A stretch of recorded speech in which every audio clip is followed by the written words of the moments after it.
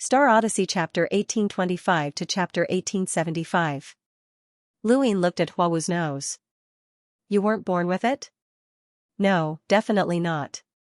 I used to be normal, but after I learned this secret technique, my nose became like this. Senior, I really don't know where this secret technique came from. I was just accidentally hit on the head by something, and then I learned it. As for what hit me, I didn't even see it. Huawu was very sincere, and he was just short of swearing. Luin believed that Huawu would not dare to lie at this juncture. Since you have an ancient bloodline, does your family have anything left behind? Senior, I swear that if my family has anything left behind, then this secret technique will forever be ineffective, Huawu said loudly. Luin was speechless, as he had only been asking casually. He then brought Huawu to the sourcebox array. Wait here. I'll take you out. He then stepped into the sourcebox array. Huawu's eyes flashed, and he hesitated over whether or not to leave. After thinking about it, he did not dare to do so. Was this guy just testing him? Luin did not care if Huawu left or not, but if Huawu didn't leave, then he could indeed take Huawu out. After all, Huawu had an ancient bloodline, and Luin himself had an ancient bloodline as well. He had been chased by a desiccated corpse before, and it seemed that the two of them were fated to meet. The modified sourcebox array was not powerful enough, and it only took Luin half a day to see through it. When he looked back, he saw that Huawu was still there. Let's go. Luin grabbed Huawu and walked through the burial garden's gate. In an instant, they arrived at a place with a resplendent starry sky above their heads. There were cultivators all around them who were vigilantly watching them, and there were all sorts of weapons. Not too far away, there was an expert who was infinitely close to an emissary, and the rune lines were easily seen through. Report your name and place down your cosmic ring, a loud voice shouted from the enlighter who was close to an emissary. Luin smiled, lifted his foot, and vanished. Everyone around them was stunned. The enlighter's expression changed, but he also relaxed. They had actually run into an absolute expert, and this person had to be an emissary. Fortunately, the other party had not bothered with them, or else they would have died without even knowing how they had died. Luin brought Huawu to a tall building. This was a city that was exposed to outer space. Lu Yin's domain swept through it, and he was pleasantly surprised to find that he was in the Neoverse. He had passed through the burial garden's gate and directly arrived at the Neoverse. This is the Neoverse, Luin said, releasing Huawu. Huawu couldn't believe that Luin had let him go so easily. Can I leave now? What else? Luin retorted. Huawu pursed his lips. Then I'll be leaving. Luin narrowed his eyes. Do you want me to introduce you to a master? Huawu jumped in fright, but then he laughed awkwardly. There's no need, senior. I'm just an unorthodox cultivator, and no master would take a liking to me. Well, I'll be leaving now. Huawu SSSS. Was. Huawu had indeed misunderstood. In the universe, it was not uncommon for a master to steal a disciple's inheritance. He had thought that Luin was thinking of using this opportunity to steal his secret technique. Huawu had no idea how to teach this secret technique to someone else, and he was afraid that Luin would think that he did not want to teach it and do something to him. Thought too much. Luin knew that secret techniques could not be easily passed down. Some techniques could only be passed down to a single person, such as the O secret technique. As for his master, it was naturally Kui Luo. If Kui Luo knew that there was such a person who had inherited such a technique, he would definitely be interested. Unfortunately, he had given up on the opportunity to become a half-ancestor. After Huawu left, Luin took out Mount Supreme and released someone, Ku Lei. Ku Lei was in a more miserable state. He had been tortured by Sir Gui Qian in Mount Supreme, and he couldn't beat him in a fight or escape. In just a few short months, he had lost a lot of weight, and Luin didn't even dare to recognize him. You can go back now. This is the Neoverse, Luin said. Ku Lei was excited. The Neoverse? I'm back? Luin said, go. Ku Lei stared at Lu Yin's cosmic ring, his eyes filled with unwillingness. He would not let Prince Gui Qian off, and he would definitely find a way to return the misery he had suffered over the past few months. After releasing Ku Lei, Luin wanted to release Lulu, but after some thought, he decided against it. He would wait until he reached Black Street. Fortunately, Luin appeared not too far from Black Street, and it was also in the eastern boundary of the Sinyu universe. Black Street was very famous here, and Luin had been there once before, so it was not difficult to find it. Not long after he stepped out of Astral City, a pair of dark eyes swept past him and headed in his direction. It was the dried corpse.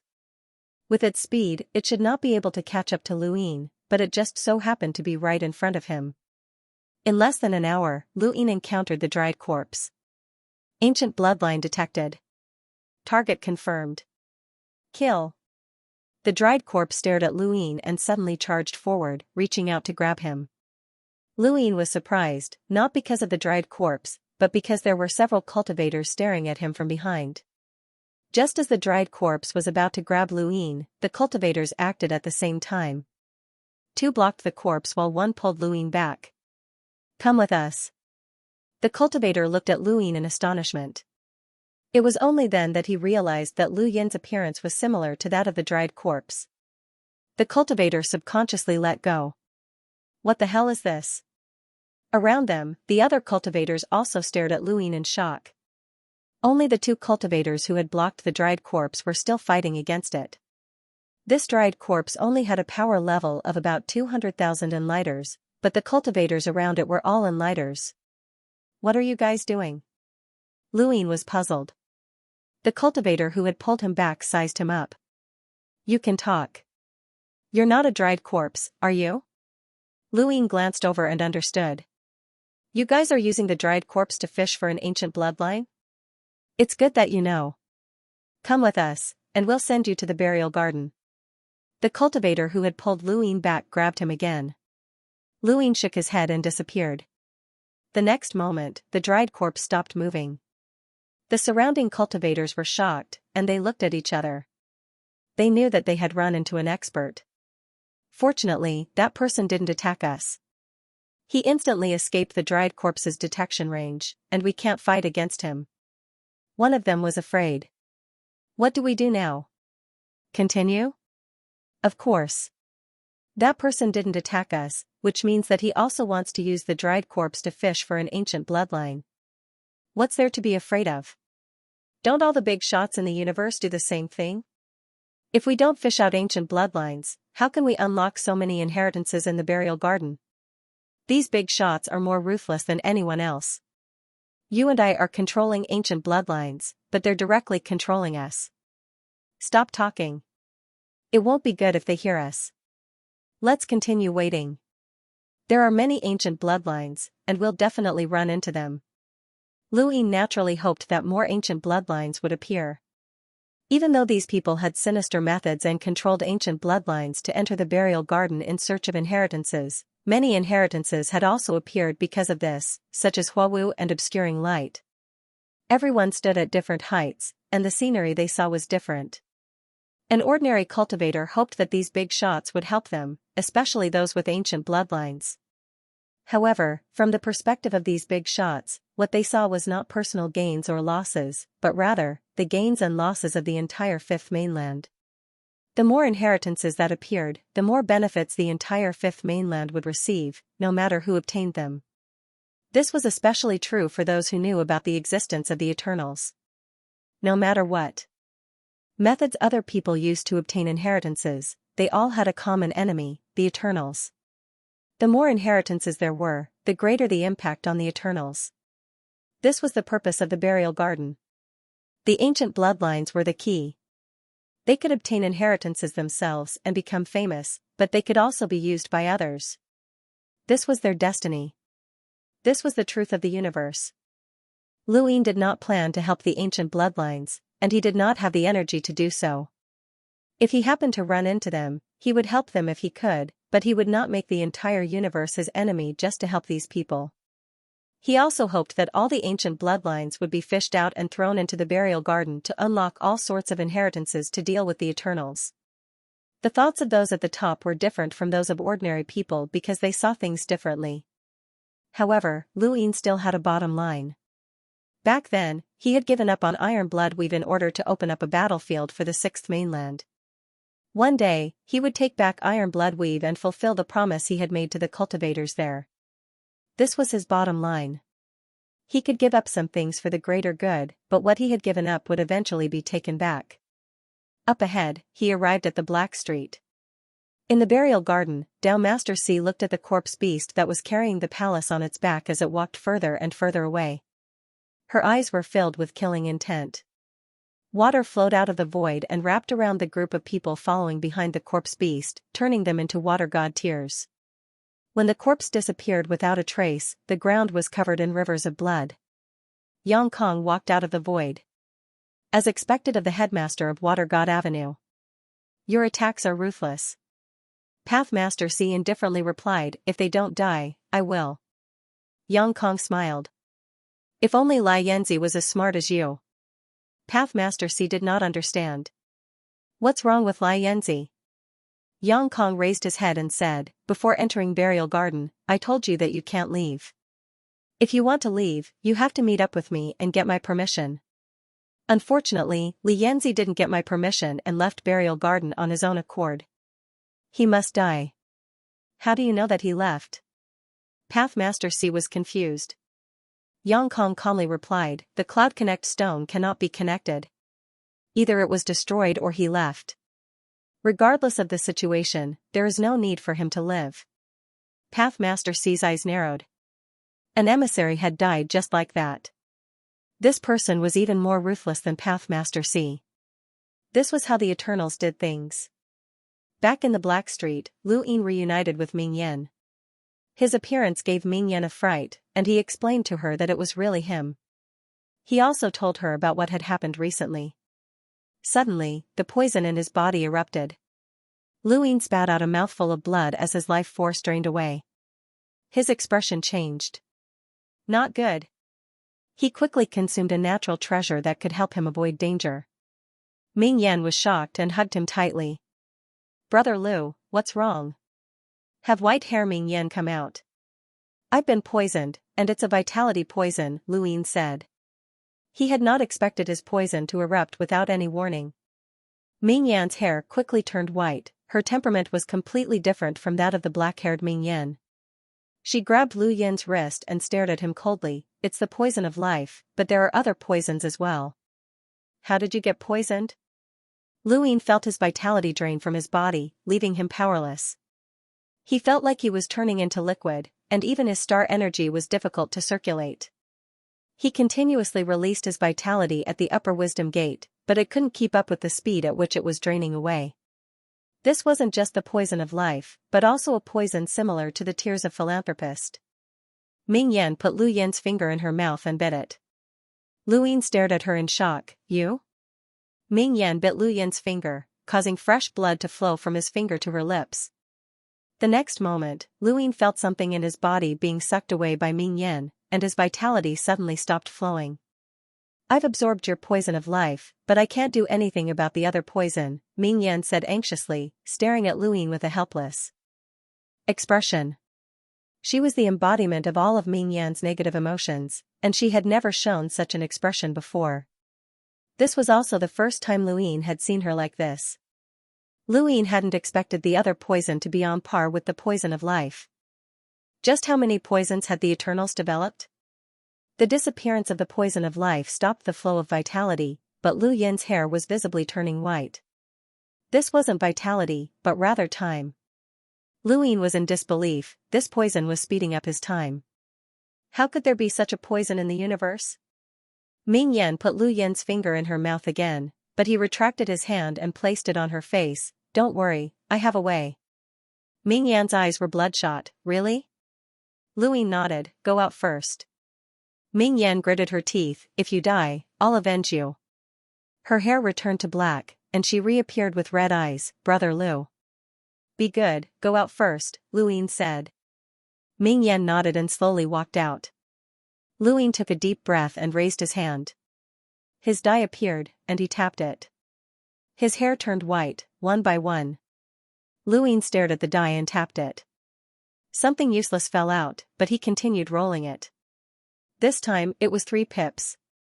The fourth time, he tapped it at 4, and the scene before him changed as he entered the time-stop space. The moment he entered the space, Luin immediately extended the time limit to a year, and then began to circulate his energy. When things reach an extreme, they move in the opposite direction. He'd underestimated the Eternals. He'd assumed that when things reached an extreme, the opposite would happen. Even the life poison would be ineffective against him. He hadn't expected the poison to be so terrifying. It wasn't that the primogenitor's scripture was ineffective, but the speed of his recovery couldn't keep up with the speed of the poison's eruption. As the hazy voice descended, Lu Yin's withered body began to circulate with a brilliant light. The poison that was similar to the tears of Good Samaritan was constantly invading his body, but when things reached an extreme, they would eventually catch up to the speed of the poison's eruption. His body gradually recovered. Many people had told him that he should never underestimate the everlasting tribe. Lu Yin had thought that he was being very careful, but in the end, he had underestimated the everlasting tribe. The poison of life wasn't the most potent poison the Eternals possessed. There were worse poisons than that. It was a poison that could not be neutralized under normal circumstances. When things reached an extreme, they would move in the opposite direction. This was a sacred healing technique created by the desolate ancestor that could heal even half-ancestors. However, it had almost failed to neutralize this poison, which exceeded Lu Yin's expectations. If not for the primogenitor's scripture, Lu Yin would have been in real danger. It took Lu Yin more than half a year to recover. The poison had been completely neutralized, and it had been converted into nutrients that could help him recover and become even stronger. This was what it meant when things reached an extreme.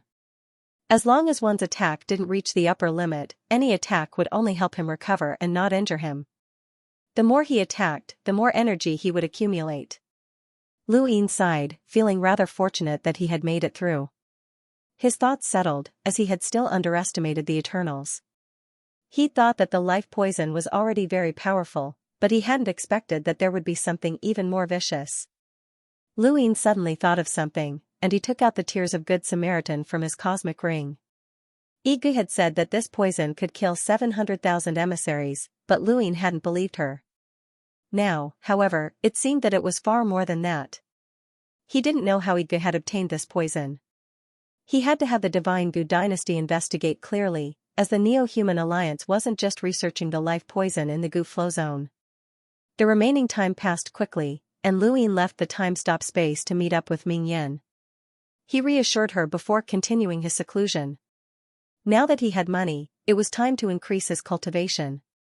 There were still many flames left in the Heaven Fire Stone, and he hoped that he could increase them as much as possible.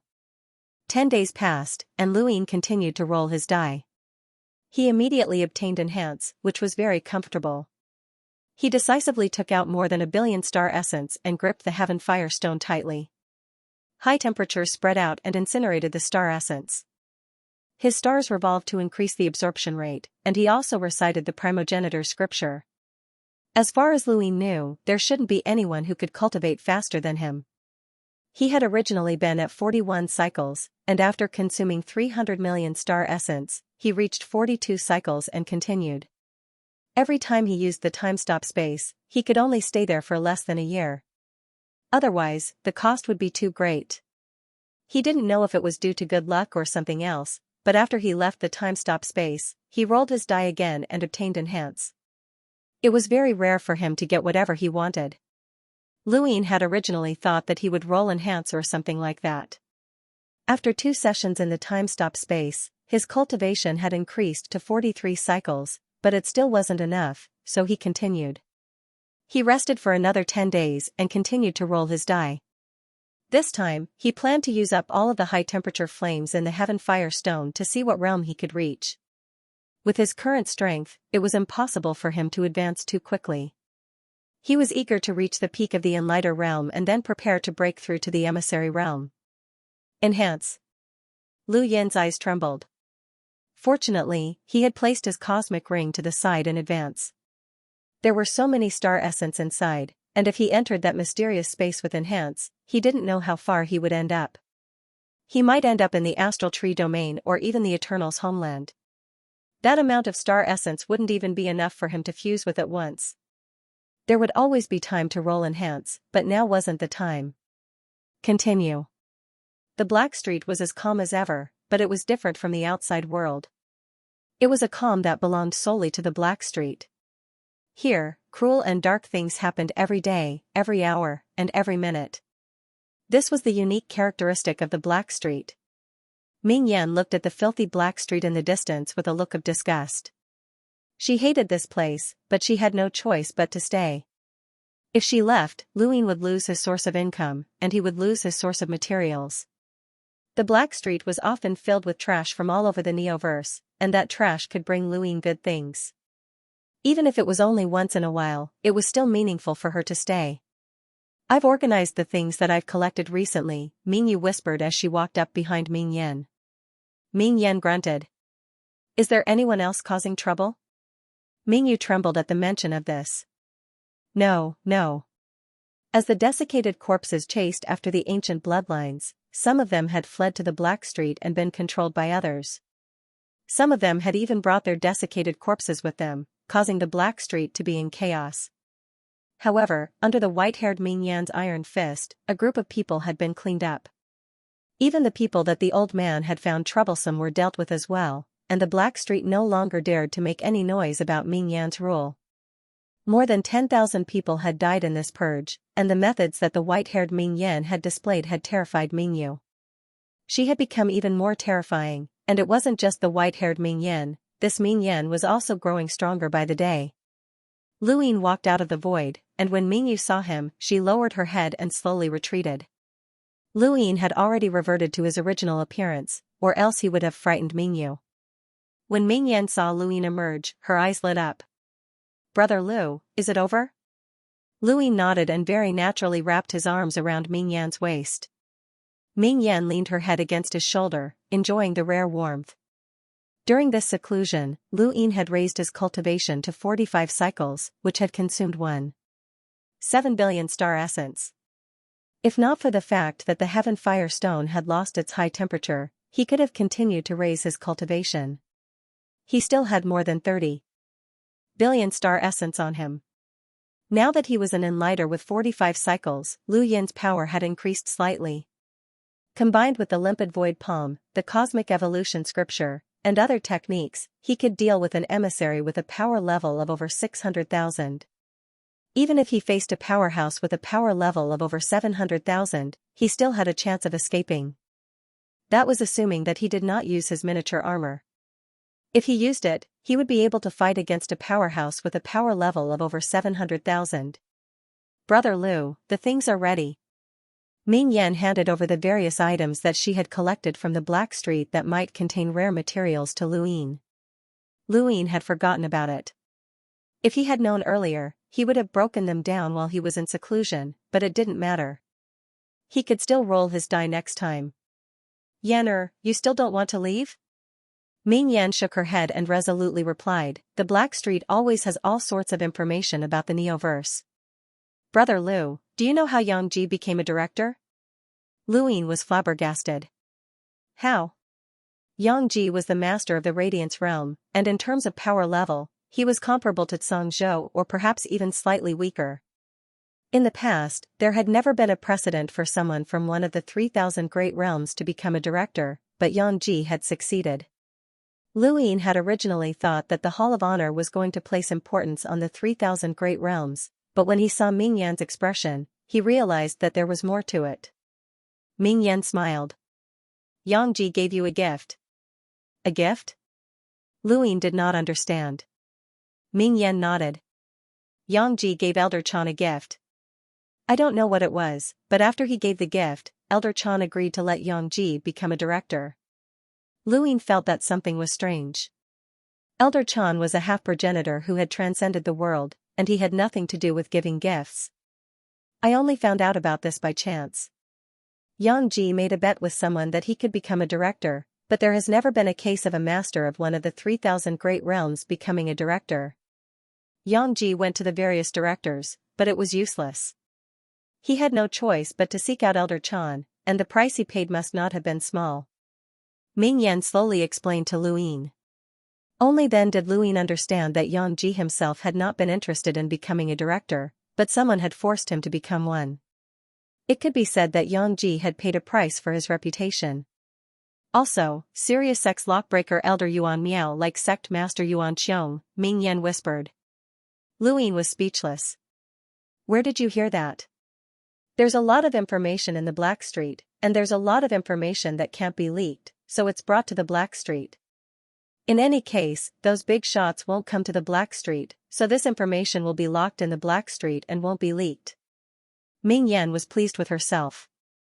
There's more, there's more. Luin was delighted to hear Ming Yan proudly talk about all sorts of gossip, and he hugged her and kissed her. Ming Yan blushed. Most of the information obtained from the Black Street was unreliable, but if they gathered all of this information, they might be able to learn something. Luin had Ming Yan contact Enya so that the Great Eastern Alliance could gather information from the Black Street in the future. After staying in the Black Street for a few days, Luin left, as he could not stay for too long. The burial gate was an unknown factor, and no one knew who would walk out from there.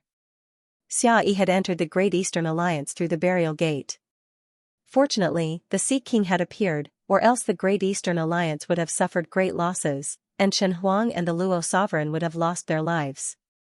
After leaving the Black Street, Luin contacted the Sea King. He had contacted Wang Wen on his way to the Black Street, but he had not been able to reach the man. He had learned about what had happened in the Great Eastern Alliance through Wei Rong, and he had not known how to deal with it. There were some things that needed to be dealt with. Give me a satisfactory explanation, a deep voice said. Luin coughed. Senior, what are you talking about? The Sea King barked, that bastard under your command, Wang Wen, actually dared to seduce Chi-Chi. He's one of your people, isn't he? Seduce Chi-Chi? That's impossible. Senior, this junior understands Wang Wen. He's a self-disciplined person with integrity, morals, and wisdom. How could he possibly seduce Chi-Chi? Luin retorted. The Sea King snorted. Cut the crap. Give me an explanation. Where's Wang Wen? I want to talk to him, Luin asked. The Sea King snorted. He's been locked up by me. I'll release him when he gives in. And Chi-Chi? Luin continued. The Sea King was annoyed. I don't know. Senior, this is where you're wrong. You're trying to break up a happy couple. Happy marriage, my ass. That brat's arrogant, and he dug a hole for Chi-Chi to jump in. If Chi-Chi loses, she has to marry him. That bastard. When has my daughter ever been played like this? The Sea King roared. See. Luin pursed his lips as he felt a headache coming on. He hung up and contacted Hai Chi-Chi. Hai Chi-Chi did not want to accept the call, but Luin persisted. She had no choice but to accept the call.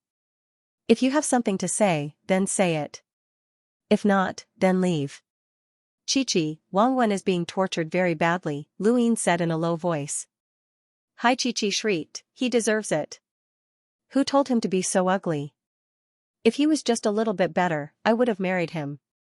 Also, this guy's mouth is cheap, calling me a chess piece.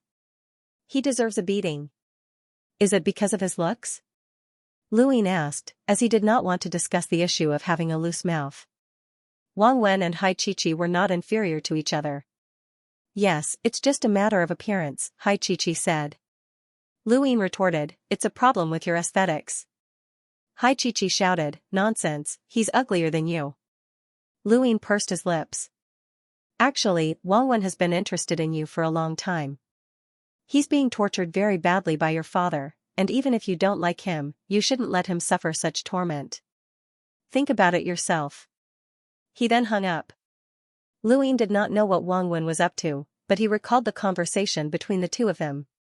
Could it be that Wang Wen wanted the Sea King to become the commander of the Luxian army? Was that why he was trying to flirt with Hai Chi-Chi? Forget it. As for what Hai Chi-Chi was thinking about Wang Wen, he could not tell, but it did not seem like she had any thoughts. The Sea King would not do anything to Wang Wen, at most, he would teach him a lesson. Luin released Lulu from Mount Supreme. Let's go to your Mavis clan. By the time Lulu brought Luin to the Mavis clan, the Fifth Mainland's network had already been exposed. Yang Kong and the others' images were all posted on the network, and they were exposed as traitors who had entered the burial grounds to hunt down the ancients.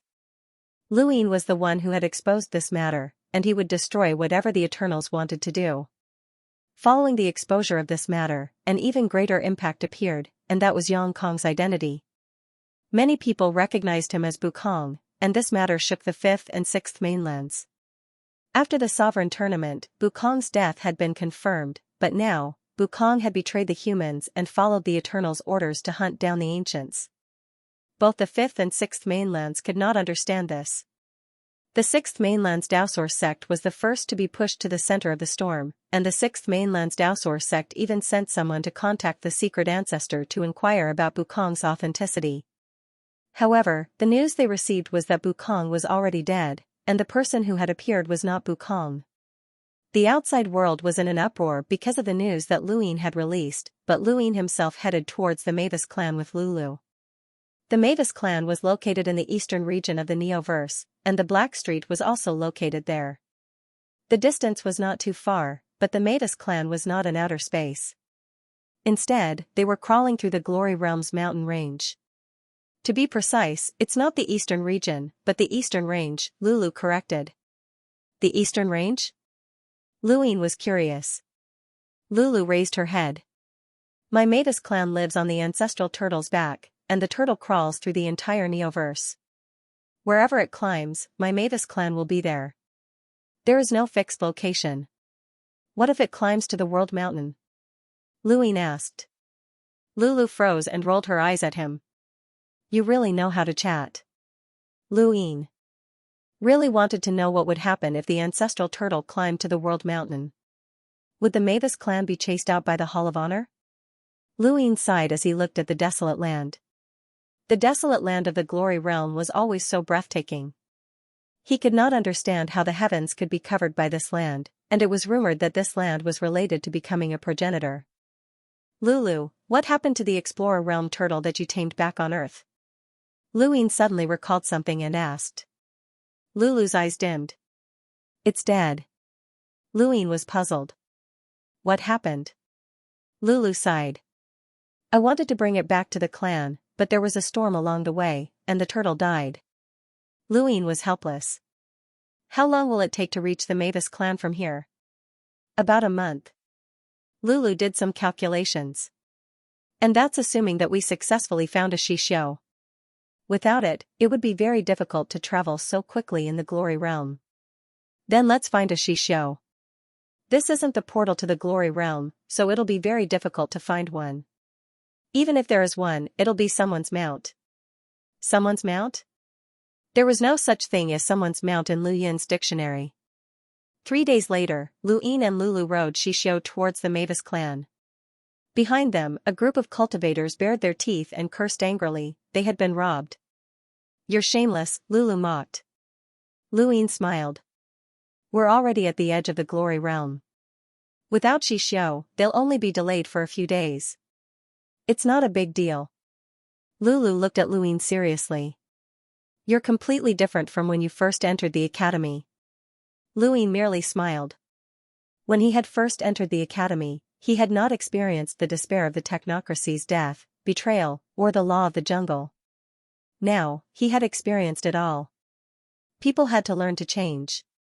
Lulu, how many people are there in your Mavis clan? You'll know when the time comes. How much money do you have? Why are you asking? Don't get any ideas. You're overthinking it. Be nice. I saved you, and you invited me, said Lin Feng. Impressive? Not bad. In less than half a month, Lulu pointed at a black dot in the distance. Ancestral turtle. It's the ancestral turtle. Luin looked up, but it was just a black dot that he couldn't see clearly. Are you sure? We'll be able to see it clearly in a few days, Lulu said excitedly. The ancestral turtle wasn't fixed in one place, and even the Mavis clan had to search for it. Luin blinked. A few days? If they could see a black dot, why would they need a few days to see it clearly? That was what he thought. 2 days later, he finally understood Lulu's words. The ancestral tortoise was simply too huge. What they had seen 2 days ago wasn't the ancestral tortoise, but rather the gigantic tree on its back that was large enough to surround a planet. The Mavis family called it the divine tree, and it was only now that Luin saw the ancestral tortoise. He had never thought that there would be such a huge turtle in the universe. It looked like a turtle, but it was so large that it could swallow a planet in one gulp. The ancestral turtle's body was gray, and it looked exactly like a normal turtle. However, it was countless times larger, and its shell had become a continent. There were a few stars hanging in front of its eyes, and there were also stars shining above its head. It just stood there on the continent and stared blankly ahead. The closer Xianxia got to the ancestral turtle, the more terrified she became. After a day, she refused to leave. "We can only go by ourselves. Any creature that encounters the ancestral turtle will be terrified," Lulu said. Luin was shocked. "It's alive?" "Of course, Luin. You're being rude. Don't talk nonsense in the clan.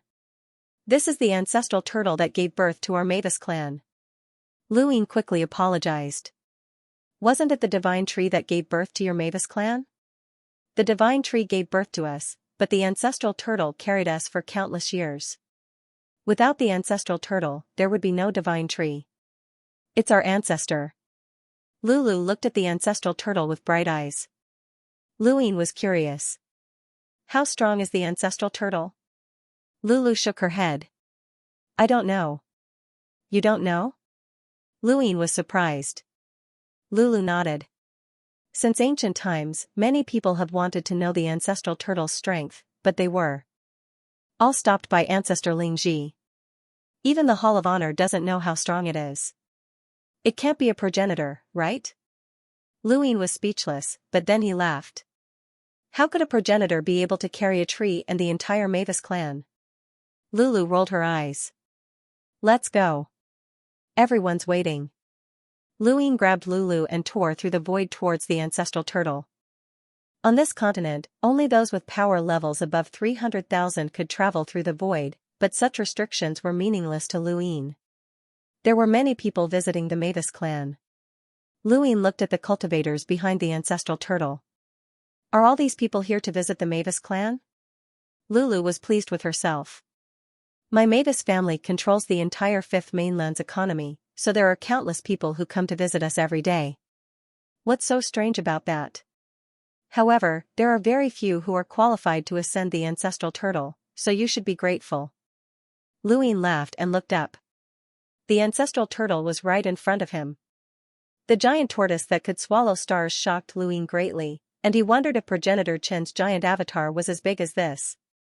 On the tortoise's back was a glowing tree that the Mavis family called the divine tree. This tree had nurtured the entire Mavis family.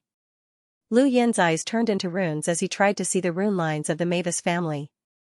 However, just like Everlasting Island and the Hall of Honor, he couldn't see the rune lines of these behemoths in the Neoverse. Just as Luin and Lulu approached the ancestral tortoise, its eyes suddenly twitched and its long neck turned to look in their direction. The entire Mavis family was shaken. Atop the divine tree, the Mavis family members walked out one by one and looked on in shock. "The ancestral tortoise is actually looking behind us. What's going on?" Since ancient times, the ancestral tortoise has always been looking forward and has never changed directions. "Quick, check. There must be something in that direction." The people chasing after the ancestral tortoise were stunned as well. They knew the history of the Mavis family, and they also knew that the ancestral tortoise had always been looking forward. Now, it had actually turned around. This news was enough to shock the Neoverse. Lulu stared blankly at the ancestral tortoise's huge eyeballs. She was so excited that she didn't know what to do. "The ancestral tortoise is looking at me?" Luin frowned as he stared at the ancestral tortoise's eyes. It was looking at him. There was no mistaking it, the ancestral tortoise was staring at him. What did that look mean? Was it confused? Was it thinking?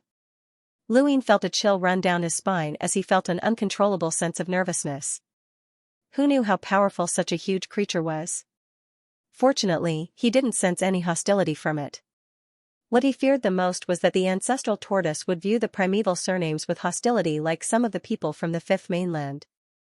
The ancestral tortoise stared at Luin for a full 10 breaths before turning around and continuing to stare blankly ahead. One by one, the Mavis family members walked out of the void and looked at Lulu excitedly. Lulu, good child. Was the ancestral tortoise looking at you? A silver-haired old woman stepped forward and held Lulu's hand. All of the Mavis family members looked at Lulu expectantly. The ancestral turtle had been carrying the divine tree and the Mavis clan for far too long. They had tried their best to communicate with the ancestral turtle, but the ancestral turtle had never paid any attention to them. Now that the ancestral turtle had moved, no one wanted to talk to it more than they did. Lulu was stunned. I don't know. He's definitely looking at you. Good child, hurry up and talk to Lord Ancestral Turtle. Go to the front. The old woman pulled Lulu away as if she hadn't seen Luin. The Mavis family excitedly followed Mavis. Luin blinked. Was he just going to abandon him like that? Where was the Mavis? Alliance Master Lu, welcome to the Mavis clan, a voice rang out beside him. Luin was shocked. He hadn't noticed anyone beside him, and when he turned around, he saw an old woman smiling kindly at him. And Lulu. Lu. The old woman laughed. Are you here to visit my Mavis family as a junior? Of hers. Luin caught it. There are 5 billion star essence here. You can take them whenever you want, and the highest level of authority is still available. You can urgently transfer 20 billion star essence. This is my greeting gift to you. The Mavis family members were shocked. He had finally met a rich person. A truly rich person had given him 5 billion star essence as a greeting gift. This was too rich. Even before his trip to the Starfall Sea, Luin had rarely had so much money. Moreover, he could urgently transfer 20 billion star essence, which was almost as much as his entire fortune. The Mavis' generosity stunned Luin. He looked at the Mavis with an unprecedented warmth, and the first thing that came to his mind was why she hadn't come earlier. He put the card away and bowed again. Thank you for your gift, Senior. I am truly embarrassed. Haha, it's rare for Alliance Leader Lu to come to our Mavis family, so how can we not give you a greeting gift? I'm Cloud Shadow Mavis, and I'm temporarily the elder of the Mavis family. Alliance Leader Lu, please. Luin was grateful. Thank you, Senior Cloud Shadow. Please. Cloud Shadow Mavis was an existence that was second only to Lingji Mavis. Ever since Lingji Mavis had failed to break through to the progenitor realm and died, she had become the true ruler of the Mavis family. She was also the most important person that Luin wanted to meet on this trip. Luin had originally been thinking about how he should face the Mavis family, but Cloud Shadow's greeting had left him dumbfounded. This Mavis family member seemed to be very courteous to him. Although the Mavis family was wealthy, not everyone was qualified to receive a greeting gift, let alone one that was so large. 5 billion star essence was too much. Just thinking about it made Lu Yin's mouth go dry. He followed Cloud Shadow up the ancestral turtle, where he saw the strange environment of the Mavis family. The ancestral turtle was so large that it could swallow stars. Thus, there was a piece of land on its back that carried the divine tree. Outsiders who come to our Mavis family will at most come to the divine tree as guests. Only a select few are qualified to climb it. Alliance Leader Lu, please. Cloud Shadow smiled. Luin nodded and did not stand on ceremony. With his status and ability, he was definitely qualified to climb the divine tree. Outsiders rarely appeared on the Mavis family's divine tree, and when Luin climbed up, he attracted the attention of many Mavis family members. The ancestral turtle was so large that it could illuminate stars, and the divine tree was large enough to cover it and nurture the entire Mavis family. Luin felt that the divine tree was more like the ancestral turtle's umbrella. The Mavis family was probably just a small bug in the ancestral turtle's eyes. The Mavis clansmen were scattered around the divine tree, and Luin followed Cloud Shadow up the tree to a very tall branch. Although it was called a branch, it was actually more like a piece of land, as the divine tree's branches were capable of supporting stars. How majestic, Luin praised as he followed behind Cloud Shadow. Cloud Shadow brought Luin to a simple wooden house that did not match the lifestyle of the Mavis family that controlled the Fifth Mainland's economy. Alliance Master Lu, try the divine tree tea, Cloud Shadow gestured for him to try. Luin hurriedly accepted it. Thank you, Senior. He took a sip, and a refreshing fragrance filled the air. Not only that, but his body also felt as if it had been baptized, and he felt a cooling sensation from inside out. Good tea. Cloud Shadow smiled. This is made from the bark of the divine tree. If Alliance Master Lu likes it, you can bring some back with you. Luin smiled. Thank you, Senior. He put down the tea. Why didn't you accompany Lulu to meet the ancestral turtle? Cloud Shadow smiled. How can I leave an esteemed guest to the side? Luin humbly replied, it's just a visit, not an esteemed guest. You're too kind. From his point of view, Cloud Shadow had the same thoughts as him. The ancestral turtle was not looking at Lulu, but at him. That was why Cloud Shadow had not accompanied Lulu to meet the ancestral turtle. Otherwise, even if Elder Zen had come, the Mavis family would have ignored him. Cloud Shadow sipped her tea and did not continue the topic of the ancestral turtle. Alliance Master Lu, did you just say that the divine tree is magnificent? Luin nodded and sighed. Such a huge tree is indeed magnificent. It gave birth to the Mavis family, and its branches can support the stars. It's a unique civilization. This shouldn't be the largest tree that Alliance Master Lu has ever seen, Cloud Shadow said. Luin put down his teacup and sighed. The mother tree is the largest tree I've ever seen. Compared to it, both the divine tree and the ancestral turtle can only walk on its branches. Yes, the divine tree size is already inconceivable. It's impossible to imagine how a mother tree could exist in the universe. If the divine tree gave birth to the Mavis family, then the mother tree gave birth to the entire human civilization, Cloud Shadow sighed. Lu Yin's eyes flashed. Gave birth to the entire human civilization? Not really. At most, it gave birth to a portion of humanity. Alliance Master Lu, do you know why that tree is called the mother tree? Cloud Shadow suddenly asked. Luin shook his head. He had heard that the mother tree had given birth to the entire human civilization in the astral tree of trees, but in his opinion, no matter how large the mother tree was, it couldn't have given birth to the entire human civilization. How could the fifth, sixth, and the previous 4 continents have been nurtured by a single mother tree? Cloud Shadow Mavis smiled faintly. The tea in the cup turned into a thin stream and formed a pattern in the air. The thin stream turned into an irregular-shaped land, which extended into 5 irregular-shaped lands. Then, on the first land, the thin stream drew a big tree. The tree was so big that it almost covered the entire land. It spread out and covered the other 5 lands. Luin looked on in shock. This is the universe, the most ancient form of human civilization. The mother tree originally grew on the first mainland, and when the first mainland collapsed, the mother tree was connected to the 5th mainland. The 2nd, 3rd, and 4th mainlands all disappeared, and some of the people from the 5th mainland left with the mother tree. They became independent of the 5th mainland, forming the part of the universe that Alliance Master Lu has been to before, Cloud Shadow explained slowly. She then waved her hand, and the stream disappeared. This was the first time that someone had shown Luin such a scene. Because of the 6th mainland's invasion, many people already knew that the human civilization had left the 6 mainlands, but very few knew the arrangement of the 6 mainlands and their original appearance. Even Luin had only just found out about it. Is that what the beginning of human civilization looked like? Luin asked uncertainly. Cloud Shadow nodded. My Mavis family has existed for a very long time, far longer than the Hall of Honor, and we have experienced many things.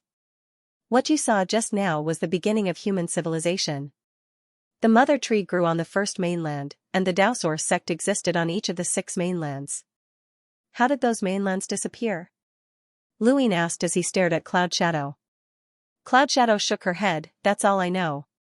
If Elder Lingji was still alive, she might have been able to give you an answer, but she's dead, and the history of my Mavis family has been buried. Even the Hall of Honor wants to know the history of my Mavis family. What a pity, what a pity. Luin was puzzled. Are there no records? Cloud Shadow looked at Luin. There are some histories that cannot be recorded, and there are also some that are inconvenient to record. Is it related to the Eternals? Luin asked. It seemed like every major event had something to do with that race. Cloud Shadow answered, it's definitely related, but that's not all. I'll definitely tell you what I can, but I really don't know anything else. There was a moment of silence. Luin took another sip of tea. May I know why the Mavis family has invited me here? Cloud Shadow leaned forward and answered seriously, it's nothing major. We just want to form an alliance. Luin was stunned. An alliance? Cloud Shadow nodded and smiled. That's right, an alliance.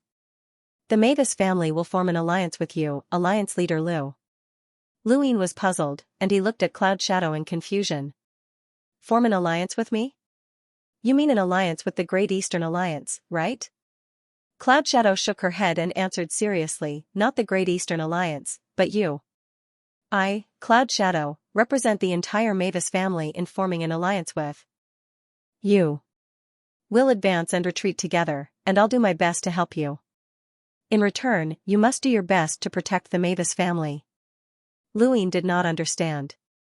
He believed that his background and influence were powerful enough to unify the Innerverse and Outerverse, and he was about to enter the Cosmic Sea and the Neoverse. However, this should not be enough to make the Mavis family feel threatened.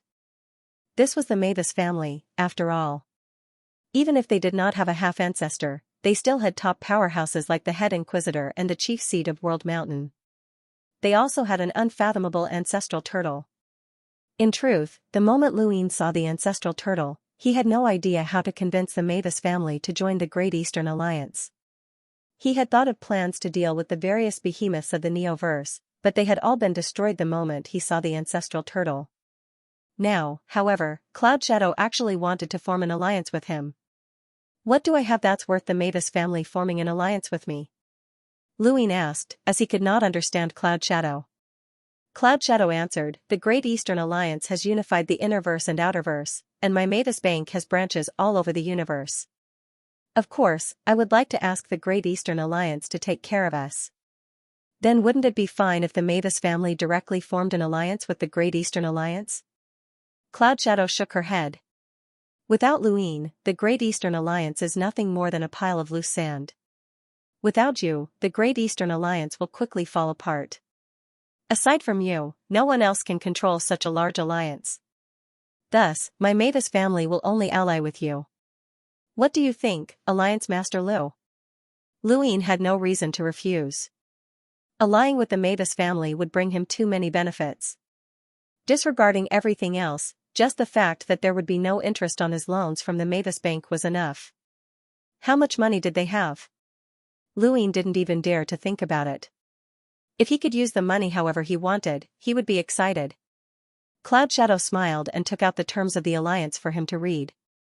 The terms were very normal, and it was just an ordinary alliance. Luin couldn't see any problems with it, but he still felt that this was a huge opportunity. Thus, he sent the terms to Xianxia, Enya, Wei Rong, and the others so that they could take a look. Cloud Shadow Mavis didn't mind, and she summoned Heaven's Emergence Mavis. Bring Alliance Master Lu around the Divine Tree and arrange a place for him to stay. Don't let anyone disturb Alliance Master Lu. Yes, Great Elder, Heaven's Emergence Mavis glanced at Luin and acknowledged respectfully. Not long after, Heaven's Emergence Mavis led Luin around the Divine Tree. He looked up at the glowing fruits that resembled stars and sighed, I thought that was a planet. Heaven's Emergence Mavis replied indifferently. You're overthinking things. Luin could hear the displeasure in her voice, but he didn't care. He had once provoked Heaven's Emergence Mavis back at Mount Supreme, and that could be considered practice. At that time, Heaven's Emergence Mavis had been helpless. Does your Mavis family have a type of fruit that allows one's power level to skyrocket after eating it? Heaven's Emergence Mavis looked at him. It's useless to outsiders. Don't even think about it. Luin was speechless. I'm just asking. With your reputation, nothing good will come out of asking, Heaven's Emergence Mavis said coldly. Luin pursed his lips. There's something wrong with your attitude. I'm an important guest. I know. I'm your Mavis family's ally. Heaven's Emergence Mavis was stunned and looked at Luin in astonishment. Ally? Luin nodded and proudly said, Elder Cloud Shadow just proposed an alliance, not with the Great Eastern Alliance, but with me. Heaven's Emergence Mavis frowned. Why would she want to ally with you? How would I know? Maybe it's because I'm powerful. Heaven's Emergence Mavis hurriedly arranged a place for Luine to stay and then hurriedly left. Luine watched her leave. Heaven's Emergence Mavis didn't know, and the other Mavis family members might not know either. This meant that Cloud Shadow Mavis had made this decision on her own without letting the other Mavis family members know. Either this was a trivial matter, or it was something that couldn't be explained. Based on Heaven's Emergence Mavis' attitude, Elder Cloud Shadow might not be able to explain why she wanted to ally with him. If that was the case, then why did she want to ally with him? Mavis definitely wasn't afraid of the Great Eastern Alliance, and it was even more unlikely that she wanted to ensure the normal development of the Mavis Bank. Even if the Great Eastern Alliance unified the Innerverse and Outerverse, they couldn't possibly act against the Mavis Bank. Otherwise, the entire Fifth Mainland would be thrown into chaos. Then, what was her true goal in allying with him? Luine raised a hand and contacted Xianxia. Alliance leader, there's nothing wrong with the terms. It's a very normal alliance, and some of the terms are even beneficial to us. Luine spoke in a low voice. Are you sure? Read it again. Don't miss the words that are too small. Xianxia was speechless. Alliance leader, your subordinate is certain. Luine contacted Enya, Wei Rong, and even Shui Chuanxiao, but the results were the same. There was nothing wrong with the terms. Wei Rong was confused. With the Mavis family's strength, why would they take the initiative to ally with you? The terms don't benefit them much, and even if they do, it's only to protect them as much as the alliance leader can. In the short term, you don't have the strength to protect the Mavis family. This was the truth, as Luine definitely did not have the strength to protect the Mavis family in the short term. Could it be because of his background? That couldn't be right, as the Mavis family did not fear anyone. The only thing they couldn't deal with was a half-ancestor powerhouse, and Luine had no influence over such a powerhouse. Neither Elder Chan nor the head inquisitor would listen to him, and if they wanted to act against the Mavis family, they wouldn't change their plans just because of him. The more favorable the terms were to him, the more uneasy he felt. He immediately contacted Elder Chan. When he failed, Luine contacted Muen, hoping to speak with the head inquisitor, but he still failed. In the end, Luine even thought of contacting the Witcher spirit god. Elsewhere, Lulu returned to the Divine Tree while being surrounded by numerous Mavis members. All of them believed that the ancestral turtle was looking at her. However, Lulu guessed that the turtle was not looking at her, but rather at Luine. Luine stayed on the Divine Tree for a few days before contacting Elder Chan on the second day. Elder Chan did not give him a clear answer regarding the Mavis family's alliance, only saying that it was up to Luine. Luine finally managed to contact the head inquisitor. That's your own problem, the head inquisitor said indifferently. Luine felt bitter. Senior, the Mavis family specifically asked me to ally with them, but even I feel like there's something wrong. I won't be tricked, right? The head inquisitor fell silent for a moment, and just when Luine thought that he was going to say something, he ended the call. Lu Yin's mouth twitched. This senior was really irresponsible. Cloud Shadow found Luine. How about it, Alliance Leader Lu? Do you want to ally with us? Luine gritted his teeth and analyzed the pros and cons, but in the end he could not resist the temptation of money. Yes. Cloud Shadow Mavis laughed. Forming an alliance isn't beneficial to the Mavis clan, but it will greatly benefit you, Alliance Master Lu. Why are you hesitating? Luine took a deep breath. Since the Great Elder has asked, I'll be honest with you. Why would you want to ally with me? The Mavis family doesn't seem to know about this. Cloud Shadow smiled. The Mavis family may be idle, but as the Great Elder, I have the authority to make all decisions. Why would I need to discuss this with them? Then, what benefits would the Mavis family gain by allying with me? Nothing. Then why? Cloud Shadow stared at Luine. Because of you. Luine did not understand. Cloud Shadow thought about it. Let's put it this way.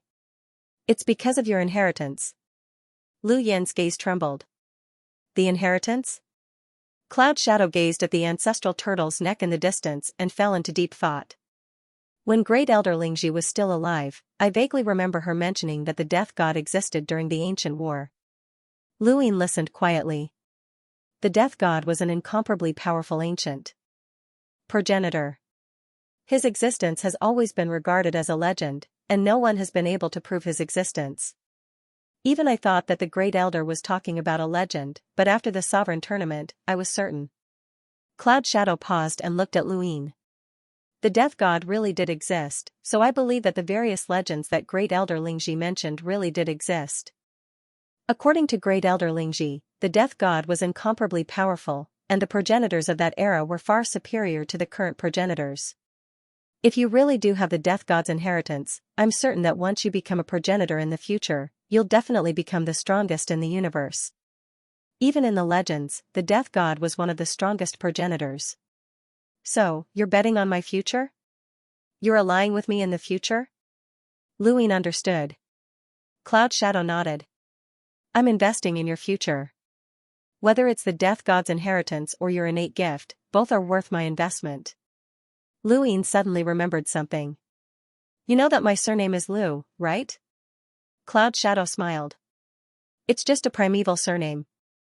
Although this universe hates the primeval surnames, it doesn't want to exterminate them. In the end, the primeval surnames abandoned this universe, but they're not enemies. Luin smiled.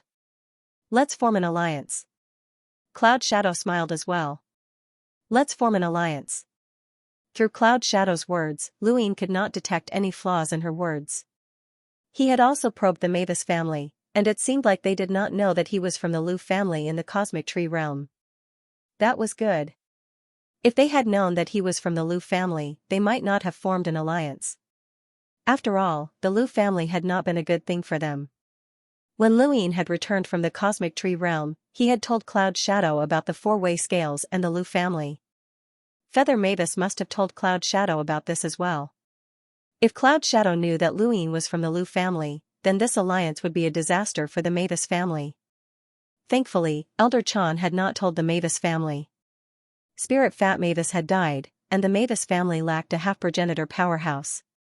This was the most crucial piece of information, which allowed Luin to take advantage of this loophole. There was no need for any ceremony to form an alliance, and the Mavis family was forming an alliance with Luin, which had nothing to do with the Great Eastern Alliance. Luin was more than willing to keep this matter a secret. Just like when the Sword Sect had joined the Great Eastern Alliance, Luin had also concealed the fact that the Lingling clan and the Divine Great Hall had been tricked. Who would be tricked if the Mavis family formed an alliance with him? Alliance Master Lu, there's something I need to remind you of. After the alliance was formed, Cloud Shadow looked at Luin with an even more cordial gaze. Try not to enter the burial gardens. Luin was confused. Why? Cloud Shadow was solemn. The burial gardens, as its name suggests, are burial grounds. When the first 4 mainlands were destroyed, the Mother Tree was connected to the 5th mainland, and many of the regions connected to the Mother Tree were integrated into the burial gardens. There are too many dangers there.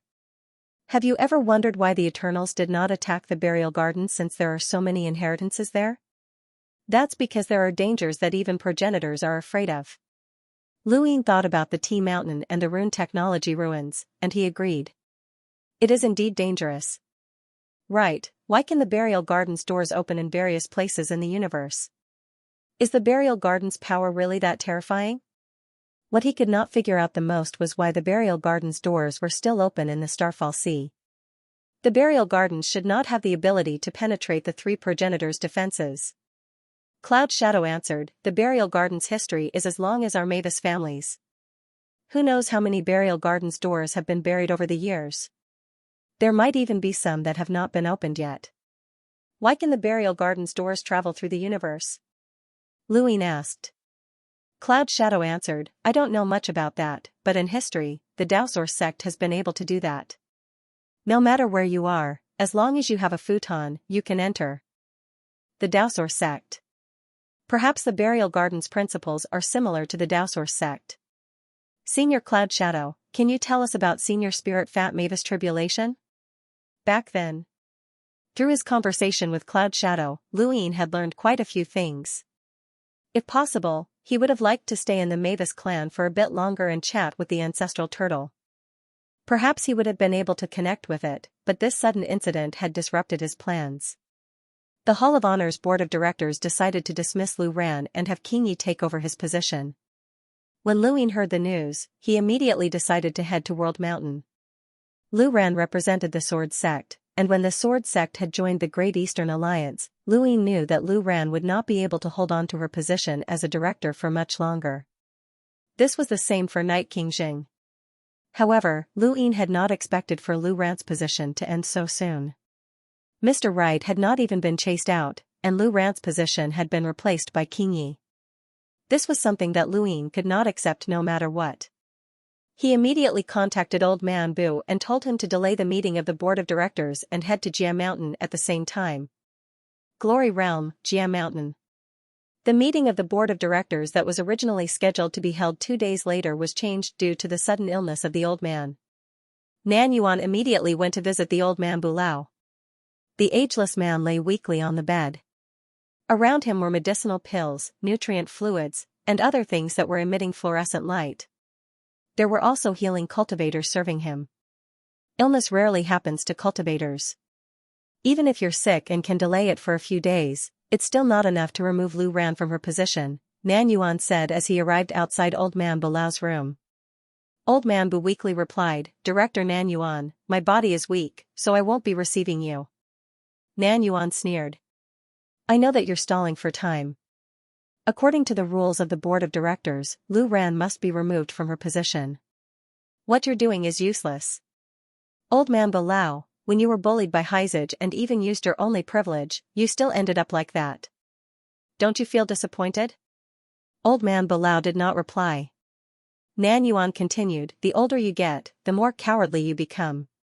You won't be able to hold on to your position for much longer." He then waved his hand and left. Not long after, someone came to visit Old Man Bu. It was King Yi. "I heard that the director was sick, so I specially brought some special medicine from Shamrock Enterprises. Please accept it," King Yi said as he stood outside the door. Old Man Bu weakly replied, "Thank you for your kind intentions, King Yi. Please stay. Once my condition improves, I'll personally thank you." King Yi left. Mr. Yu had arrived with the same intentions as Nan Yuan, but Old Man Bu was even more disdainful of him and completely ignored him. One person after another visited Old Man Bu, and they were all from Nan Yuan's faction.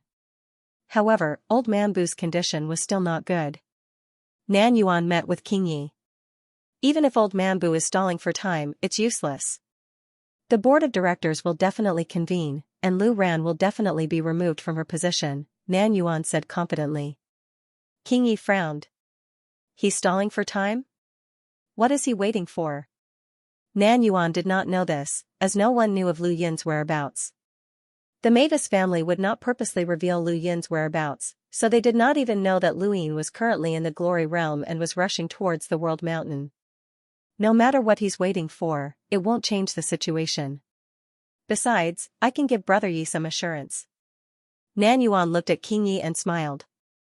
"I paid a visit to Elder Chan regarding the removal of Lu Ran, and I felt that his attitude towards Lu Yin had changed. Although it wasn't obvious, I could still feel it." King Ye's eyes flashed. "Changed?" Nan Yuan nodded. "It's a very subtle change, but I'm certain that it has indeed changed. Elder Chan is no longer so supportive of Lu Yin, so Lu Ran will definitely be removed from her position. Someone from the Innerverse needs to take over the position of director. The 8 Great Flow Zones have all sided with the Great Eastern Alliance, and the only one that hasn't is the Wen family. However, the Wen family does not dare to openly oppose the Great Eastern Alliance, so only you can represent the Innerverse as a director. Congratulations, Brother Yi." King Yi smiled. "When I become a director, I will definitely not forget Brother Nan's kindness, and I will also fulfill my promise to the Xia family." Nan Yuan laughed. "Don't worry, haha." Old Man Bu still wanted to stall for time, but he could not do so for long.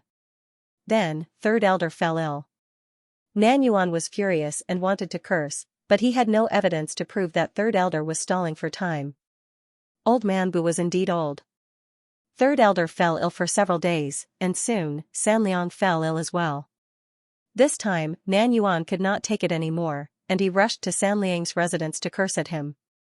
With so many people falling ill, even an idiot would know that there was a problem. Xianxia's face darkened, and he grew increasingly uneasy. He urged Nan Yuan to quickly convene the board of directors. In the end, the board of directors was set to convene in 3 days, and it did not matter who fell ill. Under these circumstances, Luin finally arrived at Realm Mountain. The moment Luin arrived, the entire Hall of Honor knew about it. Nan Yuan was dumbfounded. How did Luin get here? Wasn't he in Burial Garden? Xianxia's face darkened. He had thought that these people were stalling for time, but he had not expected Luin to show up. It would take some time to travel from the Innerverse to the Neoverse, and if Luin was in Burial Garden, no one would be able to contact him. However, Luin had actually rushed over. Lu Yin's arrival shook Realm Mountain. This time, no one would ignore him. He had unified the Innerverse and had more than 10 envoy-level powerhouses under his command. No matter how one looked at it, Luin was a big shot. One of the envoy-level powerhouses who guarded Realm Mountain personally welcomed Luin and brought him into Realm Mountain. When Luin arrived, the first thing he did was visit Director Xianxia. Xianxia was helpless. There are precedents for removing Lu Ran. The Sword Sect has joined the Great Eastern Alliance, and this is a fact that cannot be changed. Lu Ran must be removed as well. Alliance Master Lu, please do not make things difficult for me. If possible, Xianxia would be willing to do Luin a favor, but Lu Ran's removal could not be reversed. Luin smiled. Of course, I won't make things difficult for Director Xianxia. However, I have a suggestion. After leaving Xianxia's residence, many people stared at Luin. Luin headed towards Star Alliance World, as he wanted to visit the directors one by one. Nan Yuan was uneasy, and he immediately suggested that the board be convened as soon as possible. This suggestion was easily approved, so much so that Nan Yuan thought it was fake. The removal of a director was an important board, so naturally, everyone had to be present. The 9 directors of the Hall of Honor were all present, and aside from them, Xianxia was also present. Xianxia was the only outsider present. When Lu Ran saw that Xianxia was present, he immediately grew angry. How can an outsider participate in the board? Nan Yuan slowly replied, Director Lu Ran, a straightforward person does not resort to insinuations. His Excellency Xianxia is going to replace you as the new director, so how can you be an outsider? Lu Ran growled, even if he wants to replace me, the official appointment has not yet taken effect. Isn't it too early for him to attend the board? That's right. The old man was rather weak. Only directors can participate in the board. If you are not a director, please wait outside.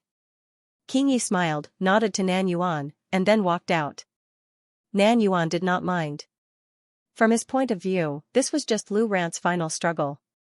So what if Luin came? How many years of tradition could Luin change? He was certain that Elder Chan's attitude had changed. Elder Chan represented the direction of the Hall of Honor, and once his attitude changed, Luin would no longer have as much authority in the Hall of Honor. Lu Ran was definitely going to be removed. Nan Yuan was about to speak, but San Liang beat him to it. The board will now begin. The first topic is removal. He paused and looked at Lu Ran. Lu Ran's face was filled with astonishment. Nan Yuan was equally astonished when he heard the words removal. San Liang was even more anxious than he was. Had he been bribed by Xianxia? Or had someone secretly instructed him to do so? It wasn't just Nan Yuan, Mr. Wright, Xianxiao, Zi Jing, and the rest were all astonished as well.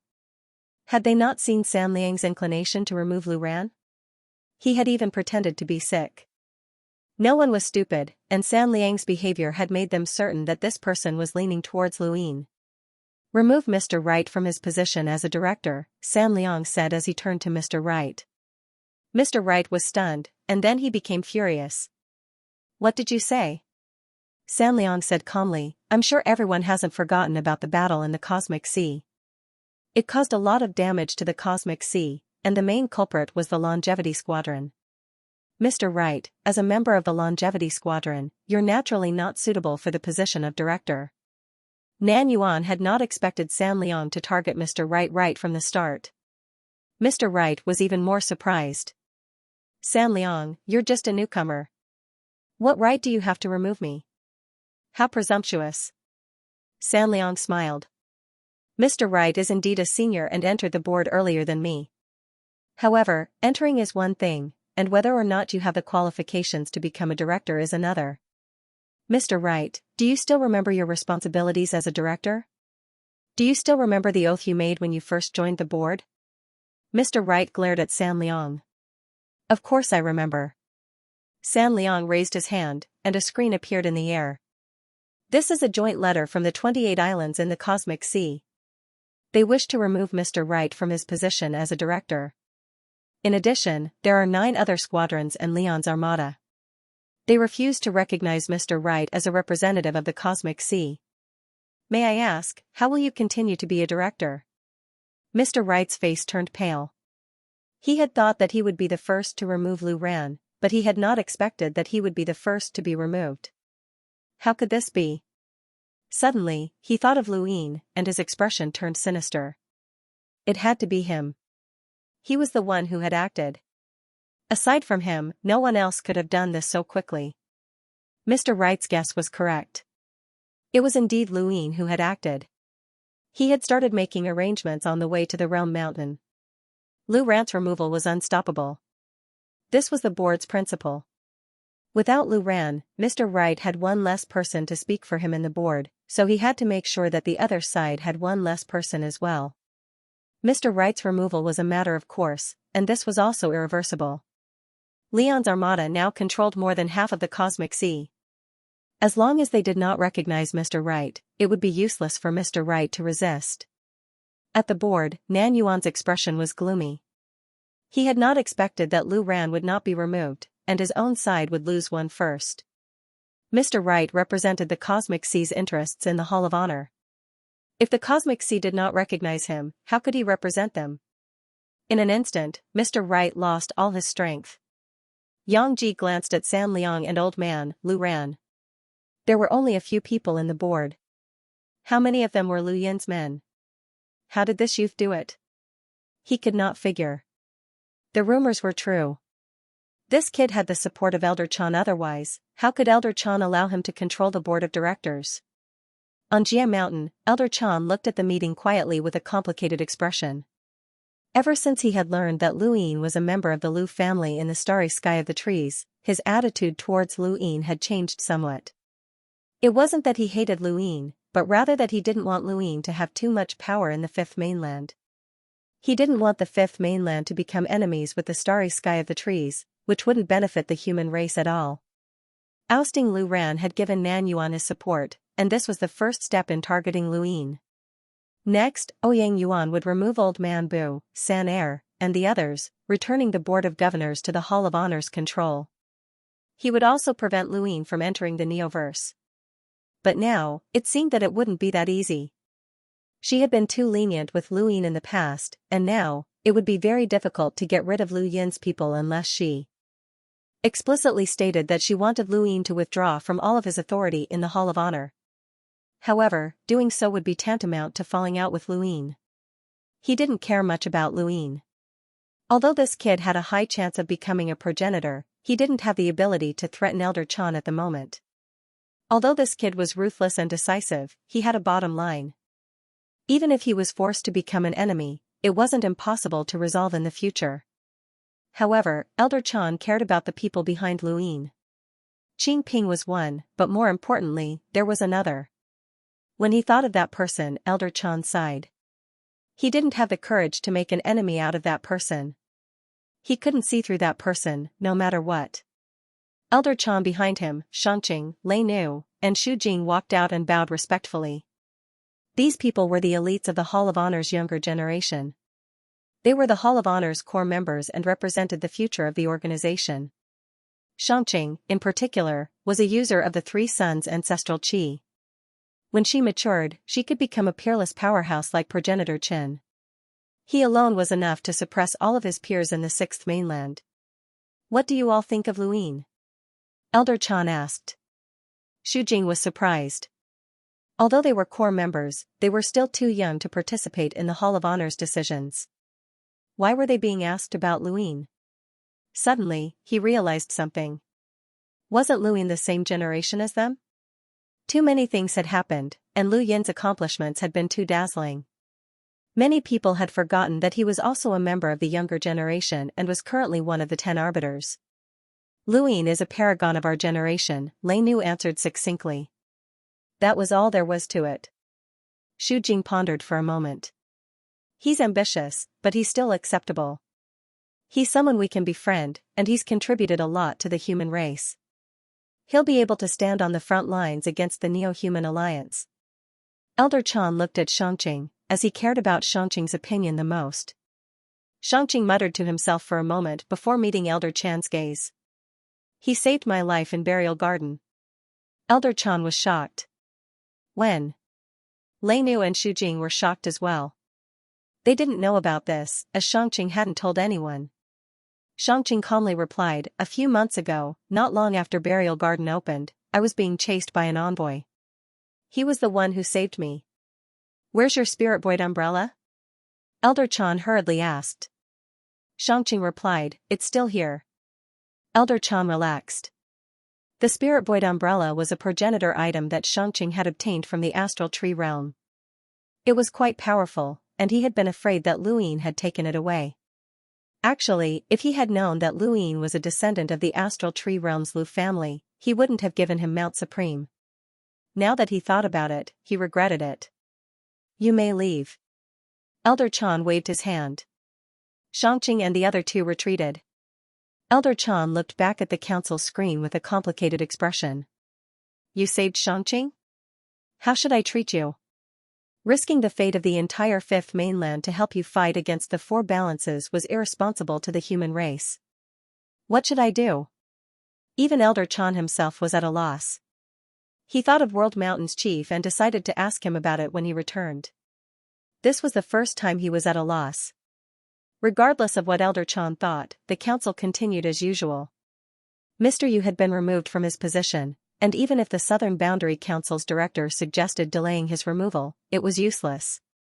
The council voted on the spot. Xi and Jiao, the three elders, San Liang, Old Bun, and Lu Ran all voted for Mr. Yu's removal. Although Lu Ran was about to be removed as well, he was still a director for the time being and had the right to cast a vote. This made Nan Yuan grit his teeth in anger, as he had been one step too slow. If he had been one step faster and removed Lu Ran first, the votes would have been different. Even if Mr. Yu was about to be removed, there would still be time for Nan Yuan to find a replacement. Nan Yuan had been one step too slow and had been caught unprepared. Mr. Yu trembled as he walked out of the council. From this day forth, he would have no status, and his only way out was to go to the Seven Courts Xia family. After all, he was originally one of Xia Ji's clones, a subordinate of the Longevity Corps' commander, Ji Chang. Outside the council, Yu Wang looked at Mr. Yu in surprise. Why did Mr. Yu come out? Mr. Yu took a deep breath and said in a low voice, don't let Lu Yin have an easy time. Please. He then bowed deeply. Yu Wang was smart enough to guess what was going on. It was only a matter of time before Mr. Yu was removed from his position. Many people were certain of this, but Yi King hadn't expected Mr. Yu to be removed from his position before he had even taken up the position. His fear of Lu Yin instantly increased. Was this person here to remove Mr. Yu from his position? Yu Wang had a strange premonition. At that moment, Lu Yin appeared. Mr. Yu looked at Lu Yin with a venomous gaze, but he didn't dare to show it. He lowered his head and walked off in another direction. He didn't want Lu Yin to see his venomous gaze, as he was afraid that he would be killed. He didn't doubt that Lu Yin had the strength to kill him in the Glory Realm.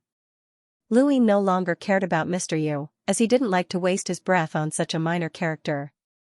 His gaze landed on Yu Wang, and he was rather surprised. Yu Wang's appearance was too devilishly handsome, even more so than Yao Xian's. He also looked younger than Lu Yin, which was something that Lu Yin couldn't imagine. There had never been a picture of Yu Wang on the internet. There had been many speculations about Yu Wang, especially within Shamrock Enterprises, who claimed that he represented creation and healing. In any case, the rumors were very godly. Today, Lu Yin met Yu Wang for the first time. Great Eastern Alliance, Alliance Master Lu. Yu Wang met Lu Yin's gaze and spoke in a gentle tone. There was a faint smile on his face, and he gave off a very pleasant vibe. Lu Yin's lips curled up. Shamrock Enterprises, Yi Wang. Long time no see, Alliance Master Lu. Yi Wang smiled. On the surface, Shamrock Enterprises and the Great Eastern Alliance seemed to be on good terms. Even though there had been the incident with Yu Mu, it had ended with Yu Mu's death. Shamrock Enterprises had been providing assistance to the Great Eastern Alliance, and Xianxia and Balsam had been discussing the purchase of astral source pills as well as researching immortality. Lu Yin stepped forward. I've heard of Yi Wang's name too many times, and I've always wanted to meet you in person. Yi Wang was handsome and had a natural temperament. He seemed easy to get along with. I heard from Balsam that Alliance Master Lu is very interested in immortality? Yes, I've always wanted to research immortality, and I've even searched the universe for all sorts of strange plants to find the path to immortality. Lu Yin sighed. Yi Wang smiled. Immortality is too elusive. Perhaps only progenitors can achieve immortality, but even among progenitors, I've never heard of anyone achieving true immortality. Progenitor Chen, the talisman progenitor, and even the astral beast domain's progenitor Wushang, as well as the even more ancient progenitors, have never been able to achieve true immortality.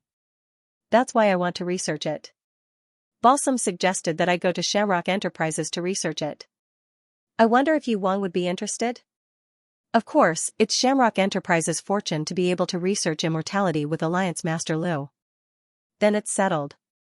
Once this matter is settled, I'll definitely pay Shamrock Enterprises a visit, Lu Yin said politely. The two chatted happily, but things were not as harmonious inside. Although it was imperative to remove Lu Ran from office, San Liang and the others still tried to put up a fight. Even Nan Yuan found it difficult to suppress this fight, as the number of votes was similar. Those who supported removing Lu Ran from office were Yang Ji, Nan Yuan, Si Hong, and Zijing. Those who did not support removing Lu Ran from office were Xianxia, the three elders, San Liang, and the old man. Thank you, brothers, for your donations. Thank you for your support. With 4 votes against 4, there would be some wrangling. This was also the reason why Mr. Yu had been dismissed in such a short time. For Nan Yuan, this was a bad outcome. If Mr. Yu had still been around, there would have been no need for such nonsense. Zijing, Yang Ji, and Si Hong did not view Lu Yin as an enemy, they were just following the council's principles. From this vote, it was clear who was firmly supporting Lu Yin. Nan Yuan had not expected the 3 elders to be so supportive of Lu Yin. As for Xianxiao, he was not surprised. Xianxiao represented the cosmic sea, which was controlled by Leon's armada. If Xianxiao did not stand on Lu Yin's side, then her fate would have been the same as Mr. Yu's. This was why Xianxiao had tactfully rejected Lu Yin, but she had no choice but to support him. Mr. Yu's fate was a reminder to her. Lu Yin had already passed the stage where he could only tempt people with promises. He could now threaten them. With 4 votes against 4, he could only rely on words to dismiss Lu Ran. The council was in an uproar, but outside, Yi Wang and Lu Yin were chatting happily. No matter how they viewed each other, it was not obvious on the surface. Lu Yin looked at Yi Wang with a curious gaze. Was this guy really the same as the sapling? When he had left Burial Garden for Black Street, Lu Yin had learned that someone had attacked Xiaoyi and that the giant tree had escaped. Even though there was no evidence that someone had attacked the botanical garden, and Wei Rong and the others had guessed that the giant tree had been hiding its strength and had fled at the critical moment, Lu Yin did not believe them. He guessed that this person might have been the one to attack the botanical garden and had used Xiaoyi to divert attention. What he was most curious about was how the giant tree had managed to escape with the sapling. This Yi Wang was someone who had escaped from Lu Huang's sword, and he was extremely strong. Now that he thought about it, there was something wrong with that giant tree that had escaped. The answer lay with this person, but it was a pity that this person would not tell him. Alliance Master Lu, what do you think about the dismissal of Lu Ran? Yi Wang suddenly asked, his devilishly handsome face beaming at Lu Yin. It was impossible to tell what he was thinking. Lu Yin did not mind. This is a matter for the council. It has nothing to do with me. Then why is Alliance Master Lu here? Yi Wang did not understand. Lu Yin faced Yi Wang and smiled brilliantly. I'm here to replace Lu Ran as the new director. Yi Wang's face paled. At the same time, the board of directors finally reached an agreement to dismiss Lu Ran and appoint someone from the Innerverse as the new director. Lu Ran walked out of the board of directors like Mr. Yu, but she wasn't as desperate and helpless as Mr. Yu. He bowed deeply to Lu Yin. Lu Yin nodded, and Lu Ran left with a relaxed expression. He actually didn't feel comfortable being a director. He was just a puppet of the sword sect, and only Lu Qianjue could make all the decisions. He was just a mouthpiece. Now that he had been removed from his position as a director, he had received a large amount of compensation from the Great Eastern Alliance. After he returned to the sword sect, his status was also extremely high. He could be considered to have retired. The new director must have the support of many parties in the Innerverse, as he has great influence in the Innerverse. I propose that Shamrock Enterprises' Leaf King take over as the new director. Does anyone have any objections? Nan Yuan asked from within the board of directors. This was something that everyone already knew. The Innerverse Great Eastern Alliance was one of the largest organizations in the Innerverse. If they wanted to find a director outside of the Great Eastern Alliance, then they could only go to Shamrock Enterprises. This was the only choice that Nan Yuan and the others had to make. Mr. Yu and Yi Wang were in similar situations. The Innerverse was controlled by Leon's Armada, while the Innerverse was controlled by the Great Eastern Alliance. However, one was a stray dog, while the other controlled Shamrock Enterprises. Their influence was great, and they both had the qualifications to become directors. If Mr. Yu had great influence in the Cosmic Sea, then even without the Longevity Squadron, he wouldn't have been dismissed so easily. Xianxia was a good example. No one had proposed to dismiss her. Even if Lu Yin wanted to, he would have to use some methods. San Er looked up. Since Director Nan Yuan has proposed a candidate, then I'll propose one as well. The Great Eastern Alliance's Alliance Master, Lu Yin. Nan Yuan's expression changed. What did you say? San Er said, I propose that the Great Eastern Alliance's Alliance Master, Lu Yin, take over Lu Ran as the new director. Seconded, Old Mambu said. Seconded, Third Elder said. Seconded, Xianjiao said. Nan Yuan's expression turned ugly. Lu Yin is the Great Eastern Alliance's Alliance Master. How can he become a director? Yang Ji raised an eyebrow. What do you mean? The Great Eastern Alliance's Alliance Master can't become a director? Then what about me, the Master of the World of Radiance? Nan Yuan hurriedly explained, Director Yang Ji, that's not what I meant. Yang Ji snorted. Seconded. Nan Yuan anxiously said, Director Yang Ji, you seconded. On the other side, Zijing also spoke up. Nan Yuan's eyes changed. 5 people had already agreed to let Lu Yin become a director. Even if Si Hong disagreed, it would be useless. Seconded, Si Hong said. His opinion was no longer important. Out of the remaining 7 directors, 6 had agreed to let Lu Yin become the new director. Nan Yuan was powerless to change the situation. San Er smiled and looked at Nan Yuan. Director Nan Yuan, it's your turn. Do you agree that the Great Eastern Alliance's Alliance Master, Lu Yin, will become the new director? Nan Yuan's gaze turned vicious, and he gritted his teeth. I don't agree. San Er was pleased. All right, 6 votes in favor and 1 against. From this day forth, Lu Yin will become the new director. Let us welcome the new director. The moment he spoke, the door opened, and the person standing guard outside was Li Shi. He had seen Mr. Yu leave dejectedly, and he had also seen Lu Yin's actions in the board of control. When Lu Yin walked past Li Shi bowed deeply. Welcome, director. San Er and the other directors all stood up to show their respect for the new director.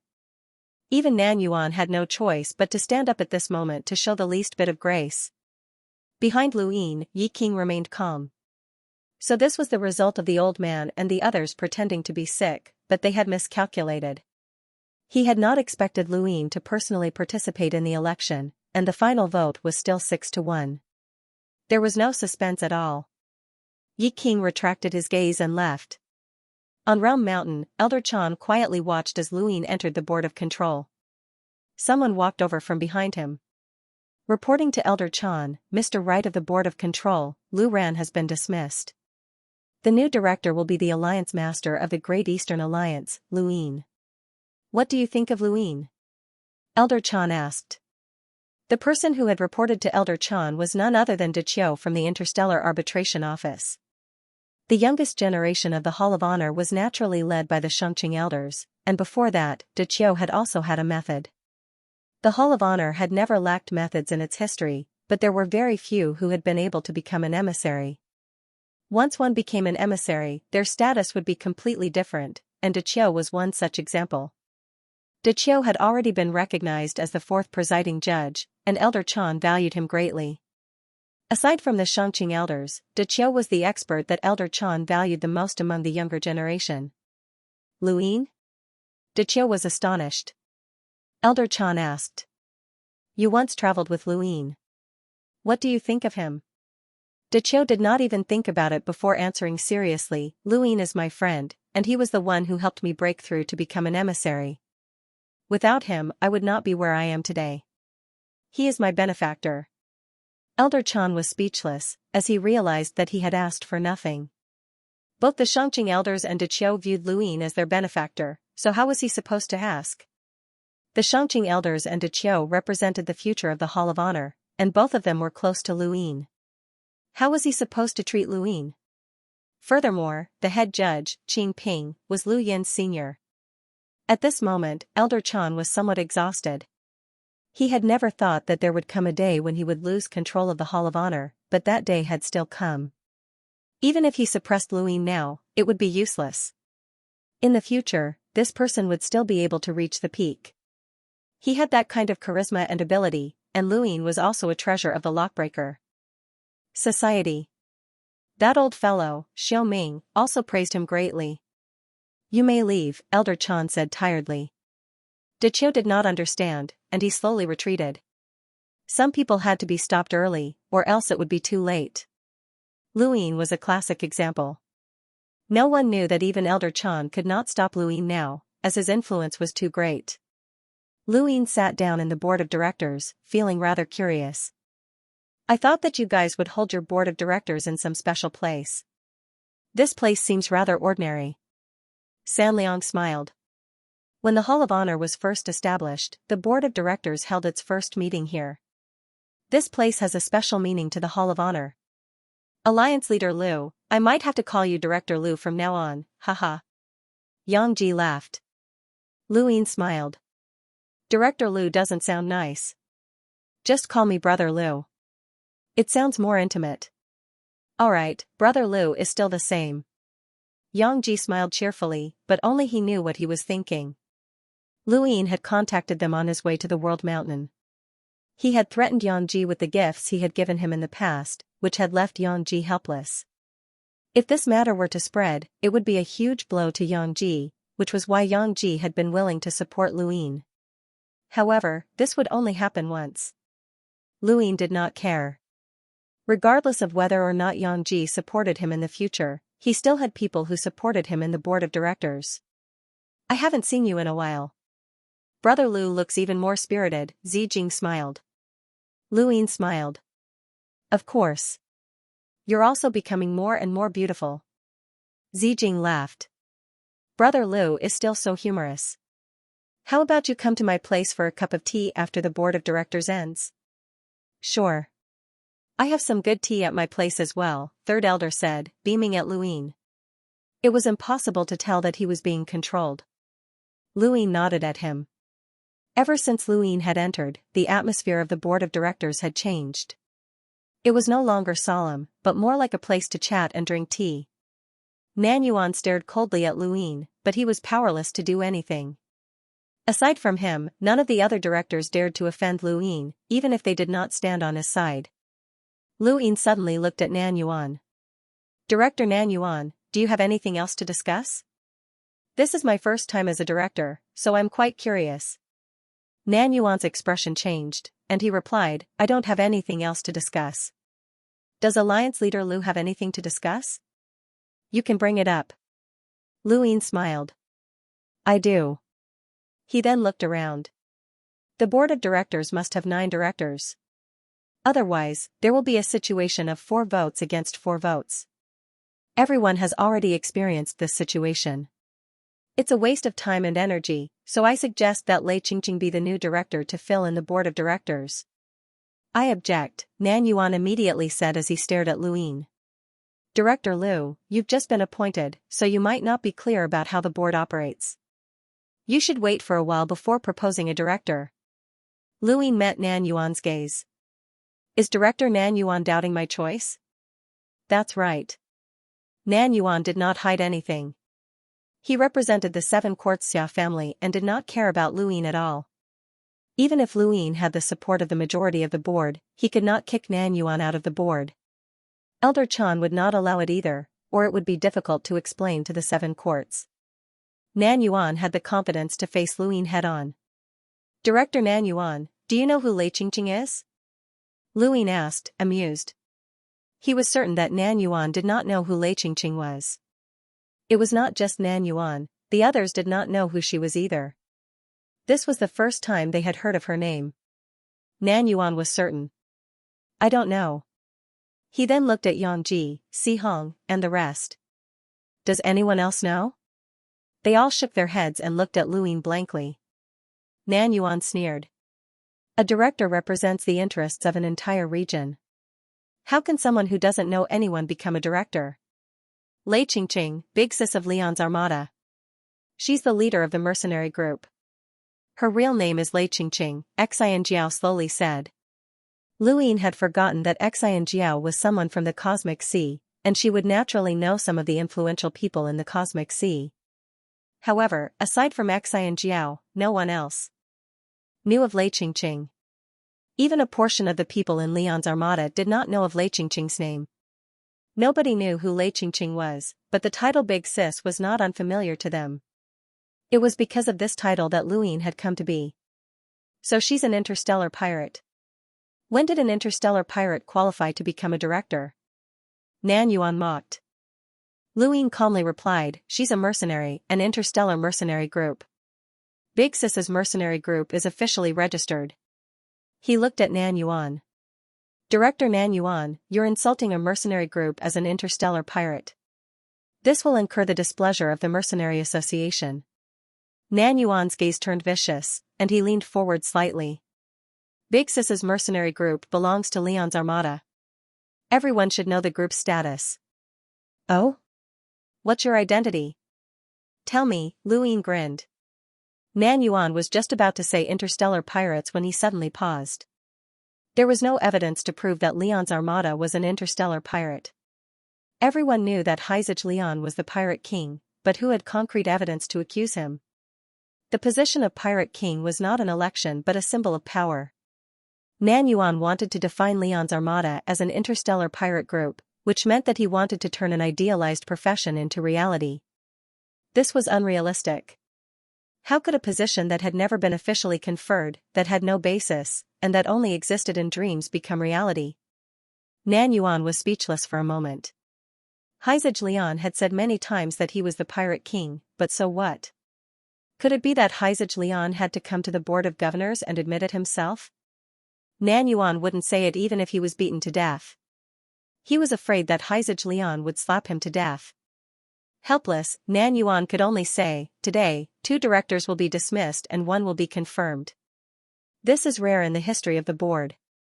Any suggestions regarding the dismissal and appointment of directors will have to be put on hold. No one wants an unfamiliar person to become a director. This was a reasonable statement. Si Hong was the first to agree. He did not stand on Lu Yin's side. He had admired Lu Yin from start to finish, but he did not belong to any faction. Yang Ji agreed as well. Soon after, Zijing agreed as well. The remaining people all stood on Lu Yin's side. He could forcefully make the suggestion, but that would not be good. It would be the same as publicly announcing that he was in control of the board, and he was afraid that Elder Chan would be displeased. In the end, Lei Qingqing's suggestion to become a director was put on hold. The Hall of Honor would send someone to investigate, and they could only make the suggestion after the investigation was complete. Lu Yin believed that Nan Yuan would definitely be looking for a director to replace Mr. Yu during this time. Most of the Cosmic Sea was currently under the rule of Leon's armada, and it would not be easy for him to find a director who could represent the interests of the Cosmic Sea. Unless Luin thought of a mysterious army. The board ended, and Lu Ran and Mr. Yu were dismissed from their positions. Luin became the new director. Once this matter was exposed, it shook all sides. Jiashan was the first to be shaken, as no one had expected Luin to become a director. Everyone knew that the Hall of Honor's directors had great influence, but they did not have any real power. Yang Ji was an exception, but Luin had been promoted again. The board had changed. When the news spread out of Jiashan and into the Neoverse, everyone reacted differently. The strangest was Cloud Shadow Mavis, as she had her own plans for forming an alliance with Luin. She did not think that Lu Yin's Great Eastern Alliance would have the ability to enter the Neoverse. The Neoverse was not the Innerverse. Not only was it separated by the Cosmic Sea, but the behemoths in the Neoverse were also not to be trifled with. Any organization that had the qualifications to occupy space in the Neoverse was not simple. Even if Luin had the ability to bring the Great Eastern Alliance into the Neoverse, it would still take a very long time. However, she had not expected that Luin would become a director right after leaving the Mavis family. The position of a director was not simple, especially since Luin had vague control over the board. It was entirely possible that he could bring the Great Eastern Alliance into the Neoverse. Cloud Shadow could not guess what kind of impact this would have on the Neoverse. Why had Elder Chan allowed this person to do as he pleased? Was it really as the outside world had guessed? Was Elder Chan really behind this person? If he really did have the ability to bring the Great Eastern Alliance into the Neoverse, then Cloud Shadow Mavis looked at the alliance document. This alliance was too important to Luin. How would he use it? Cloud Shadow Mavis's head hurt. When the Mavis family found out that Luin had become a director, they immediately sent someone to look for him. Even if we knew that he would become a director, we still had to form an alliance.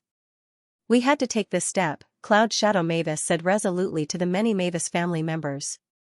After becoming a director, the first thing Luin wanted to do was visit Elder Chan, but he found out that the elder was in seclusion. He did not know if Elder Chan did not want to see Luin.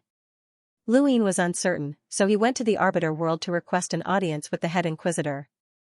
However, the head inquisitor was also in seclusion. Luin went to look for Muen. Muen's expression was solemn. The head inquisitor went into seclusion after returning from the Gu Flow Zone, and he hasn't come out since. Is that so? Lu Yin's eyes flickered, as this should be related to the black crystal. However, he had received a call from Muen during this time, even though he had ignored Muen. Muen was curious. Lu. He suddenly did not know how to address Luin. Luin smiled. The head inquisitor calls me. He had wanted to ask Muen to call him Little Seven, but when he thought about his relationship with the head inquisitor, he did not know how to get Muen to address him. The two suddenly paused. Muen pursed his lips. Director Lu, I have a question. I don't know if it's appropriate to ask. Please speak, Luin said politely. Muen thought about it. When the head inquisitor returned from the Gu Flow Zone, no one knew of his whereabouts. Was he injured in the Gu Flow Zone? Luin was astonished. Why do you think so? Muen was solemn. There are people from the Interstellar Arbitration Office in the entire universe. During that time, a strange phenomenon occurred in the Gu Flow Zone. The dark cosmos transformed into a bright universe, which was similar to the scene when you attacked. Many people have speculated that you fought with a powerful enemy in the Gu Flow Zone. For you to display such strength, the enemy is likely to be an absolute powerhouse. Muen then softly added, it's most likely someone from the 7 sky gods. Lu Yin's eyes flashed. The 7 sky gods are half progenitors. Muen shook his head. So what? Your strength cannot be restricted by your realm. Death's Shadow knows this the best. For you to display such strength, it's most likely someone from the 7 sky gods. Of course, it could also be another half progenitor, such as someone from the 6th mainland. Luin was helpless. The head inquisitor told me to keep the Gu Flow Zone matter a secret, so I'm sorry. Muen smiled. Since that's the case, I won't ask any more questions. I still have to thank Director Liu for Daikyu's matter. If not for you, Daikyu would have definitely failed to become an envoy, and the Interstellar Arbitration Office would have lost one more talent. Luin smiled. It's my duty. I'm just doing my best to help. Goodbye. Muen nodded. Not long after Luin left, Muen suddenly asked, Director Liu, I heard that the Sea King is currently in your Great Eastern Alliance? Luin stopped and turned around to look at Muen. He was curious as to why the Sea King had been brought up. That's right. Let me remind you that the Sea King and the Head Inquisitor have some enmity. If you keep the Sea King around, it might make things difficult for you in front of the Head Inquisitor, Muen said. Luin was curious. Why would the Sea King have enmity with the Head Inquisitor? They aren't even from the same generation. Muen sighed. The Sea King's father, the true master of the Starfall Sea, is from the same generation as the Head Inquisitor. The enmity between the two has been extended to the next generation. In any case, this conflict is very difficult to resolve. If you keep the Sea King around, it might make things difficult for you in front of the Head Inquisitor. You should be careful. Thank you for the reminder, Head Inquisitor. Luin was grateful. Muen could have chosen not to mention it, but he had still done so. From what he knew, Luin was under the care of the Head Inquisitor, and Muen's reminder was a sign of good karma. However, he had never imagined that the Head Inquisitor was Lu Yin's senior. Forget about taking in the Sea King, even if the Sea King was Lu Yin's father-in-law, it would be fine. After leaving the arbitration realm, Luin headed to the Star Alliance realm and chatted with Zijing for half a day before finding the official. The official panicked when he saw Luin arrive, as he thought that Luin was here to cause trouble. Otherwise, why would Luin look for him? He could not understand why such an important person would hold such a grudge. Where is Senior Realm Mountain's chief? I want to pay a visit, Luin said after finding the official. The official panicked even more. Luin still wanted to complain? Lord Liu, this lowly one was blind and should not have offended you.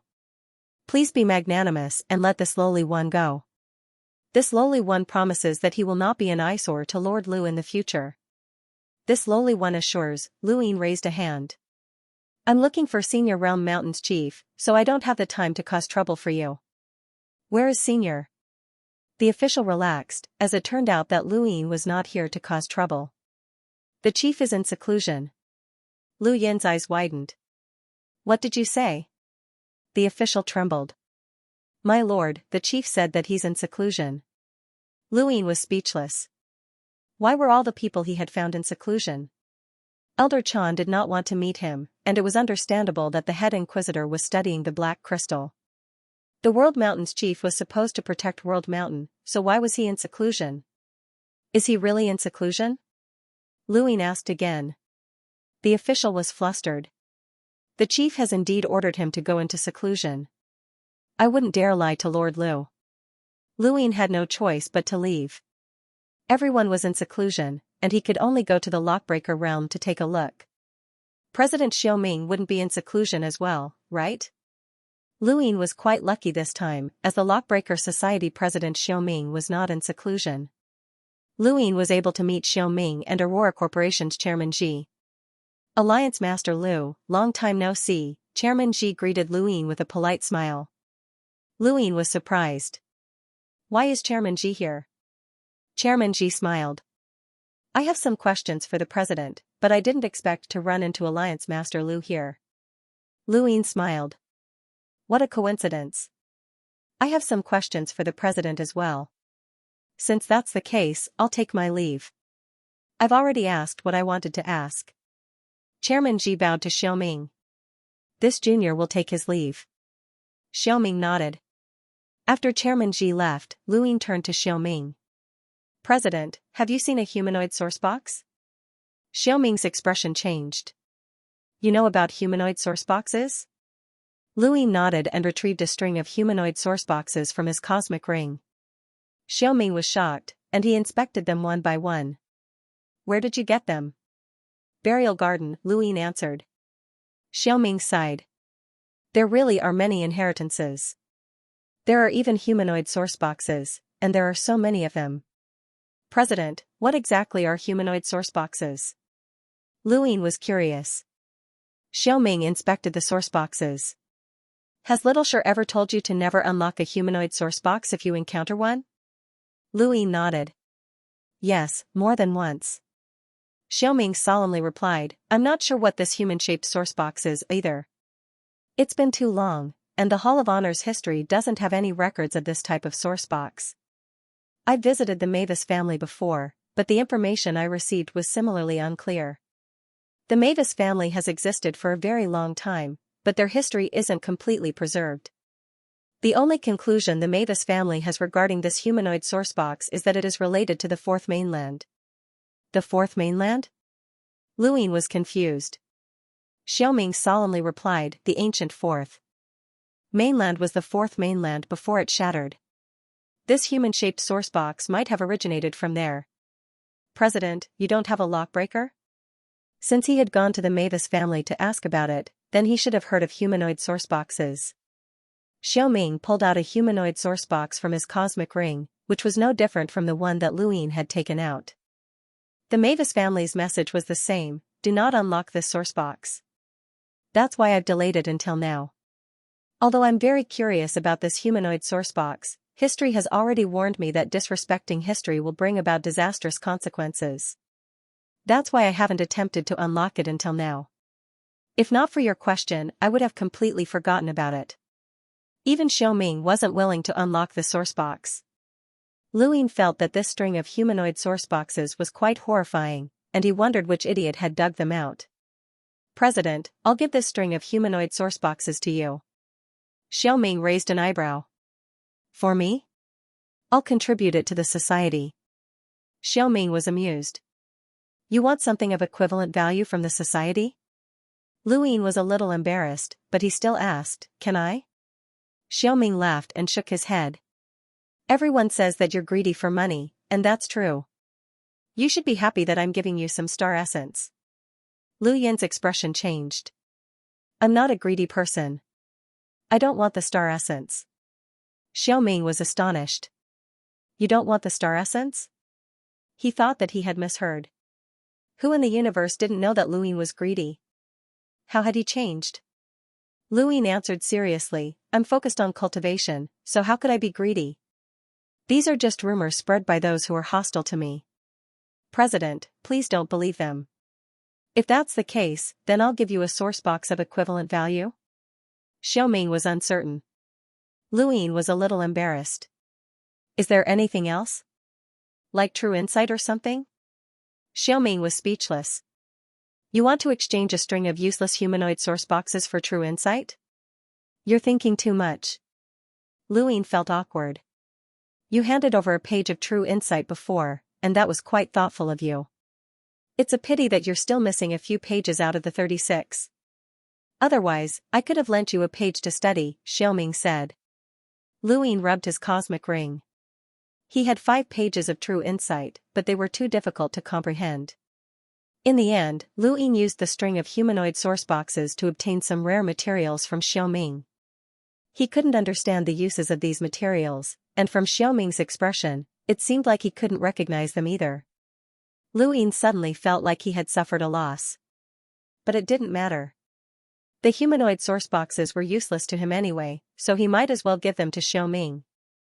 When it came to lockbreaking, Luin was far from being as professional as Xiaoming. Luin didn't run into the Qixer duo, but he did run into Director Xi outside the lockbreaker world. It seemed that Director Xi was waiting for him.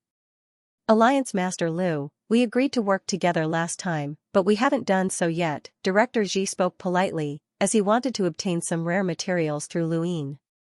Luin had always been paying attention to the Aurora Corporation, and he was waiting for the microarray technology to be developed. There's plenty of time. Director Xi needs rare materials, and I have plenty here.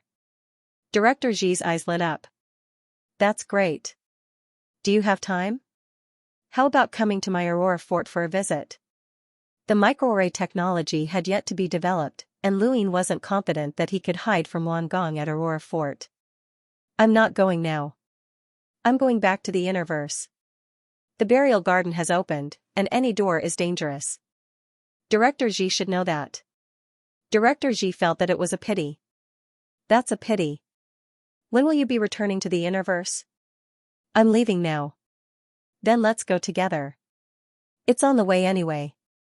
That's great. I can ask Director Xi about the Neoverse as well. As a director of the Hall of Honor, he normally wouldn't leave the Realm Mountain. Since ancient times, directors had always been people with great influence who didn't have much strength. Once they left the Realm Mountain, their safety could not be guaranteed. This was also why Mr. Yu had gone to the Gu Flow Zone to protect him. But today, Luin was different. He had broken the director's convention, which made Man Yuan gnash his teeth in anger. Luin and Director Xi headed towards the entrance of the Glory Realm, and they chatted along the way. Luin mostly asked about the Neoverse, and Director Xi was also very interested in the Great Eastern Alliance. Half a month passed by very quickly, and not too far away from the entrance to the Glory Realm, the two parted ways. Luin headed to the Western Realm as he wanted to visit the Cosmic Sect and ask for their help in crossing the Cosmic Sea to reach the Innerverse. Ji Dong, on the other hand, had to return to the Aurora stronghold in the north. Before they parted, Luin suddenly asked, Director Xi, what do you think of the Sirius sect? Director Xi didn't understand. Why do you ask? The Sirius sect is a colossus in the Neoverse, but it's quite far from my Aurora fort, so I don't know much about them. I'm just asking. Luin didn't elaborate. Luin fell into deep thought as he watched Director Xi's departing figure. Wan Gong had mentioned that there was someone in the Aurora Corporation who knew the Sirius Gong, and Luin had taken note of that. He had asked San Liang to contact Wan Gong and secretly investigate the connection between the two, but he had been unable to find anything. This time, he had used the opportunity of going to the Sirius sect to test the waters, but Director Xi's behavior had been normal. Could it have been a coincidence? Or had Wan Gong made a mistake? After leaving the Glory Realm, Luin boarded a spacecraft and headed towards the Sirius sect in the Western Realm. Along the way, his gadget beeped, and Luin glanced at it. Was it from a city? There's someone here. See if you recognize him. A voice rang out, and an image was transmitted through the gadget. Luin glanced at it, and his expression changed. Whitehead? Where is he? Luin asked anxiously. He was at the Genesis Court half a month ago, but he's disappeared now. Both the Whitehead and Wang Si had been trapped in their corporeal consciousnesses. The Whitehead had escaped, and so had Wang Si. Just him? Yes. Lu Yin's heart sank. The Whitehead had appeared at the Genesis Court and disappeared, so he should have returned to the astral tree. Then, what about Wang Si? You didn't miss anyone? Luin asked again to confirm. Absolutely not. He was the only one who appeared at the Genesis Court. You told us to keep an eye on the Genesis Court, but this person's cultivation is extremely strong and unfamiliar. That's why we contacted you. Why didn't you tell me earlier? Lu Yin's tone was gloomy, and his expression was ugly. If Wang Si had appeared at the Genesis Court half a month ago, then that meant that she had been free for more than 15 days. 15 days was difficult for a normal person to travel from one city to another, but for a half-ancestor, that was enough time to travel across the universe. We've been trying to contact you, but we couldn't get in touch. Luin felt helpless. Half a month ago, he had been with the Mavis clan, and then he had gone to the Realm Mountain. In other words, he had been in the Glory Realm the entire time, and there was no way to contact him from his own city. Got it. Keep an eye on the Genesis Court, Luin said. After ending the call, Luin returned to the spacecraft. He wasn't sure where Wang Si was, but given the Cosmic Tree's murderous intent, she might not have returned. It was more likely that she was hunting him down. He hadn't been worried before, as even if Wang Si was a half-ancestor, she couldn't possibly know his whereabouts. However, things were different now. He had become a director, and his disappearance had spread far and wide. Since Wang Si had been keeping an eye on him, it was impossible for her not to know. She might even be on her way here. Luin couldn't guarantee that she wouldn't coincidentally bump into him along the way. If she did, Elder Gong might not be able to save him in time, and he didn't want to take that risk. After calculating the distance, his only option was to return to the Realm Mountain. As he returned to the glory realm, Luin tried to contact Elder Chan, but he still couldn't get in touch. Instead, he contacted Yuan Xiong. There were only a few half-ancestors around, and he needed to find someone to protect him at all times. The best choice would be Kue Luo or Elder Gong, as neither Elder Chan nor the sage Heavenly Master could protect him at all times. What's the matter? Yuan Xiong asked as the call connected. Luin was about to speak when the spacecraft suddenly exploded. Before he could react, he felt the world splitting apart, and he lost consciousness. A figure walked out of the void, grabbed him, and left. In the Sirius sect, the call ended, and Yuan Xiong suddenly stood up. Not good, something had happened. He quickly went to find Elder Gong. After an unknown amount of time, a sharp pain woke him up on a barren planet. He opened his eyes and saw a hurricane that covered the sky. There was also an endless yellow tornado slowly approaching him from the distance. What's going on? Why am I here? Lu Yin's mind raced as he tried to recall what had happened. Red stained the ground, and Luin looked down and saw blood flowing from his right leg. He had been injured, and that was where the pain had come from. Unbelievable, a cold and hoarse voice spoke up from behind him. Luin remained sprawled on the ground, staring at his bleeding right leg without moving. Someone was here. He had contacted the Sirius sect while in outer space, but he had just spoken to Yuan Xiong when he had fainted. An absolute powerhouse had attacked him. With his strength, only someone with a power level of at least 800,000 or even 900,000 would be able to silently knock him out. Although he could not defeat someone with a power level of 700,000, he could still resist. If he had faced someone like Song Zhou, then he would have been able to fight back. However, the person behind him had not even given him the chance to retaliate, and he did not even know how he had been knocked out. Who was this person? The voice was unfamiliar. You're an enlighter, but your body is stronger than an ordinary emissary with a power level of 600,000. That's unbelievable. No wonder you were able to stir up the abandoned lands and establish the Great Eastern Alliance, the hoarse voice continued. Lu Yin's eyes trembled. The abandoned lands was what the Astral Tree Society called the Fifth Mainland. Still playing dead? Luin felt an intense pain in his left leg as blood flowed down the ground. In the distance, a tornado that connected the sky and the earth flew through the air. Above his head, the sky seemed to be collapsing as it pressed down. Luin moved his fingers and slowly sat up. He turned around and saw a blurry figure. He could not tell who it was, whether it was a man or a woman, or whether it was fat or thin. He could not tell anything apart from a blurry figure that seemed to be covered by some sort of power. Lu Yin's pupils transformed into runes as he stared at the figure. What he saw was rune lines at the level of an ordinary emissary, which probably had a power level of less than 600,000. Impossible, an emissary with such a power level could not suppress him like this. Who are you? Luin asked cautiously. The figure faced Luin. It's time to end this, Lu Xiaoxian. Lu Yin's expression changed, and he gritted his teeth. From the starry sky of trees? Who is it? Even if you want me to die, at least let me know who killed you.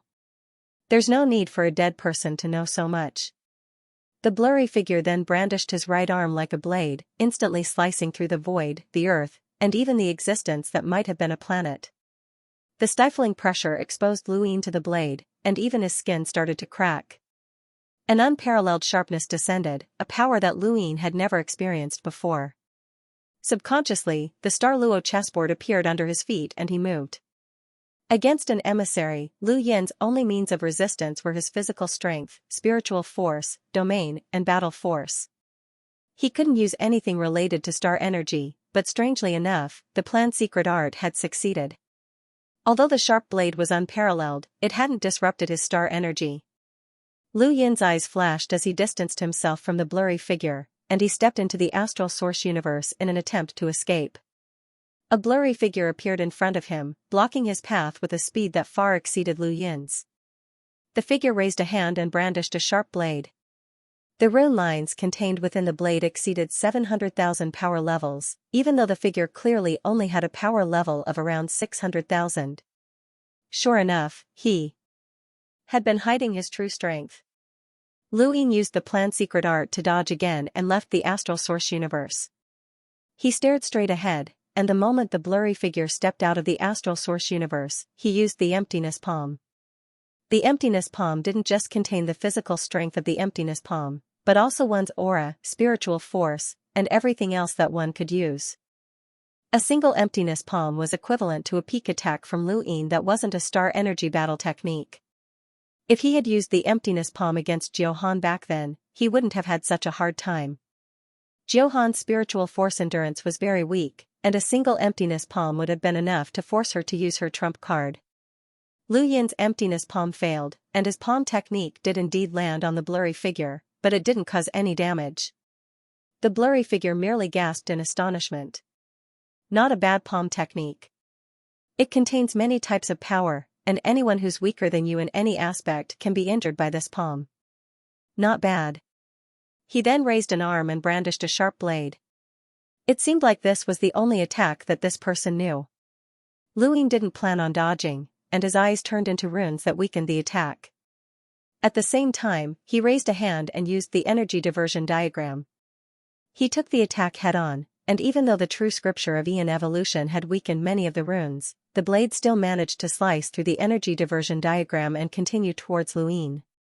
Lu Ying continuously retreated and dodged the attack, but the blade swept past him and tore through the void, tearing apart everything in sight. What was this person trying to do? His attack was clearly powerful, but it was easy to dodge. He could easily control Lu Ying, but he wanted Lu Ying to resist. He clearly had the ability to seal Lu Yin's star energy, but he didn't use it. What was this person thinking? Since his star energy wasn't sealed, Lu Ying used all of his techniques. He used his star energy to form a sword and unleashed the 14th sword. Eh? You've surpassed the 13th sword? Unfortunately, the difference is too great. You can't hurt me, the blurry figure said as he continued to slash down with his arm. His blade was easy to dodge, but if Lu Ying didn't dodge it and instead tried to take it head-on, he would be doomed. Lu Yin's gaze turned cold. The Day-Night Salute had been a futile attempt to suppress this person with spiritual force, but it had been useless. This person allowed Lu Ying to use all of his techniques as he pleased. This feeling was similar to when Mr. Mu had taken him in as a disciple, but the only difference was that this person would actually kill him. Lu Ying could sense that the power of this person's blade hadn't changed at all. If he couldn't block or avoid it, he would be killed. This person was toying with him. Lu Ying raised a hand and summoned a general appointment platform. In my name, I summon a general. The blurry figure's arm paused. Lu family's general appointment platform. Let's see who you've chosen. Against the powerhouse in front of him, star energy was useless. Only death energy could be used. Xianxia, Dragon Lord, and finally, Johann. The three envoys charged towards the blurry figure, and Lu Ying stared at him closely. He wanted to see just how strong this person was. It's useless. The blurry figure then waved his hand just like he had against Lu Ying. Xianxia, Dragon Lord, and Johann were all sliced in half at the waist. Death energy surged from Lu Yin's chest, and he retreated a few steps. He felt weak and looked at the person in shock. You're able to summon envoys as an enlighter, and there are even powerhouses whose power levels exceed 700,000. That's not bad, but it's a pity that you still have to die, Lu Xiaoxian. When you see anyone from the Lu family, send my regards. The blurry figure then raised his hand and slashed down viciously. Lu Yin's gaze turned vicious, and he stepped onto the star chessboard. He didn't dodge, and instead, he appeared behind the blurry figure. He unleashed a vacant palm, but it was useless against the blurry figure. The blurry figure retaliated by raising his arm and slashing down. Lu Yin's unbearable blade slashed past, but Lu Ying still didn't retreat. He used a teleportation array to appear on the other side of the blurry figure, took out the splitting heavens array, and used split the heavens. Split the heavens swept past the blurry figure, but it also didn't cause any damage. There was only one form of split the heavens within the splitting heavens array. Is that all you've got? The blurry figure raised his arm. Then die. Lu Ying suddenly sneered. Sorry, but I'm not dead yet. Worry about yourself first. The blurry figure didn't understand, and just as his arm was about to slash down, he suddenly paused. He stared at his arm and saw a drop of transparent liquid slowly melting into his skin. Poison? This isn't any ordinary poison. Go save yourself, Luin said as the star chessboard appeared beneath his feet. He moved, intending to escape. The second time he had used a teleportation array to appear behind the blurry figure, he had placed a drop of the Tears of Good Samaritan in the void.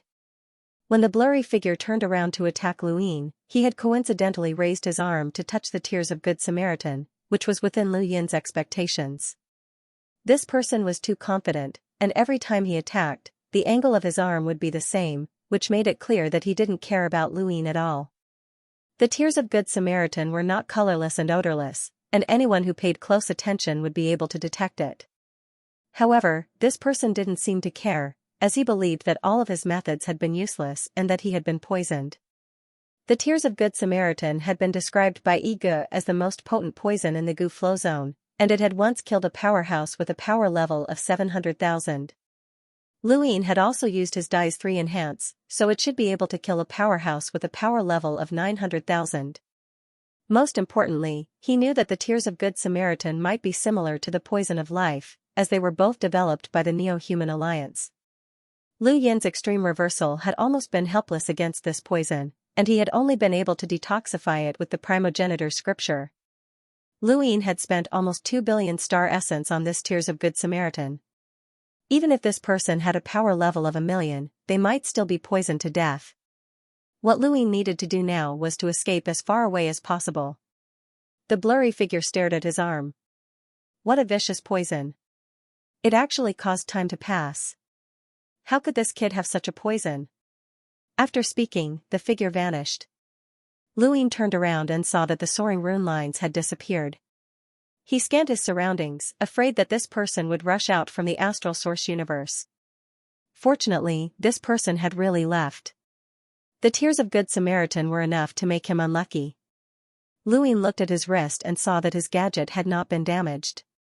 He hurriedly tried to connect to Xianxia, but he found that he couldn't. This place was sealed off, and it was clearly a barren planet. Luin leaped up, intending to leave the planet. He charged into the hurricane, which was like a collapsing sky. It seemed like it could destroy everything, but it posed no threat to Luin at all. He easily passed through the hurricane, and what he saw was not a starry sky, but a white haze.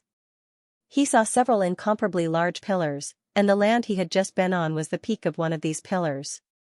Luin looked into the distance and saw that the pillars stretched endlessly. At the top of each pillar was a piece of land filled with hurricanes, flames, tsunamis, and other natural disasters. Some of the pillars even had black holes that swallowed everything around them. What was this place? He looked down, but he couldn't see the bottom. The pillars extended out from a white fog, which could be clouds. There might be land or stars below, but what kind of stars could be so big? Luin didn't know where he was, but after thinking about it, he decided to head into the distance. Since he didn't know where he was, he could only follow the direction of the pillars. These pillars were obviously man-made, so perhaps he could leave at the end. In the Neoverse, a spacecraft was steadily heading west with many people aboard. There's someone in space? Are they from the interstellar arbitration? Someone on the spacecraft exclaimed, and it quickly attracted the attention of the entire spacecraft. Everyone looked up, and the spacecraft slowed down. Muen, Deqiu, and many other cultivators from the arbitration were standing in space. Across from them was the serious sect master, Yuan Xiong, and the seemingly unremarkable Elder Gong. The people on the spacecraft couldn't hear what they were saying. In outer space, Yuan Xiong's expression turned ugly. He must have been taken away by someone. Only an emissary could have done it. Investigate and see who could have done it. Muen's tone was gloomy. Someone who dared to kidnap a member of the Hall of Honor is definitely not an ordinary emissary. Deqiu was anxious. Will Alliance Master Lu be alright? Yuan Xiong was even more anxious than Deqiu. Luin was related to the serious arts, and if he died, who knew what would happen to the diagram at the bottom of his feet? Elder Gong's expression was solemn, and Yuan Xiong had never seen him like this before. Elder, do you have any clues? Yuan Qiong asked.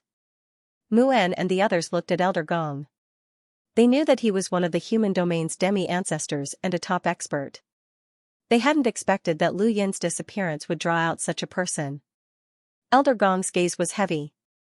I can feel the aura of an inner world. Yuan Qiong's eyes narrowed. A demi-ancestor? Elder Gong frowned. I'm not sure. He then left for the Realm Mountain. Lu Yin's identity was not ordinary, and he needed to discuss this matter with Elder Chan. Not only did it concern the serious arts, but it also concerned the person behind this person. Elder Gong guessed that someone from that region might have come. The spaceship flew slowly toward the west. Many people inside were discussing what the people from the Interstellar Arbitration Office and the Celestial Star Sect were doing here. They had a vague feeling that something big was about to happen. Amongst the crowd, an old woman was looking at her gadget with interest. She was Wang Si, and she had left the technocracy.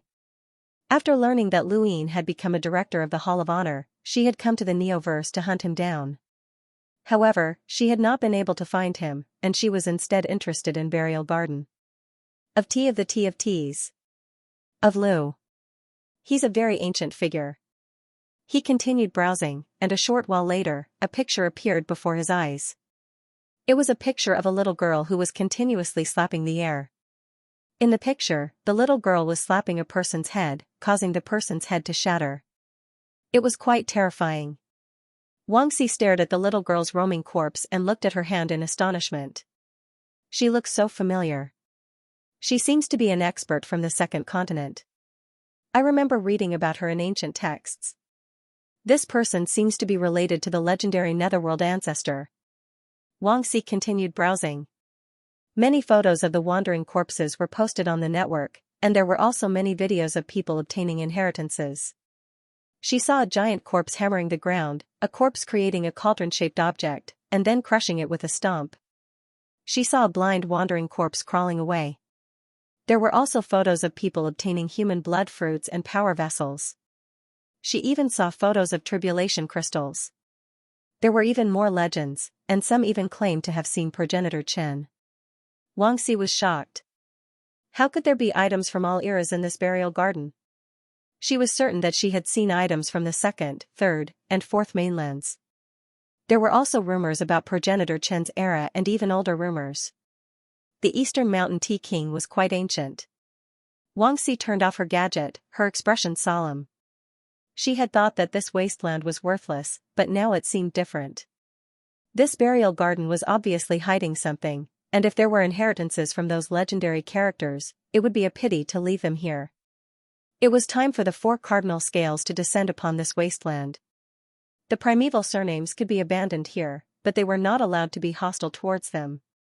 How could a bunch of trash like them deserve to have ancient inheritances? She suddenly vanished. In a corner of space, the Star Sibyl sect master, Senior Zhu, had written the word turbid in front of him. Is that the word divination? Senior Zhu muttered to himself as he stared at the word. Not long after, Senior Zhu's body suddenly cracked open, and the word burned in the void. Why did I see that person? After an unknown amount of time, Lu Yin landed at the top of a stone pillar. This place was filled with spatial cracks, and it felt like there were attacks that could cut an enlighter in half. He did not know how many pillars he had passed, but there was still no end in sight. He gritted his teeth and continued onward. His body soared into the sky, and his footsteps were light as he continued forward. Suddenly, a blurry figure appeared in front of him. Lu Yin's expression changed, and he hurriedly stopped. Are you all right? The blurry figure looked at Lu Yin and spoke in an icy tone. Not a bad poison, but it's too weak. You're a direct descendant of the Lu family, yet you actually used poison. You've embarrassed your ancestors. The figure then raised an arm and viciously chopped down. It was the same attack as before, and it did not seal any star energy. Lu Yin dodged and shouted, What do you want? Who the hell are you? This person was definitely not from the cosmic trees, and he kept mentioning Lu Xiaoshuan's name in an attempt to mislead Lu Yin into thinking that he was from the cosmic trees. However, this person might not know that Wang Si was on the 5th mainland, and since the cosmic trees had sent Wang Si, they would not have sent anyone else to kill Lu Yin. Of course, it was possible that this person was not from the four-way scales, but that possibility was very small. Kue Luo had used Wang Yun to come to the fifth mainland, and the four-way scales had strictly guarded the passage to the Genesis Academy. It was unlikely that anyone outside of the four-way scales could pass through. If this person was not from the cosmic trees but knew of Lu Xiaoshuan's identity, then there was only one explanation, through Elder Chan. He believed that Jiashan's chief would not reveal his identity without Elder Chan's permission, and Elder Chan would only tell a half-ancestor of the same level. If even Cloud Shadow Mavis did not know, then this person's identity could only be that of a half-ancestor. A half-ancestor could easily crush Luin and could do so in just a few days. Only a half-ancestor could easily neutralize the virtuous tears, a poison that could kill a powerhouse with a power level of 900,000. There were currently 6 half-ancestors in the human domain: Elder Chan, the Sage Heavenly Master, Elder Gong, the Gravekeeper, Xia Ji, and one more person that Luin had forgotten to ask. Could this person in front of him be the half-ancestor whose identity he still did not know? There was also another possibility. Luin stared at the blurry figure. Xia Ji. Could this person be Xia Ji? Xia Ji was the only half-ancestor who had any enmity towards Luin. Others might not know when Luin had left the glory realm, but Xia Ji definitely knew, and he could find out through Nan Yuan. Right, when Luin and Zhidong had left the glory realm, Zhidong had indeed spoken to Nan Yuan. With this guess, Lu Yin's heart continued to sink. If this person was Xia Ji, then Lu Yin's chances of survival were slim. He did not even know where he was, and no one would know if Xia Ji killed him. A half-ancestor could easily kill him, which was why Xia Ji had not cared about Lu Yin's methods. The blurry figure had no intention of speaking to Luin. He raised a hand and viciously chopped down. Luin dodged again. If this person was Xia Ji, then why would he attack him? Was it just because of the board meeting? Impossible. What else could there be? Lu Yin's thoughts raced, and the biting cold blade slashed down once more. Why didn't Xia Ji just kill him? Why did he want Luin to resist? Suddenly, Luin understood. Serious art. Xia Ji was forcing him to use the serious art. The battle in the Cosmic Sea had been the result of Xia Ji's many years of planning, and he had successfully obtained the Sirius Jade Annulus. However, his goal had been that diagram, which was an important inheritance left behind by progenitor Chen. Even after such a long time had passed, Xia Ji still had not obtained the inheritance from the Jade Annulus. On the other hand, Lu Yin's status in the Sirius sect had changed greatly, and his cultivation of the Sirius art had improved tremendously. The Xia family had been paying attention to him all this time, especially when Xia Yi had escaped. Back in the burial garden, Lu Yin had used the 14th sword of Sirius art. Xia Yi had seen it, and it was very likely that he had told Xia Ji about it. Thus, Xia Ji had guessed that it was Lu Yin, which led to the current situation. Xia Ji wanted to force Lu Yin into a dead end and use the Sirius art to observe whether or not Lu Yin had obtained the inheritance. Lu Yin constantly dodged the blurry figure's attacks. If he identified this blurry figure as Xia Ji, then he definitely could not use the Sirius art. But that wasn't right. If he didn't use the Sirius art, would he have to continue wasting time like this? If he wanted to know whether or not this person was Xia Ji, then he would know by using the Sirius art. Lu Yin constantly dodged the blurry figure's attacks and kept moving into the distance. If this person was Xia Ji, then he definitely would not kill Lu Yin. Lu Yin wanted to see who had more patience. He kept dodging the blurry figure's attacks as he made his way towards the endless stone pillars. The blurry figure was not in a hurry, and he was certain that Lu Yin would not be able to escape. 1 day, 2 days, 3 days. 10 days passed. Lu Yin panted heavily. He had been constantly dodging the blurry figure's attacks for the past 10 days, and he was almost at his limit. Fortunately, he could see the end of the stone pillars. There was a large blurry building at the end. Lu Yin was excited and rushed towards the building. The blurry figure flashed and blocked Lu Yin's path. Hard work will eventually lead to nothing. Start from the beginning. Lu Yin's eyes widened as 10,000 stars revolved around his body, enveloping his surroundings. The blurry figure trembled, but he did not attack. Instead, he stared intently at Lu Yin's serious art. From the moment he had been captured until now, he had never stopped attacking Lu Yin because of his technique. But now, he stopped. Lu Yin charged towards the building, and the stars moved with him. The blurry figure blocked his path once more. "Move, and you'll die." Lu Yin sneered. "In your dreams." He then took out the blood-stained robe he had obtained from the burial garden. The moment he touched it, the remaining death energy in his body was stirred up. Behind Lu Yin, the void surged and boiled as a figure appeared to replace the sky. It held a Go Lian and slashed at the blurry figure. The blurry figure was shocked. What kind of power was this? A long blade appeared in front of him, and in that instant the entire space changed. Lu Yin felt as if the blurry figure had become the ruler of the void, and his gaze landed on the blade. This feeling was similar to when the Inquisitor had battled with the god of forgotten ruins.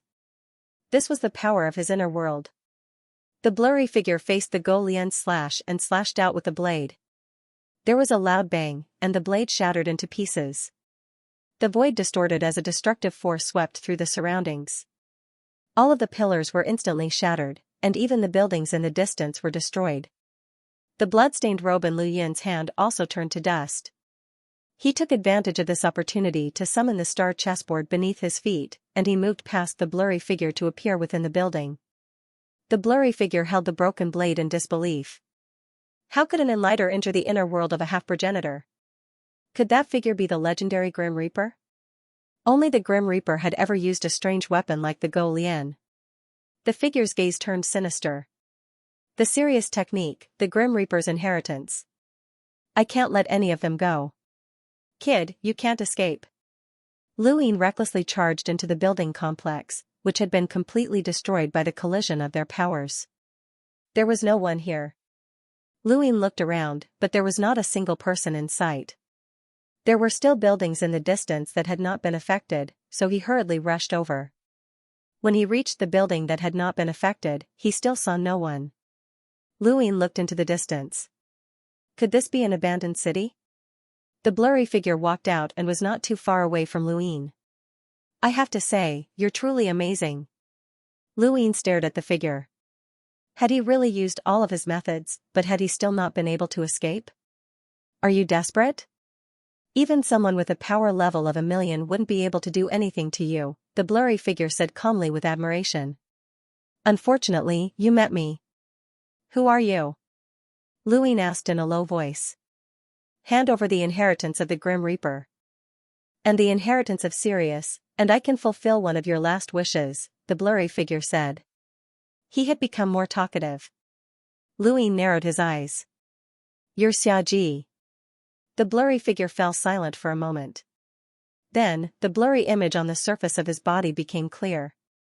His face appeared in front of Lu Yin's eyes. It was Xiaji. Lu Yin felt bitter. A dignified half-ancestor is actually attacking an enlighter like me? Old man, you really think too highly of me. Xiaji sighed in admiration. Since ancient times, there hasn't been an enlighter who has been able to do what you've done. Even as a half-ancestor, I'm having trouble dealing with you. That's because you're forcing me to use Sirius, forcing me to reveal all my trump cards. Otherwise, it would be the same as trying to capture me, and I wouldn't even be able to retaliate. Xiaji calmly replied, I already said that if you hand over the Sirius technique and the Grim Reaper legacy, I'll fulfill one of your final wishes. Aren't you afraid that Elder Chan and the others will find trouble with you if they find out? Xiaji laughed.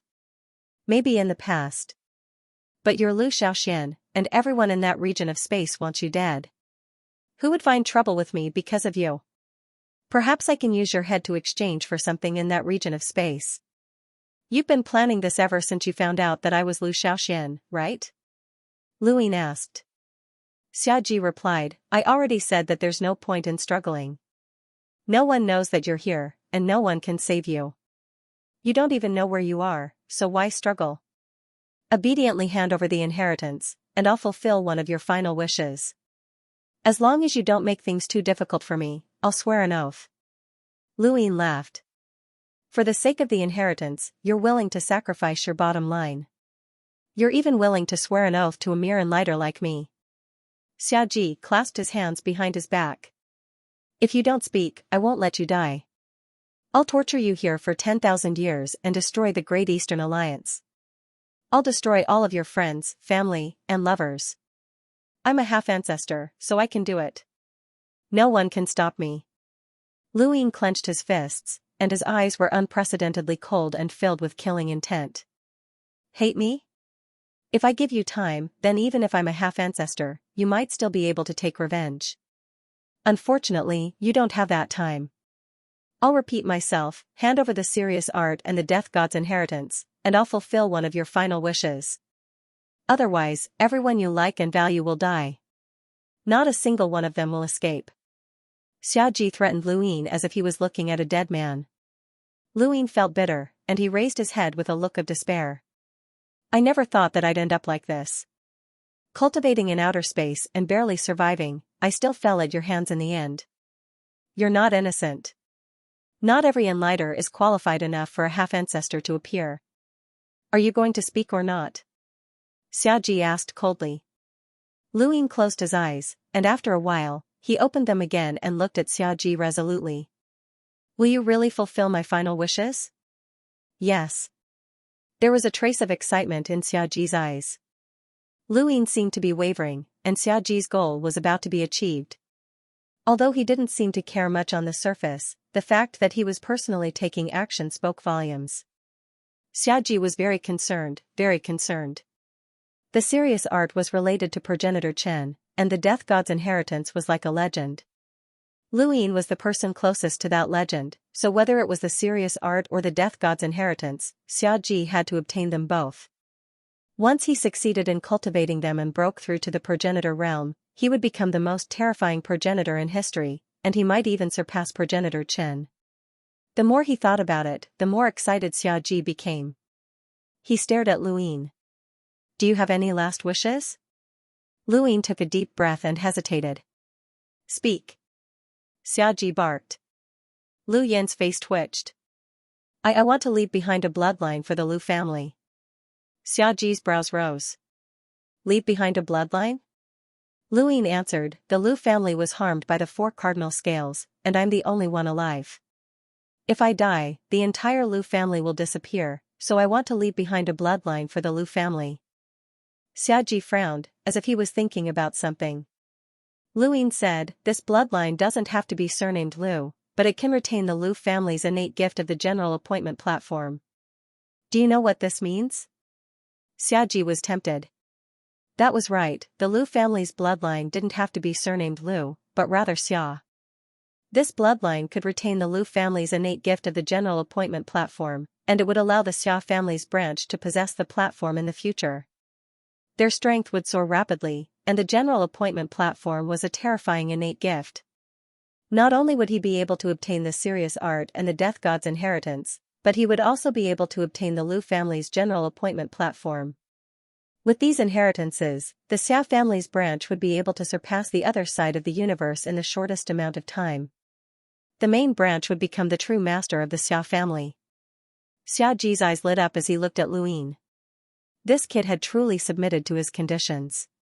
I'll go find you a woman right now, he said as he turned to leave. Suddenly, he thought of something and wanted to knock Lu Ying out just in case. However, when he turned around, he saw a yellow praying mat. Xiaji suddenly thought of something, and his face changed.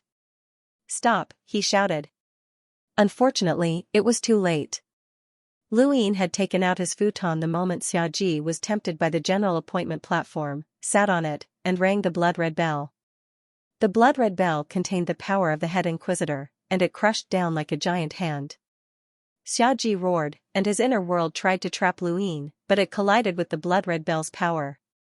The bell shattered, and Lu Ying disappeared from Xiaji's sight as he entered the Daosor sect's ruins. As he looked at the empty ground and the blood-red bell fragments, Xiaji roared in rage. He had been tricked. He knew about the futon and the Daosor sect's ruins, and Lu Ying would appear in this place in at most a month. However, during this time, Lu Ying had many ways to announce that he was the one who had taken action. Elder Chan, Elder Gong, and the Elysian Heavenly Master would definitely cause trouble for him. He could not guarantee that those people would not be able to find this place. Xiaji clenched his fists. As a half-ancestor, he controlled everything, and he had never felt so powerless before. Even when he had schemed against the cosmic sea, he had ultimately succeeded due to various reasons. However, at this moment, he had actually miscalculated against an enlighter. This person was very cautious and had grasped the opportunity extremely well. He had advanced step by step, and in the end, he had managed to escape right in front of a half-ancestor. How hateful! Xiaji wanted to stay and wait for Lu Yin when he saw the various inheritances and opportunities that Lu Yin possessed, but the chances of that happening were slim. Brat, you're lucky this time. Next time, you won't be able to escape, Xiaji muttered to himself with a sinister gaze before leaving. In the ruins of the Daosor sect, Lu Yin appeared on a futon plaza. He looked around and relaxed, as he had finally escaped. Facing a half-ancestor had been a huge pressure for him. No one would believe that he had managed to escape from a half-ancestor, but he had still managed to do it. He had thought of using his futon to escape the moment he had awakened, but he had never had the opportunity to do so. Even when Xiaji had been poisoned by the tears of Good Samaritan and disappeared for a period of time, Lu Yin had not used his futon to escape. This was because he was not sure if Xiaji was secretly watching him. If he were Xiaji, then he would definitely be secretly watching Lu Yin to eliminate any possibility of escape. Lu Yin wanted to use his futon to escape while Xiaji was not around, but he quickly discarded the possibility. He would rather use his futon to escape right in front of Xiaji. Reality proved that he had succeeded, but as he looked at the shattered blood-red bell in his hand, Lu Yin felt bitter. Such a good power vessel had been lost just like that. When he thought about this, Lu Yin's gaze darkened, and he gritted his teeth. Xiaji had brought him unprecedented losses. The tears of Good Samaritan, his blood-stained robes, and the head referee's decree were all trump cards that Lu Yin could use to deal with a super powerhouse. However, they had all disappeared in Xiaji's hands. Xiaji would definitely repay this debt. Right now, the most important thing was how to escape. Xiaji should not have stayed behind to wait for Lu Yin, as Xiaji must have guessed that Lu Yin would think of a way to expose the fact that Xiaji had captured Lu Yin. This was the only way Lu Yin could escape. Lu Yin did not know where the place where he had been trapped was, and the only person who could expose him was Xiaji. Lu Yin stood up and had an idea. Just as he was about to leave, his gaze shifted and he stopped in place.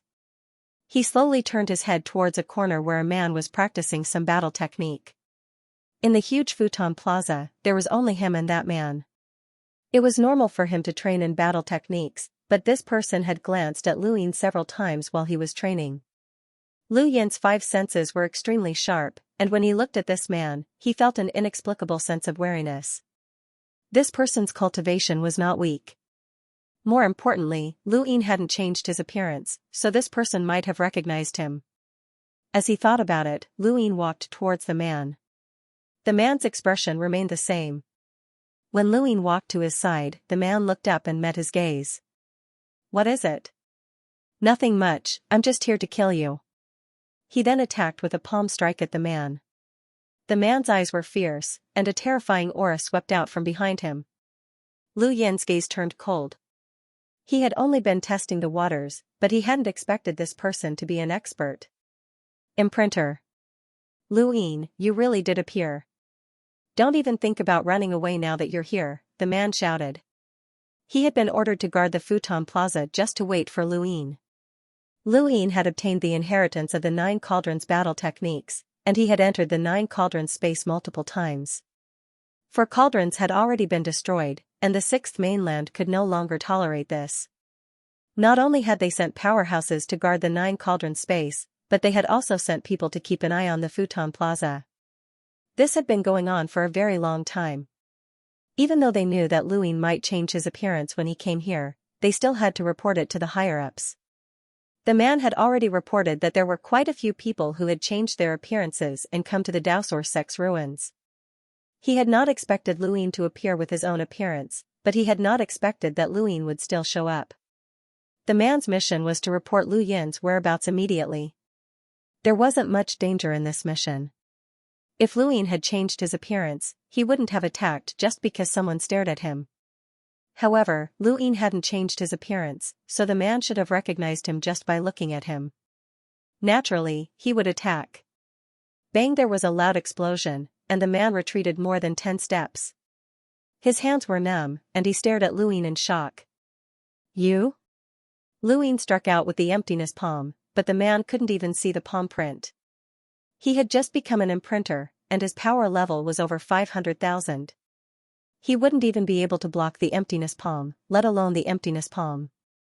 Puff spitting out a mouthful of blood, the man tried to flee into the astral source universe, but Lu Yin had already blocked his path. Xiaji's grievances and anger were completely vented on this person. Not long after, the man's body fell to the ground, his arm broken. That was where the stellar origin chi vortex was located. Lu Yin walked in front of the man. I placed some hidden energy in the location of your astral origin cyclone. I don't want to be crippled. After you leave, contact this person and tell him that I've come to the Daosor Sect's ruins. Also, give him a name, Xiaji. The man stared at Lu Yin in horror, half of his body covered in blood. I got it. I'll definitely tell him to help me remove the hidden force. Of course, Lu Yin wouldn't hold anything back, it was just a threat. After all, cultivators cared more about their cultivation than their lives. He wasn't afraid of letting this person go. It didn't matter if the Sixth Mainland knew that he was here. After all, how many experts could the Sixth Mainland have to deal with him? His own Daosor sect had just been attacked by the Neo-Human Alliance, and with the addition of the people who had entered Burial Garden, the Sixth Mainland was too busy fending for itself, so they had no time to care about Lu Yin's affairs. The contact number he gave was Yuan Qiong. At present, it seemed that the only ones who could help him were the Sirius sect and Everlasting Island. The Sirius sect had helped him because of their inheritance, while Everlasting Island had helped him because of Heizage Leon. He could only place his hopes on Elder Gong and the Sage Heavenly Master. This person will help you remove the hidden force. Contact him yourself, Lu Yin said. He then changed his appearance, stepped forward, and vanished. The man didn't know if Lu Yin had left any hidden energy in his body, but he didn't dare to take the risk. If he lost, then his cultivation would be completely gone. Cultivators fought against the heavens and against others. They had crossed countless corpses in their path of cultivation, and their enemies were everywhere. If he lost his cultivation, then what awaited him and his family would be a tragic end. He could not afford to lose his cultivation. If he wanted to save himself, then time was of the essence. If that man had been able to stay in the Daosor Sect's ruins for another half a month, then even if he told Elder Gong and the others that Xiaji had attacked him, they wouldn't have much time to search for him. Thus, Lu Yin couldn't place his hopes on just one or two people. He rushed past the first divine gate and arrived at the budding terrace. There, he frantically searched for people who were about to leave the Daosor Sect's ruins. He then coerced them into contacting Yuan Qiong and Sage Leon. The more people there were, the more likely that he would be exposed to the Sixth Mainland. However, Lu Yin had no other choice, as this was the only way to save himself. For half a month, Lu Yin had lost count of how many people he had arranged to send messages.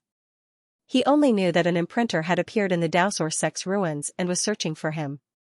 The rest of the Sixth Mainland's cultivators were all jittery, which was why he had gone to the Mountain Sea inheritance. Lu Yin didn't know how much of an impact he had had on the outside world. After a cultivator from the Sixth Mainland left the Daosor Sect's ruins, he weakly contacted Yuan Qiong. Who is it? Yuan Qiong asked, as this was an unfamiliar number.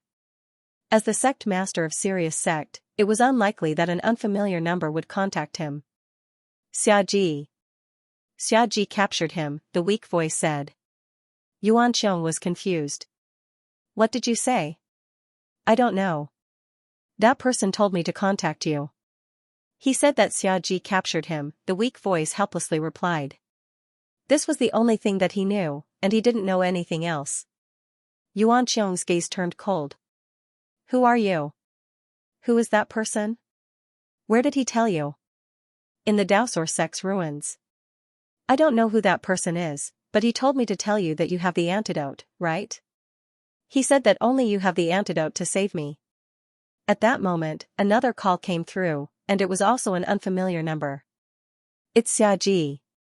Xiaji captured him. The voice was filled with terror. Give me the antidote. I don't want to die. I don't want to be eaten by poisonous insects. Who told you to tell me this? Yuan Xiong had a guess. I don't know. I don't want to die. Give me the antidote. The voice on the other end of the call became even more terrified. Far away in the cosmic sea, Heizij Lian also received all sorts of messages. It's that old bastard Xiaji again. I'll kill him one day. They weren't stupid, and they quickly guessed that Lu Yin was asking for help in the Daosor sect's ruins. They immediately contacted Everlasting Sky Island and asked the Elysian Heavenly Master to deal with Xiaji. Yuan Xiong also contacted Elder Gong, and he was more proactive than anyone else. Elder Gong's expression was solemn. Xiaji must have guessed that Lu Yin has something to do with the serious art inheritance. Elder, Lu Yin won't be able to stay in the Daosor sect's ruins for long. Yuan Xiong was anxious, as he could not afford to lose the serious art inheritance while he was still the sect master. The serious art had already been forced to be learned by the Xia family, and if the inheritance was lost as well, then he would be condemned for eternity. Elder Gong immediately left the serious sect. The Elysian Heavenly Master also left Everlasting Sky Island.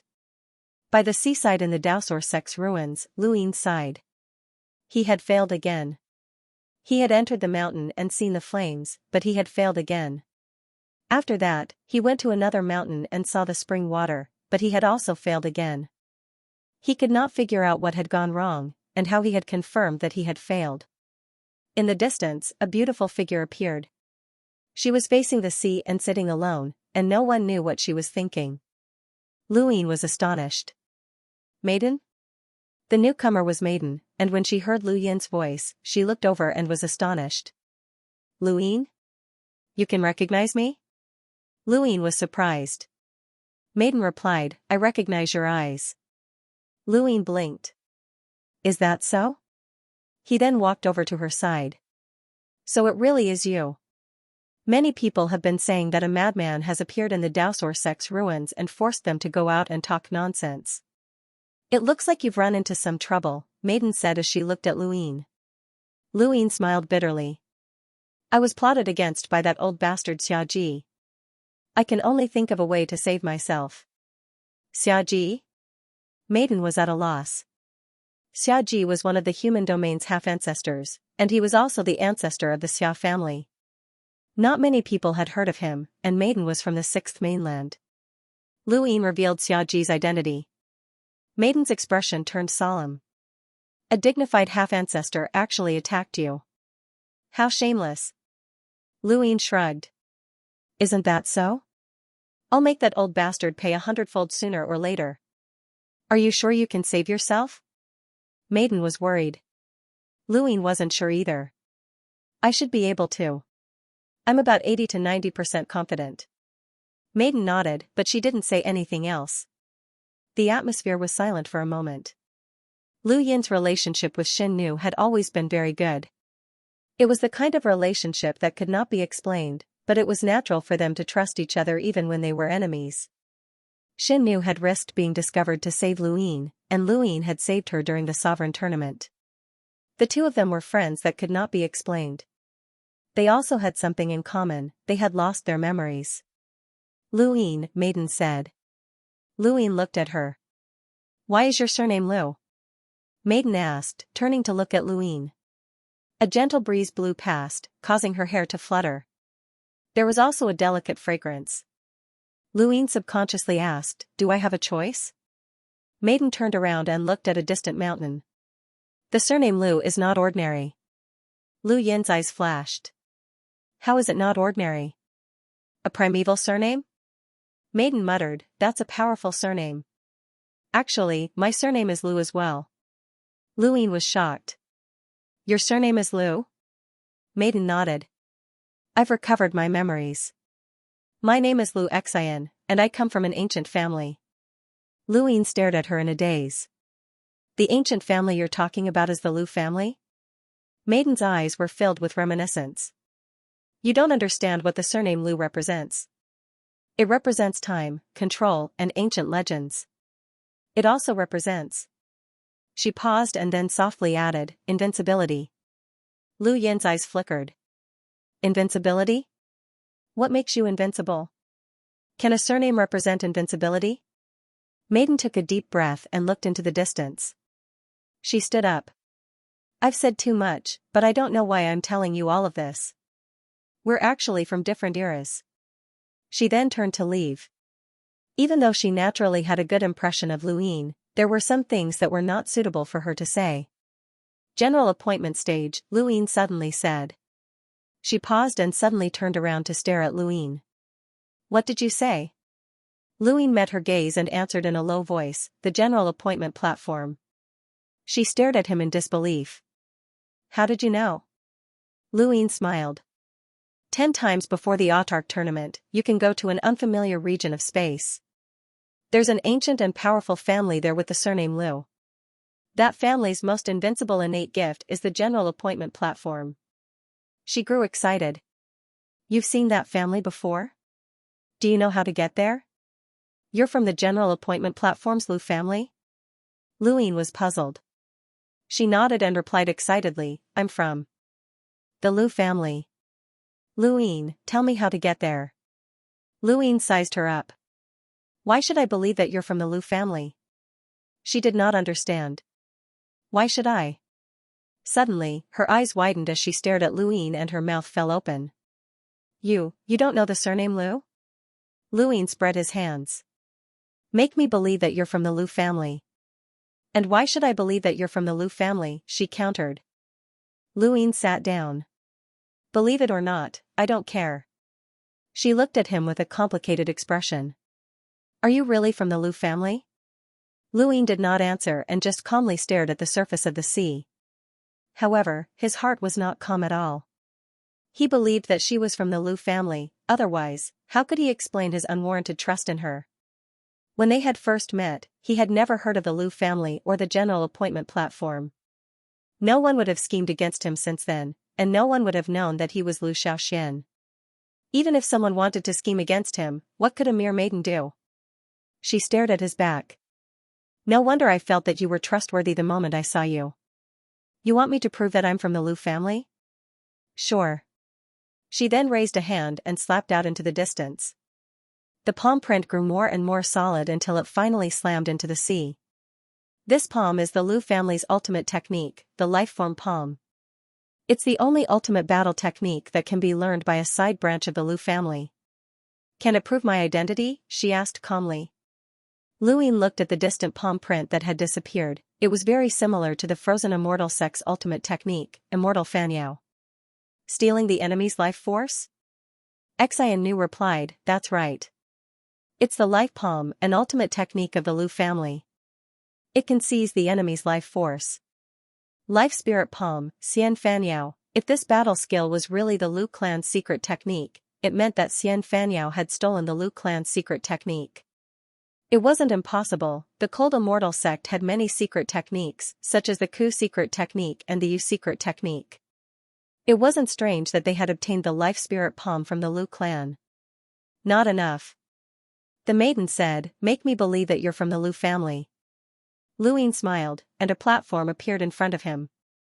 Nothing could prove his identity better than the general appointment stage. Seeing the general appointment platform appear, the maiden's body shook and her pupils shrank. General appointment platform?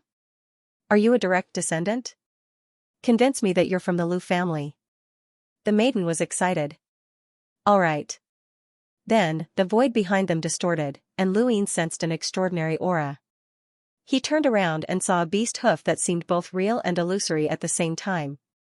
Following that, a giant creature that resembled an elephant took shape. It roared at the sky, and its sound waves tore through the void and spread into the distance. The earth trembled and the seawater boiled. The phenomenon that appeared behind the maiden caused her aura to skyrocket, just like an imprint. Lu Yin stared at the creature that seemed both real and illusory when a voice suddenly spoke in his mind. Little 7, that's one of the Lu family's visualizations. What do you think? Isn't it spectacular? Second bro, that's amazing. I want one too. Haha, you don't have to. That's the immovable heavenly king's elephant that the branch family visualizes. We direct descendants visualize something else that's even more powerful. Really? Second bro, I want to visualize. Hurry up and teach me. Don't be in such a hurry, little 7. Cultivate the Xidagarba needle first. As the voice spoke, Luin felt a sharp pain in his back, and the seal became faintly discernible. His fingers dug deep into the stone as he stared at the creature behind the maiden. These voices were memories of his past, and he had to remember them. He had to remember them. Suddenly, the bones in his body shattered, and Lu Yin's aura relaxed as his body fell into the sea. The maiden hurriedly grabbed onto Lu Yin, not understanding what was going on. His aura suddenly became unstable. The voice in Lu Yin's mind disappeared, and he panted heavily as he sat on the cliff, sweat dripping down his face. What's wrong? The maiden asked with concern. Lu Yin's gaze was cold, and there was a deep unwillingness in the depths of his eyes.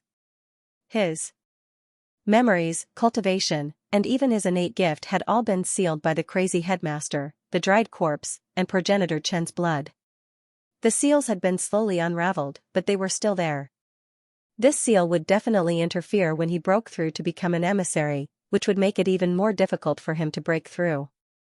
Breaking through to become an emissary was already accompanied by an origin tribulation, and now that this seal had been added to the mix, it was like trying to kill him. The 4 cardinal scales. One day, he would overturn this world and return to the Lu family. Immovable heavenly king's elephant, Lu Yin said in a hoarse voice. The image behind the maiden's back disappeared. This should be enough to prove my identity. Although Lu Yin's memories had not been restored, the voice in his mind told him that the immovable heavenly king's elephant was a branch family's visualization, just like the 4 cardinal scales. Someone had once said that the 4 cardinal scales visualization had been stolen from the Lu family, and the Lu family had helped them achieve this.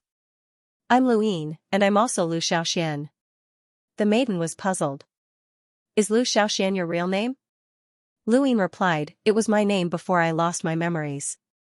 You still haven't recovered your memories? The maiden was astonished. With Lu Yin's current cultivation, it was impossible for him to not have recovered his memories. Lu Yin coldly replied, my memories have been sealed by someone. Who? The maiden's tone turned cold. Lu Yin told the maiden about what had happened in the cosmic tree realm. Many people knew about this, so there was no need to hide anything, especially from someone from the Lu family. The maiden's aura became even colder, and her eyes filled with killing intent when she heard Lu Yin's story. If I had known that these families would betray us, then I would not have given them such a chance. Which era do you belong to? You've never heard of my name before. It should be quite long ago, but you don't seem that old. The maiden replied, I belong to the era of the Daosor sect. Lu Yin was shocked. The era of the Daosor sect? You're still alive? The maiden recalled, in that era, the mother tree could still be seen, and everything had to listen to the Daosor sect's commands.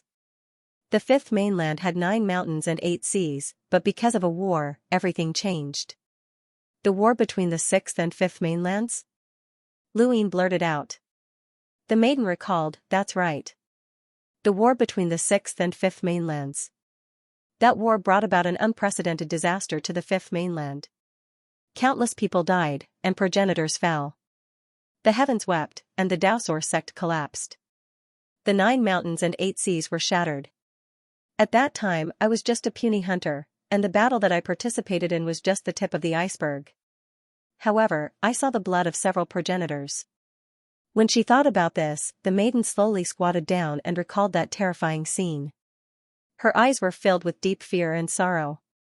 During that era of war, a single drop of blood could destroy a part of the heavens, and a single sentence could cause the astral river to turn upside down. You didn't know where you would be safe if you hid, and you didn't even know if you would survive the next second. No one could guarantee their own survival. Let alone a puny hunter like me, even an emissary or a half-progenitor could have died at any time. The mother tree was shaking, and the astral river was dyed red. I saw large amounts of corpses floating in space and being eaten by beasts. I saw the progenitors that I once looked up to howl in grief.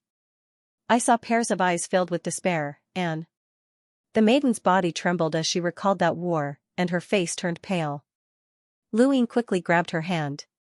Don't think about it anymore. Maiden, maiden! He shouted. The maiden's body trembled, and she gasped for breath before slowly calming down. I'm sorry.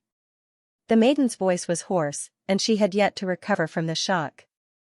It was obvious that war had traumatized her greatly.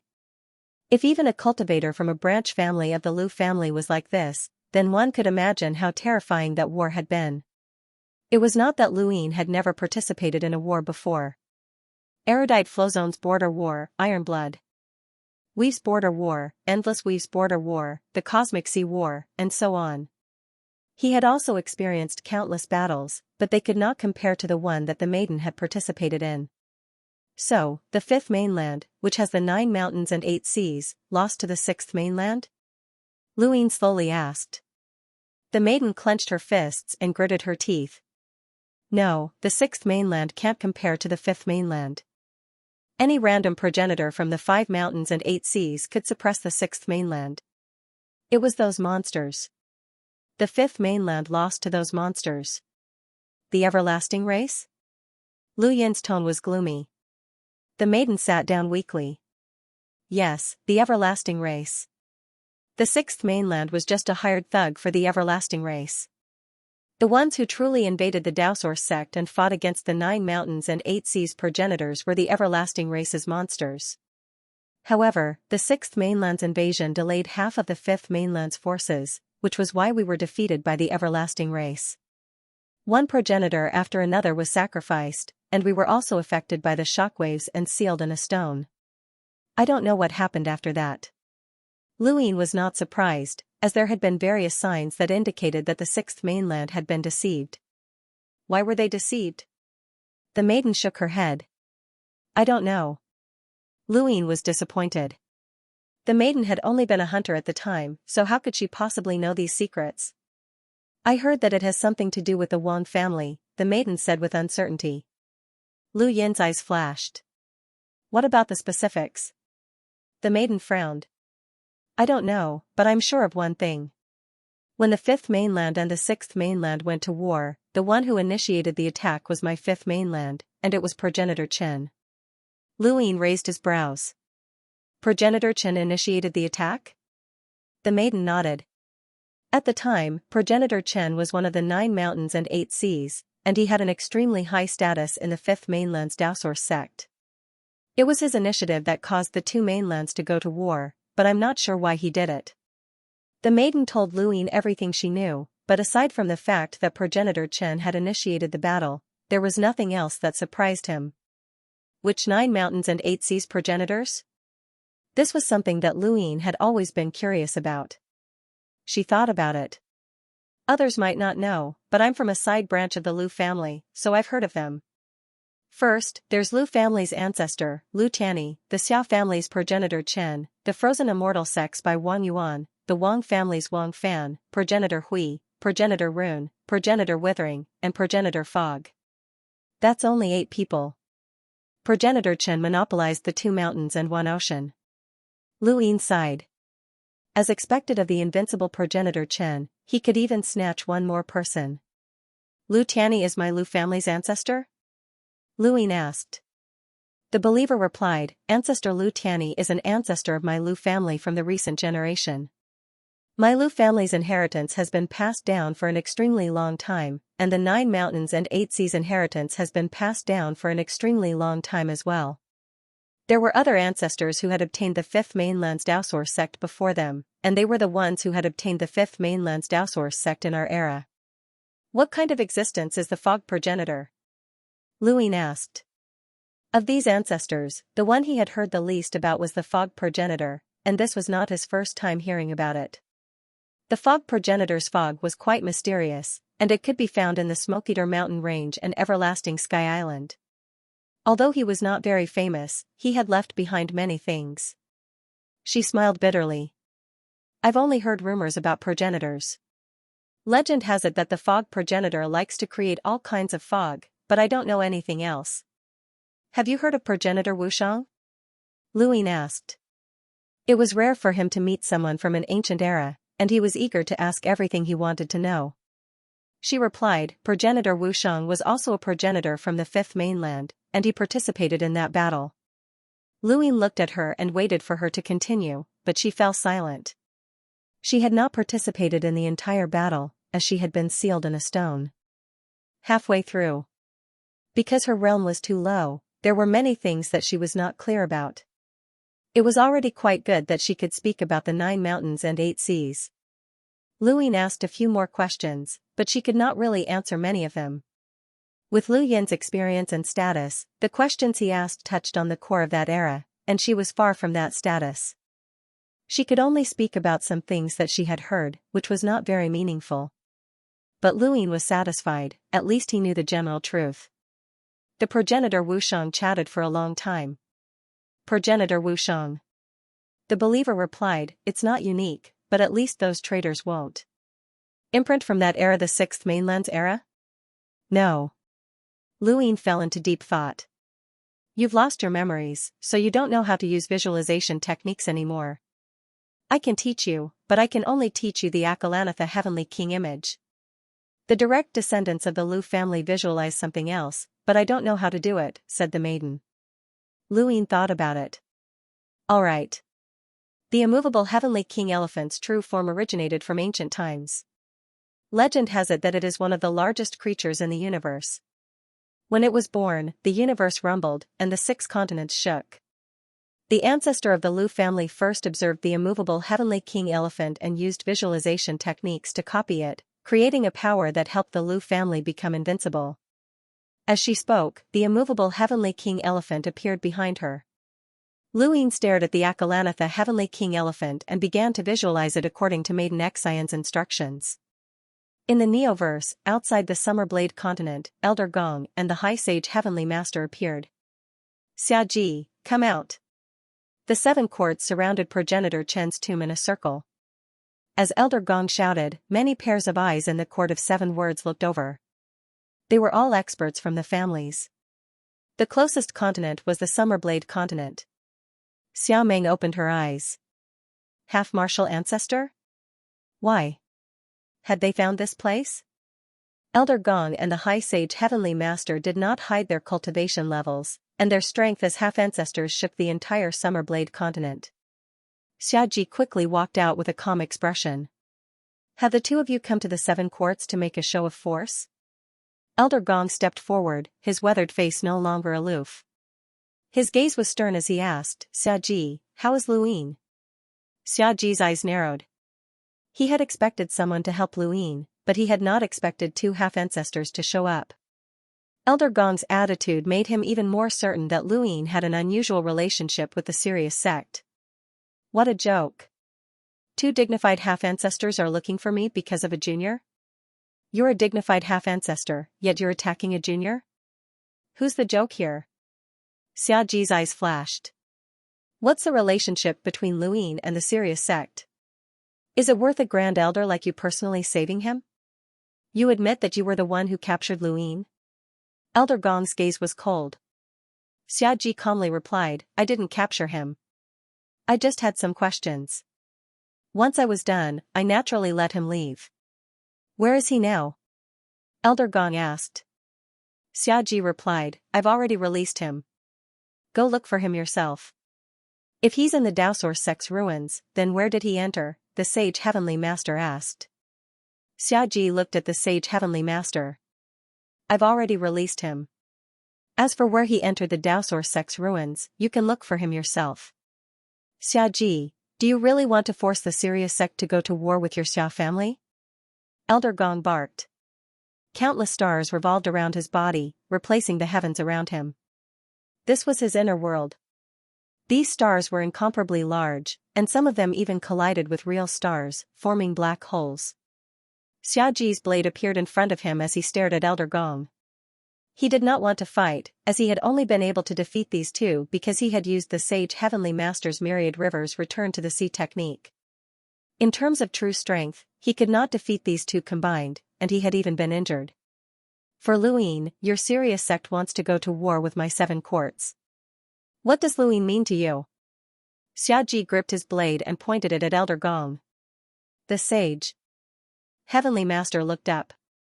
Every disciple of Everlasting Island is my child. If it were a battle between peers, I would not interfere. But you, Xiaji, are a half-progenitor, and yet you want to deal with a child? My Everlasting Island will not sit idly by. Xiaji's eyes narrowed. The three half-progenitors' inner worlds collided, causing the seven quartz heavens to collapse. Countless people looked over in shock, feeling as if the heavens were collapsing. At that moment, Xiao Meng walked out. Ancestor, Elder Chan has contacted you. Xiaji put down his blade and took his gadget. Elder Chan's image appeared. Where is Luin? Xiaji's voice was low. Release him. Elder Chan and Xiaji looked at each other, and Elder Chan asked seriously, You're really releasing him? Xiaji coldly replied, Yes. Elder Chan nodded. I believe you, but I hope you're not lying to me. Luin cannot be touched. Xiaji subconsciously looked at Elder Gong and the Sage Heavenly Master. Just because of the serious sect and Everlasting Island? Don't forget that his true identity will bring disaster to the Fifth Mainland. There's someone behind him, Elder Chan said. Someone that neither you nor I can afford to offend. I can clearly tell you that neither of us can afford to offend him. Xiaji was stunned. He knew Elder Chan's temper very well, and he would not lie about saving Luin. Elder Chan's words had to be true. Who? A progenitor that neither of us can afford to offend? In any case, you cannot touch Luin, or no one will be able to protect you. Elder Chan finished speaking. Xiaji tossed his gadget to Xiao Meng and then faced Elder Gong and the Sage Heavenly Master. I said I'll release him, so I'll release him. In any case, nothing will happen to him in my hands. Elder Gong and the Sage Heavenly Master looked at each other, unsure if Xiaji was telling the truth. In that case, we'll believe you, the Sage Heavenly Master said. Elder Gong said, Speaking of which, how long has it been since we last came to the Seven Quartz? It's time to take a look. The Sage Heavenly Master smiled. I like the scenery of the Great Styx River. I like the mountains and rivers of the Summerblade mainland. Then stay and take a look. Xiaji's brows rose, as the Sage Heavenly Master wanted to keep an eye on him. Up to you. He truly did not plan on looking for Luin, as Elder Chan's words had given him some misgivings. This matter had a huge impact, so there was no need for him to act. However, he would not let Luin go. For progenitor Chen's inheritance, the Sage Heavenly Master had plotted for so long and even fought against two half-progenitors. Now that he was almost certain that the inheritance was in Lu Yin's hands, how could he let it go? In the burial garden, a torrent of water poured down, transforming into the water god's tear that enveloped Lu Feng. Pathmaster C was bathed in blood, and she raised a hand, causing the endless water to transform into two cliffs that fell down. Lu Feng's gaze was calm as she was enveloped by the water god's tear. She did not panic at all, and her sword trembled as she slashed out. The water god's tear was severed, and the edge swept towards Pathmaster C. Pathmaster C's hands fell, and the innate dual cliffs landed steadily. Not only did they shatter the edge, but they also pressed Lu Feng into the ground. Run! Not far away, there was a burial garden gate that led to the outside world, and Yang Kong, who was standing beside it, charged towards Lu Feng. Why are you running? Destroy her. Be careful. Pathmaster C shouted. Lu Feng, who had been pressed down by the dual cliffs, flipped her sword and slashed through the void. The void was sliced apart as the sword broke through the astral source universe and slashed towards Yang Kong. Yang Kong had not expected Lu Feng to be able to counterattack while being suppressed by Pathmaster C. He was caught off guard and was forced back by the sword, almost losing his arm. At that moment, a beam of light shot towards Yang Kong from afar, causing him to quickly retreat. It was an emissary, a modified emissary from the Hall of Honor. Yang Kong's expression turned ugly. Someone else is coming. We're now public enemies, and we need to find a way back to the Starfall Sea. Pathmaster C coughed up blood. Yang Kong did not know where the burial garden gate to the Starfall Sea was, as they had not planned on leaving so easily. He had not expected that they would be exposed. It had to be that bastard Lai Yanzi, as no one else besides him had left. However, Lai Yanzi was definitely dead, as no one could cure the everlasting race's poison. Let's go. Yang Kong turned to leave. Lu Feng's sword cut through the dual cliffs at the right moment. She stared at Pathmaster C and Yang Kong, gripping the hilt of her sword tightly as she slashed out. Pathmaster C was furious. She flipped over and used water to block the attack, attempting to drain the water from Lu Feng's body. However, Lu Feng was stronger than her, and the modified emissary arrived just in time to attack Yang Kong. Yang Kong's eyes turned green, and his green pupils changed. The emissary saw this, and his eyes flashed with a strange light. Yang Kong punched out and forced the modified emissary back. Just as Yang Kong was about to turn and leave, the void around him was sliced apart, forming layers of black that enveloped him. Innate skill, Black Coffin. Countless spikes pierced through the black coffin. Yang Kong roared, and the black coffin shattered with a bang. There were many wounds on his body, and blood flowed down his clothes. He looked not far away. Invisible light, you're courting death. With that, he took a step forward, traversing the astral source universe to attack invisible light. Thank you, brothers, for your support. I'll update at 3 p.m. Thank you. Invisible light frowned. Green eyes? Corpse King transformation? How could a Corpse King enter Burial Garden? There was no time to think. He faced Yang Kong and opened his eyes.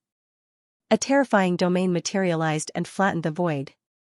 10 meters in front of him, a black spot suddenly appeared. It was his innate gift, the gravitational black spot. Yang Kong walked out of Astral Source Universe and slapped at invisible light. The moment he stepped out of Astral Source Universe, his body was uncontrollably sucked in by the gravitational force, and his attack was diverted. Luo Guang raised his hands and clapped them together. It was as if there were countless hands clapping together. Lose your colors. Yang Kong waved his hand and destroyed the gravitational black spot. He turned to look at invisible light. Suddenly, invisible light turned gray. Everything around him, including the ground and sky, turned gray. Yang Kong's green eyes flickered as he slapped at invisible light. Invisible light's domain materialized and formed a force field that could predict attacks. However, it could not block Yang Kong's attack. The domain was torn apart, and invisible light was sent flying. Yang Kong did not chase after him. Instead, he looked around in confusion. He had lost his color and his ability to distinguish between things. Even when the transformed emissary shot a beam of light at him, he did not notice it. Path Lord C was pierced by a sword, and she spat blood on Lu Feng. Lu Feng's blade flipped over and beheaded Path Lord C. Yang Kong's body was hit by the beam of light, but it did not penetrate. After the green eyes transformation, his physical strength had increased greatly. Although this attack did not penetrate Yang Kong's body, it still severely injured him. At the same time, it also woke him up. He gritted his teeth and cursed, "Despicable." As he spoke, the secret ancestral seal shone from behind him. His injuries healed instantly under the effects of a secret resurrection technique. Lu Feng's expression changed. He really is invisible light. Invisible light glanced at invisible light, then took out a power vessel from his cosmic ring. Lu Feng and the transformed emissary watched as they rushed into the burial garden. Invisible light fell to the ground, clutching his abdomen as blood dripped from the corner of his mouth. He could not even block a single attack from Yang Kong, but because of him, Yang Kong had been severely injured and could not meet up with Path Lord C, resulting in her death. He looked at the burial garden's gate. He really is invisible light. He didn't die, and he even cultivated an eternal battle technique. But is he a Corpse King? Can a normal person cultivate Corpse King transformation? And enter burial garden? Trouble. There was a weave in the outerverse known as Sky Saint Weave. After the sixth mainland had entered the outerverse, Mingzhuang from the martial immortal realm had occupied. Sky Saint Weave. Dream Manor was an unfamiliar name to many people in the fifth mainland. Even in the sixth mainland, many people had never heard of Dream Manor. It was a strange place, and the only cultivation technique there was the Dream Heart Sutra. Within the Dream Manor, almost all of the cultivators were sleeping, which was very strange. It was the same in the outerverse of the fifth mainland. Little Qing looked around curiously and was speechless. He's really sleeping. Beside her was a sweet and adorable girl. When she heard little Qing's words, she giggled. Interesting, right? Little Qing smiled. What if the enemy attacks? It's okay, we can fight in our dreams. The girl was very happy. She pulled little Qing's hand and said, Little Qing, you don't know how bored I've been recently. Let's go to the cemetery and play. Little Qing blinked, her eyes shining. Burial garden? Your house has an entrance? Of course, the girl said proudly. But will your father and the others agree?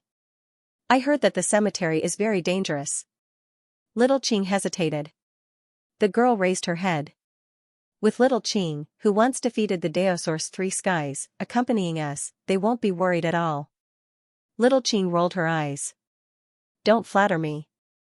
I didn't defeat Bukong. I was just lucky to trick him. A win is a win. Little Qing, let's go to the cemetery's entrance. The girl was very enthusiastic. Her name was Meng Ru, and she was the young mistress of Dream Manor. She was also good friends with little Qing. Not long after, Meng Ru brought little Qing to the entrance of Dream Manor Cemetery. Little Qing was speechless when she saw that even though they were guarding the cemetery, most of the people were still sleeping. This was a unique characteristic of Dream Manor. Little Qing, let's go. Meng Ru pulled little Qing inside, but she was stopped by a man. You're not allowed to go. Meng Ru's face turned bitter. Father, why can't I go? Little Qing will protect me. The man replied, You'll appear randomly after entering the cemetery. No one can protect you. Go back. Meng Ru's pleas were useless. Suddenly, a figure staggered out of the cemetery. His body was covered in blood, and his hair was disheveled. The moment he walked out of the cemetery's entrance, he rushed into the distance. It was Yang Kong. The middle-aged man who had stopped Meng Ru from entering the cemetery shouted, Stop. As he spoke, an invisible wave swept out. This man's cultivation level was similar to Yang Kong's, but his battle prowess was much weaker. Yang Kong hadn't thought that he would come to Dream Manor's territory. He had heard of Dream Manor before, so he was cautious and didn't dare to reveal himself. Facing the middle-aged man's attack, he casually struck out with his palm, but the man was unable to move. Fortunately, little Qing had pushed the man away, or he would have been dead. Although their cultivation levels were the same, the difference in battle prowess was too great. At that moment, Yang Kong's vision gradually returned to normal. He let out a sigh of relief and glanced down to see little Qing staring at him. It's her? Yang Kong didn't even look back as he rushed into the distance to escape. A ripple appeared in the void. Esteemed guest, please stay for a moment. As the voice passed by, Yang Kong's body trembled as an endless wave of sleepiness washed over him. He bit the tip of his tongue to wake up, but in the end, he couldn't stop himself from falling asleep. He fell to the ground and was caught by Dream Manor's people. Little Qing looked at Yang Kong's appearance and was shocked. Bukong? Meng Ru was confused. What do you mean? The middle-aged man's expression was solemn. One of the Daosaur's 3 skies, secret progenitor territories Bukong, is him. Legend has it that he changed his name to Yang Kong and joined the Neo-Human Alliance. Some time ago, he entered the cemetery to kill the inheritor and serve the Neo-Human Alliance. I never thought that it would be true. When he thought of this, his expression turned grim. Keep an eye on him. He then left.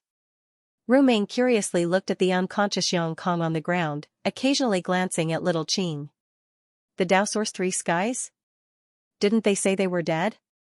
Why would they join the Neo-Human Alliance? Little Qing, are the Daosaur's 3 skies really that powerful? Can they become the future skies of our 6th mainland? Little Qing nodded and recalled, they're really powerful, especially this Bukong. During the sovereign tournament, he was the youngest, about the same age as Luin. However, he was the most difficult to deal with. He had many secret techniques, and his innate gift was strong. He had almost no weaknesses. He's not even a sovereign? What a pity, I didn't watch the sovereign tournament. I was dreaming, and by the time I wanted to watch it, it was already too late. I can't even find a video of the final battle online. Little Qing, tell me more about the sovereign tournament, Ru Meng said regretfully. Little Qing was helpless. Alright, the final battle of the sovereign tournament. Half a day later, the middle-aged man returned. Ancestor, you're dreaming. After hearing this, Little Qing felt that something was amiss. This was clearly an insult, but it was normal in the dream manner. Bukong's identity is sensitive, so I've already reported this to the second master. He then looked at Little Qing. Move him to the upper temple. Little Qing was a descendant of the upper temple. But my master isn't here. Little Qing was troubled. The middle-aged man said, Mr. Guanqing can return at any time. Please understand the uniqueness of this person's identity. Little Qing hesitated, but then nodded. I'll lead the way. Not long after, a group of people took Bukong to a certain location in the outerverse. The Dream Manor's guards were forbidden from leaving, and they were not allowed to reveal any information about Bukong. They had thought that transferring Bukong would be easy, but they had been ambushed along the way. The attacker was not weak, but fortunately, Second Master Meng, an imprinter, had intervened and saved Bukong. Don't be careless. Bukong's identity has already been exposed, and some people can't sit still. Second Master Meng shouted. Little Qing regretted her decision, as she should not have agreed to take Bukong to the upper temple. Bukong had joined the Neo-Human Alliance, and this would cause many people to be suspicious. Had he really come back from the dead or faked his death? What role did the people from the secret progenitor realm play in all of this? No one knew. After it was revealed that Bukong had entered the outerverse under the alias Yongkong, the progenitor of blood and progenitor of martial realms treated the cultivators from the secret progenitor realm differently. Some people even guessed that many from the secret progenitor realm had joined the Neo-Human Alliance. This was also why the Dream Manor was unwilling to leave Bukong behind, as they could not afford to lose him. However, her master was not in the upper temple, and the upper temple could not afford to lose him either. When she thought of this, Little Qing had no choice but to find Second Master Meng and tell him that she would transfer Bukong to another location. Before Second Master Meng could even speak, the group fainted without being able to resist. The Dream Heart Sutra? This old man is still very interested. This dream manor is not bad, hee, Luin muttered to himself as he appeared in outer space. After that, Second Master Meng and the rest of the group disappeared. On the beach in the Daosor sect ruins, Maiden stared in shock at the immovable heavenly king elephant that had appeared behind Luin. How long had it been? He had succeeded? It had only been a few days. She had never heard of anyone in the Lu family's history who had been able to cultivate the immovable heavenly king elephant so quickly. Although it was a branch of the Lu family's visualization power, even the Frozen Immortal sect and other powers did not possess it. How could such a power system be so easy to cultivate? Successfully cultivating it was one thing, but being able to display the power of the visualization was another. Next, she would have to teach Luin how to display the power of the visualization. At that moment, a surging power came from the horizon and rapidly burned the void, causing cracks to appear in the void. Found you. You're the one who caused trouble in the Daosor sect ruins. Maiden's expression changed. An imprinter. Luin opened his eyes and looked into the distance. This was not an ordinary imprinter, as this power level even surpassed Johan's. Even if this imprinter's power level did not reach 700,000, it was close. With the addition of his imprint, this imprinter might be able to stand shoulder to shoulder with Song Zhou. The newcomer was an old man who wore a fiery red robe that was covered in raging flames. The flames continuously transformed into a malevolent beast that occupied the void. It burned the entire void and pressured Luin with its might. Who are you? Luin had asked the 6th Mainland's cultivators within the Daosor sect ruins to spread the news, but he had not mentioned his name. The only person who knew that he was Luin was the imprinter at the Futon Plaza, but it seemed like that person was afraid of death and had not said anything. Lu Yin's lips curled up as he watched the flaming beast burn the void. You're just in time to practice. He did not move at all, and the void flaming beast was struck by an invisible force, but it did not shatter. The old man sneered and raised a hand. Just as he was about to attack, he suddenly retreated a few steps. His face paled as he stared at Luin. The power of spiritual force? Luin was shocked, as the clear sky palm had not been effective. Although this old man's power level did not completely surpass Johan's, and he definitely did not have as many life-saving techniques as Johan, his many years of accumulation had given him no obvious weaknesses, be it spiritual force or physical body. "You're Luin," the old man barked. "You're the only enlighter in the universe who can force me back. I never thought that it would be you." Luin raised his head. "Old man, cut the crap. If you want to die, then come." The old man was afraid, as he did not want to fight to the death with Luin. Although this person was just an enlighter, he was frighteningly difficult to deal with. He was someone who was qualified to converse with the four sovereigns, and who knew what life-saving techniques he had.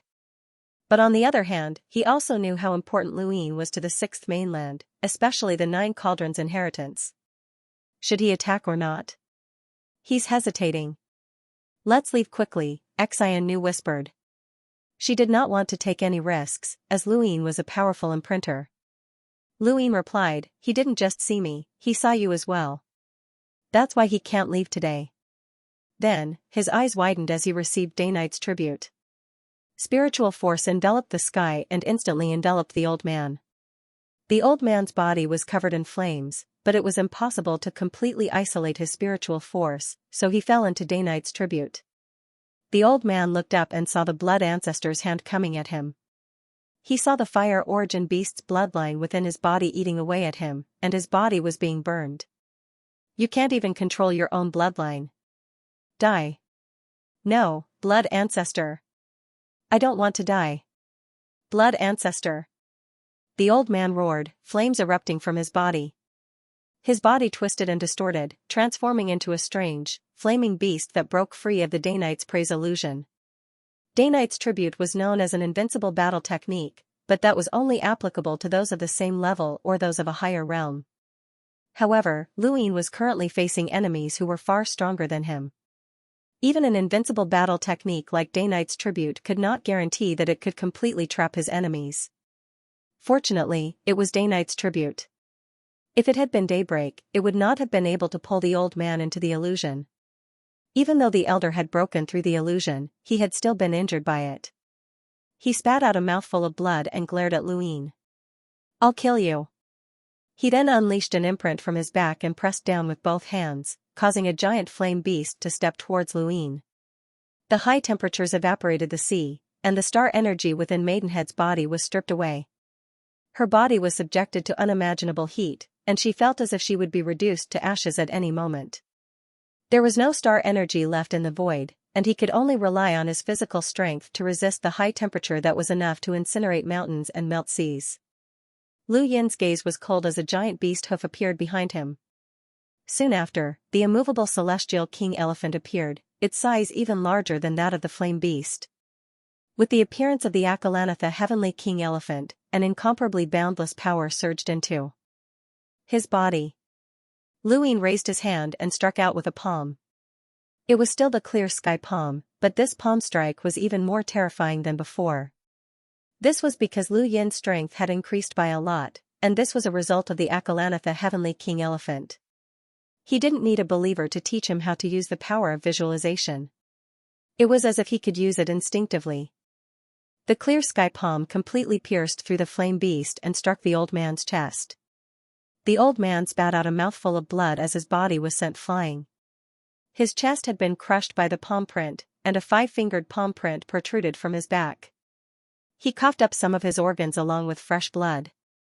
He couldn't believe it. How could an enlighter possess such immense strength? Luin also hadn't expected the Akalanatha heavenly king elephant to increase his strength by so much. The flame beast was dispersed, and Luin took a step forward to travel through the astral source universe. The old man's expression changed. He couldn't face Luin head-on, so he had no choice but to flee. He didn't even think about it as he charged into the distance. Luin suddenly appeared in front of the old man with a long sword in hand. He slashed out with the 14th sword.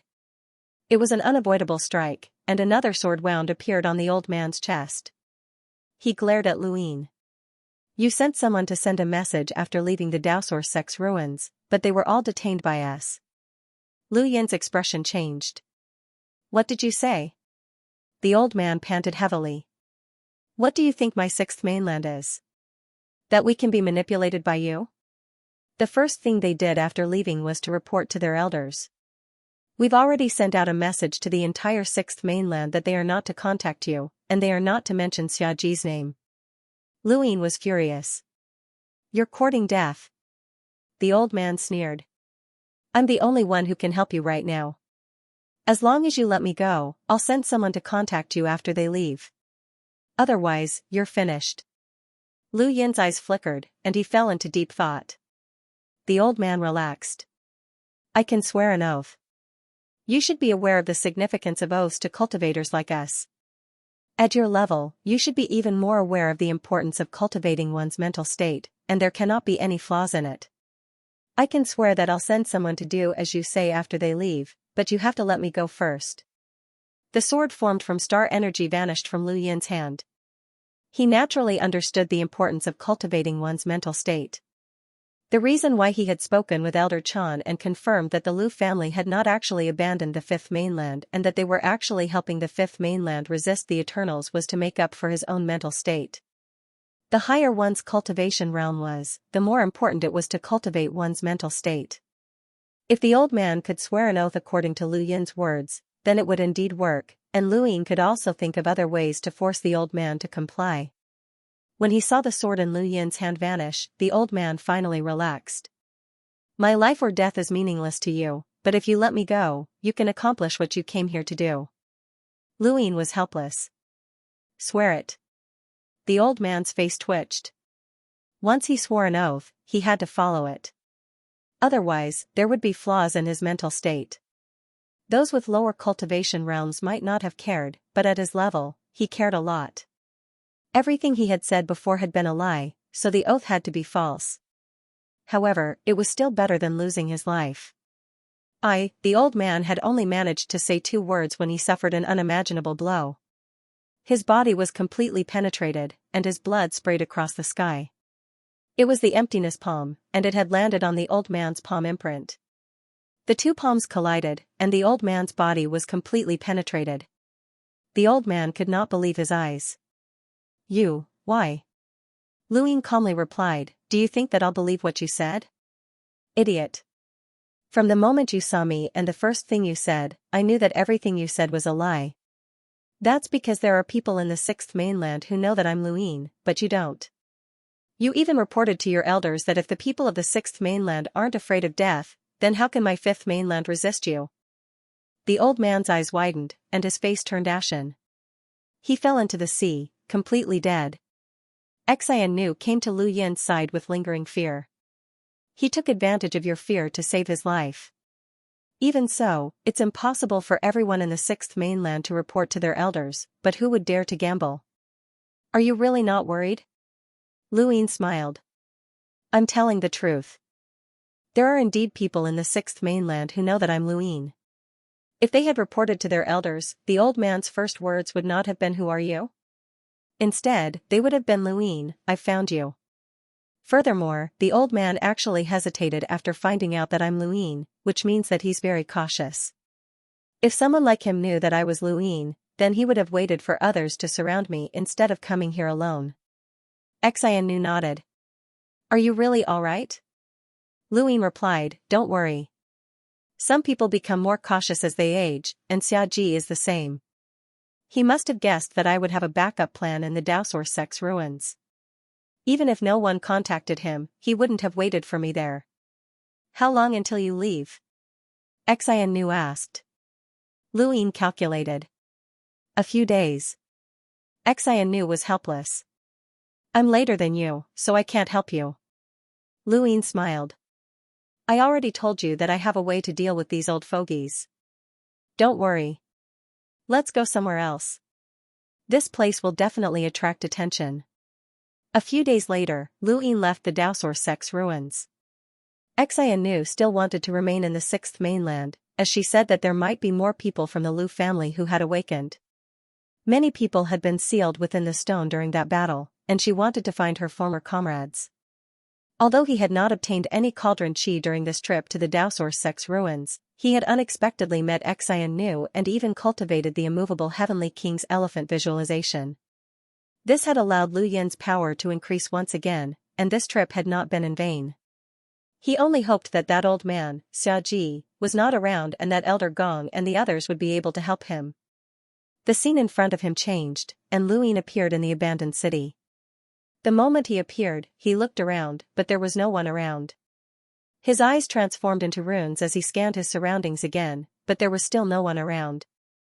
He relaxed slightly, put away his futon, and stood up. Suddenly, a shadow appeared on the ground, and his pupils shrank. He slowly turned around, but before he could see who it was, he fainted. It was happening again. After an unknown amount of time, Lu Yin rubbed his head and woke up. He discovered that he was on top of a floating meteorite in outer space. The meteorite was drifting in a certain direction at a very fast speed. He rubbed his head, still in a daze. What was going on? It couldn't be Xiaji, as that old fogey had no need to hide his identity. He was definitely another absolute expert who had joined forces with Xiaji. Why had that person knocked him out? Why had he left him here? Lu Yin looked at his gadget and tried to contact Elder Gong. He unexpectedly managed to connect. Lu Yin? Elder Gong probed, his tone solemn. Lu Yin looked around. Elder Gong, it's me. Where are you? Elder Gong hurriedly asked. Lu Yin replied bitterly, I don't know. I'm on a floating meteorite. Confirm your location. I'll come find you. Lu Yin grunted. How's Xiaji? Don't worry, we'll keep an eye on him. You guys? And the Sage Heavenly Master. Lu Yin's heart warmed. Please thank Senior Heavenly Master for me. Quickly confirm your location and tell us. We'll come get you, Elder Gong said. Lu Yin grunted in acknowledgement and hung up. If a mysterious person had helped Xiaji throw him here, it could only mean one thing, that person didn't want him to know where Xiaji had taken him. Could it be one of Xiaji's clones? If it was one of Xiaji's clones, why hadn't they interrogated him about the serious art and death god's inheritance? Elder Gong and the Sage Heavenly Master had probably found the Xia family, and Xiaji didn't want to cause any trouble. If something happened to Lu Yin, everyone would be watching him because everyone knew that he had clones. Thank you for your support, brothers. Thank you. Right now, what Lu Yin wanted to know the most was where he had been taken. Xiaji had been unwilling to let him know about that place, and it was definitely related to his clone. Lu Yin could not let him know about it either. Lu Yin recalled what he had experienced and sketched it out. He decided to perform a divination when he encountered the Starcibel sect. Once he confirmed the location, he might be able to find out the location of one of Xiaji's clones and his identity. Lu Yin put down his gadget and looked around. He stood up and stretched his neck before leaping into the astral source universe to search for signs of life. He wanted to confirm his location. Of course, he did not need Elder Gong to pick him up, as long as he did not run into any absolute powerhouses. However, there were some places that even his gadget could not pinpoint. It was raining, and Lu Yin stood on a lone island and stared blankly at the raindrops in front of him. Was this rain? Countless thin lines fell from the sky and absorbed the surrounding star energy before exploding into droplets of rain that sprinkled onto the surface of the sea.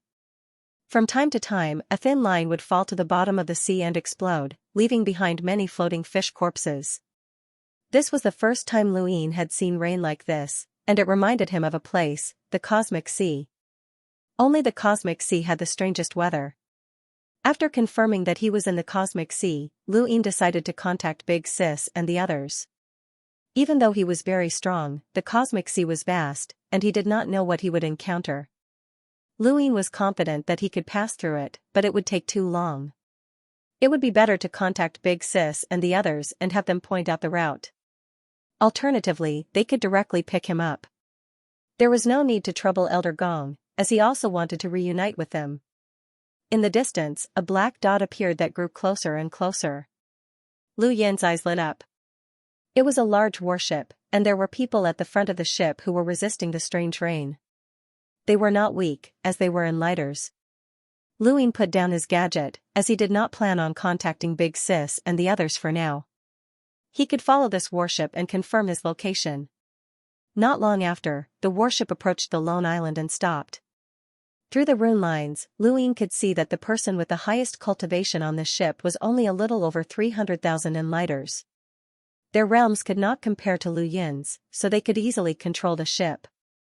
Of course, he did not rule out the possibility that someone could hide their cultivation. Anyone who could wander the cosmic sea was not simple, and Luin did not plan on appearing immediately. There's no one here. It's an isolated island. There are many isolated islands floating in universe ocean every year. Some of them come from the bottom of the sea, and they might have many ancient things on them. Let's hurry up and see if there are any. Stop dreaming. Do you think such a good thing will happen to us? You're the one who's dreaming. Be careful that the captain doesn't get happy. Our arcane arrow team isn't any weaker than anyone else. Why can't we have a turn? Haha, let's drink first to warm up. This damned weather. Luin leaned against the stone wall and listened to their conversation. The Arcadian Arrow crew? He recalled that the Heavenly Arrow crew had been invited to participate in the Tournament of the Strongest. Their archery skills were not weak, and he had heard that they had even gone to the sword sect to show off their prowess. However, one of them had been defeated by him, and the other by Lu Xiaoqiu, so they did not participate in the tournament. Aside from the Cosmic Sea's 4 great legions, the Arcadian Arrow crew was one of the top legions. It was no wonder why they had an enlighter with a power level of over 300,000. This kind of strength was enough to become a commander of one of Leon's armada's subordinate legions. Nate, hurry up and use your domain to see what's on the island. We might not even know if there's an ambush, someone suggested. One of the youths nodded and released his domain. This person was Nate, who had lost to Lu Xiaoqiu in Astral 3. He was high-spirited, but now, he was much more mature and spoke much less. Nate's domain swept across the island and extended into the distance, but it did not discover anything. After a while, the enlighter who had been standing at the bow of the ship stepped onto the island. I'm so tired. This damned weather, it was clear 2 hours ago. Vice Commander, has the commander not decided yet? Should we join Leon's armada? I heard that a few legions have already joined them, someone whispered. Everyone else looked over. The vice commander shrugged. How would I know? The commander didn't even discuss it with me. If you ask me, I think we shouldn't join them. Although our Arcadian Arrow crew isn't strong, we still have the ability to protect ourselves in the cosmic sea. We won't provoke anyone, and if Leon's armada comes looking for trouble, we'll just have to pay them a tribute, someone muttered. Many agreed. It's great to be free. I want to join Leon's armada. It'll be safer. I also think that it's best to be safe. The vice commander leisurely barbecued meat as he listened to the members' discussions. At this moment, a man appeared at the bow of the ship, and all the members fell silent. The commander has come out. Shoo! The man leaped down and sat down beside the vice commander. He picked up a piece of barbecued meat and started eating. What's the fuss about? Let's wait until Leon's armada comes looking for trouble. If we can't avoid them, then we'll join them. If we can't, then we'll develop freely. Commander, have you ever thought of leaving the cosmic sea? Someone suddenly asked, and the rest of the group became noisy. Little Joe, what are you talking about? Leave the cosmic sea? This is the foundation of our Arcadian Arrow crew. That's right, we'll never leave the cosmic sea. We're nothing if we leave the cosmic sea. The Innerverse powers are afraid of us because we control part of the route to the Neoverse. Otherwise, they wouldn't care about us. The commander tossed the bone aside and wiped his mouth. Cut the crap. The decision is in my hands, and it's none of your business. Let's eat your meat. The rest of the members fell silent. Luin leaned against the wall and looked up at the sky. Of the 4 major squadrons in the cosmic sea, only the Corps and Leon's armada were left. The Corps was mysterious, and very few people could talk to them. Luin had investigated them, but he couldn't find any useful information. These people couldn't join the Corps even if they wanted to. If Leon's armada really wanted to unify the cosmic sea, then they would have no choice but to join. Lu Yin's figure flashed, and he appeared beside the commander. He picked up a piece of barbecued meat, placed it over the fire, and leisurely spun it. For a moment, no one noticed him. Most of the members were either drinking or cultivating, so no one noticed him until someone exclaimed, "Luin?" Beside Luin, the commander's hair stood on end, and he looked at Luin as if he had seen a ghost. When did this happen? The vice commander and the rest of the Arcadian Arrow crew stared in disbelief. Luin was actually here? Luin continued to spin the meat. Sorry, I was just passing by. He looked at the commander and smiled. I didn't scare you, did I? Nonsense, I thought I saw a ghost. The commander cursed inwardly, but he didn't say anything. Leon's Armada, the Great Eastern Alliance, and Luin were all on the same side, and they weren't unfamiliar with Luin. This person was known for being vicious and merciless, but he was also extremely powerful. It was said that he had been able to deal with an emissary while only being an enlighter. He wasn't someone they could fight against. Alliance leader Lu, why have you come to the Cosmic Sea? The commander asked dryly. Many of the members retreated, trying to stay as far away from Luin as possible. Luin put down the meat. I was just passing by. I didn't expect to run into an acquaintance. He turned to look at Nate. Long time no see. Nate's eyes flickered, as he didn't know how to respond. I remember that there was another one called Silas. Where is he? Luin asked. Nate's eyes dimmed. He's dead. He died when the Sixth Mainland invaded the Cosmic Sea. Luin nodded and didn't say anything else. It was normal to die in battle. The commander wanted to say something, but he didn't know why Luin had come. Right, Luin suddenly spoke up and looked at the commander of the Arcadian Arrow crew. Please take me to Leon's Armada. I think I'm lost. The Arcadian Arrow crew was at a loss. Lost? Lost? The commander was astonished. Luin was helpless. Yes, I'm lost. You shouldn't be too far from Leon's Armada, right? It's very far, the commander replied. Luin smiled. That's good. I'll take this opportunity to see the scenery of the Cosmic Sea. The commander and vice commander looked at each other, not knowing how to refuse. They didn't seem to have the confidence to do so either. Not long after, the Arcadian Arrow crew set sail and headed in a certain direction. Luin was very curious about the warship, as the material used to construct it wasn't simple. It was rather slippery, and seawater couldn't stay on it for too long. He squeezed it hard, and it shattered with a crack.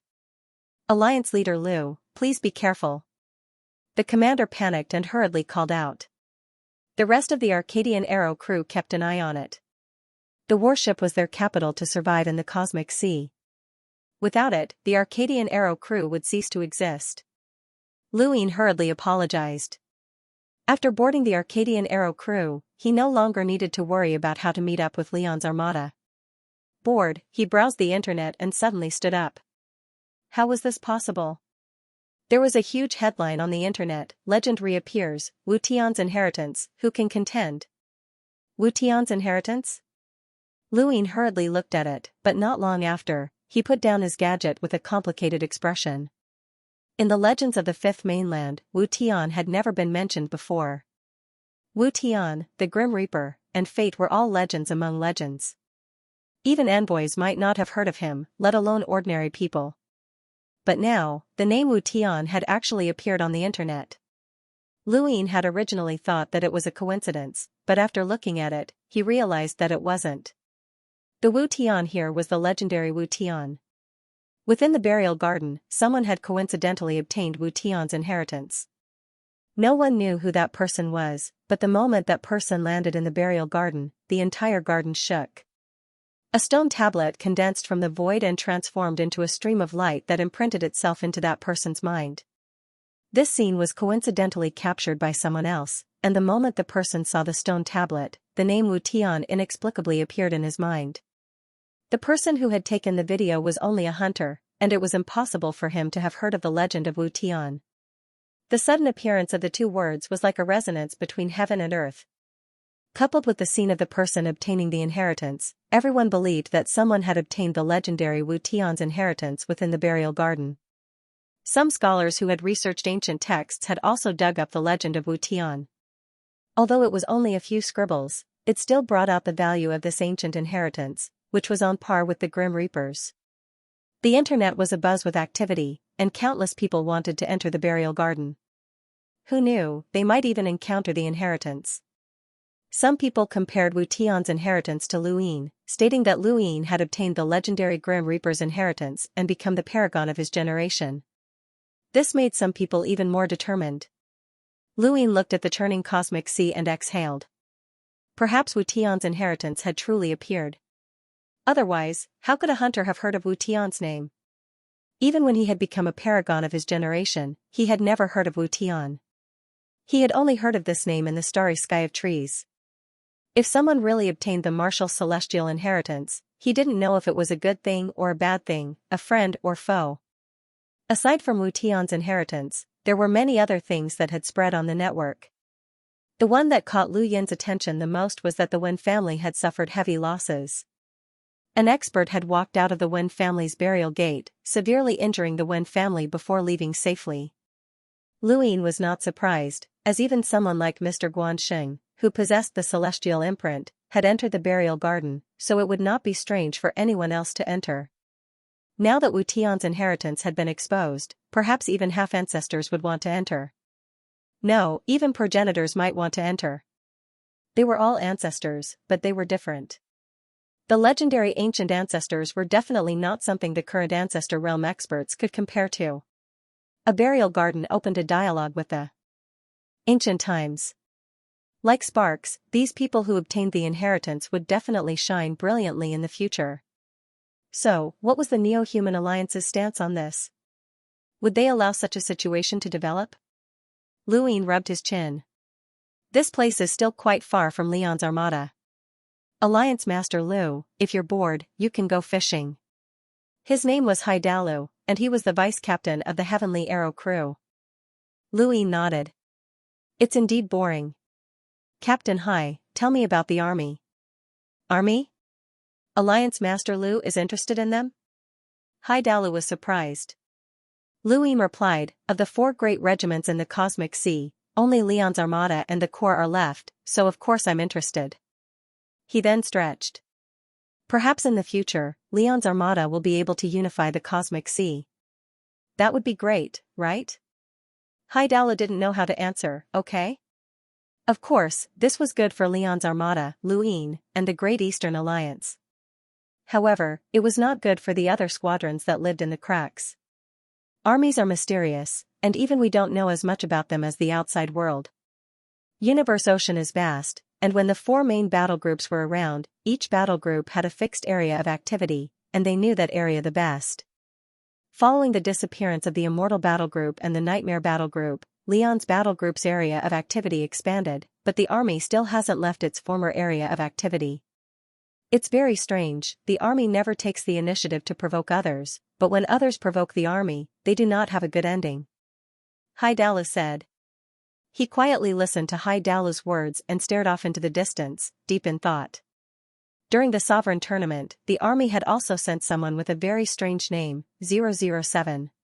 Although that person wasn't very strong, his willpower had been very firm, which had left a deep impression on Lu Yin. Since it's called an army, are they all soldiers? If we are lucky, maybe we can even see an army. Hai Dalu said. Lu Yin was surprised, you can see an army? What do you mean? Hai Dalu turned on his gadget, and a map of Cosmic Ocean appeared. We're actually not too far away from the army. If we want to find Leon's armada, we'll have to go around the army's area. The army roams this area all year round, so if we're lucky, we'll run into them. Lu Yin looked at the map, why don't we just go straight through? It saves time and effort. Hai Dalu laughed bitterly, the army has a rule, the areas that they operate in do not allow any outsiders to enter, violators will be killed. For that, the army had fought with the Mastiff Regiment and Leon's Grand Army, and destroyed a few small groups. We don't dare. What's the army's strength like? Alliance Master Lu, we really don't know. You can ask Haizaj Layan. Layan's armada fought with the army once, so they should know better. Lu Yin's eyes flashed. If this army could still maintain its status after fighting with Layan's armada, then it was definitely not weak. At the very least, it had an expert who could match up to Haizaj Layan. Luing couldn't deal with such an expert. Perhaps Haidalu was worried that Luing would force them to cross the army's area, but he quickly said, Alliance Master Lu, the army is very sensitive. Anyone who crosses that area will be discovered without any luck. Don't worry, I won't force you. Haidalu sighed in relief. Your Arcadian Arrow crew is in this area because you're worried about running into Layan's armada, right? Haidalu's expression changed, and he nodded helplessly. We won't run into them if we can. The strong preys on the weak, so we can only avoid them. Luing didn't say anything else. After unifying the inner verse, his next target was the neo-verse. Layan's armada was enough for the cosmic ocean, and he wasn't interested in what they would do. The weather changed once again, and purple lightning filled the sky. The Arcadian Arrow crew hid in their cabins and looked up at the sky in fear. Alliance Master Lu, it's best if you come in and hide. That purple lightning is very powerful, the captain said. His name was Da, and everyone else called him Captain Da. Luing didn't refuse and entered the cabin. He looked up at the purple lightning in the sky, and his eyes turned into runes.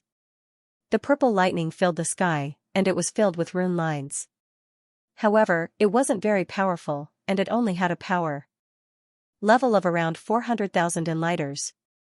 It was already an unstoppable force for the Arcadian Arrow crew. There was a boom as the purple lightning exploded on the surface of the sea. Electricity spread through the water and swept past the Arcadian Arrow crew. Many people trembled, and their eyes grew even more fearful. However, most of them remained calm, as they had experienced even more terrifying weather events. Luing didn't move as he looked into the distance. While he was looking at the rune lines in the sky, he inadvertently saw a boundless number of rune lines in the distance that was getting closer and closer. Soon, he saw a giant, ancient warship approaching. It looked like a ship from the underworld, and it was completely black. Its hull was covered in scars from battle and dried blood. When the warship got closer, the austere aura that it emitted was even more chilling than the purple lightning. Captain, it's an army. It's an army, someone shouted in fear. Da barked, what are you panicking for? Shut up. Many members of the Arcadian Arrow crew watched the giant warship slowly approach under the dark, purple lightning. They felt as if they were being devoured by evil spirits, and many of them turned pale as their eyes flickered. Haidalu stared at the approaching warship and looked at Luing. Luing stood up and walked out of the cabin to stare at the approaching warship. The army's warship was hundreds of times larger than the Arcadian Arrow crew's, and it was almost as large as a continent. In the sky, purple lightning suddenly crashed down, illuminating the deck of the army's warship. A group of cultivators with cold expressions stood on the deck with weapons in their hands as they looked at Luing. There were probably thousands of them, and they didn't even try to dodge the purple lightning. The lightning continued to strike, and a terrifying austere aura emanated from it. There was a thump as the weapons of thousands of cultivators smashed down in unison. There was only one sound, and all of them sounded out at the same time, shaking the surface of the sea. Many of the Arcadian Arrow crew members felt their hearts skip a beat. They didn't even dare to look at the scene. Luing watched with interest as the army drew closer and closer. Eventually, the two warships brushed past each other. Luing of the Great Eastern Alliance requests an audience with the commander of the army, Luing said, his voice materializing into a sound wave that swept through the army. The army was silent as they gradually left, ignoring him. Luing raised a brow. As the army left, the weather suddenly changed for the better, and the sky became clear. The purple lightning from earlier seemed to have never appeared, and colorful fish swam across the surface of the sea in beautiful lines. Luing looked into the distance, but the giant warship had already disappeared. After the army left, the members of the Arcadian Arrow crew heaved a sigh of relief. Da hurriedly came out to look at the surface of the sea. Luckily, they didn't touch that area, or we would have been done for. He looked up and saw that Luing was still looking into the distance. Afraid that Luing would do something, Da hurriedly said, Alliance Master Lu, this is how the army is. No one ever visits them, and they don't interact with the outside world. Then how do they recruit people? Luing was curious. The few thousand people on the deck didn't have high cultivations, so they couldn't have survived for too long. They couldn't have been sealed in stone like Maiden, right? De didn't know either, so he simply said, if Alliance Master Lu wants to visit the army, why don't you meet up with Heizage Lian first? He should be more familiar with the army. Several days had passed since he had encountered the army, and Luin had seen the weather in the cosmic sea. It changed too quickly, and he was caught off guard. Some of the weather didn't come from above, but from the bottom of the sea. Once, he saw a mountain rise from the bottom of the sea before exploding and shattering. This was also a type of weather phenomenon. We're not too far away from Leon's armada, Hai Dalu said. He had become much more familiar with Luin over the past few days. De didn't want to interact with Luin, and the rest of the crew didn't dare to approach Luin either. Where's the island? Hai Dalu was startled, and he frowned as he looked into the distance. Luin asked, what? Island? Hai Dalu replied, there used to be an island here called G Island. Where did it go? He then hurriedly went to find De. Their original plan was to replenish their supplies on G Island. It should have sunk. Change direction and head to the nearby Kuilian Island to replenish, De ordered, and the warship immediately changed direction. Luin looked at the bottom of the sea and saw more than one person. It's normal for an island in the cosmic sea to sink. Based on the size of the island, some people will dive to the bottom to search for treasures. Hai Dalu's eyes lit up as he looked at the bottom of the sea. We used to like to dive to search for treasures, but there were too few of them, so we stopped after a while. Not long after the warship left, an intense battle could be heard from the direction where the island had sunk. Hai Dalu was shocked. Seems like there's something good. Luin looked over and saw several cultivators fighting on the surface of the sea. They seemed to be fighting over something. Suddenly, his expression changed, and he disappeared. Hai Dalu's expression changed, and he stared into the distance. What could possibly interest Luin? Several figures were fighting on the surface of the sea, and one of them was holding on to something and fleeing into the distance. Another was covering the rear, but he was surrounded by several cultivators. Hand it over, or you won't be able to keep it. It belongs to whoever finds it. You're robbing it in broad daylight. It's a pirate act. So what? Leon's armada is full of pirates. Hand it over. A few cultivators chased after the fleeing man and easily caught him before slashing at him with their blades. The man's face went pale. Don't kill me. I'll give it to you. Too late. The blade slashed down without hesitation, and with a clang, the blade suddenly broke. The broken hilt barely grazed the man's neck, and if it had been any closer, the man would have been killed. The attacker was shocked, and he looked around.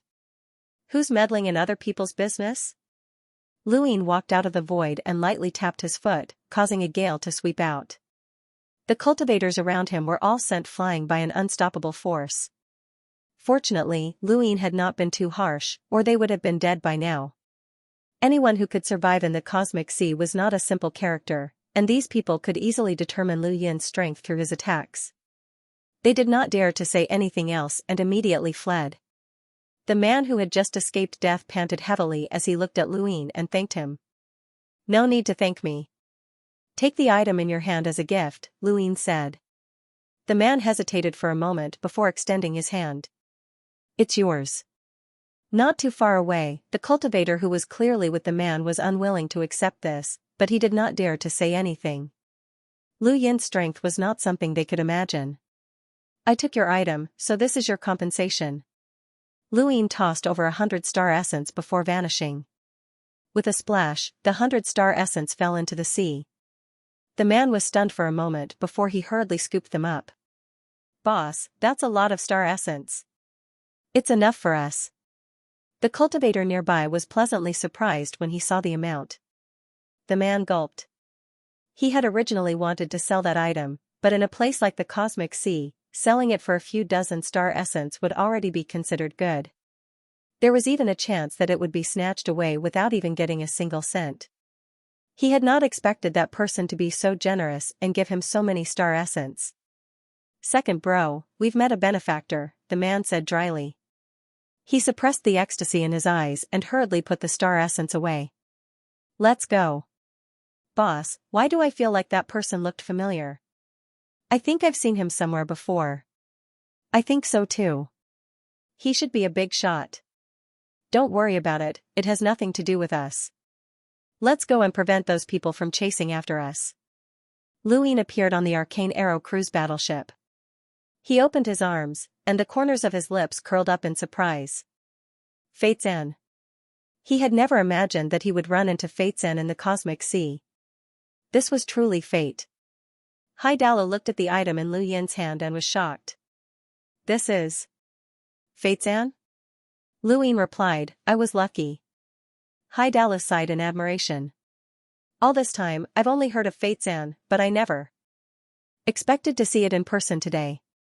Alliance Master Lu is truly blessed. Luin put away the Fate-san. I'm collecting this thing. If you know where I can find Fate-san, tell me, and you can discuss your conditions with me. Haidala smiled and said, if I knew, I would definitely tell Alliance Master Lu. I actually do have something that I'd like to ask Alliance Master Lu for help with. Oh? Luin glanced at him. Ever since this person had boarded the ship, everyone else, including the captain, had distanced themselves from him. Only this person had approached him, and it was obvious that he had a motive. I wonder if Alliance Chief Lu still remembers Zhang Chiding? Haidala asked in a low voice. Lu Yin's gaze changed, and he abruptly turned to stare at Haidala, as if he was meeting him for the first time. You're from the Hidden Earth Society? Haidala nodded. I wanted to tell you from the moment I saw you, but I hesitated.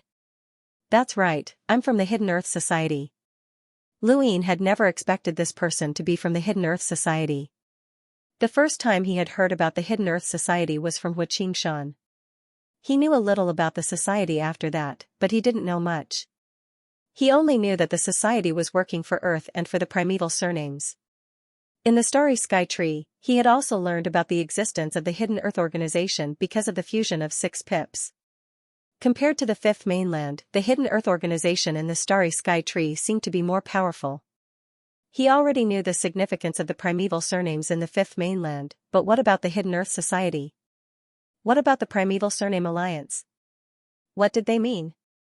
Since you're from the Hidden Earth Society, then you should ask me for the same favor as Zhang Chiding, Luin said. Haidala sighed. It won't be long before Earth's civilization goes extinct again. He looked at Luin solemnly. We're useless and can't help Earth. The only one who can help Earth is you, Alliance Master Lu. Please, help Earth. Tell me everything you know about the Hidden Earth Society, Luin said calmly. Haidala didn't hesitate and told him everything he knew. Haidala's knowledge of the Hidden Earth Society was the same as Xianxia and Zhang Chiding's.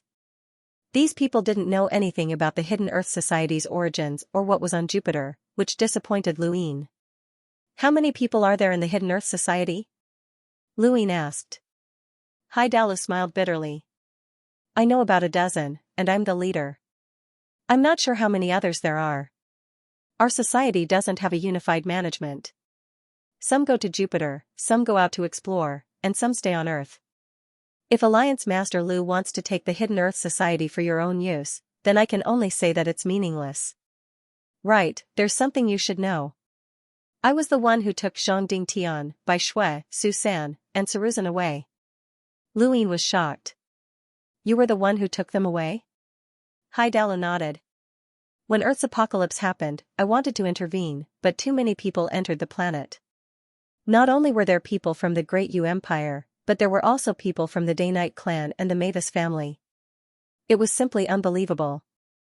I saw Alliance Master Lu turn the tide and save Earth, and I also saw Zhongding Tian and the others leave. I followed them to the Great Yu Empire, and while you were studying in the Astral Combat Academy, I took Zhongding Tian and the others with me. They had no future in the Great Yu Empire, and at that time, I didn't know that Alliance Master Lu would be able to reach your current position. Otherwise, there would have been no need for me to take them away. Luin understood. Haidala was an enlighter, and it would have been easy for him to take a few people away from the Great Yu Empire. The only person who could have stopped him was Undying Yushan, but Undying Yushan had disguised himself as a hunter at the time, so he couldn't have acted. They're all good seedlings, and I wanted to take them out to the universe to train. I left Zhongding Tian on the Greyweed continent in the Starfall Sea, and I placed Bai Shui in the Outerverse. I took Susan to the cosmic sea, and Saruzin to the innerverse. I firmly believe that Earthlings won't fail so easily, and they'll all have their own opportunities.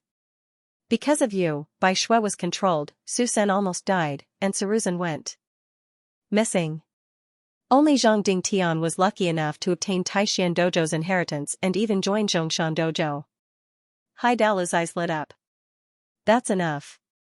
As long as one person can climb up, that's enough. Luin shook his head. His thinking was different from Hai Dalu's, but he couldn't say that Hai Dalu was wrong. Earth was the most ordinary planet, and it didn't have the ability to bring them any opportunities, nor did it have any resources. Hai Dalu had been able to cultivate from an ordinary person to an enlighter, and it hadn't been easy for him to roam the cosmic sea. Alliance Master Lu, you've lived on Earth for a while. If possible, please save Earth, Hai Dalu requested solemnly. Luin was curious. You didn't tell me your identity before, but now you're telling me. Why? Hai Dalu's eyes flashed. Because you gave that person money. Just because of that? Luin was astonished. Hai Dalu lowered his voice. I walked from Earth to become an enlighter step by step, and the experiences I've gone through are unimaginable. I've never received much support from anyone, and it's difficult for me to experience familial love or friendship. I've met countless hypocrites, and I've experienced the most desperate moments. I believe that I'm a good judge of character. Alliance Master Lu, you saved that person's life, but you're still willing to exchange star essence for Fatesan. Luin was amused. Is that a compliment? I don't have the right to compliment you. I'm just speaking the truth. With Hai Dalu's identity as Earth Invisibility, the two of them had become closer. Luin never treated Earth Invisibility as a threat, and Earth could be considered his second home. Actually, there were many planets in the universe that had tried their best to protect themselves the moment they became a cultivation civilization. Basically, every cultivation civilization had its own organization that hoped to unite and gain a foothold in the universe. Unfortunately, most were unable to do so. The Great Eastern Alliance was a different kind of alliance, and it was an alliance between weaves. Earth Invisibility, on the other hand, was an alliance between planets. After we pass through the inverted seashore, we'll enter Leon's Armada's territory, Hai Dalu said as he pointed at the strange scenery in front of him. There was not an endless sea in front of the warship, but rather two seas that seemed to be inverted. The moment a ship touched the inverted seashore, the entire ship turned upside down as well. It was a very peculiar sight. When they arrived, there were more ships around them, and there were also many small islands around. Leon's Armada controls more than half of the cosmic sea, and they protect the people, ships, and islands in those areas. Correspondingly, they also receive resources. The closer we get to the inverted seashore, the livelier it becomes. Many people come here to do business, so there's no need to worry about safety here. Leon's Armada is in charge of everything. Hai Dalu explained. Luin sighed in admiration. It was indeed very lively, and these people were not afraid of Leon's Armada's existence. It was obvious that Leon's Armada was more popular here. After entering the inverted seashore, the Arcadian Arrow cruise warship turned upside down as well, and they soon entered an azure sea. As soon as they entered the sea, the weather suddenly changed. Red rain began to fall, and the entire sea was dyed red. Nobody tried to avoid it, as this type of red rain was very common. The Arcadian Arrow cruise arrival attracted some attention, but nobody stopped them. They smoothly arrived near Leon's Armada's warship. When they arrived, Captain Dirk and the rest greeted Luin and were about to leave. Lu Yin's lips curled up. There's a guest on the ship. Even if you want to leave, you should at least greet the guest. Captain Dirk and the rest were shocked. Guest? They had not sensed anything at all. Captain, behind you. Someone cried out in alarm. Captain Dirk suddenly turned around, and the red rain continued to fall. However, something obstructed him from behind, and the rain slid to the side to form a human figure. Dirk's expression changed, and he asked in a low voice, "May I ask who is boarding?" Under everyone's gaze, a figure gradually became clear. The Arcadian Arrow crew. Do you wish to join my Leon's Armada? Dirk took a good look at this person and became extremely cautious. Spectre. It was Spectre, a member of Big Sis mercenary group. Spectre stared at Dirk. Have you not decided yet? I don't have much patience. Why don't you ask Big Sis to come out and chat with you? Beads of sweat dripped down from Captain Dirk's forehead. Although he appeared rough and unrestrained, it was actually just a disguise. He had brought Luine to the ocean inversion out of fear, and now, he was facing Spectre and that terrifying Big Sis. Haidalu stepped forward. Brother Spectre, we're here to escort Alliance leader Lu. Spectre did not seem to hear him and only stared at Dirk. Around them, the members of the Arcadian Arrow crew had ugly expressions, as they did not know how things would develop. Did they have to join Leon's armada today? Haidalu looked at Luine for help. Luine smiled. Uncle, let's forget about it for today. We'll talk about it in the future. In any case, we can't run away from the cosmic sea. Spectre retracted her gaze and looked at Luine, her originally cold gaze becoming warm. It's good that you're fine. The captain was very worried about you. Let's go. Spectre no longer paid attention to the Arcadian Arrow crew and stepped forward, returning to Leon's armada's warship. Luine turned back and smiled at the Arcadian Arrow crew. Sorry for troubling you all. He then looked deeply at Haidalu. We'll meet again if we're fated. He then vanished. After Luine and Spectre left, Commander Dirk heaved a sigh of relief and said, Return. He had no intention of paying Hizaj Leon a visit.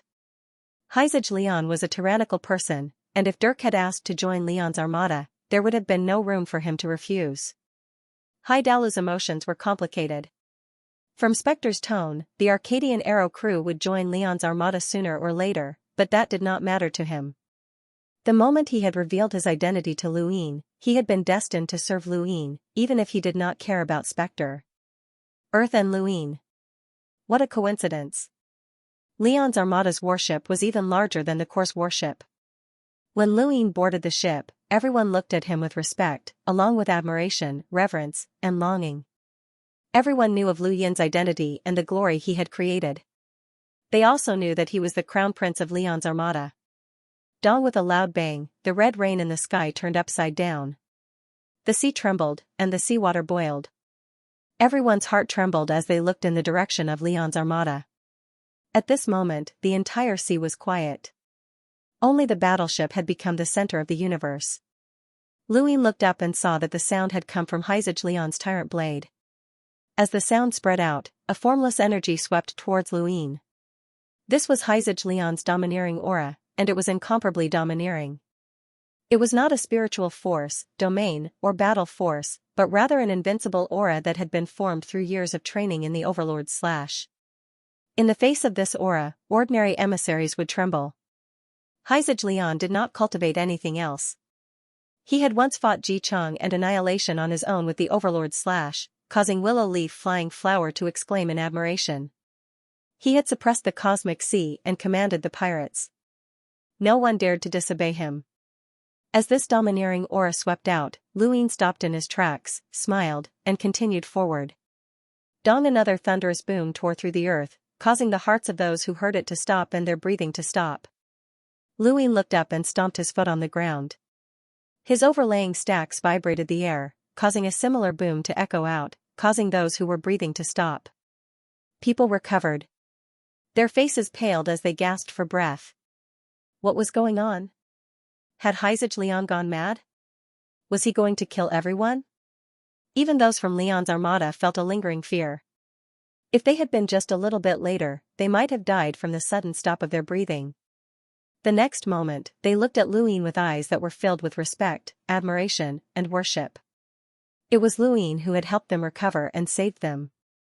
Suddenly, a giant figure charged out from the cabin and raised the tyrant blade high into the air before viciously slashing down at Luine. Lu Yin's pupils shrank, and his star energy transformed into a sword that slashed diagonally from bottom to top. There was a loud bang as the blade and sword collided. The void exploded in all directions from Leon's armada's warship, turning into black lines that extended outwards. The sky above and the ground below were torn apart, as if the mirror that was the world had been shattered. Every black line that tore through the void accurately avoided people and objects. Such a terrifying collision had not affected anyone in the slightest. Everyone continuously retreated as they watched in horror. No one was able to approach the battlefield, as it belonged to the envoys. In Leon's armada, only the commander of the Thundersword Squadron, Lu Feng, was qualified to join, but even she might not be able to escape unscathed. Luin was just an enlighter, but he actually had the strength to resist the commander. They were overthinking things, as Luin naturally did not have the strength to resist Heizij. This was just Heizij trying to create momentum for him and establish his image in Leon's armada. In the end, their squadrons respected strength, and Leon wanted to tell everyone that Luin was a powerhouse who was second only to himself. The red rain in the sky dissipated, and the sky became clear once more. An exasperated voice rang out from the cabin. "You almost killed me. Can't you be gentler? Do you think that just anyone can resist the tyrant blade?" It was Big Sis who had spoken.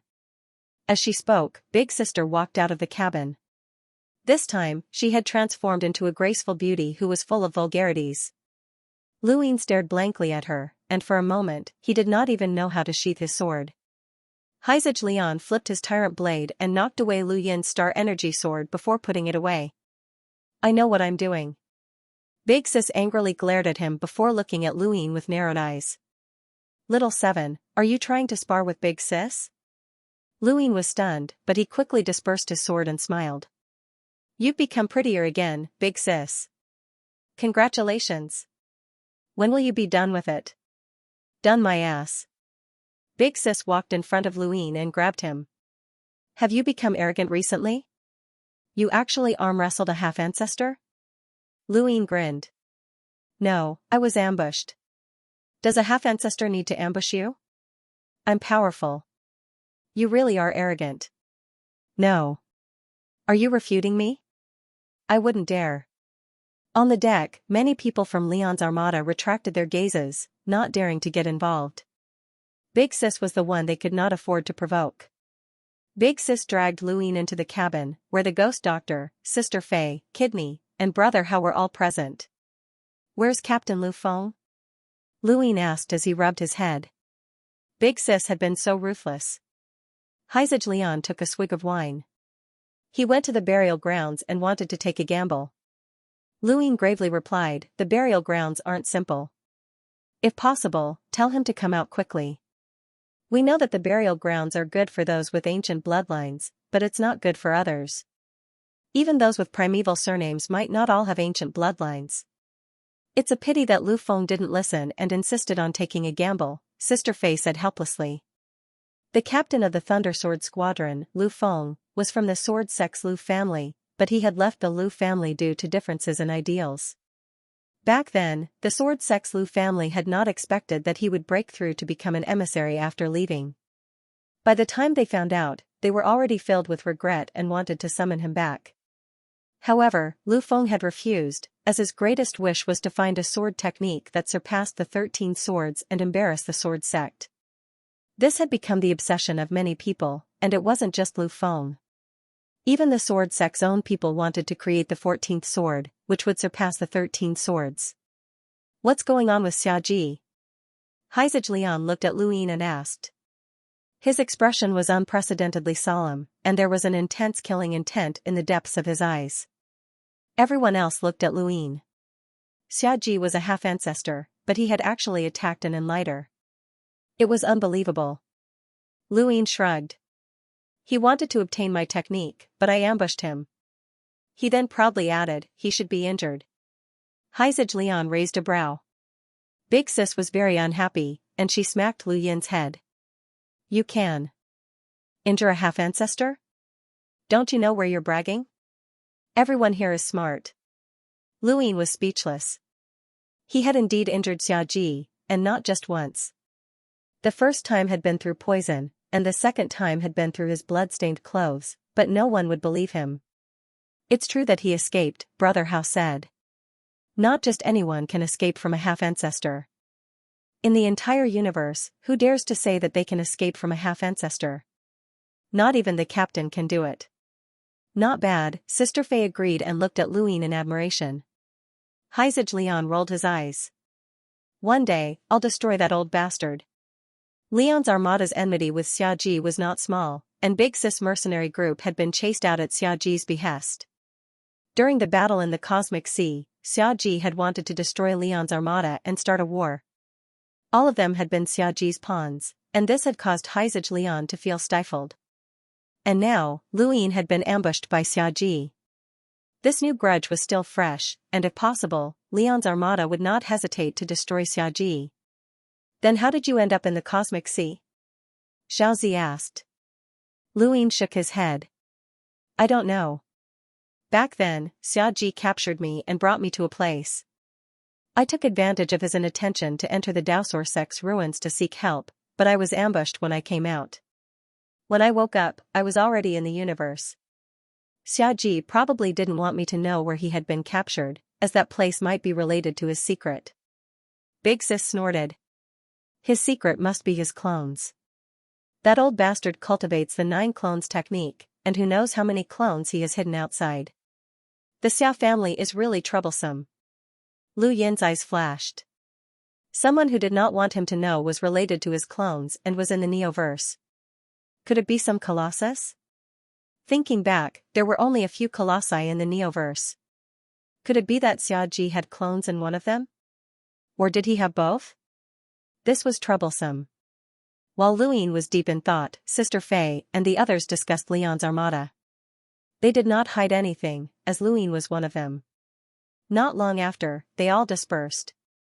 Haizaj Leon asked Luyin to stay behind. What do you plan to do with the Cosmic Sea? Luyin muttered, what should I do? Haizaj Leon smiled casually. Unify the innerverse and outerverse. The next step should be the Cosmic Sea. Luyin looked at Haizaj Leon. Do I need to worry about the Cosmic Sea? Haizaj Leon met Lu Yin's gaze, and after a while, he grinned. Not bad, you're not being courteous with me. That's good. If you were courteous with me, I would have beaten you up. You'd be a member of Leon's armada, and it would be yours. Remember, we'll always be your family, so don't be courteous with us. Luyin nodded. I know. That's why I've never kept an eye on the Cosmic Sea. You still have to keep an eye on them. My Leon's armada isn't the only one in the Cosmic Sea. Lu Yin's heart skipped a beat. I almost forgot. What's with this army? I bumped into them on the way here, but they ignored me. Nonsense, they don't care about anyone and just wander around. They're probably guarding something. Haizaj Leon opened his gadget and pointed at the army. They beat up anyone who enters. I've heard of them. The Mastiff Corps fought with them before. It wasn't just the Mastiff Corps. The Longevity Squadron and even the Hall of Honor fought with them. We were forced out by them, but I don't know about the Hall of Honor. Perhaps they noticed something, but they didn't move and allowed the army to guard the area. Luyin was curious. How strong is the army? Haizaj Leon's gaze trembled. They're quite powerful. Although they don't have any powerful powerhouses, they're good at joint attacks. They're like soldiers, and the entire army is like veterans left behind from the battlefield. They can stop you? Of course. How else would I have been forced out by them? Haizaj Leon was annoyed. Luyin looked at the area where the army was wandering. Were they guarding something? You'll be fine as long as you don't enter that area. The army never leaves that area. If you don't provoke them, they won't provoke you. That's the concept. Beep beep beep beep. Lu Yin's gadget beeped, and he looked over. It was a city? He accepted the call. Alliance Master Lu, the person you're looking for has appeared, Vice Governor Xiao. Xiong said. Lu Yin's gaze trembled. That old woman? Yes, she came to the Genesis court. And then? Then she disappeared and hasn't appeared since. Lu Yin relaxed. Wang Xi had left, and she had probably returned to the cosmic trees. Old White Ghost had left before her, which was good. He didn't have the ability to protect himself against a half-martial ancestor. He had originally planned to contact Kuei Luo and have that old fellow protect him. Now that Wang Xi had left, there was no need to go to Kuei Luo. In fact, he had tried to contact Kuei Luo before encountering the Arcane Arrow crew, but he had been unable to reach him. He had no idea what that old man was up to. Over the next few days, Luin stayed in Leon's armada to familiarize himself with the cosmic sea. During this time, he also chatted with Big Sis about the matter of recommending her to become a director. However, Big Sis had rejected him without hesitation. In her own words, becoming a director would give her less freedom, and she preferred to roam the cosmic sea. On the surface, Luin agreed to her request, but in reality, the board of directors was still operating as usual. Aside from Big Sis, he couldn't think of any other suitable candidates. As for whether or not Big Sis was willing, he didn't even consider it. At worst, he would just be beaten up. A few days later, Leon's armada set sail and headed west to send Luin to Earth's swamp. There was no more death energy left, and he urgently needed to replenish it. Half a month later, Leon's armada arrived at a location not too far from Earth's swamp. Luin bid farewell to Heizage Leon and Big Sis before heading towards Earth's swamp. He stayed in Leon's armada for almost a month, although he was scolded every day. Big Sis was constantly scolded and forced to drink by Heizage Leon. She was even beaten up for no reason, but it felt good, as it was the feeling of being together with family. Leon's armada might seem vicious to outsiders, and Heizage Leon was the pirate king. However, to Luin, they were rather benevolent, and it would be better if Heizage Leon had been a little more lenient. In just a short month, Lu Yin's body was covered in countless cuts caused by the tyrant blade. Heizage Leon did not allow him to use medicine to treat them, so they could only slowly fade away. Luin looked at Earth's swamp. This was already his third time here. The first time, Earth's swamp had been jailbroken. The second time, Earth's swamp had been attacked. Luin had no idea what would happen on his third visit. As he thought about it, Luin entered apologetically. The Helm Master should know that the second Night King and Lu Huang were with him. Lu Yin's guess was correct, as the Helm Master did know. The entire Day-Night clan had sided with the Great Eastern Alliance, and the second Night King and Lu Huang were both with the Great Eastern Alliance. When the Helm Master found out about this, he almost wanted to go to the Innerverse and capture them. Unfortunately, he could only dream about it, as he would not be able to defeat the two of them. Luin stepped into the castle, and the loud snoring caused the ground to tremble as a huge jug of wine fell to the ground. Luin pushed the jug aside and looked up, but he could only see the Helm Master's toes. "Long time no see, Senior Helm Master." The snoring continued. Luin continued, "I had no choice, so please forgive me. This junior has no intention of harming Earth's swamp." The snoring continued. "This is wine that this junior brought from the cosmic sea. I hope you like it." The snoring continued. Luin had said what he needed to say, so he turned to leave. He had only come to Earth's swamp to absorb death energy. He walked out of the castle and released his domain. Soon enough, Luin saw Lord Pig. The dead pig had buried itself in the swamp in fear of seeing Luin, so Luin did not look for it. Instead, he went to a corner of Earth's swamp. Not long after, the death energy within Earth's swamp surged and was absorbed by Luin. Within the castle, the Helm Master stood up and rubbed his head. He looked at the corner with a strange expression. Isn't this kid afraid of eating himself to death by absorbing so much death energy? Even the Spectre clan isn't this ruthless. I hope he doesn't go down the wrong path. He then picked up a jug of wine and took a big gulp. Not bad, but it won't be that easy to resolve what happened back then with just a bit of wine. Why am I so sleepy? Is the alcohol too strong? After saying that, he fell asleep with his head back. In a corner of Earth's swamp, Luin quickly absorbed the death energy. As his cultivation increased, the black and white fog at his chest also expanded, and he naturally absorbed more death energy. Lord Pig looked at the surging death chi in horror. It was too terrifying. This person was too terrifying. Lord Pig definitely couldn't meet him. He definitely couldn't. As the death energy entered his body, the black and white fog at Lu Yin's chest grew thicker and thicker. Fortunately, he had the Fate Sand to block it. Soon, the absorption was almost complete. All of Earth's swamp's death energy transformed into a tiny river that flowed into Lu Yin's body. Suddenly, he saw a face smiling at him. It was a woman's face that was as beautiful as a flower. Luin suddenly lowered his head and looked at a corner of Earth's swamp. Through the swamp, he saw that face and that pair of golden eyes. Who was that? Not long after, Luin went deep underground and came face to face with a woman. He had never seen this woman before. She was not bound by chains, so she was not a prisoner. Who are you? The woman smiled at Luin and bowed slightly. Spectre Clan's Tongyu. Greetings, master. Lu Yin's expression turned solemn. Moo. Tongyu? Where had he heard that name before? As he looked at the woman's golden eyes, a thought flashed through his mind, and he blurted out, Vice Inquisitor of the Dark Court, Tongyu. Tongyu looked up and smiled at Luin. It's Tongyu's honor to be remembered by master. Luin subconsciously took a step back and stared at her warily. He remembered this woman because she was the one who had attacked Earth's swamp. Why are you here? Tongyu replied, Of course I'm waiting for master. Earth's swamp is filled with death energy, and if master wants to replenish it, this is the best place to do so. What are you waiting for me for? Don't call me master.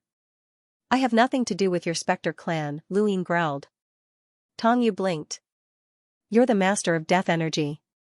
How could you have nothing to do with it? Lu Yin's eyes narrowed, but he did not refute her. In fact, he did not dare to do so. This woman had almost killed a Hell Master, so she was absolutely invincible here. There was no benefit in going against her.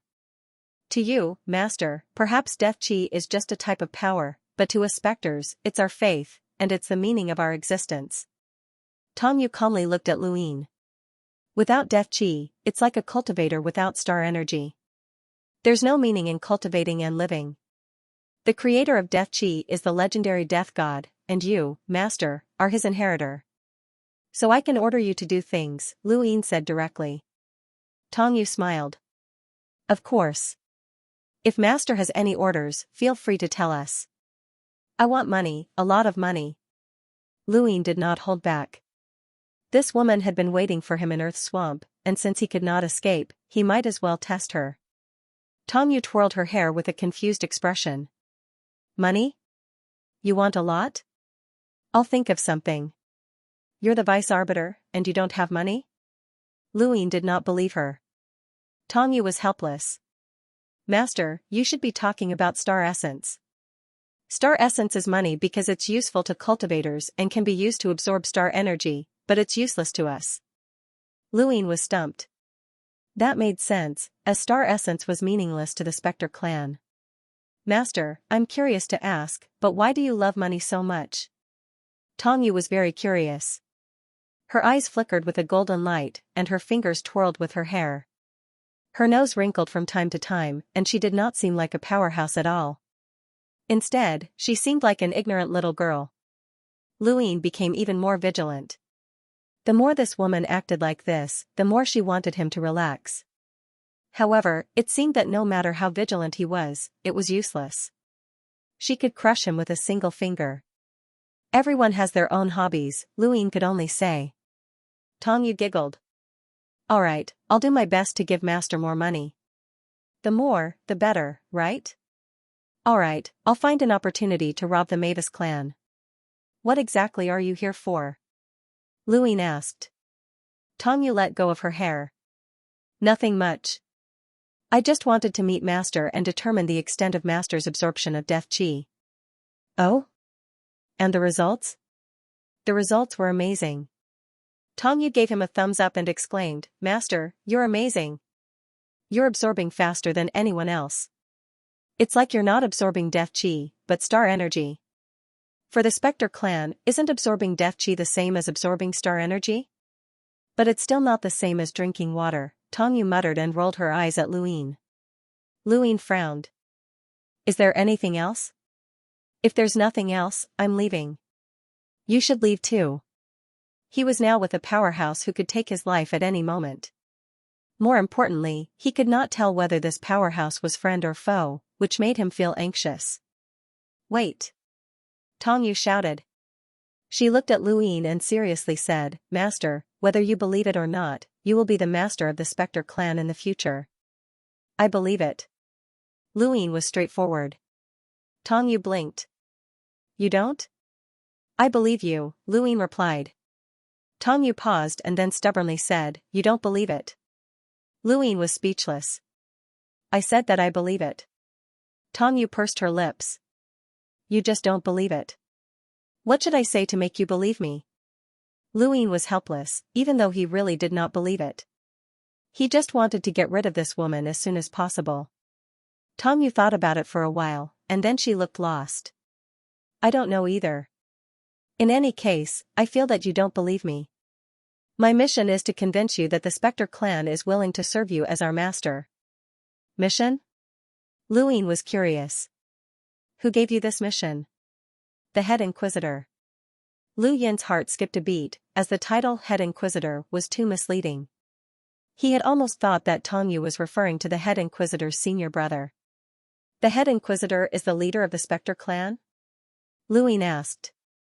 Tongyu nodded. "Yes, the head inquisitor asked me to come find Master and confirm that Master must believe in our sincerity." "What if I don't?" Lu Yin countered. Tongyu stubbornly replied, "Then I'll follow Master until he believes me."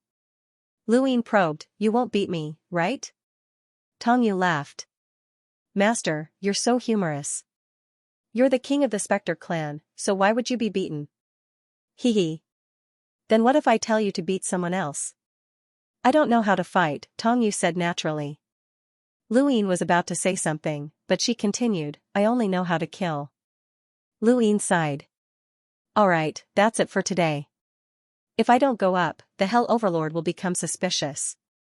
"Then I'll kill him," Tongyu said naturally. Lu Yin's eyes trembled as he stared at her. "If I don't believe you, then you'll continue to follow me." Tongyu nodded and then smiled.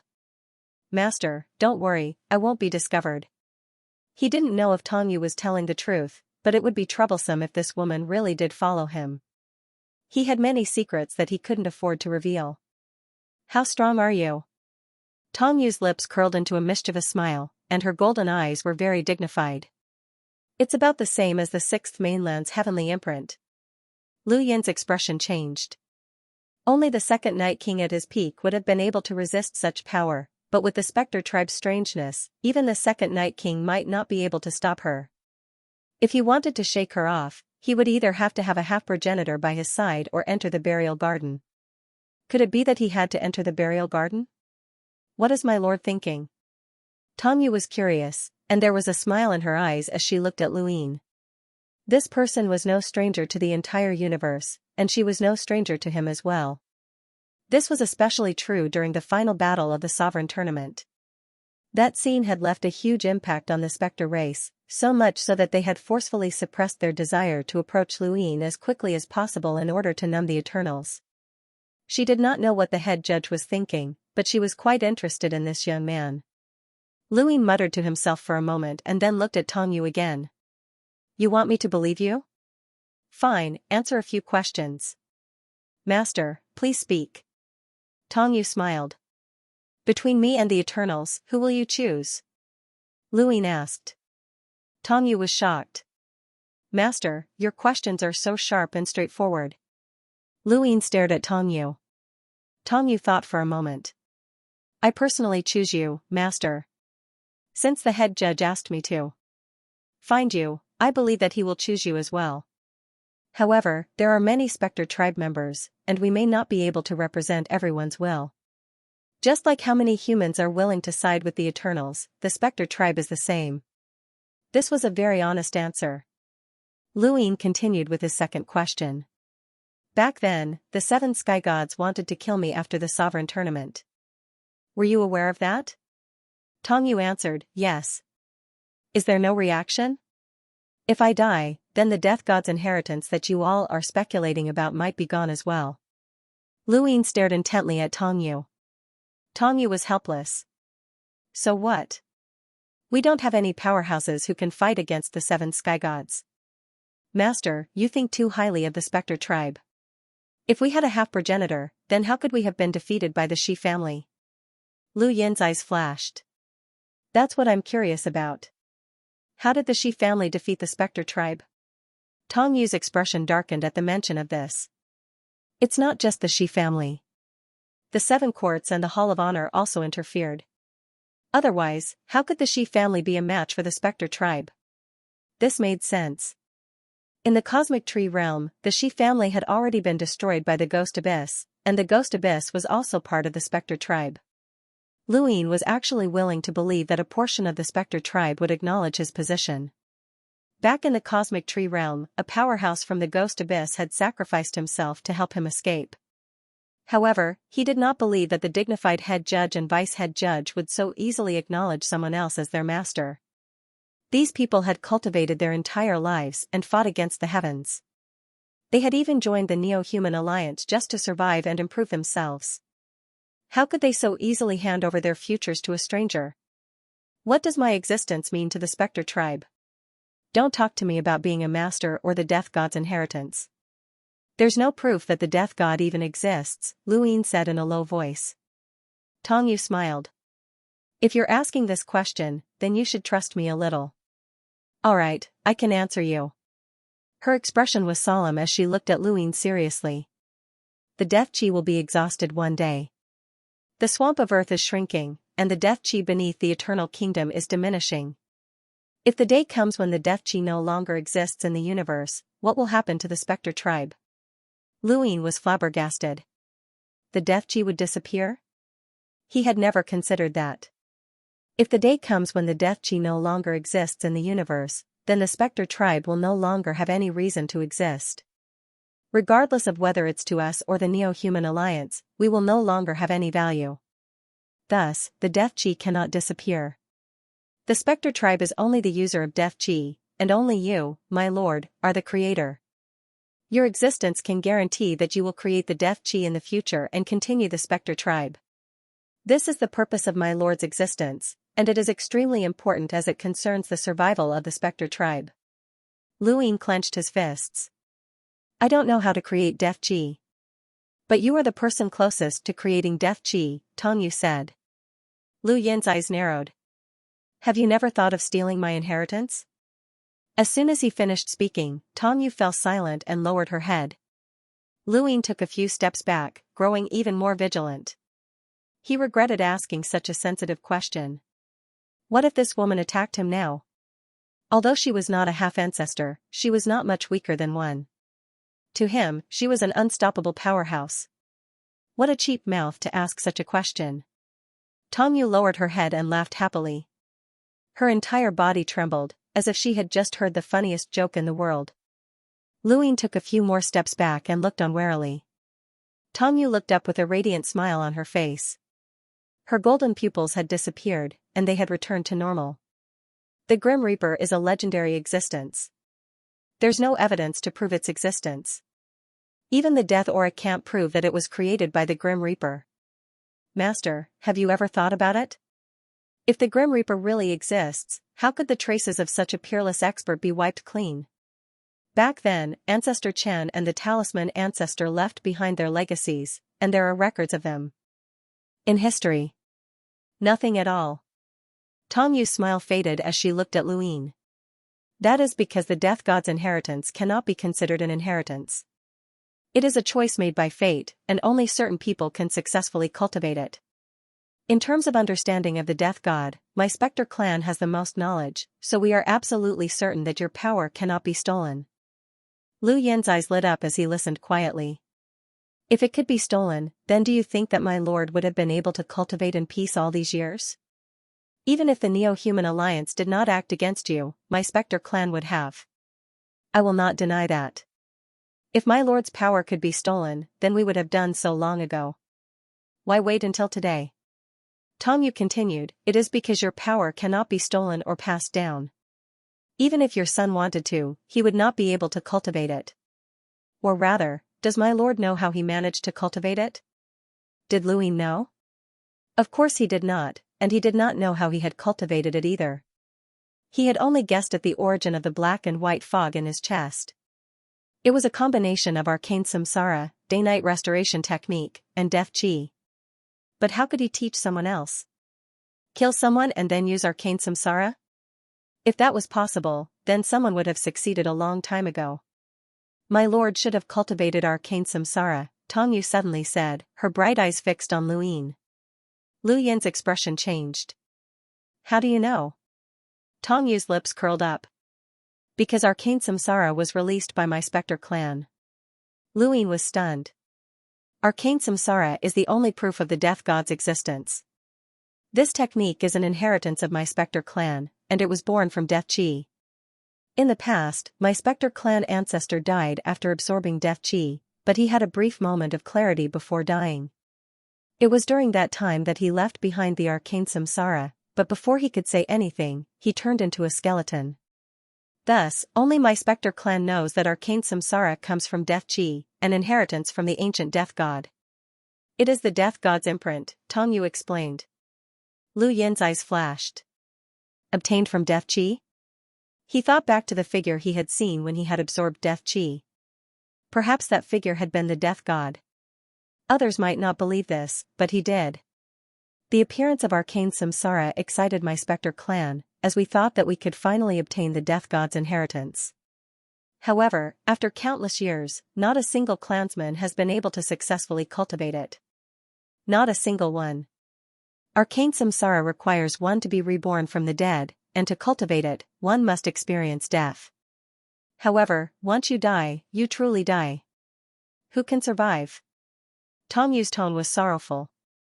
Once upon a time, my specter clan was incomparably glorious, and even the lofty Daosor sect had to pay attention to us during our peak. However, because of arcane samsara, our clansmen withered away and weakened.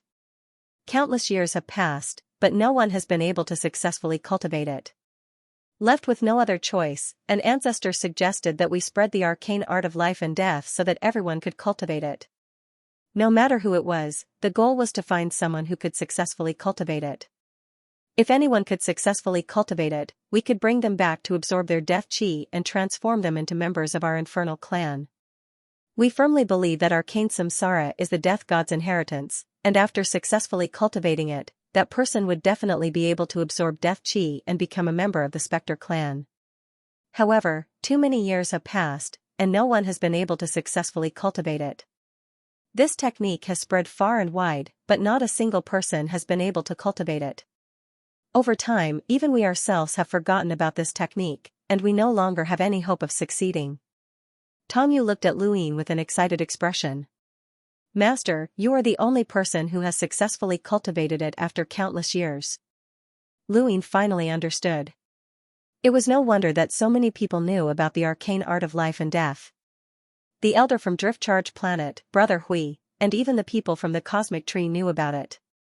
It turned out that the Spectre clan had spread the news in order to find people who could successfully cultivate it. Luin also understood why the Spectre clan had confirmed that his inheritance could not be stolen, as there was no need to do so. The arcane art of life and death itself was his inheritance. Do you believe us now, Master? We have no ill intentions towards you. You are the only person who has successfully cultivated it, and you will be able to create death chi in the future. You are the foundation for the continuation of our Spectre clan, Tong Yu said. This was the main reason why she had sought Luin out. She wanted him to know where his inheritance had come from and that the Spectre clan was not his enemy. Although Luin was still wary of Tong Yu, he was actually starting to believe her. The arcane art of life and death could not be faked, as his death transformation was based on the arcane art of life and death. It was also true that no one had successfully cultivated the arcane art of life and death, so they could not steal it even if they wanted to. Even so, he was still wary of the Spectre clan, and he would not trust them so easily. Since I'm so important to you, why didn't you help me when I was in danger? Tong Yu blinked. Because of the arcane art of life and death. Luin was taken aback, as this made sense. He had almost died many times because of the arcane art of life and death, but he still felt that something was off. Tong Yu sighed. Master, you have to understand a Spectre clan. On one hand, we have joined the Neo-Human Alliance and have always been under the surveillance of others. On the other hand, there are times when we don't have the ability to save you. Powerhouses often appear around you, such as a half-ancestor. However, we have also helped you when we could.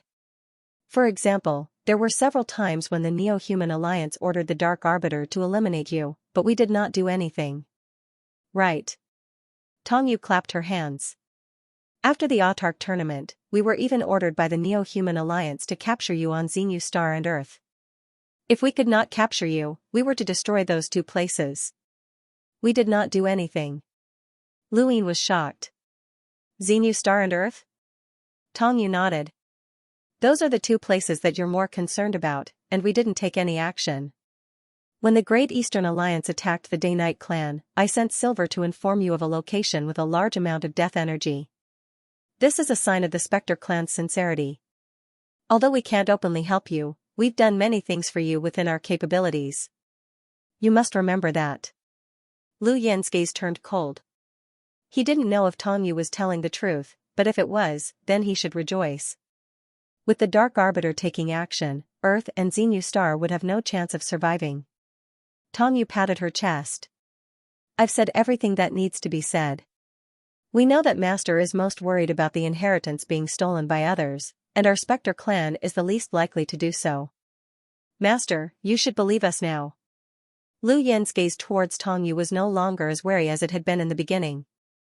You came looking for me today because you wanted to tell me this, right? Tongyu nodded, feeling a little troubled. If I had taken the initiative to bring it up, Master might not have believed me. Fortunately, Master took the initiative to ask. Let me think about it.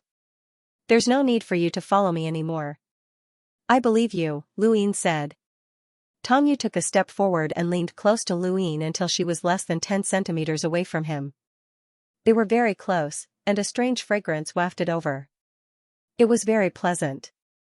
Lu Yin wasn't used to it, and he wanted to back away. Tongyu stared at him for a moment before nodding. You believe me this time. Alright, since that's the case. She then waved a hand, causing a chessboard to appear on the ground. Let's play chess. Lu Yin was stunned. What do you mean? Tongyu sat down cross-legged on the ground without a care for her image. She propped up her chin with her right hand and blinked. Let's play chess. It's not time yet. What time? Lu Yin's heart skipped a beat. Tongyu pursed her lips and smiled. It has nothing to do with Master. I still have something to say, but it'll have to wait until after the game. Just say what you want to say. Lu Yin's tone was low. Tongyu gestured for him to go ahead and smiled at Lu Yin. Lu Yin sternly said, I've wasted too much time here. The Hell Overlord will notice. He won't. I made him fall asleep, Tongyu said happily. I want to spend more time with Master. Lu Yin frowned. What are you trying to say? Tongyu gestured for him to go ahead and blinked. She then put on a pitiful expression. Master, play chess with me. Lu Yin took a deep breath. He wanted to leave, but at some point, he had been surrounded by an aura of death that isolated him from the void. He knew that he couldn't leave even if he wanted to, so he helplessly sat down. I don't like being forced. You should know that. I know, but I don't dare to force Master. Master, you'll find out soon enough. Tongyu giggled and excitedly placed down a piece. She then looked at Lu Yin expectantly. Lu Yin looked at her deeply, raised his hand, and placed down a piece. Not long after Lu Yin and Tongyu started their game, Hidden Weep, who was carrying a banner on her back, suddenly exploded into a streak of light in the cemetery. The gravekeeper's eyes went wide, and his expression changed. Not good. He stepped forward and arrived at the spot where Hidden Weep's body had exploded. When he saw the various source boxes taking shape, his eyes narrowed. A spatial transfer array?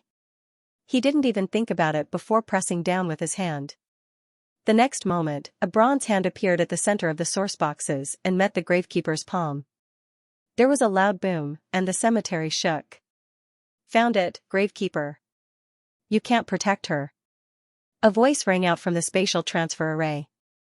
It sounded like metal grinding against metal, and it was extremely unpleasant to the ears.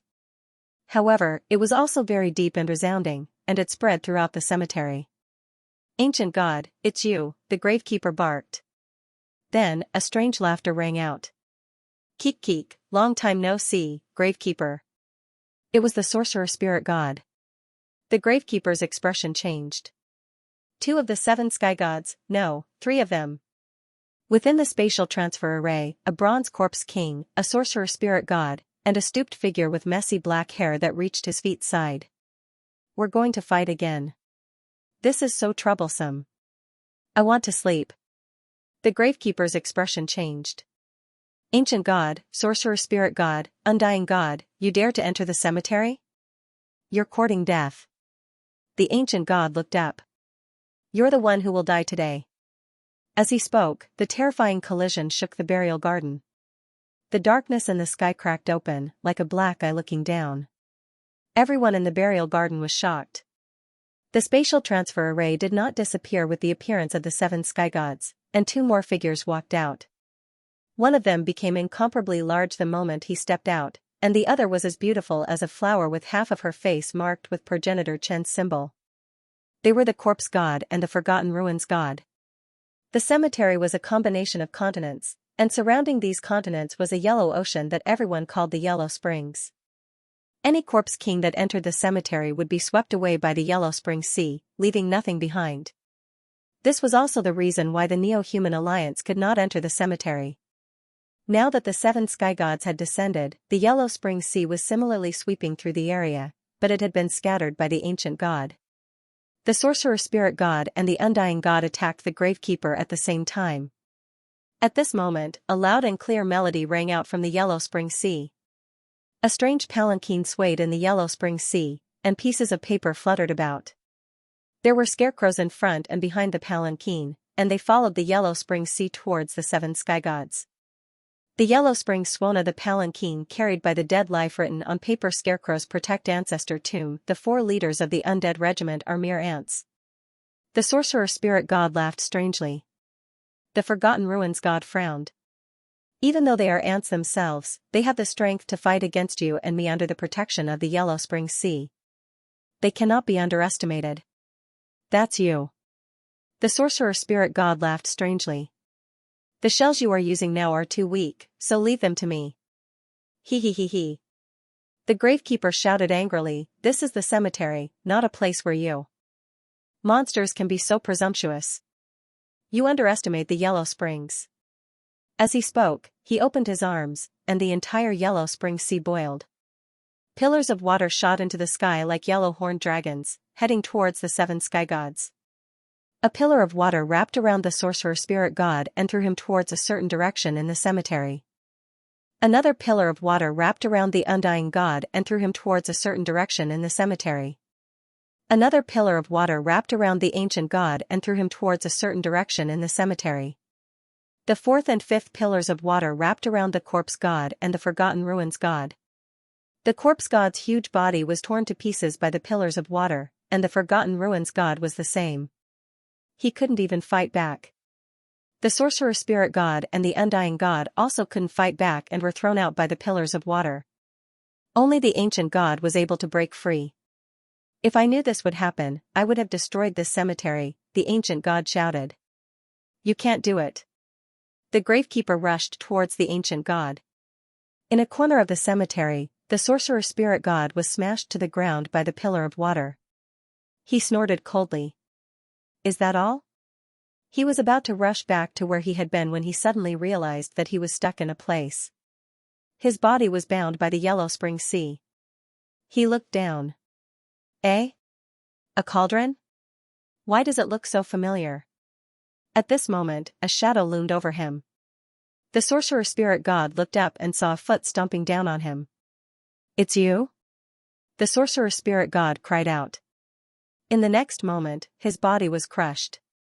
It was a man with an ordinary appearance. To be more precise, he was a wandering corpse. He didn't seem to see the sorcerer spirit god being crushed to death. He lowered his head and reformed the broken cauldron before continuing to stomp on it.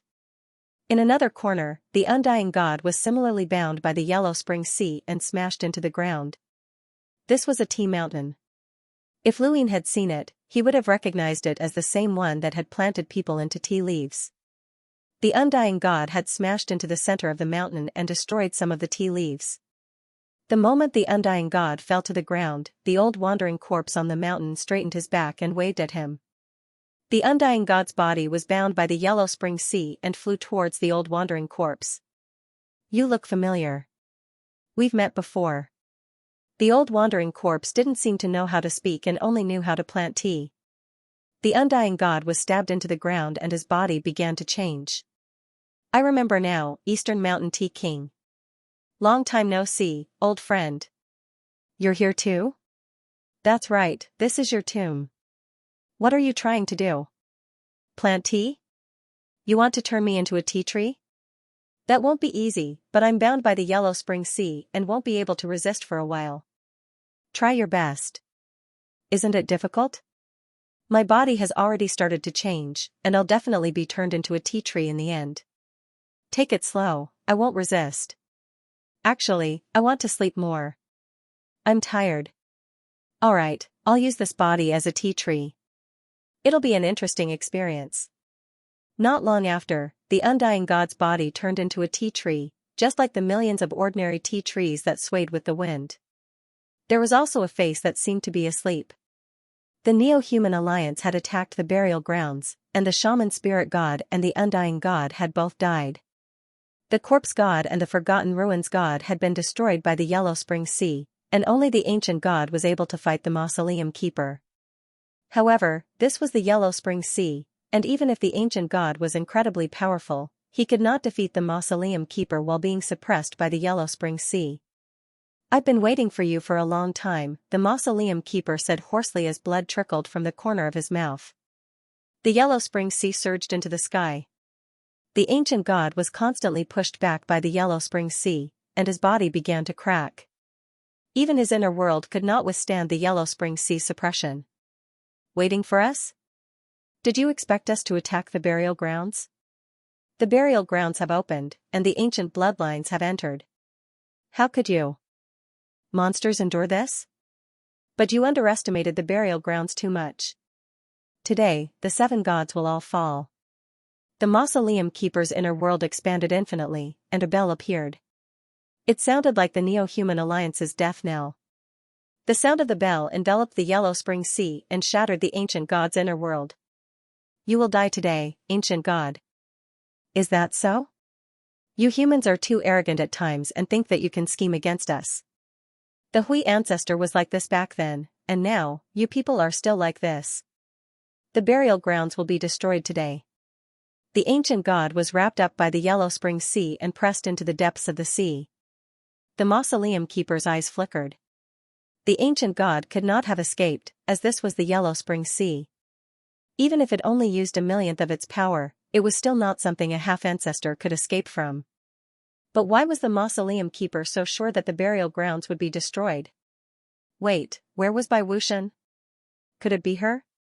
Just as the ancient god was being pressed into the depths of the Yellow Spring Sea, in the innerverse, in the direction of the Starfall Sea, a disk suddenly appeared and headed towards the burial grounds.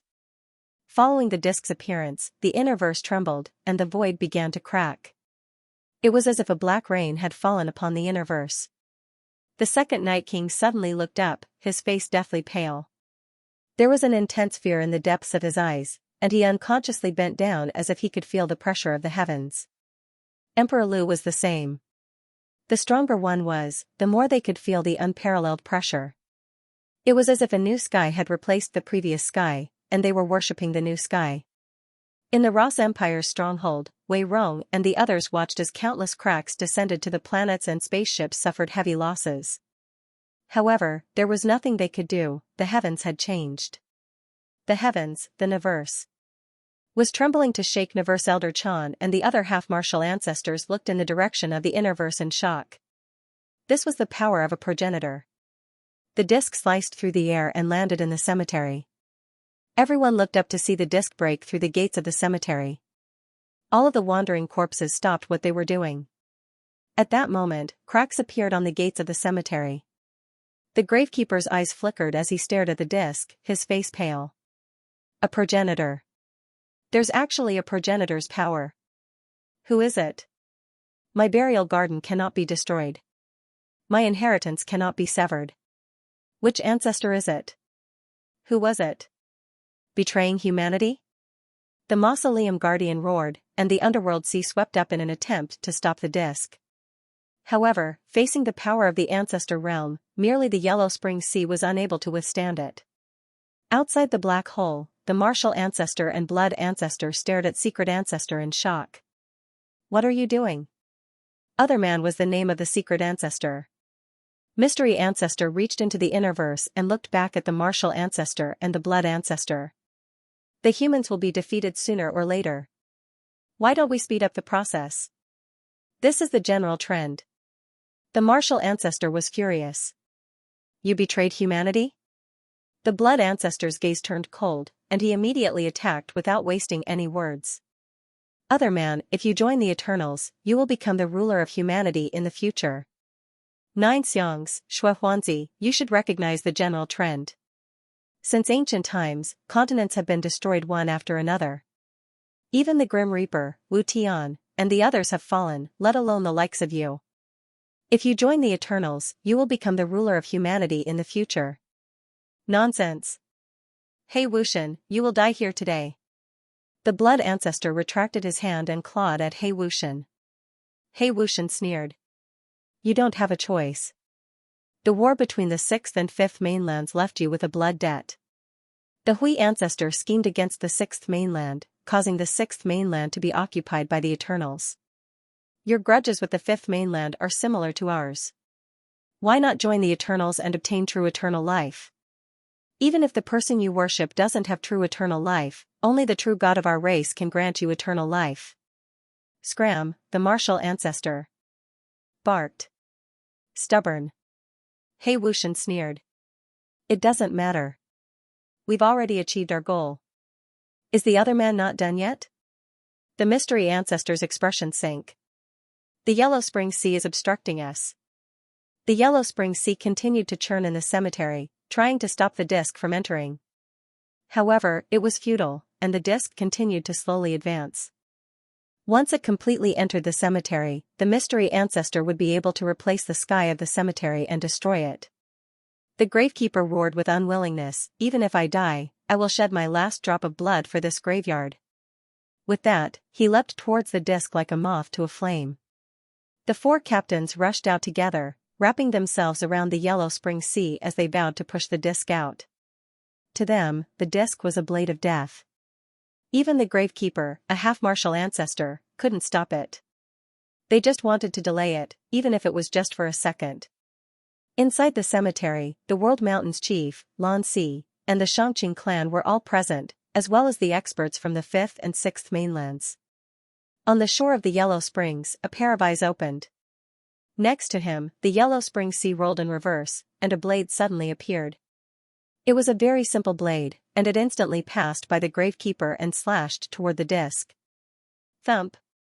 There was a loud noise, and the cemetery paused. Then, under countless incredulous gazes, the disc cracked open and was finally cut apart by the blade. The blade then tore through the cemetery and headed towards the Starfall Sea. At that moment, the blade shattered the sky that had been replaced by the mystery ancestor, becoming the center of the universe and the 5th mainland. It became the object of worship for countless people. When Elder Chan and the others saw the blade appear, they couldn't believe their eyes. The blade didn't break through the void, it was simply too fast. It instantly traversed the innerverse and arrived at the edge of the Starfall Sea, right outside the black hole, right in front of the mystery ancestor. The mystery ancestor's expression changed, and he stared blankly at the blade as if he had seen a ghost. How is this possible? It wasn't just him, the martial ancestor, the blood ancestor, and He Wuxian all stared at the blade in disbelief. Xiaoshang's blade, the blood ancestor said in a low voice. The blade slashed towards the mystery ancestor, whose eyes narrowed. Xiaoshang, you're not dead? As he spoke, his body was sent flying by the blade. The tip of the blade sank into his body, and he spat out a mouthful of blood that burned the void. He Wuxian gritted his teeth, and 3 pitch-black lines overlapped in his eyes to form a star-shaped image. He slammed his palm against the blade, causing it to crack. The mystery ancestor spat out another mouthful of blood, but He Wuxian grabbed him.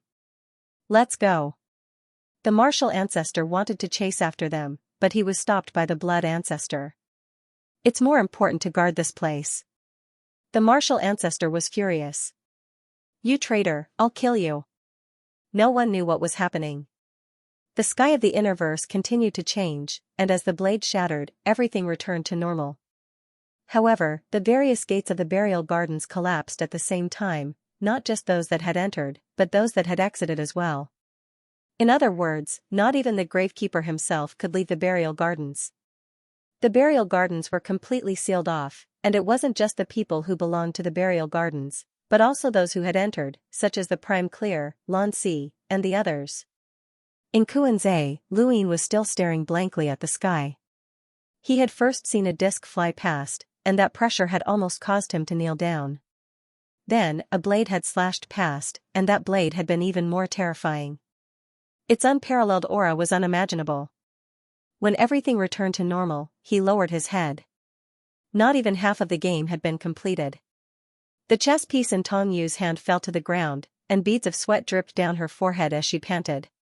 The moment the disc had appeared, she had been in the same situation as the second Night King. That immense pressure had been difficult for her to resist, but she had fared better than the second Night King since she cultivated death energy. What's going on? Can you tell me now? Luin asked, staring at Tong Yu. Tong Yu smiled bitterly and wiped away the sweat on her forehead. I don't know either. Lu Yin's eyes narrowed. You forced me to play chess with you so that you could keep me here. What's your goal? Tong Yu pointed above. It's unexpected. Luin did not understand. Tong Yu helplessly explained, I don't know what's going on in the burial gardens. Before this, the 7 sky gods of the Neo-Human Alliance decided to attack the burial gardens because too many ancient inheritances had appeared. They left you here because they were worried that you would mysteriously enter the burial gardens. Luin suddenly stood up, and his expression changed. The 7 sky gods are attacking the burial gardens? Aren't the corpse god and the forgotten ruins god dead? How did they find their bodies so quickly? Tong Yu was astonished. Master knows a lot. You even know that they're using their bodies? Lu Yin's face twitched, as he knew that he had let the cat out of the bag. What's up with that disc? Tong Yu's expression turned solemn, and she said apprehensively, it should be the power of a progenitor, but I don't know either. The head judge only told me that the Neo-Human Alliance was going to attack the burial gardens and told me to keep an eye on you so that you wouldn't be affected. But how did a progenitor appear? Only the heavens know, and there's more than one progenitor. Of course, Luin knew this, as that blade gave him an even more frightening feeling. If the disc was helping the Neo-Human Alliance attack the cemetery, then that blade was helping the cemetery. That blade. Luin suddenly thought of Progenitor Chen. Could it be him? He would never forget that he had seen Progenitor Chen at the seaside of the burial gardens. He did not know if it was a wandering corpse, but if it wasn't, then Progenitor Chen would definitely be in the burial gardens. Anyone who dared to attack the burial gardens would be asking for trouble. At that moment, his gadget beeped. Luin glanced at it and saw that it was a message from Wei Rong. All of the burial gardens gates within the Great Eastern Alliance have collapsed. Luin frowned. The burial gardens gates have collapsed. Tong Yu nodded. It looks like the Neo-Human Alliance succeeded. At that moment, another message came in, followed by a continuous stream of messages. Luin read through the messages one by one, and his expression gradually turned ugly. So that was what had happened. That disc was the power of the 6th Mainland's progenitor of secrets. He had betrayed the humans and joined the Eternals, attacking the burial gardens. Fortunately, that blade had appeared and resolved the burial gardens crisis. Even so, the burial gardens had been completely sealed off, and no one could find them. Even the gravekeeper could not leave. Once news of secret progenitor's betrayal spread, the 6th Mainland descended into chaos. The Daozor sect thoroughly investigated the people from secret progenitor territory, and Bukong's betrayal was also exposed. The 5th Mainland did not remain idle either, as they had to immediately respond to secret progenitor's betrayal. Secret progenitor did not only represent himself, but also the 6th Mainland's experts who had followed the imprint progenitor. This was not just a matter for the 6th Mainland, but also for the 5th Mainland. The Board of Governors had to be convened immediately, and Luin had been informed by Elder Chan to convene the Board of Governors to deal with this sudden incident. This matter involved secret progenitor, so they could not interfere. However, those who were loyal to secret progenitor in the Outerverse had to be strictly investigated. More importantly, the 7 sky gods had failed to attack Burial Garden. Aside from Bai Wuxian, there were no other 7 sky gods in the Neo-Human Alliance. Elder Chan had explicitly called for the Board of Governors to convene and call upon the entire Fifth Mainland to attack the Neo-Human Alliance. The Hall of Honor had long since taken control of many Neo-Human Alliance strongholds, and without the 7 sky gods, Bai Wuxian alone would not be able to accomplish much. They needed to eliminate the Neo-Human Alliance as quickly as possible. There were many things that needed to be dealt with, and Lu Yin's gadget received countless messages. When he looked up, he saw that Tong Yu had disappeared. There was a lot of information, but he had been mentally prepared. From the moment he had learned that it was either Yang Kong or Bu Kong, Lu Yin had made many guesses. Although secret progenitor's betrayal was inconceivable, it was not unacceptable. Bu Kong had died, and secret progenitor's attack on the Eternal Kingdom had been nothing more than a show. Fortunately, Burial Garden had progenitor Chen's power, or else Burial Garden would have been finished, and the ancient inheritances would have been severed.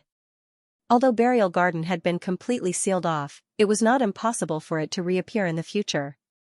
However, Lu Yin did not know which unlucky bastards were trapped in Burial Garden. He activated his gadget, and several screens appeared. They were the various Board of Governors. Elder Chan had requested for the Board of Governors to convene immediately to deal with this incident, and Lu Yin did not dare to slack off. This time, the Board of Governors did not have any conflicts, and they had all reached a consensus. They contacted the 6th Mainland and sent people to participate in the defense of the horizontal black hole.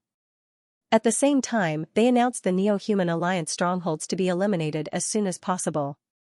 The Board of Governors issued many orders as quickly as possible. At the same time, in the Outerverse, the 6th Mainland's Daosaur sect also reacted quickly. The 3 progenitors who had been hidden within the Daosaur sect all moved out, and they ordered all cultivators from the secret progenitor territory to not act rashly. All cultivators from the secret imprint progenitor were to be investigated, and the entire 5th Mainland was thrown into chaos. However, there was order amidst the chaos.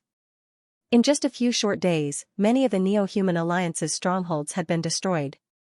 These strongholds had originally been exposed to the Hall of Honor, but the Hall of Honor had not taken any action because they were worried about the 7 Sky Gods' revenge. Now, however, they could act without restraint. In Kuan-Zi, Lu Yin and the Hell Overlord sat opposite each other. The Hell Overlord was incomparably huge, and even its head could not be seen. Only its toes could be seen. The jug of wine beside Lu Yin was also incomparably huge, almost as big as a house. There was a loud thud as the flagon fell to the ground. The prison overseer sighed. "So you're saying that the second Night King's escape wasn't planned by you?" Lu Yin replied, "Of course not. At most, I'll just take the fruits of your labor. Also, you can't blame me. I already told you that someone broke out of the prison."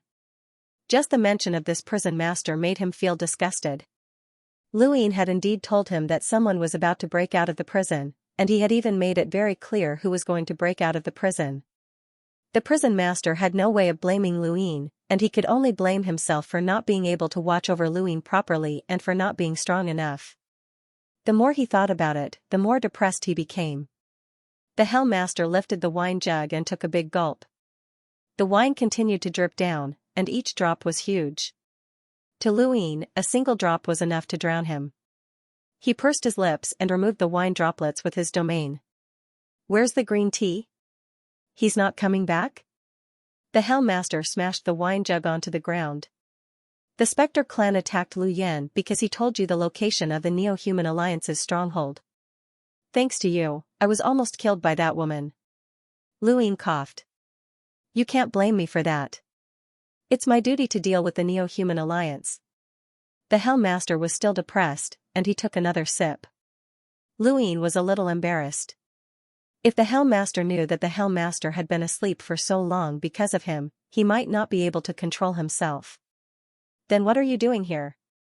There shouldn't be anything in Kuan-Zi that you're interested in." "The green tea won't be coming back," the Hell Master said unhappily.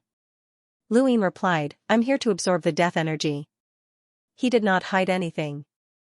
The Hell Master was speechless. Anyone else would have been arrested for saying such a thing, but since Lu Yin had said so, there was nothing he could do.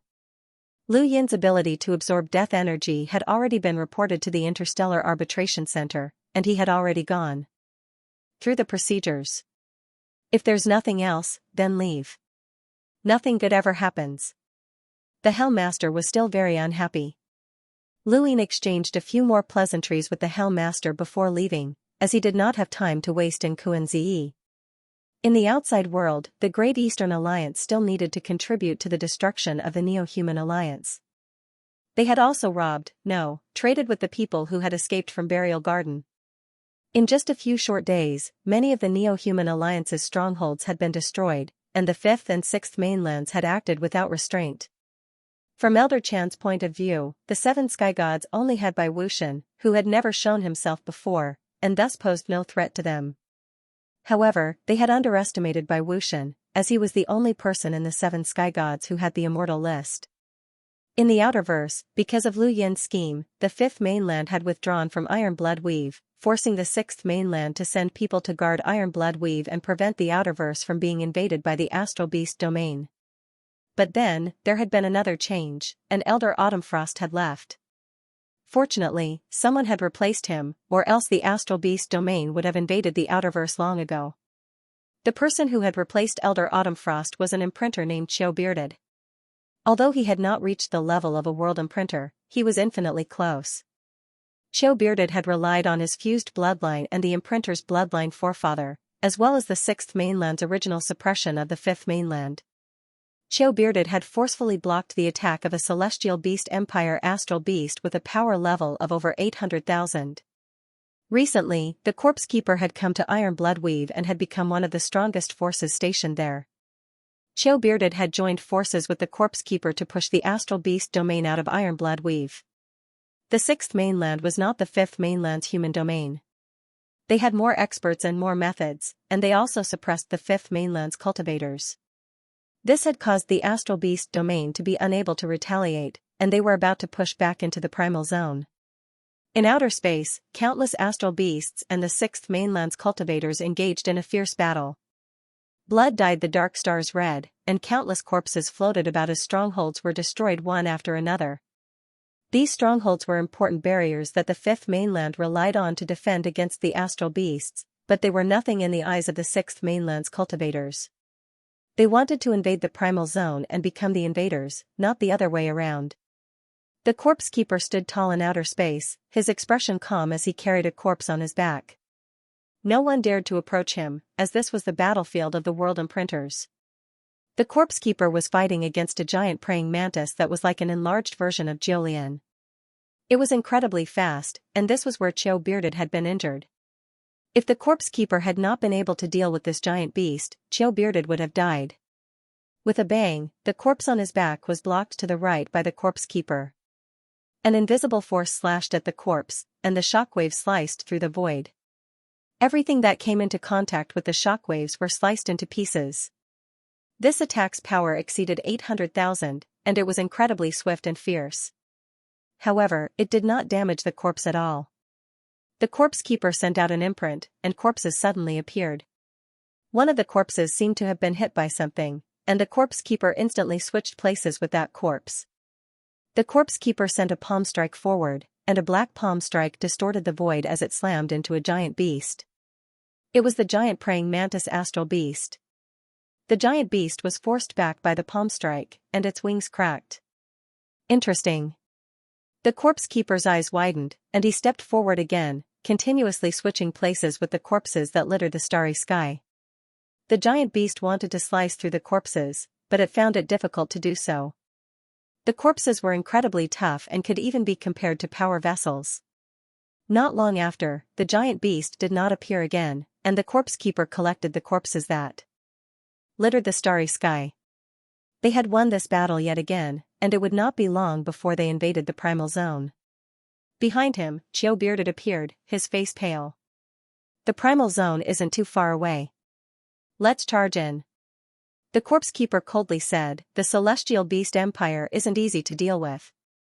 Otherwise, the 5th mainland's Hall of Honor would not have been so passive. The fifth mainland is far weaker than our sixth mainland, Xiao Bearded said disdainfully as he stood next to the corpse keeper. The corpse keeper frowned, as he was not used to having a living person next to him. Fortunately, they were still half a meter apart. Secret progenitor has betrayed humanity.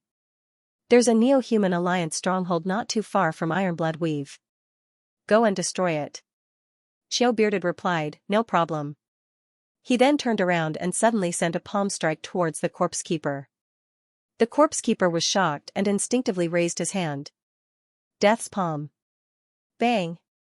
A loud explosion shook the void, attracting the attention of many of the sixth mainland's cultivators. Xiao Bearded was sent flying, and the black gas from the death's palm entered his body, causing livor mortis to appear on his skin. The corpse keeper's gaze turned cold. What are you trying to do? Xiao Bearded spat out a mouthful of blood and sneered, corpse keeper, you're finished. He then dragged his heavily injured body out of Ironblood Weave. Just as the corpse keeper was about to give chase, his expression suddenly changed. Not good. He had been poisoned. His body was rapidly aging, and he hurriedly took out many corpses to guard his surroundings. He then reached into one of the corpses and connected the corpses together in an attempt to spread the poison throughout all of them. One of the corpses aged and decayed before finally turning into dust. Another corpse followed, and then another. The corpse keeper gritted his teeth. Everyone in the morgue, take out your corpse treasures. More and more corpses appeared in outer space. There were at least a few thousand of them, and they were still increasing. The more corpses were added, the more corpses turned into dust. At the same time, the people in the morgue continued to refine the corpses into corpse treasures. Although the process was slow, it was the only way to increase the number of corpse treasures they had. In the blink of an eye, thousands of corpse treasures had turned into dust. The corpse keeper's hair had turned white, and his eyes were filled with madness. What kind of poison could be so terrifying? Even I can't transfer it? The morgue was refining corpses, and the corpse treasures were like an extension of their bodies. It was common knowledge in the sixth mainland that no one should poison the people in the morgue, as it would be useless. No matter how terrifying the poison was, it would still be transferred out. The corpse treasures were their bodies, and they could easily transfer the poison away, not to mention the corpse keeper, an expert who was infinitely close to becoming a cosmic imprinter. Even though the corpse keeper was proficient in detoxification, Curlybeard's poison was still very difficult for him to resist. Not only had he used up all of his corpse treasures, but he had also used up the corpse treasures of the cultivators in the morgue. These corpse treasures were equivalent to the battle techniques of the cultivators in the morgue, and without them, their strength rapidly declined. Finally, when all of his corpse treasures were used up, the corpse keeper barely managed to control the poison. He had to immediately return to the morgue and use the corpse treasures there to disperse the poison. He left Ironblood Weave without hesitation, as even if he stayed, he would not be able to defend against the Astral Beast Domain's attack with his broken body. As he left, he contacted the Dowsor sect and requested for them to send more experts to defend Ironblood Weave. He also reported the incident with Curlybeard. The corpse keeper's departure caused Ironblood Weave's defenses to crumble, and the mantis beast easily slaughtered countless cultivators from the sixth mainland. This caused countless astral beasts to rush out of Ironblood Weave as if they had broken through a seal and were rushing towards the eastern weaves of the outerverse. Luin, who was heading towards the blazing mist flow zone, was the first to receive the news. What? Ironblood Weave has been defeated? Luin was shocked, and his expression turned ugly. Xianxia's voice was low. According to the reports, Curlybeard, who was jointly guarding Ironblood Weave with the corpse keeper, suddenly attacked the corpse keeper and poisoned him. The corpse keeper then fled to the morgue and abandoned Ironblood Weave, resulting in the deaths of all the cultivators in Ironblood Weave. Not a single one managed to escape. The astral beasts have already rushed out of Ironblood Weave and entered the asteroid belt and Eastleigh Weave. Their next target will be Northcastle Weave, Grand Top Weave, and Grandwoods Weave. Frostwave Weave was next, and Lu Yin's expression turned even uglier. Frostwave Weave was his bottom line, and he could not allow anything to happen to it. When he thought of this, he ended the call and immediately contacted the Celestial Beast Empire. Previously, he had only managed to evacuate Iron Blood Weave and notify the Celestial Beast Empire through the help of the board of directors. Only the board of directors had a way to directly contact the Celestial Beast Empire's upper echelons, and no one else could be contacted. But now, Luin was a board member, so he could easily contact them. He had contacted a Void Thunder Beast named Su Qing, the commander of the Celestial Beast Empire. Its status was equivalent to Shui Chuanxiao's status in the human domain, but it was much more terrifying than Shui Chuanxiao's. After all, the Astral Beast domain respected the strong. According to the records of the Board of Governors, Su Qing's combat power was no less than 1,000,000.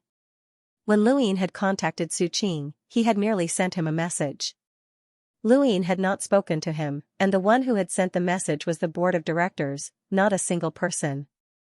Now, Luin was facing Su Qing. "Commander Void Qing, I am Luin." Luin looked at the man on the screen and spoke in a low voice. He was clearly a Void Thunder Beast, but he had always appeared in human form. He often said that he didn't understand humans. The Astral Beast domain had the Celestial Devourers list, which recorded all the humans they cared about and wanted to kill. The humans also had a similar list, and Su Qing was one of the top few. The man that Su Qing had transformed into had a dignified expression, and his gaze was deep. He gave off a similar feeling to Shui Chuanxiao, which made Luin wonder if this guy had used Shui Chuanxiao as a template to transform. "So it's the Great Eastern Alliance's Alliance Master. I've heard a lot about you." "I've heard a lot about you as well, Commander Void Qing," Luin said, but his tone was not too serious. Su Qing looked at Luin with interest. "Actually, this isn't the first time we've dealt with each other. You were the one who relinquished Iron Blood Weave and told me about it back then, Alliance Master Lu." "I can't hide anything from you, Commander Void Qing." "That's right, I was the one who relinquished Iron Blood Weave and told you about it." Luin did not try to hide anything. Su Qing sneered. "What a brilliant scheme. You want my Astral Beast domain to go to war with the Sixth Mainland? Even if I announce your intentions to the entire Astral Beast domain, it would be useless. Conquering Iron Blood Weave has become the obsession of many Astral Beasts. You've forcefully pushed my Astral Beast domain to the opposite side of the Sixth Mainland, making it the only battlefield in peacetime." Luin shrugged. "You can't blame me for that. The Sixth Mainland has taken over the Outerverse, and Iron Blood Weave is also part of the Outerverse. Naturally, they'll have to give it to the Sixth Mainland. Do they expect my Fifth Mainland to defend them? Besides, the Sixth Mainland has always been the Fifth Mainland's enemy, and the Astral Beast domain is also part of the Fifth Mainland. Commander, you haven't forgotten about the war from more than a decade ago, right? The Sixth Mainland invaded the Astral Beast domain and caused you to suffer heavy losses." Su Qing nodded. "That's right. That's why withdrawing from Iron Blood Weave is a matter of official business. We don't owe you any favors, Alliance Master Lu." Lu Yin's expression changed slightly, as he had actually been tricked. As expected of the Astral Beast domain's commander, Su Qing must have guessed why Luin had contacted him, which was why he had rejected Lu Yin's request in advance. Relinquishing Iron Blood Weave is indeed a matter of official business, but informing you in advance is not a matter of official business. Su Qing smiled. "You're just causing the Astral Beast domain and the Sixth Mainland to engage in a bloody war earlier. Because of that, we also promised Alliance Master Lu that we wouldn't attack the commoners, so we don't owe each other anything. It's the same now. Your Astral Beast domain has already fought its way out of Iron Blood Weave, so please continue to refrain from attacking the commoners," Luin said. This was the main reason why he had contacted Su Qing. Now that Iron Blood Weave had been breached, countless astral beasts had entered the asteroid belt and Eastly Weave. Next, North Castle Weave, Grand Top Weave, Great Woods Weave, and even Frost Wave Weave would not be able to escape. If the Astral Beast domain attacked the commoners, then the slaughter would be incomparably terrifying. Su Qing looked deeply at Luin and then shook his head with a smile. "Alliance Master Lu, I did promise you that we wouldn't attack the commoners, but so much time has passed.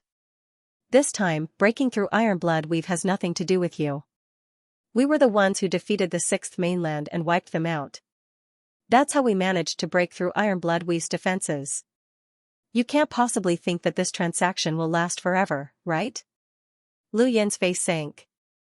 If I hadn't notified you back then, not only would the Sixth Mainland have been able to defend Ironblood Weave, but with Ancestor Autumn Frost and the Corpse Keeper's strength, they would have even slaughtered the entire Primal Zone. Your losses would have been even greater. Su Qing smiled. It doesn't matter.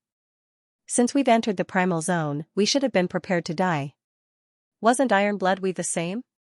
Every cultivator in Ironblood Weave was prepared to die. If they were afraid of dying, then they wouldn't have entered the battlefield. It looks like Alliance Master Lu doesn't understand the concept of a battle to the death. A battle to the death is a battle that starts with death. All of the participants consider themselves dead, not living. Lu Yin sternly retorted. I'm talking about losses, not the will to fight. The Primal Zone has been slaughtered, so what will your Astral Beast domain use to invade Ironblood Weave? Su Qing did not seem to mind. Then we'll push forward step by step. I, the Imperial Tutor, and even the Yao Emperor will enter the battlefield and take back the Primal Zone step by step. That's what war is. If Alliance Master Lu is so worried about the safety of the commoners, then why didn't you make preparations earlier? Do you really think that my Astral Beast domain will never be able to break through the Primal Zone? At this point, Su Qing's expression turned cold. That's an insult to the entire Astral Beast domain. In our eyes, Ironblood Weave and the surrounding weaves are all battlefields. You humans think too highly of yourselves. Lu Yin's eyes narrowed, and a cold killing intent flashed in the depths of his eyes. Su Qing and Lu Yin stared at each other for a moment, and then he suddenly changed the topic and softened his tone. But it's not like I can't agree to your request, as long as you agree to one of my conditions. Lu Yin growled, speak. Su Qing met Lu Yin's icy gaze and slowly said, I want the power that you used in the final battle of the Sovereign Tournament. The power of the Grim Reaper? Lu Yin raised his brows. There were quite a few people in the universe who had their eyes on him, and there were even some from the Astral Beast domain.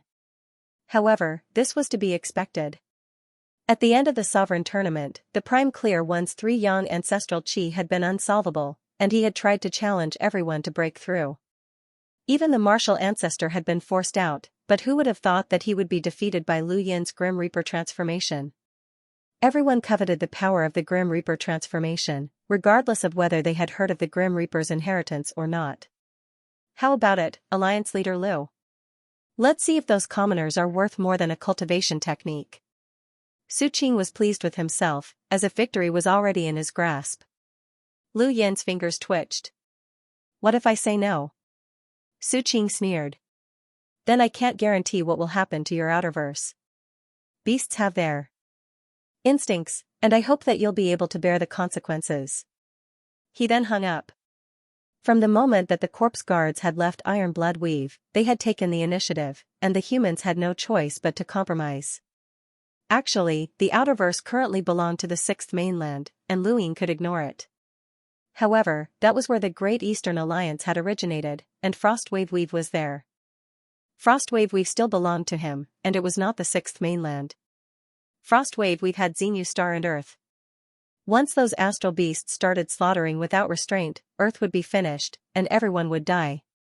This was something that Lu Yin could not accept. Lu Yin did not care about the Sixth Mainland's reaction, as he only wanted to protect Frostwave Weave. Lu Yin immediately contacted Xianxia and the other directors and asked them to negotiate with the Sixth Mainland to see how they planned to repel the Astral Beast domain. However, the response he received was that they would not act for the time being. The Sixth Mainland did not care about the lives of the people in the eastern weaves of the outerverse. To them, the secret progenitor territory and the Neo-Human Alliance were more important. Everything else could wait. At that moment, Lu Yin's gadget rang again. It was Elder Lohar. Lu Yin accepted the call, and Elder Lohar's haggard face appeared on his screen. Alliance Leader Lu, Ironblood Weave has been breached. I know, Lu Yin said in a low voice. Elder Lohar's gaze was gloomy. I've already contacted Jiashan, but... He paused. Jiashan's answer is that the outerverse belongs to the Sixth Mainland and has nothing to do with our Fifth Mainland. As for the Sixth Mainland, will they care? Will they care? Lu Yin was not surprised. Does the outerverse really have nothing to do with us? Although Elder Lohar's voice was soft, he was howling with a crazed look in his eyes. So many people have protected Iron Bloodweave for generations. That is our obsession, our line of defense, and it has nothing to do with our standpoint. The name Iron Bloodweave has been branded into the memories of countless people for generations to come, and we do not wish for it to be breached. Alliance Leader Lu, can you understand how we feel? Iron Bloodweave is not a place to us. It is alive, and it is weeping. Countless ancestors are buried there, and their heroic spirits are weeping. Lu Yin's eyes trembled when he heard Elder Lohar's words, as he did not understand how the old man felt. To him, Iron Bloodweave was just a line of defense, which was why he could easily order Elder Lohar and the others to withdraw. The only reason he had negotiated with Su Qing was because he cared about Frostwave Weave, not Iron Bloodweave. Perhaps to Elder Lohar and the others, Iron Bloodweave was their home, and it was their final destination. Elder Lohar could not say these words to outsiders, as they would not be able to understand. A weave that belonged to the Sixth Mainland should have nothing to do with them. They had already withdrawn from Immortal Arena, so why should they care? Even the Sixth Mainland could not understand. This was a belief that belonged to the people who had guarded Iron Bloodweave for generations, and it was a belief that was branded into their souls. Just as Elder Lohar had said, Iron Bloodweave was alive, and it was crying. What do you want me to do? Lu Yin asked. Elder Lohar looked at Lu Yin. You're a director. Lu Yin shook his head. It's useless. Something huge has happened in the Fifth Mainland, and the Hall of Honor and the Sixth Mainland's Daosource sect are all focused on it. Compared to Iron Bloodweave, it's insignificant. Elder Lohar was stunned, but then he smiled bitterly. That's right, insignificant. Lu Yin was not only referring to Iron Bloodweave, but also to them. The most powerful person among them was only an enlighter, so what did they count for in this vast universe? They were just ants. In an instant, Elder Lohar aged 10 years. No one could understand them. Sorry to disturb you, Alliance Master Lu. Elder Lohar's tone was calm, but his heart was like dead ashes. Lu Yin's gaze turned cold. It might be insignificant to them, but it's different to me.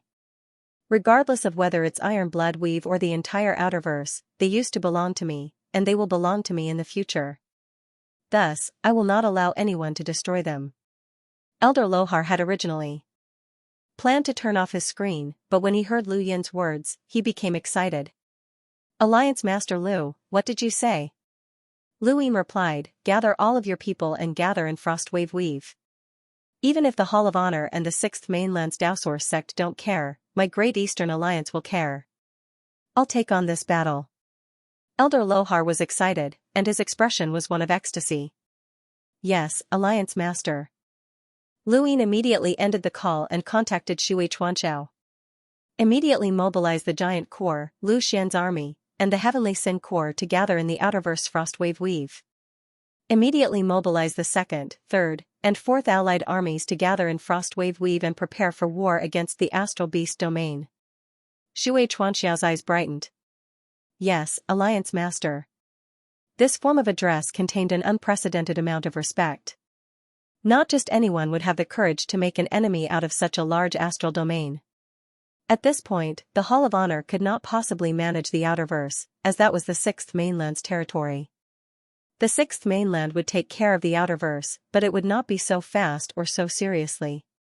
It was not realistic to rely on the Great Eastern Alliance to resist the Astral Beast domain, but Lu Yin had still done so. Xianxia had joined the Great Eastern Alliance to repay Lu Yin's kindness, but now, he realized that he had made the right choice. So what if the Outerverse was given to the Sixth Mainland? Could the people of the Outerverse be ignored? If those people had a choice, they would not have been willing to accept the rule of the Sixth Mainland. The Fifth Mainland could not protect them, so they had been sent to the Sixth Mainland. Now that they were in danger, and the Sixth Mainland could not protect them, they had to protect them. These people were still their people. They were still alive. Their lives had nothing to do with value. Life was life, so what was the point of cultivation? Was it really for the sake of immortality? If he gave up on those people, it would be equivalent to giving up on his bottom line as a human. What was the point of immortality? He might as well join the Eternals. The moment Su Qing had rejected the deal, Lu Yin had already made up his mind. He could only accept this war. He could not give up the lives of countless people. The Hall of Honor did not care about those people, and neither did the Sixth Mainland, but he did. After contacting Shui Chuanxiao, Lu Yin contacted the Sea King, Lu Qianjue, and the others. Lu Qianjue and the others naturally did not want to get involved in the Outerverse affairs. It was fine as long as the Astral Beast domain did not invade the Innerverse. However, under Lu Yin's coercion, they had no choice but to head to the Outerverse and participate in the war against the Astral Beast domain. Even though Lu Yin was the Great Eastern Alliance's alliance master, he could not force Lu Qianjue and the other emissaries to listen to him. He had also paid a considerable price for them to head to the Outerverse. His gadget continuously rang. There were calls from within the Great Eastern Alliance, from outside, and from strangers. Lu Yin did not want to answer most of the calls, but there were some that he had to answer. Alliance Master Lu, what is the Great Eastern Alliance planning? Xianxia asked. She was a director, so Lu Yin had to answer her calls. Lu Yin replied, prepare for war against the Astral Beast domain. He did not hide this fact. The Great Eastern Alliance had always been under surveillance, and anyone would know if they were mobilized. Besides, Lu Qianjue and the others' movements could not be hidden from the Hall of Honor. Xianxiao asked, the Great Eastern Alliance wants to fight against the Astral Beast domain? Alliance Master Lu, don't make unnecessary sacrifices. The Outerverse belongs to the Sixth Mainland, and the Sixth Mainland will take care of itself. If the Great Eastern Alliance interferes, then this war might end up in your hands, and your losses will be great. Lu Yin understood this logic, but he did not dare to take the risk. The mystery progenitor had betrayed the humans, and the Sixth Mainland was currently in the midst of a self-cleansing process. When would they react? By the time they did, what would become of those weaves? The Corpse Keeper had abandoned Ironblood Weave without hesitation. He did not even dare to imagine the human weaves. That had been massacred by the Astral Beasts. The Sixth Mainland does not care about those weaves. They will definitely defeat the Astral Beast domain in the end, but those weaves will also be crippled. Xianxiao was helpless. This is war. Do you think that the Great Eastern Alliance can win by going all out against the Astral Beast domain? You're just sending yourselves to your deaths. The Celestial Beast Empire has been at war with the human domain for many years, and they're very powerful. They're not something that your Great Eastern Alliance can deal with. So we should give up on those people? Lu Yin countered. Xianxiao could not refute this. There were some things that could be thought about, but could not be said out loud. She did not care about the fate of those people in the Outerverse. Many people in the Cosmic Sea and the Neoverse did not even know what the Outerverse contained. To them, the Outerverse was no different from the Astral Wilderness. She had advised Lu Yin because she wanted to ensure the stability of the current universe.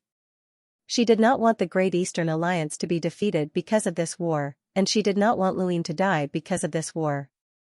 Even if Lu Yin's death had nothing to do with her on the surface, the board would definitely undergo a new round of reshuffling.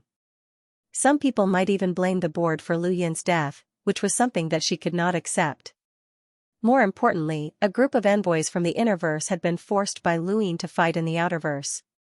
If they all died, then it would be a huge blow to the Innerverse, and it would be the same for the Fifth Mainland. The Fifth Mainland's human domain strength would be depleted, and how would they face the threat of the Sixth Mainland in the future? The Board of Governors was not an ordinary person. They could clearly see that the grudges between the Sixth and Fifth Mainlands had never been settled, and there would definitely be a war in the future.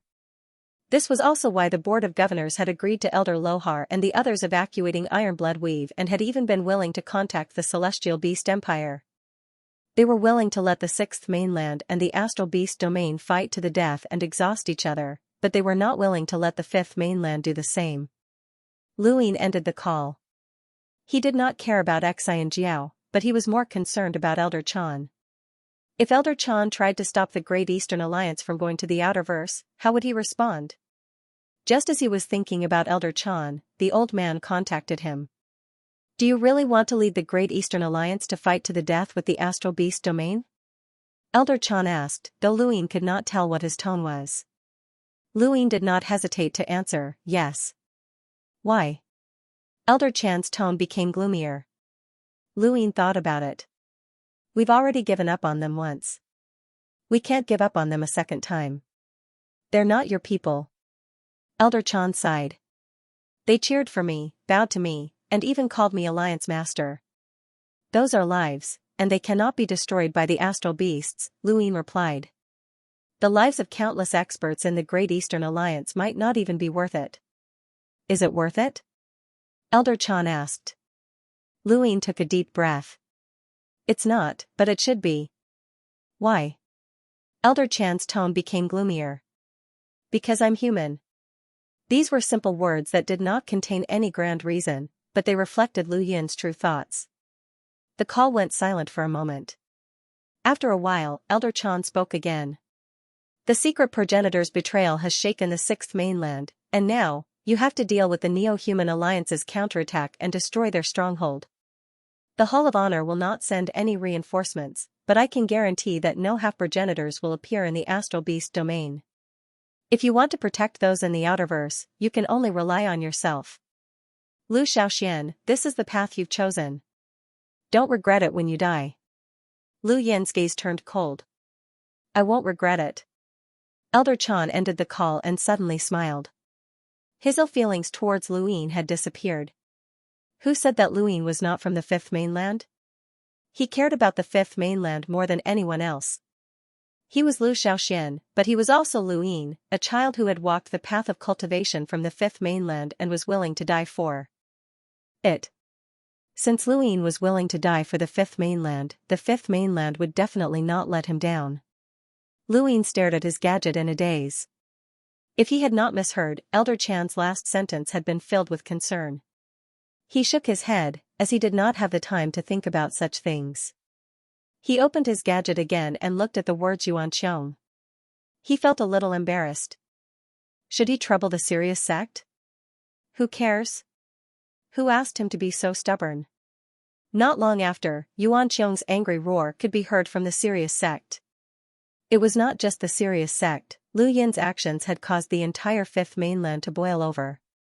In the Astral Beast domain, in the Celestial Beast Empire, Su Qing stood in space and waved his hand, causing countless astral beasts to head towards the primal zone. He was in high spirits. From the moment we set foot in the outerverse of the human domain, that place will forever belong to us. Countless astral beasts roared, not doubting their commander's words at all. Su Qing had never thought that Luin would agree to hand over the Reaper transformation to him, nor had he considered giving up on the outerverse. That had been the Celestial Beast Empire's long-cherished wish for countless years, to defeat the humans. The Sixth Mainland's secret ancestor had betrayed them, and more than half of the 7 sky gods had perished.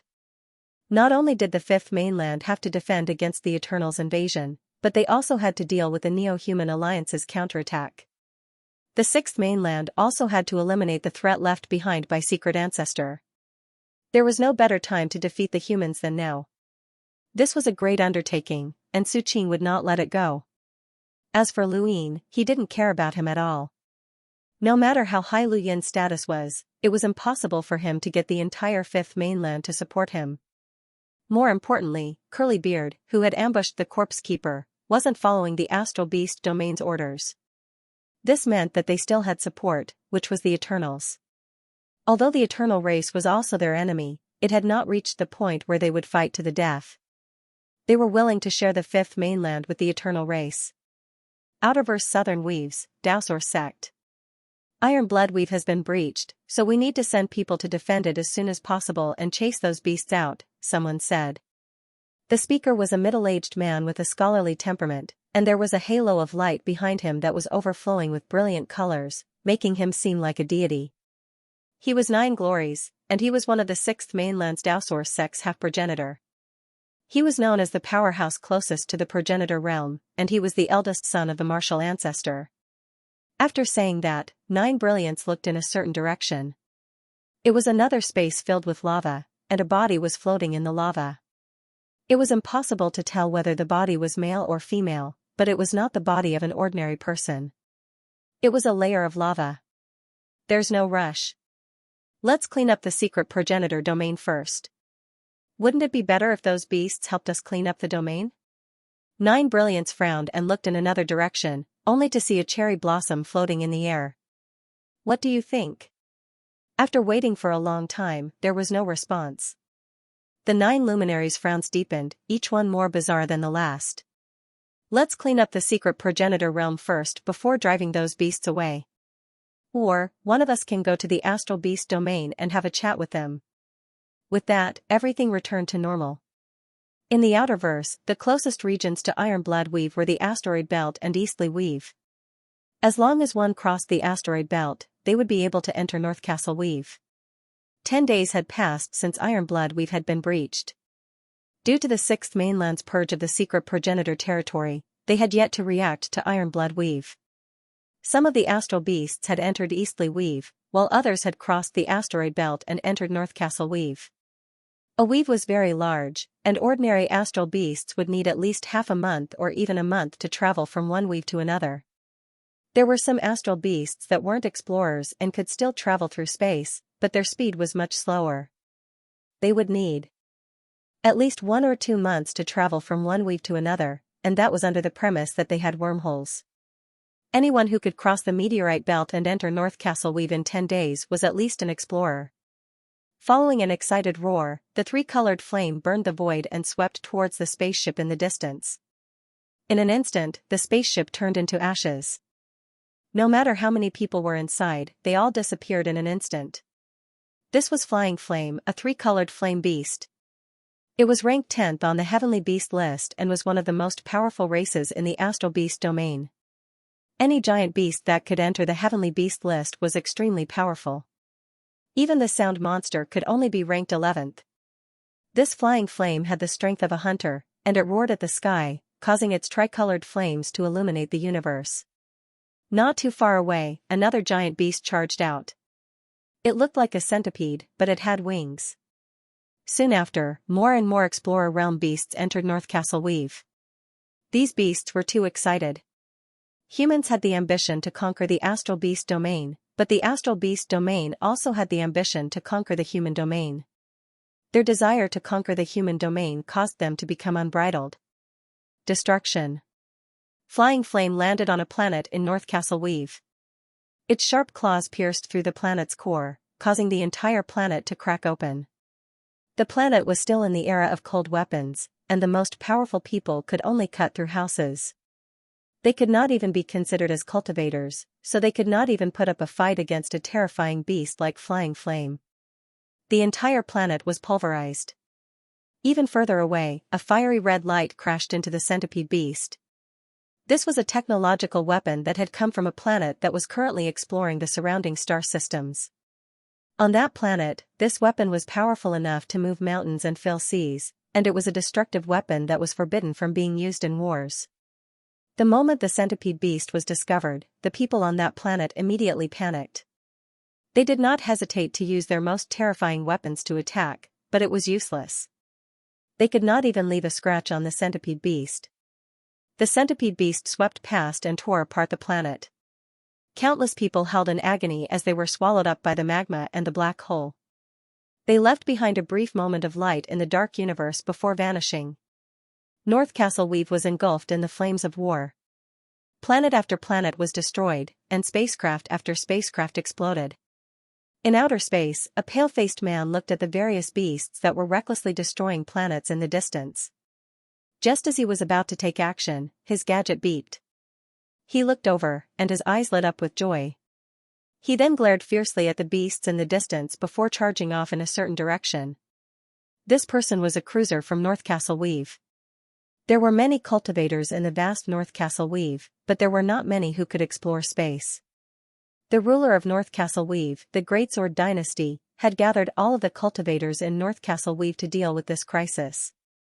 The Greatsword Imperial City had ruled North Castle Weave for countless years, but now that the beasts were invading, cultivators began to gather in the Imperial City. They looked up at the Imperial Palace and waited for the ruler of the Greatsword Dynasty to appear. They did not want to leave North Castle Weave, as this was their home. Their family and friends were here, and it was impossible to take them away in a short period of time. The Imperial City gates opened, and all of the cultivators looked expectantly at the imperial palace. They saw a man dressed in imperial robes with a haggard face. This was the ruler of the Great Sword Dynasty, the youth who had once been threatened and suppressed by Aegis. He had now grown up. The nation is in danger, and the people are in pain. Enemies are invading, but I will use the power of the nation to resist them without fear. I vow to defend North Castle Weave with my life. Many cultivators were excited. We vow to defend North Castle Weave with our lives. We vow to defend North Castle Weave with our lives. We vow to defend North Castle Weave with our lives. Ding Xing stood nearby with a complicated expression. Defend? How? This was an invasion from the Astral Beast domain, so how many people could North Castle Weave possibly have? The Great Eastern Alliance and the Sixth Mainland had reached an agreement, and the Sixth Mainland gave the Great Eastern Alliance 3 years to retreat. Many people from the Eastern Weaves had already left for the Innerverse, and it was the same for North Castle Weave. If North Castle Weave had 10,000 cultivators in the past, then there were now only 6,000 at most. 40% of the cultivators had left, and the remaining cultivators had not left because they did not want to, but because the Great Sword Dynasty had used various reasons to keep them. It was all because the Emperor did not want to leave. The Great Sword Dynasty had been in danger of being destroyed, but they had eventually been re-established with Lu Yin's help. However, the price they had paid for this was that the Great Sword Dynasty was no longer the Great Sword Dynasty. They had to listen to Lu Yin, and they would do whatever he said without any autonomy. It was not that the Great Sword Dynasty had not thought of rebelling, as they had at least wanted some autonomy, even if it was just a little. However, they did not dare to speak up against Lu Yin's increasingly powerful Great Eastern Alliance. Occupied by the Sixth Mainland to the Great Sword Dynasty, the Outerverse was an opportunity. Even though it was still under someone else's rule, they had already experienced the worst-case scenario, and it could not get any worse. The Sixth Mainland also needed their help in ruling the Outerverse. This was what the Great Sword Dynasty thought, which was why the imperial family had not left and had even used various methods to force many cultivators to stay. Lu Yin was aware of this situation, but he had not had the time to deal with it yet. Are we really doing the right thing? Ding Xing looked at the cultivators who were united and determined to fight it out with the Astral Beast domain. He sighed helplessly, as he had been out there before and knew how vast the universe was. He could only hope that these people would not die under the claws of the astral beasts. Just as he was thinking about this, a terrifyingly high temperature descended as tricolored flames burned the Great Sword Dynasty. Humans, enjoy the joy of death. Ding Xing was shocked. Your Majesty, run! One cultivator after another wailed. In a corner of the Imperial City, a sword was unsheathed as a woman walked out of the void and faced flying flames. She raised her hand and slashed out. 10,000 swords as one.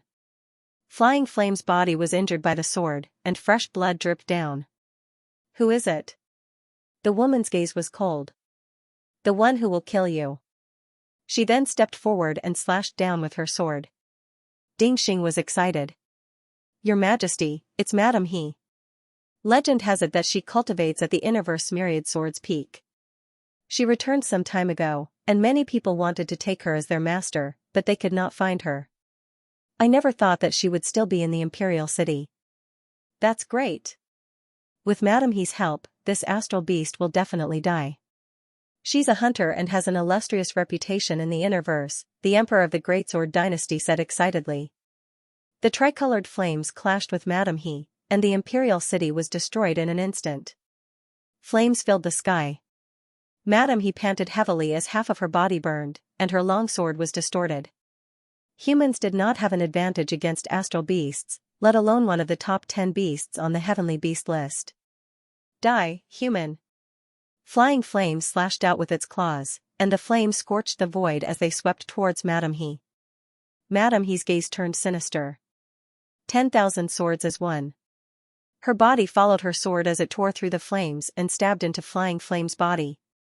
The sword chi pierced through Flying Flame's body and exploded through the void. Many of the Great Sword Dynasty's cultivators were excited. They had won, they had won. Flying Flame's body was right in front of Madame He's eyes, and the high temperature had scorched her skin. She looked up just in time to see Flying Flame's large eyeballs drooping down. It opened its mouth and bit down on her.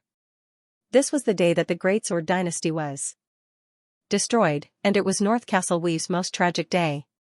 On this day, countless North Castle Weave's cultivators had died tragically, and many more had become food for the astral beasts. The number of deaths was uncountable. More and more astral beasts surged into North Castle Weave and wreaked havoc, causing the entire weave to fall apart. Then, their gazes turned south, towards Frostwave Weave. Mournful screams rang out in all directions as a city was destroyed. A woman hugged her child as she screamed at the top of her lungs. A shadow shrouded the city as the astral beasts' enormous bodies crushed it. The entire city ceased to exist. This was the border between North Castle Weave and Frostwave Weave, and one of the astral beasts had already arrived. It was the first to appear, and it had already destroyed several planets. Its gaze was sinister and bloodthirsty as it looked towards Frostwave Weave and let out an excited roar. It then leapt up and charged towards the south. When it saw that there were planets and space stations in front of it, the astral beast became even more excited. It loved the despairing screams of humans before they died, and it loved to see rivers of blood flow. It made its blood flow faster and excited. The more it thought about it, the more excited it became. The astral beast sped up as it wanted to be the first to enter Frostwave Weave. Suddenly, the void distorted as an arrow pierced through space and pierced the center of the beast's forehead before exploding. Half of the beast's body exploded, and it died instantly. However, its body continued to charge forward due to inertia. Far away, Xianxia lowered his hand, his gaze cold. After that beast, many more tried to charge into Frostwave Weave, but they were all killed at the border at Xianxia's hands. None of the beasts were able to take even half a step forward. Gradually, some of the powerful beasts that had been destroying North Castle Weave learned of this, and they all headed towards Frostwave Weave. Amethyst Beast, are you going to Frostwave Weave? A giant fish in North Castle Weave asked. It was Monster Loach, and it had stayed behind after assisting the Primal Zone in attacking Ironblood Weave. It had not returned even when the Astral Beast domain had been invaded by the Sixth Mainland. Now that Ironblood Weave had fallen, it had entered North Castle Weave as well. Monster Loach was asking about the Amethyst Beast, who had assisted the Primal Zone at the same time. You're not going? The beast asked. Monster Loach lazily replied, no. The beast snorted.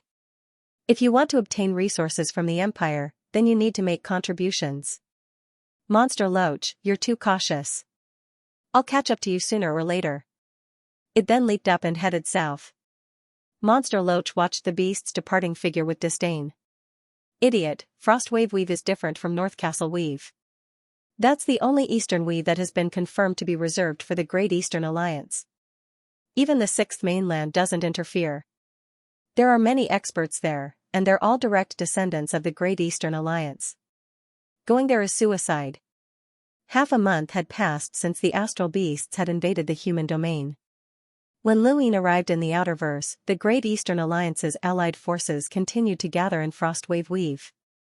He was very anxious, as North Castle Weave, Eastleigh Weave, and Greatwoods Weave were all facing unprecedented disasters. He wanted to chase the astral beasts away as soon as possible and save more people, but the time had yet to come. At the border between Frostwave Weave and North Castle Weave, the Amethyst Beast had appeared. It had tried to rely on its terrifying defenses to charge into Frostwave Weave, but what greeted it was an eternal illusion and ice. Although Shuade Knight's cultivation was far inferior to the Amethyst Beast's, Night's End and Daybreak's terrifying abilities made up for the gap. Together with Sister Lung's ice crystal essence, they were able to instantly freeze the Amethyst Beast. In the end, the Amethyst Beast was killed by the Old Smoker's assassination attempt. When news of the Amethyst Beast's death spread, countless giant beasts were enraged, and they all headed for Frostwave Weave. The first to arrive was a giant beast that resembled a horse. It had 2 legs on its head and 4 arms, and all 4 of its hands were wielding giant hammers as it swung them towards Frostwave Weave. This giant beast had the battle prowess of an emissary, and was second only to the mantis giant beast in the Primal Zone. The praying mantis headed in the direction of Dongley Weave, while the giant beast headed for North Castle Weave. 4 hands raised the giant hammers high in the air and smashed them down, causing the entire Frostwave Weave to tremble. With the destructive power of an emissary, this attack was enough to pierce through the heavens and shatter Frostwave Weave. Suddenly, a spear shot out from Astral Source Universe and pierced through the giant beast without any resistance. The tremendous force not only pushed the giant beast out of Frostwave Weave but also into the depths of North Castle Weave. Along the way, many giant beasts were shattered by the aftershocks, including flying flames. The Sea King walked out of the void with a gloomy expression. He raised his hand, and the spear returned to his hand. Monster Loach looked at the corpse of the emissary beast in the distance. It had decided to return to the primal zone, as it was too dangerous there. If there was such an expert in Frostwave Weave, they might not necessarily defend Frostwave Weave to the death. Instead, they might shift the battlefield to North Castle Weave. If that was the case, then Frostwave Weave would be the front line. Monster Loach's power level was over 300,000, which was neither high nor low. It would easily attract the attention of the human powerhouses if it appeared on the battlefield, and no one would care if it was killed in passing. It wanted to preserve its own life. The Sea King had killed the emissary beast with a single spear strike, completely intimidating the giant beasts that had invaded the human domain. These giant beasts no longer dared to set their sights on Frostwave Weave, and Frostwave Weave was temporarily stabilized. In the east, within Grand Forest Weave, the praying mantis waved its blade, slicing through the void as it spread across the entire Grand Forest Weave. An uncountable number of planets were destroyed along the way.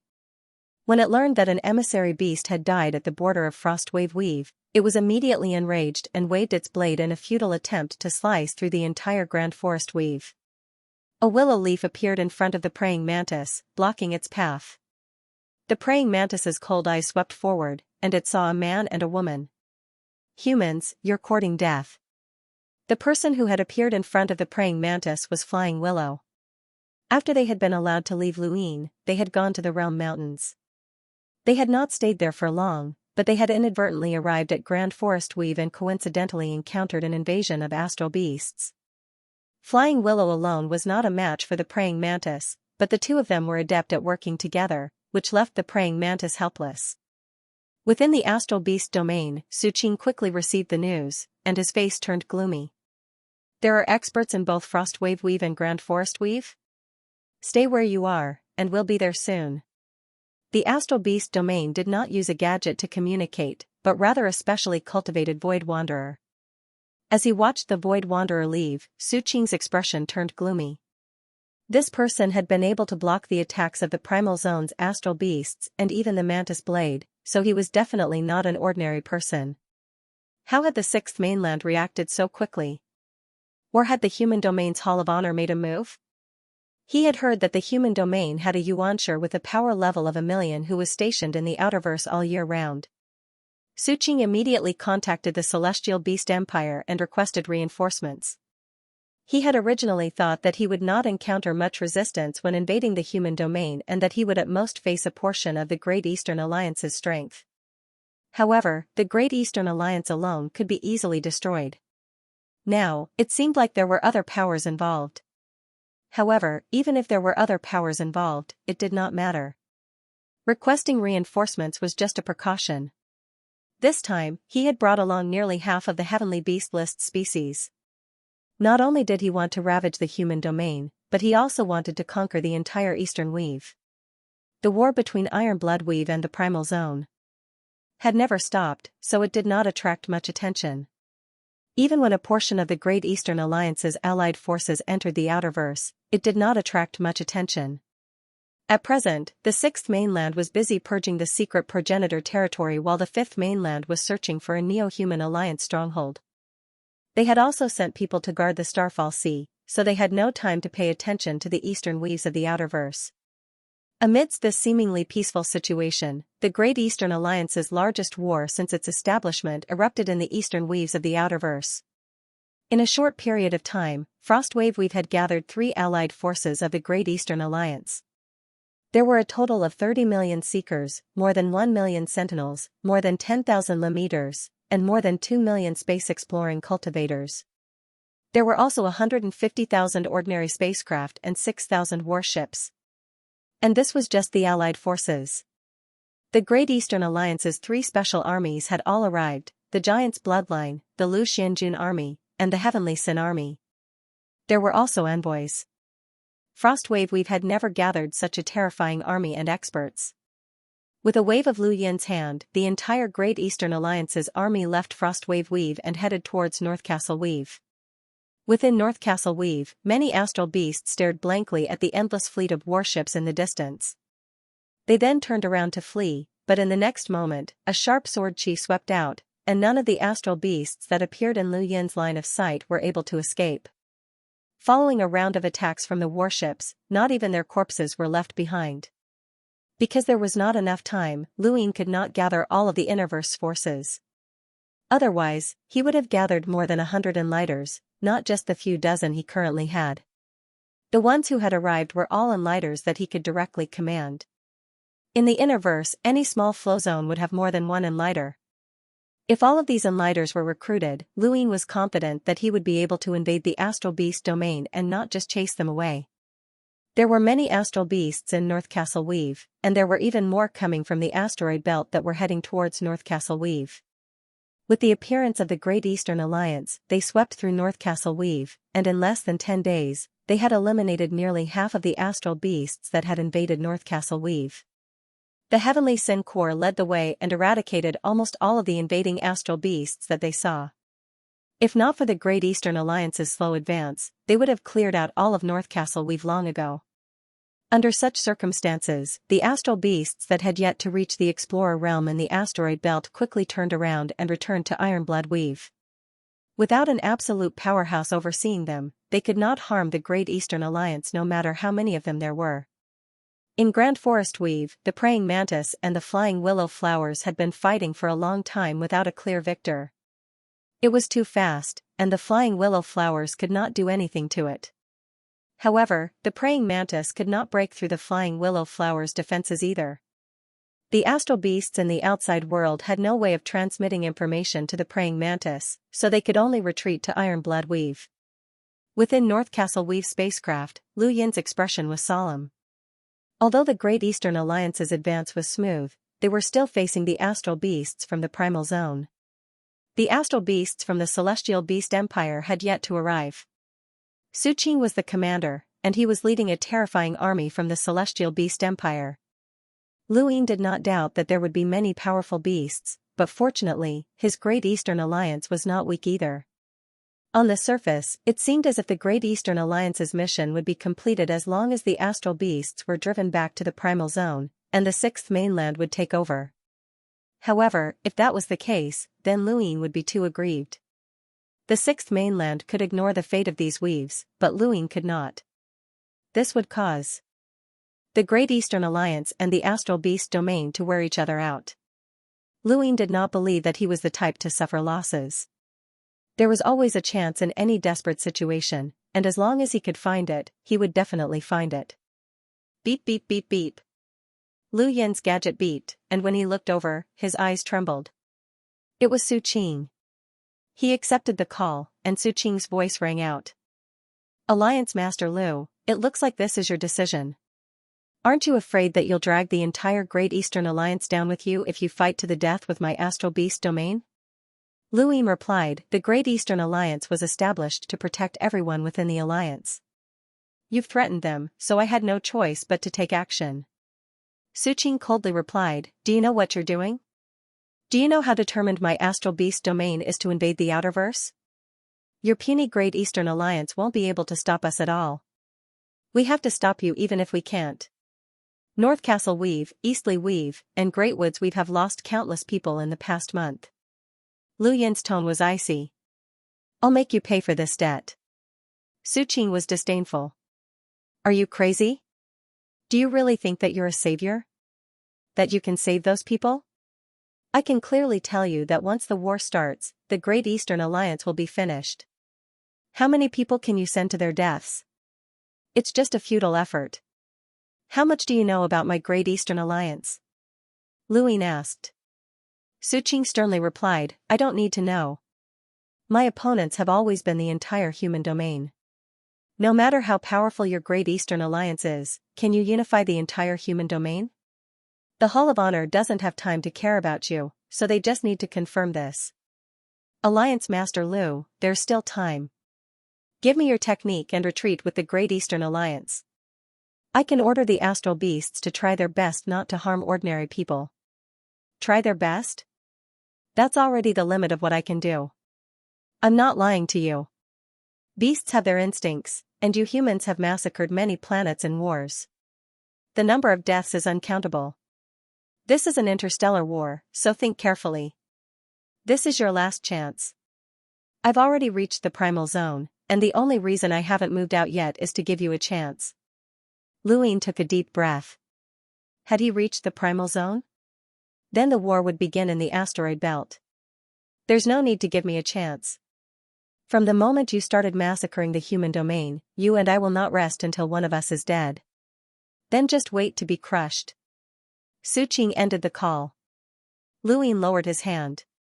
Lu Huang and the second Night King were behind him. What do you guys think? Did I do the right thing? Luin asked as he calmly looked out into space. The second Night King's eyes narrowed, but he did not speak. Lu Huang spoke up. The Great Eastern Alliance might be wiped out in this war. Have you thought this through? Luin smiled. Of course. You don't seem like a ruler, the second Night King said in a strange tone. His understanding of Luin had constantly changed.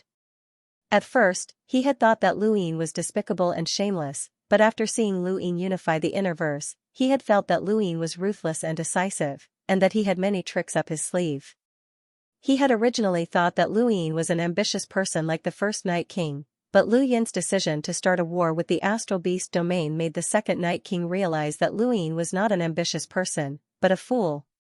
In a galactic war, countless people would die if they moved, so this was very normal.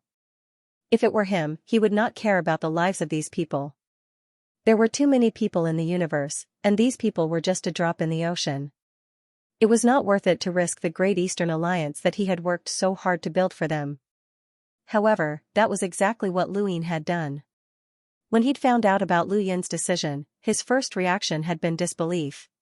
Who would be so stupid as to use their own resources to fight against the Astral Beast domain? If they won, all the benefits would go to the Sixth Mainland. If they lost, they would lose everything, and the Sixth Mainland would suffer no losses at all. This was an absolutely money-losing deal. Based on his understanding of Luin, this person should not have allowed himself to be taken advantage of, but that was exactly what he had done.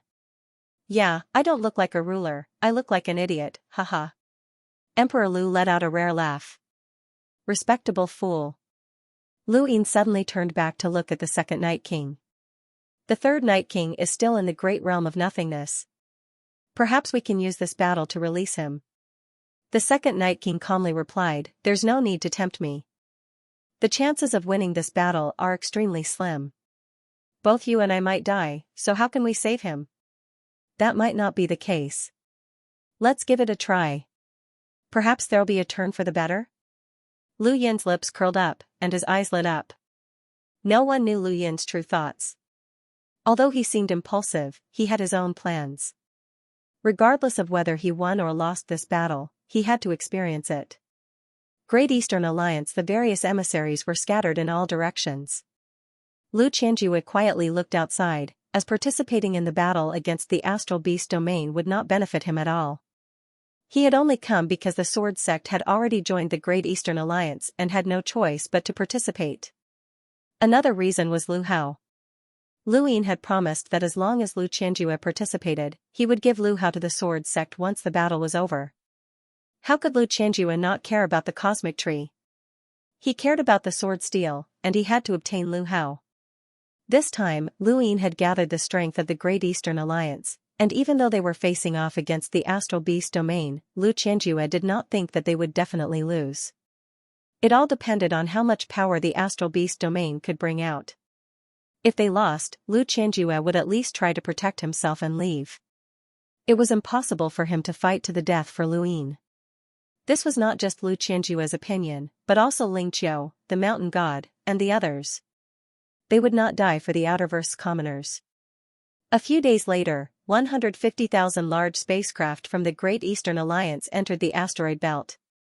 At the same time, at the border between the asteroid belt and Iron Blood Weave, countless astral beasts roared as they rushed over. War was about to break out in the asteroid belt. As the name implied, the asteroid belt was filled with asteroids. Some were as small as spacecraft, while others were as large as planets. White smoke drifted through space and wrapped around a meteorite as it headed northeast. After the meteorite traveled a certain distance, the white smoke dissipated and wrapped around another meteorite before carrying it off into the distance. No one paid attention to the white smoke. They were slightly south of the center of the asteroid belt, and the smoke-wrapped meteorite continued to head northeast. Suddenly, it stopped moving and then shattered. Even further away, the old smoker's eyes widened. "I can't see anything. It's the Yingguai. They're coming." He then quickly returned. The starry sky was distorted as invisible creatures stepped on the meteorites and spread out. Outside the northeast, countless astral beasts were heading toward the southwest. Among them were the Void Thunder Beast, the Sky Foothill Ice Phoenix, the Flying Flame, the Void Wanderer, and many other strange creatures that had never been recorded. These creatures did not make a sound as they swept across the starry sky. Their eyes were filled with excitement and killing intent. In the southwest, within the Great Eastern Alliance's fleet, Luin received a report from the old smoker that there were Yingguai lurking in space. Yingguai, Void Wanderers, and perhaps even more strange creatures. "Pass down my orders. Launch a volley of attacks." Against the many strange creatures from the astral beast domain, Luin would not play around with the lives of his cultivators. He planned to use the warships to clear the way and launch volley after volley of attacks. Following Lu Yin's orders, the large spacecraft moved aside, and the warships arranged themselves in an orderly manner according to Xianxia's orders. They arranged themselves into a fixed formation and then, launch. As soon as he finished speaking, the light beams lit up and shot toward the northeast. Boom! Boom! The entire region of space was illuminated, and countless meteorites were shattered. The beams of light started from the Great Eastern Alliance's fleet and headed northeast. They covered a huge area and did not miss a single corner. Any astral beast that approached would definitely be struck by the beams of light. After a volley of attacks, an area of meteorites was cleared, and the fleet continued heading northeast. In the direction that the fleet was heading, which happened to be outside the range of the warship's beams, the void distorted to reveal a pair of eyes that were filled with lingering fear. This pair of eyes seemed to exist on its own without a body, and it headed northeast. The fleet continued heading northeast, and every time they traveled a certain distance, the warships would launch a volley of attacks. There were 6,000 warships, which was equivalent to 6,000 attacks that could threaten an explorer. Throughout the universe, there had never been so many warships in the history of the Outerverse. The consumption of energy was astronomical, but Luin had done so. The Great Eastern Alliance's fleet and the Astral Beast domain's countless astral beasts drew closer and closer. Sometimes, humans could not compare to certain strange creatures when it came to scouting. For example, the Great Eastern Alliance's fleet had been exposed to Su Qing's eyes, but the countless astral beasts had not been exposed. Luin knew that those astral beasts were definitely in the northeast, but he did not know their exact location.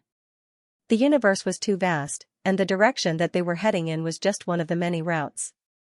If they wanted to scout the entire asteroid belt in one direction, then the Great Eastern Alliance's fleet would have to scatter. The lack of information caused the battle to fall into a passive state. Su Qing ordered all the astral beasts to stop moving forward, as he did not plan on directly attacking the Great Eastern Alliance's fleet. "Commander Su Qing, is there a need to be afraid of a mere Great Eastern Alliance?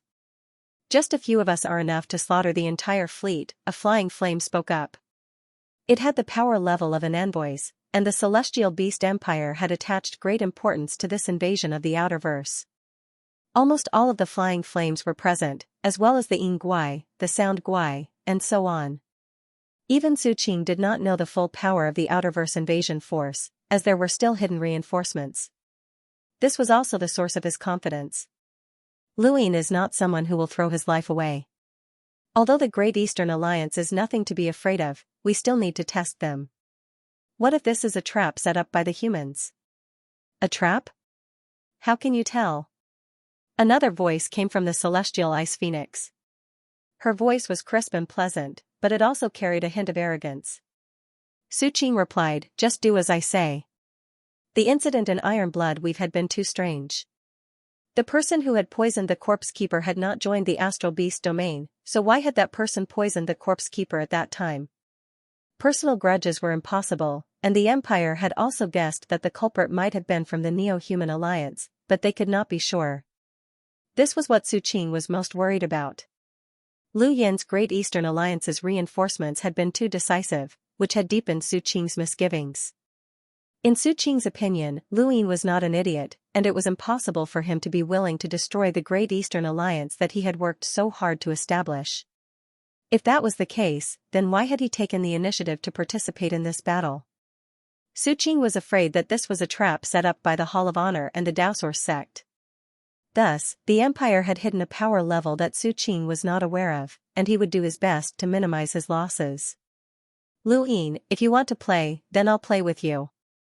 Let's see who can afford to play, Su Qing muttered to himself as his eyes turned cold and flashed with lightning. The Great Eastern Alliance's fleet advanced in an orderly manner towards the northeast, firing volleys from time to time to ensure that there were no Astral Beast domain ambushes ahead. Liu Yin frowned. Based on the location where the old smoker had discovered the Yingguai, they should have encountered the Astral Beasts, but there were still no signs of them. Had Su Qing stopped? Suddenly, an alarm sounded, and a screen appeared in front of Liu Yin. Alliance Master, the rear of the fleet is under attack. It's a giant white skeleton. Another screen appeared. Alliance Master, the right side of the fleet is under attack. Alliance Master, the left side of the fleet is under attack. Liu Yin's gaze turned cold. Follow the plan and attack. He then punched the control panel. The battle had officially begun. At the rear of the Great Eastern Alliance's fleet, a giant white skeleton smashed towards the fleet. The skeleton was covered in a type of self-destructing bug, and after the bug self-destructed, their blood would explode, creating a chain of explosions. Although the explosion was not very powerful, the white skeleton had long since been covered in poison. Once it exploded, the poison would quickly corrode the entire Great Eastern Alliance's fleet. Normally, no one would be able to tell that there was poison on the skeleton as long as it did not explode. However, they did not know that there were people from the Divine Gu dynasty in the Great Eastern Alliance. Xianxia arranged the fleet, and no matter how the fleet's formation changed, there were some ships that remained the same. These ships just so happened to surround the entire fleet, and they were equipped with materials that the Divine Gu dynasty had specially developed to detect poisons. When the skeleton approached the rear of the fleet, the Jackal King walked out of the void and raised a hand, causing ripples to appear in the void. The skeleton suddenly exploded the moment it approached the rear of the fleet, and it continued to explode. The power of the explosion was not great. In the distance, several Yingguai stared at the scene. The poison had probably erupted. However, after a while, nothing happened besides the skeleton exploding. How could this be? To the right of the fleet, several void thunder beasts spat out thunderbolts towards the fleet. At the same time, flying flames spat out tricolored flames. Just as the thunderbolts and tricolored flames descended upon the fleet, the void froze and extended outwards. The Ice Empress walked out and froze the thunderbolts and flames, as well as the void thunder beasts and flying flames. Dozens of Yingguai charged over from the left side of the fleet. They had thought that they would be able to successfully attack the fleet, but they had underestimated Xianxia's understanding of the Astral Beast domain. The moment the Yingguai appeared, they were immediately discovered. The mountain god's enormous body blocked the fleet as it viciously rammed into the Yingguai. Su Qing tried to attack the fleet from all directions. Not only did he want to disrupt the fleet's formation, but he also wanted to force out the powerhouses of the Great Eastern Alliance. Seeing the Ice Empress and the mountain god attack, Su Qing waved his hand. It's your turn. Countless beasts roared, and the sound waves shook the heavens. Liu Yin looked ahead and saw several incomparably large creatures charging towards the fleet. Fire! The warships fired a volley, but it was useless. The giant creatures hugged their legs and formed a sphere that rammed into the fleet. Their defenses were astonishing. Liu Qianjue walked out and sliced through the void with his sword, causing the void to distort. All of Liu Qianjue's attacks were blocked, and the giant creatures had the power to resist. Liu Qianjue was astonished and attacked again, but all of his attacks were devoured. In the distance, Su Qing sneered. How could he be killed so easily? It's a Naoyuan beast, Xianxia said. It's ranked 4th on the heavenly beast list and can divert attacks with a power level of less than 200,000. It can also divert Lu Qianjue's battle techniques. Lu Yin quickly relayed Xianxia's message to Lu Qianjue. Lu Qianjue gripped the hilt of his sword tightly. No wonder it looked so familiar. His attack had not been swallowed, but rather, it had been redirected. In front of them, those incomparably huge beast-shaped spheres were about to crash into them. Once they were hit, the entire fleet would be scattered. The Naoyuan beast had been shifting its attacks in front of the beast-shaped balls. Due to its small size, it could not be found yet. Chen Huang. Lu Yin barked. In the fleet, the giants straightened their backs and stepped forward, blocking the front of the fleet. They faced the beast-shaped spheres and battle aura imprints and roared. Su Qing was astonished. It really is a giant. The beast-shaped sphere was about to hit the fleet. Chen Huang was in front of it and grabbed it with one hand. His shoulder felt a sharp pain. It was the Naoyuan beast's attack. At that moment, Lu Qianjue slashed out with his sword. Facing Chen Huang and Lu Qianjue at the same time, even the Naoyuan beast could not do anything. It could only divert Lu Qianjue's attack. Chen Huang blocked the impact of the beast-shaped spheres, but his body was knocked back. Although the beast-shaped spheres were not at the level of an emissary, their defenses were frighteningly strong. The Celestial Beast Empire had specially nurtured them for this purpose. They charged into the human formation. This was the first time that Su Qing had taken action, and he had thought that he would be able to accomplish something. However, he had not expected that the Great Eastern Alliance would have an army of giants. If one giant could not handle the beast-shaped spheres, 2 more would come. Chen Huang blocked one of the beast-shaped spheres by himself, and he roared as he lifted it up and smashed it back the way it had come. Chen Ling, Chen Jian, Chen Ji, and the other giants were unable to smash it back, and the beast-shaped spheres were pushed aside. Su Qing's expression turned ugly. 4 emissaries have appeared. The Great Eastern Alliance is ruthless. He then waved his hand. All 4 of you. They're hiding 1 or 2 emissaries at most, so there's nothing to be afraid of. Keep an eye on Lu Yin. It's said that this kid can challenge an emissary by himself. Leave him to me. A shadow distorted and then vanished. Following Su Qing's orders, countless astral beasts charged towards the Great Eastern Alliance's fleet. Lu Yin's gaze turned cold. Fire. The warships shot out beams of light that filled space and bombarded the surface of the countless astral beasts. The beasts in front of them had power levels that surpassed explorers and were not something that the beams of light could deal with. Gradually, the beasts and the fleet collided. Boom! There was a loud explosion as the ship shook. Countless astral beasts died tragically from the very start of the battle. These astral beasts could fly through space not because they were explorers, but because their bodies were unique.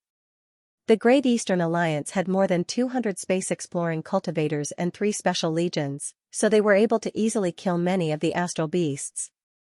The Great Eastern Alliance's fleet did not fare well either, as the endless horde of astral beasts crashed into them and destroyed over 1,000 large spacecraft. Fortunately, Lu Yin had already made all of the cultivators below the space-exploring realm wear universal armor, so they could survive and fight even if they left their spacecraft.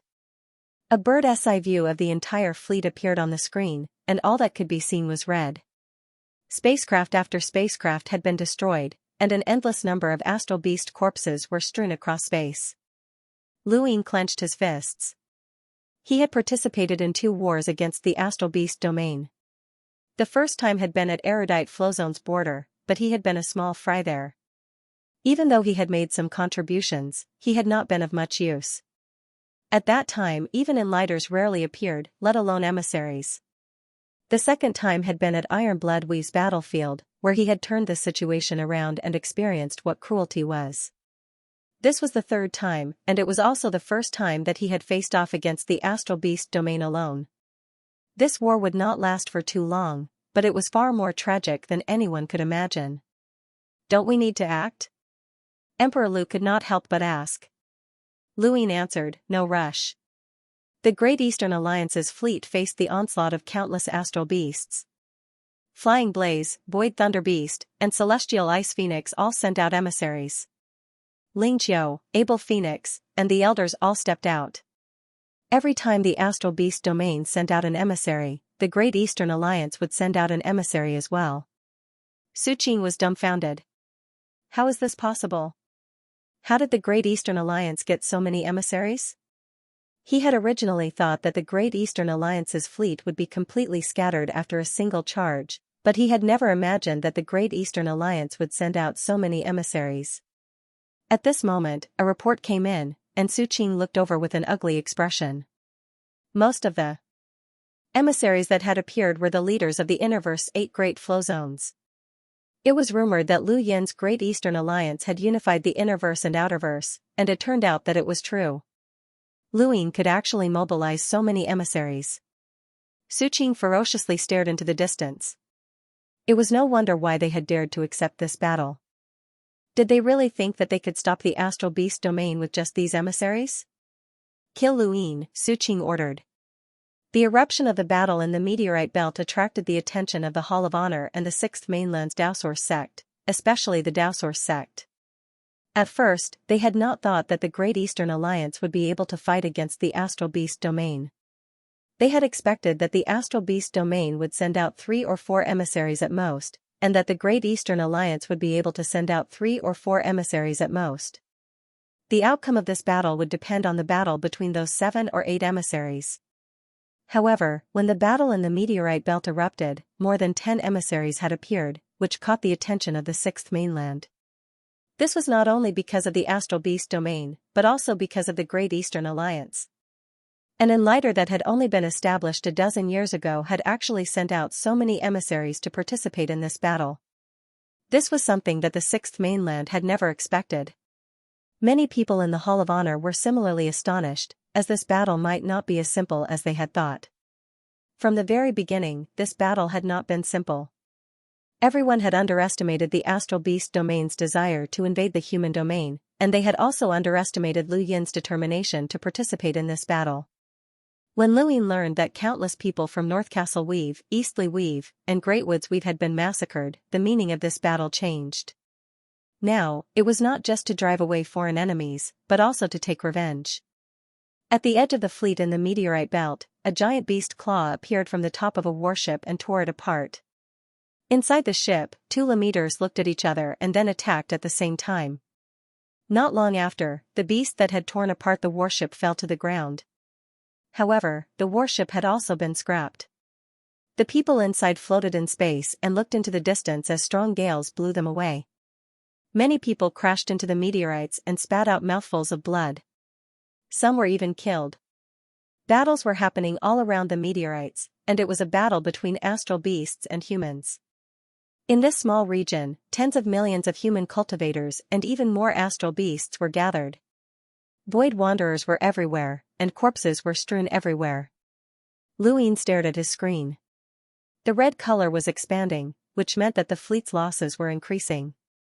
A guest has arrived. The second Night King looked up. Lu Yin waved a hand, and the second Night King and Lu Huang retreated. The Astral Beast domain was still unfamiliar to Lu Yin, and no one knew what methods they had up their sleeves. If the 2 of them attacked here, even if they killed the astral beasts that had come here, Su Qing might learn of their existence. It wasn't worth it. War was a battle of resources, but it was also a battle of trump cards. The second Night King and Lu Huang were Lu Yin's trump cards, and whoever used their trump card first would be at a disadvantage. Everyone left the command center. Lu Yin clasped his hands behind his back and looked at the sky. There were rune lines everywhere. The shadow on the wall twisted, but it didn't make a single sound as it slowly approached Lu Yin. Lu Yin still didn't sense anything as he focused on the sky. The shadow suddenly condensed and turned into a sharp spike that shot towards Lu Yin. The spike successfully pierced Lu Yin, but aside from his clothes being torn, not a single drop of blood was left behind. The shadow changed again and turned into a curtain that covered Lu Yin. I've read many records about the Astral Beast domain. If I'm not wrong, you're called the Shadow Beast, Lu Yin said calmly, allowing the curtain to cover him. This attack was similar to the Black Coffin's secret technique, but the Black Coffin was a secret technique. If not for the Shadow Beast being at the level of an emissary, this attack wouldn't even have been able to touch Luin. Only the Shadow Beast knew what had happened behind the curtain. As the shadow faded, Luin was still completely unharmed. This was the cognizance realm of the cognizance realm. Luin negated the damage that the Shadow Beast could cause to the ground beneath his feet. As long as he didn't damage the ground, he was one with the ground and wouldn't be harmed. This was the mystical cognizance realm of the cognizance realm. Only those who had experienced that civilization would be able to understand it. The beast was shocked. Impossible. You. Luin frowned. A mere 500,000 power level?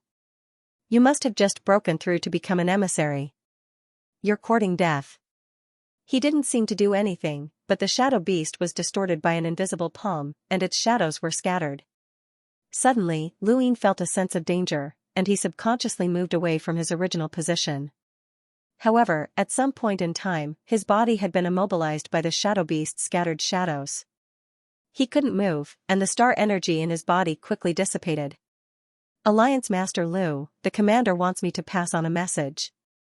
You can't afford to play this game. A black shadow then descended from above Lu Yin's head and stabbed towards his forehead. This shadow was the Shadow Beast's true body, and it was a shadow that could split up and recombine. Its true strength was over 800,000, and while the scattered shadows were not as strong, they still had a power level of 500,000. Others would not be able to distinguish between them. This was the reason why Su Qing had sent the Shadow Beast to ambush Luin. A creature with a power level of 800,000 had ambushed Luin, and while the Shadow Beast's strength could not compare to the mantis, its assassination abilities were far superior. Its main advantage was that its methods were strange. Just as the shadow was about to stab Lu Yin's forehead, a sword appeared from the void and blocked the shadow's attack 3 inches above his head. The sword vibrated, and the shadow distorted, unable to control itself. The Shadow Beast was shocked. An absolute powerhouse? It immediately fled without a second thought. However, since Emperor Lu had already appeared, he would not allow it to leave. Currently, Emperor Lu's battle power had already recovered to over 1 million. Under the edge of his sword, the Screen Beast was directly cut into countless pieces. Every piece of shadow could possibly be the Screen Beast, and every piece of shadow fled in all directions. Lu Yin's expression sank. The Astral Beast domain's assassination methods were extremely strange, and there were definitely more than one creature like the Shadow Beast. If even a black hole could form, then any other strange creature could appear. He had to be more careful. Not long after, Lu Huang returned with an unsightly expression. You didn't deal with it? Luin asked. I don't know. The shadows that appeared in my perception were all wiped out, but I feel like it won't be that easy to deal with. Don't overthink it. I've already been exposed. Should I make a move? Luin looked into the distance. Make a move and eliminate those powerful astral beasts as quickly as possible. Lu Huang's body vanished. Since he had already been exposed, there was no need to hide anymore. Emperor Lu walked out of the void and slowly raised his longsword. In an instant, the starry sky suddenly froze, and countless people felt an indescribable sharpness descend, causing their bodies to feel a chill. In the distance, Su Qing's expression changed. Not good. He turned into thunder and vanished. Emperor Lu raised his sword and slashed out.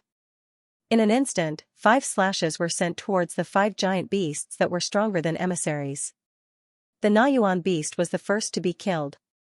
It tried to divert Emperor Lu's attack, but Emperor Lu was far more powerful than Lu Qianjue. How could it divert over 1 million battle power? It was killed by a single sword strike. The second one was Flying Flames, who was fighting with the Ice Empress. It had melted the Frozen Void Thunder Beast and Flying Flames tribe members. Facing Emperor Lu's sword strike, it was killed without any resistance. The third, fourth, and fifth strikes were all neutralized by the lightning. Void Qing transformed into a Void Thunder Beast and rushed towards Emperor Lu. You're courting death. Emperor Lu's gaze turned cold. There was actually an expert with a combat power of over 1 million. He immediately walked out of the void and faced the Void Thunder Beast. As the two powerhouses with power levels over 1,000,000 clashed, Luin immediately ordered the fleet to retreat. The countless giant beasts were also frightened by Emperor Lu and simultaneously retreated. The appearance of a powerhouse with a power level of over 10,000 caused this battle to undergo a qualitative change, and it completely attracted the attention of the Sixth Mainland's Daosaur sect. They had not expected that the Great Eastern Alliance would have powerhouses with power levels over 1,000,000. Suqing and Emperor Lu's battle ended in a draw. Emperor Lu gave Suqing his 14th sword strike, which caused Suqing to spit out blood. Suqing also used his lightning to leave an eternal mark on Emperor Lu's body. The battle temporarily stopped, and the Great Eastern Alliance's fleet retreated southwest while countless giant beasts retreated northeast, resulting in a stalemate. Suqing had not expected the Great Eastern Alliance led by Luin to be so powerful, which had caused him to suffer heavy losses. His biggest miscalculation had been that the enemy had powerhouses with power levels over 1,000,000. When he thought of this, he immediately ordered for information on the Great Eastern Alliance to be collected. In the past, he had not cared too much about the Great Eastern Alliance, but now, he needed to have a clear understanding of it. Lu Yin's fleet had also suffered heavy losses, but fortunately, he had not lost any emissaries. Even so, Lu Qianjue and the others were terrified, especially the mountain god, who immediately sought out Ling Qiu. "You want to retreat?" Ling Qiu was astonished. The mountain god solemnly replied, "You saw it yourself." Emperor Lu instantly killed 2 emissaries. What if that Void Thunder Beast had attacked first instead of Emperor Lu? Which one of us would have survived?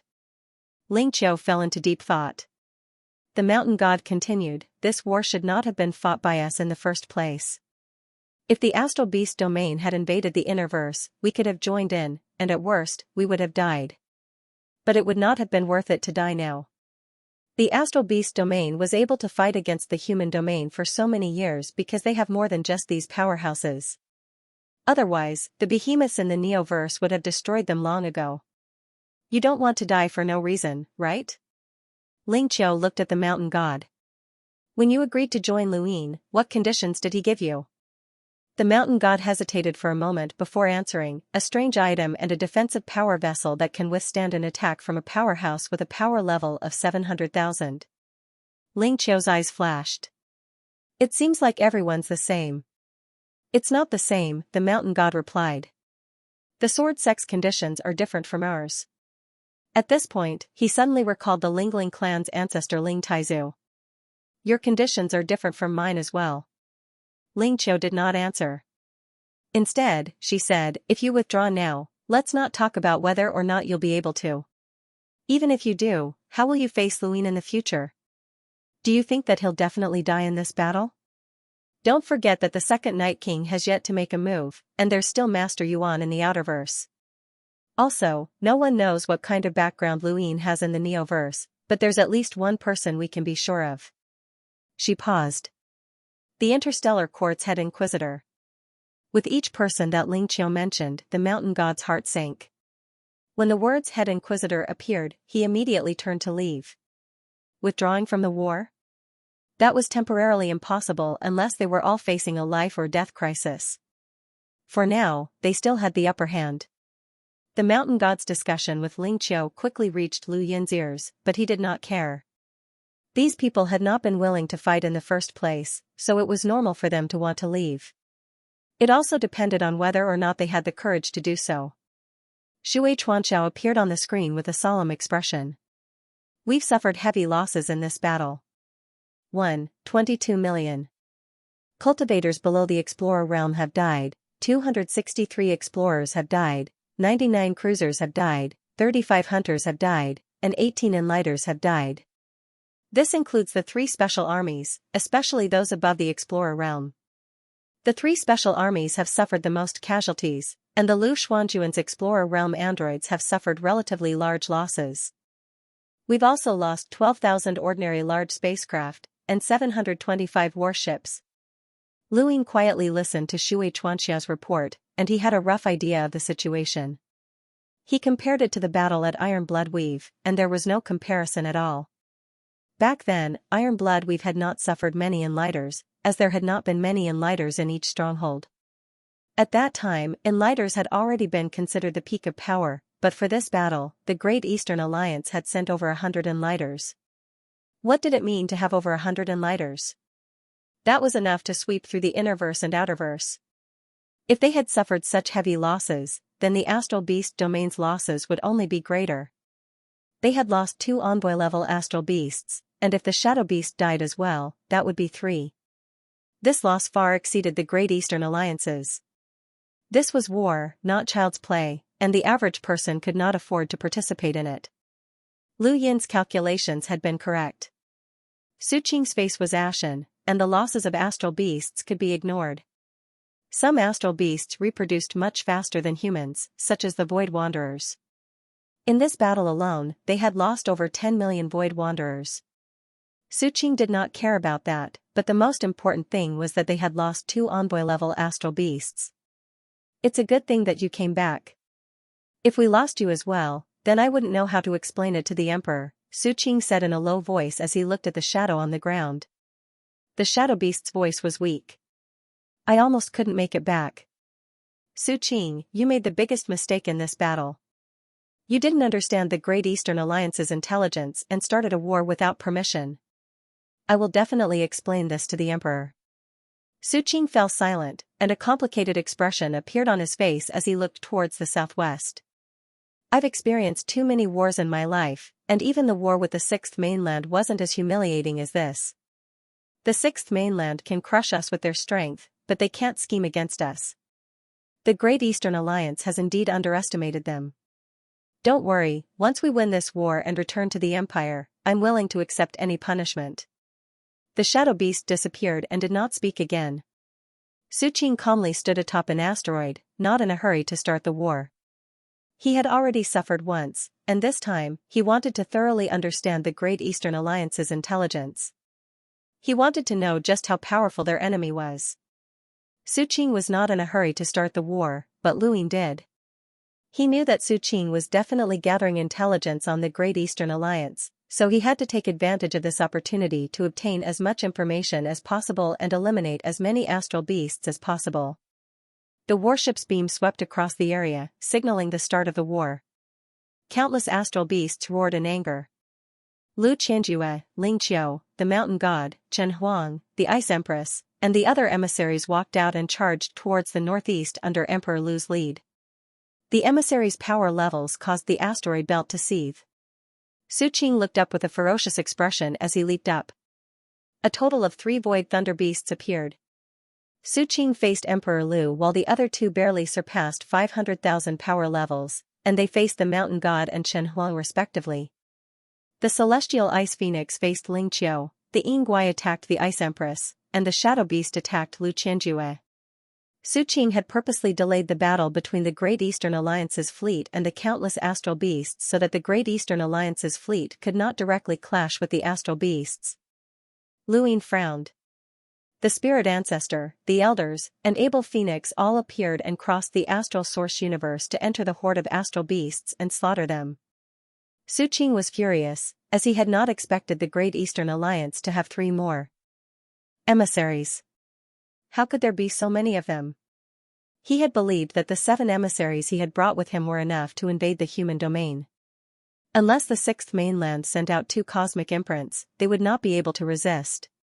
He had not expected that the Great Eastern Alliance would be able to stop them and even be at a disadvantage.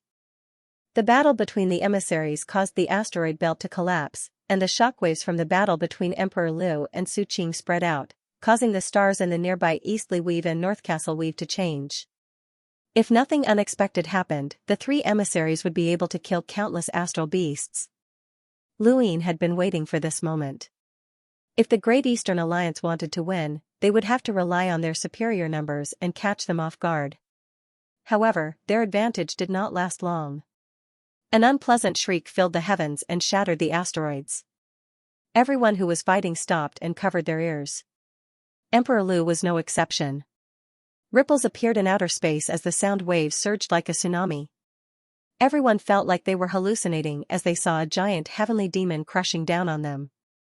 It had become their master and was about to brand itself into their souls. Even Lu Qianjue, Emperor Lu, and Emperor Lu found it difficult to withstand this terrifying spiritual force. Lu Ying gripped the console tightly and recited the primogenitor's scripture, but it was like a stubborn rock that was holding on. His face was deathly pale, and even with the scripture, it was difficult for him to face this spiritual force head-on. Most of the people in the fleet had already fainted, and if they continued to endure it, they might become the living dead. Heavenly demons were born as hunters and fed on spiritual force. They looked like humans with bat wings and were royalty of the celestial demon empire. Throughout the history of the human domain and the astral beast domain's wars, the celestial demons were the most feared on the battlefield. Their unparalleled spiritual force made them the most powerful killers in human history. The second Night King walked out with a cold gaze. He released his spiritual force and stared into the distance. The two spiritual forces collided, causing a physical explosion that was like thunder, a tsunami, and a collapse of the stars. Spacecraft shattered one after another as cultivators fainted one after another. Even the astral beasts wailed as they fainted. This spiritual force collision lasted for 10 breaths of time before ending with the heavenly demon's defeat. Even though the heavenly demon had been defeated, the second Night King did not have it easy either. The Day-Night clan specialized in spiritual force, but they had no advantage over the heavenly demons who fed on spiritual force. If not for the second Night King's power level surpassing the heavenly demons, the outcome would have been uncertain. Retreat immediately. Lu Ying barked, and the fleet hurriedly retreated southwest. Lu Qianjue and the rest immediately returned, but Emperor Lu, Phoenix, and Elder Lu were unable to retreat.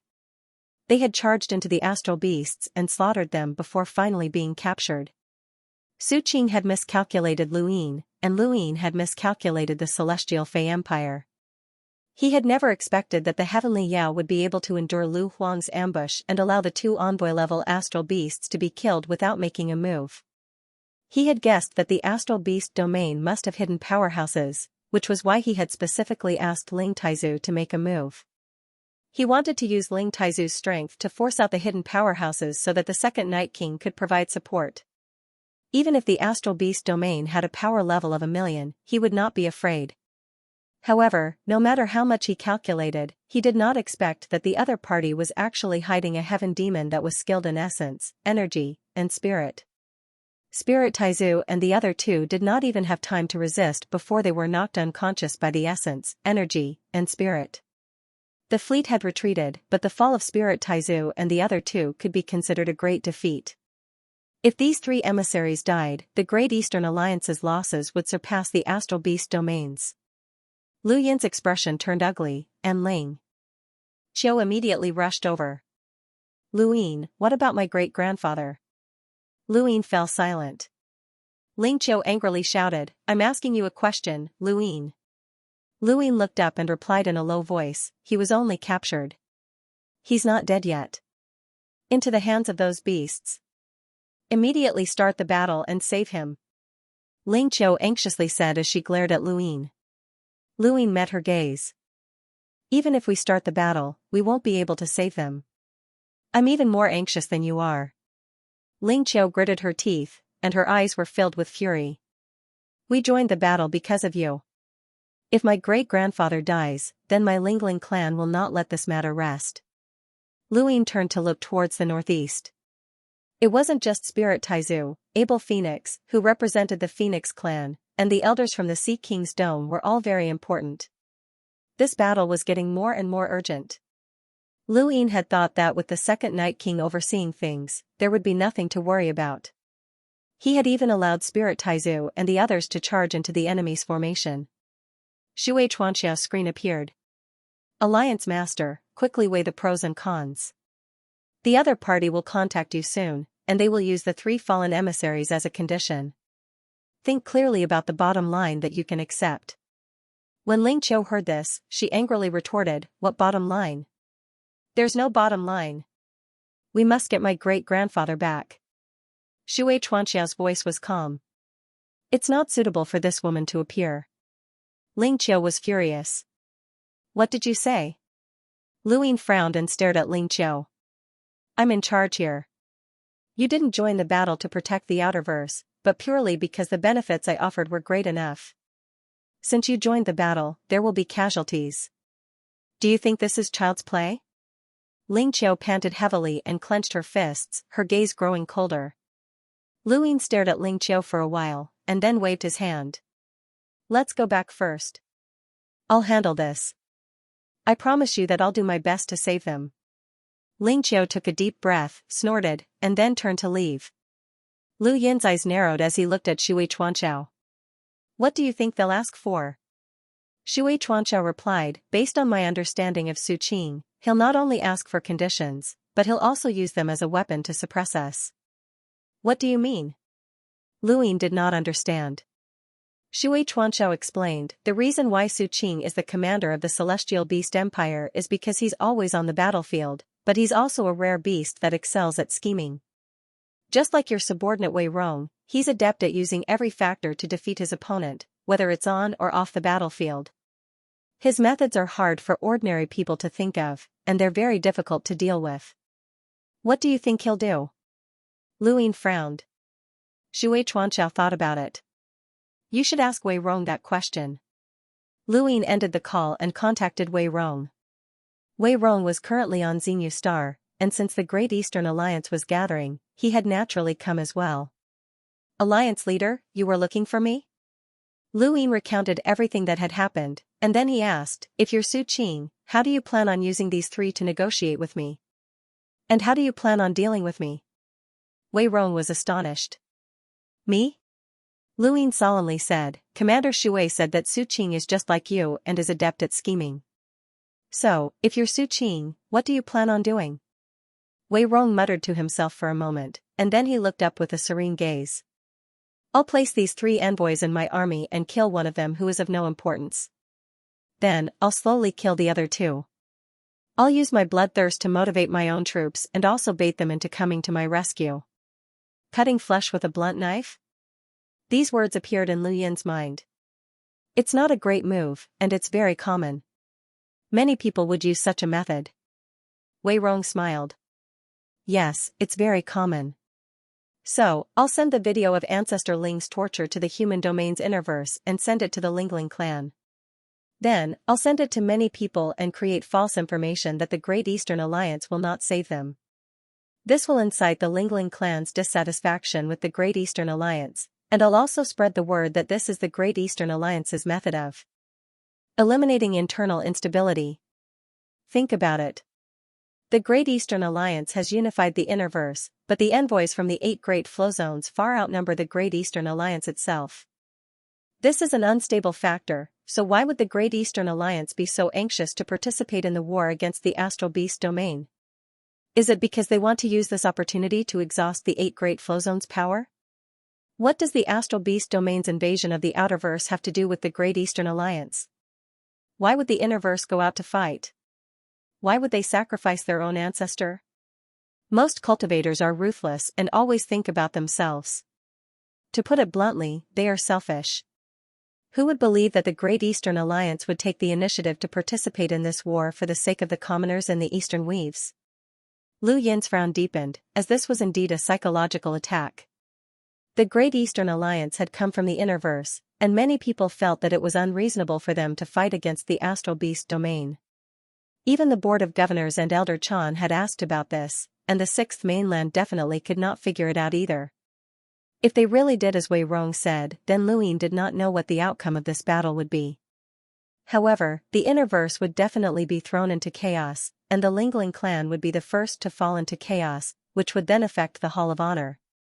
Lu Yin would be in a very passive position in this battle, as the Mountain God and the others had already thought of retreating. Lu Yin's eyes flickered. Is there any way to deal with this? Wei Rong's gaze hardened. We either have to think of a way to save them, or we have to think of a way to destroy them. In any case, we can't let Su Qing use them to make a fuss. Otherwise, we'll definitely lose this war, and our Great Eastern Alliance will lose the Innerverse and fall to rock bottom.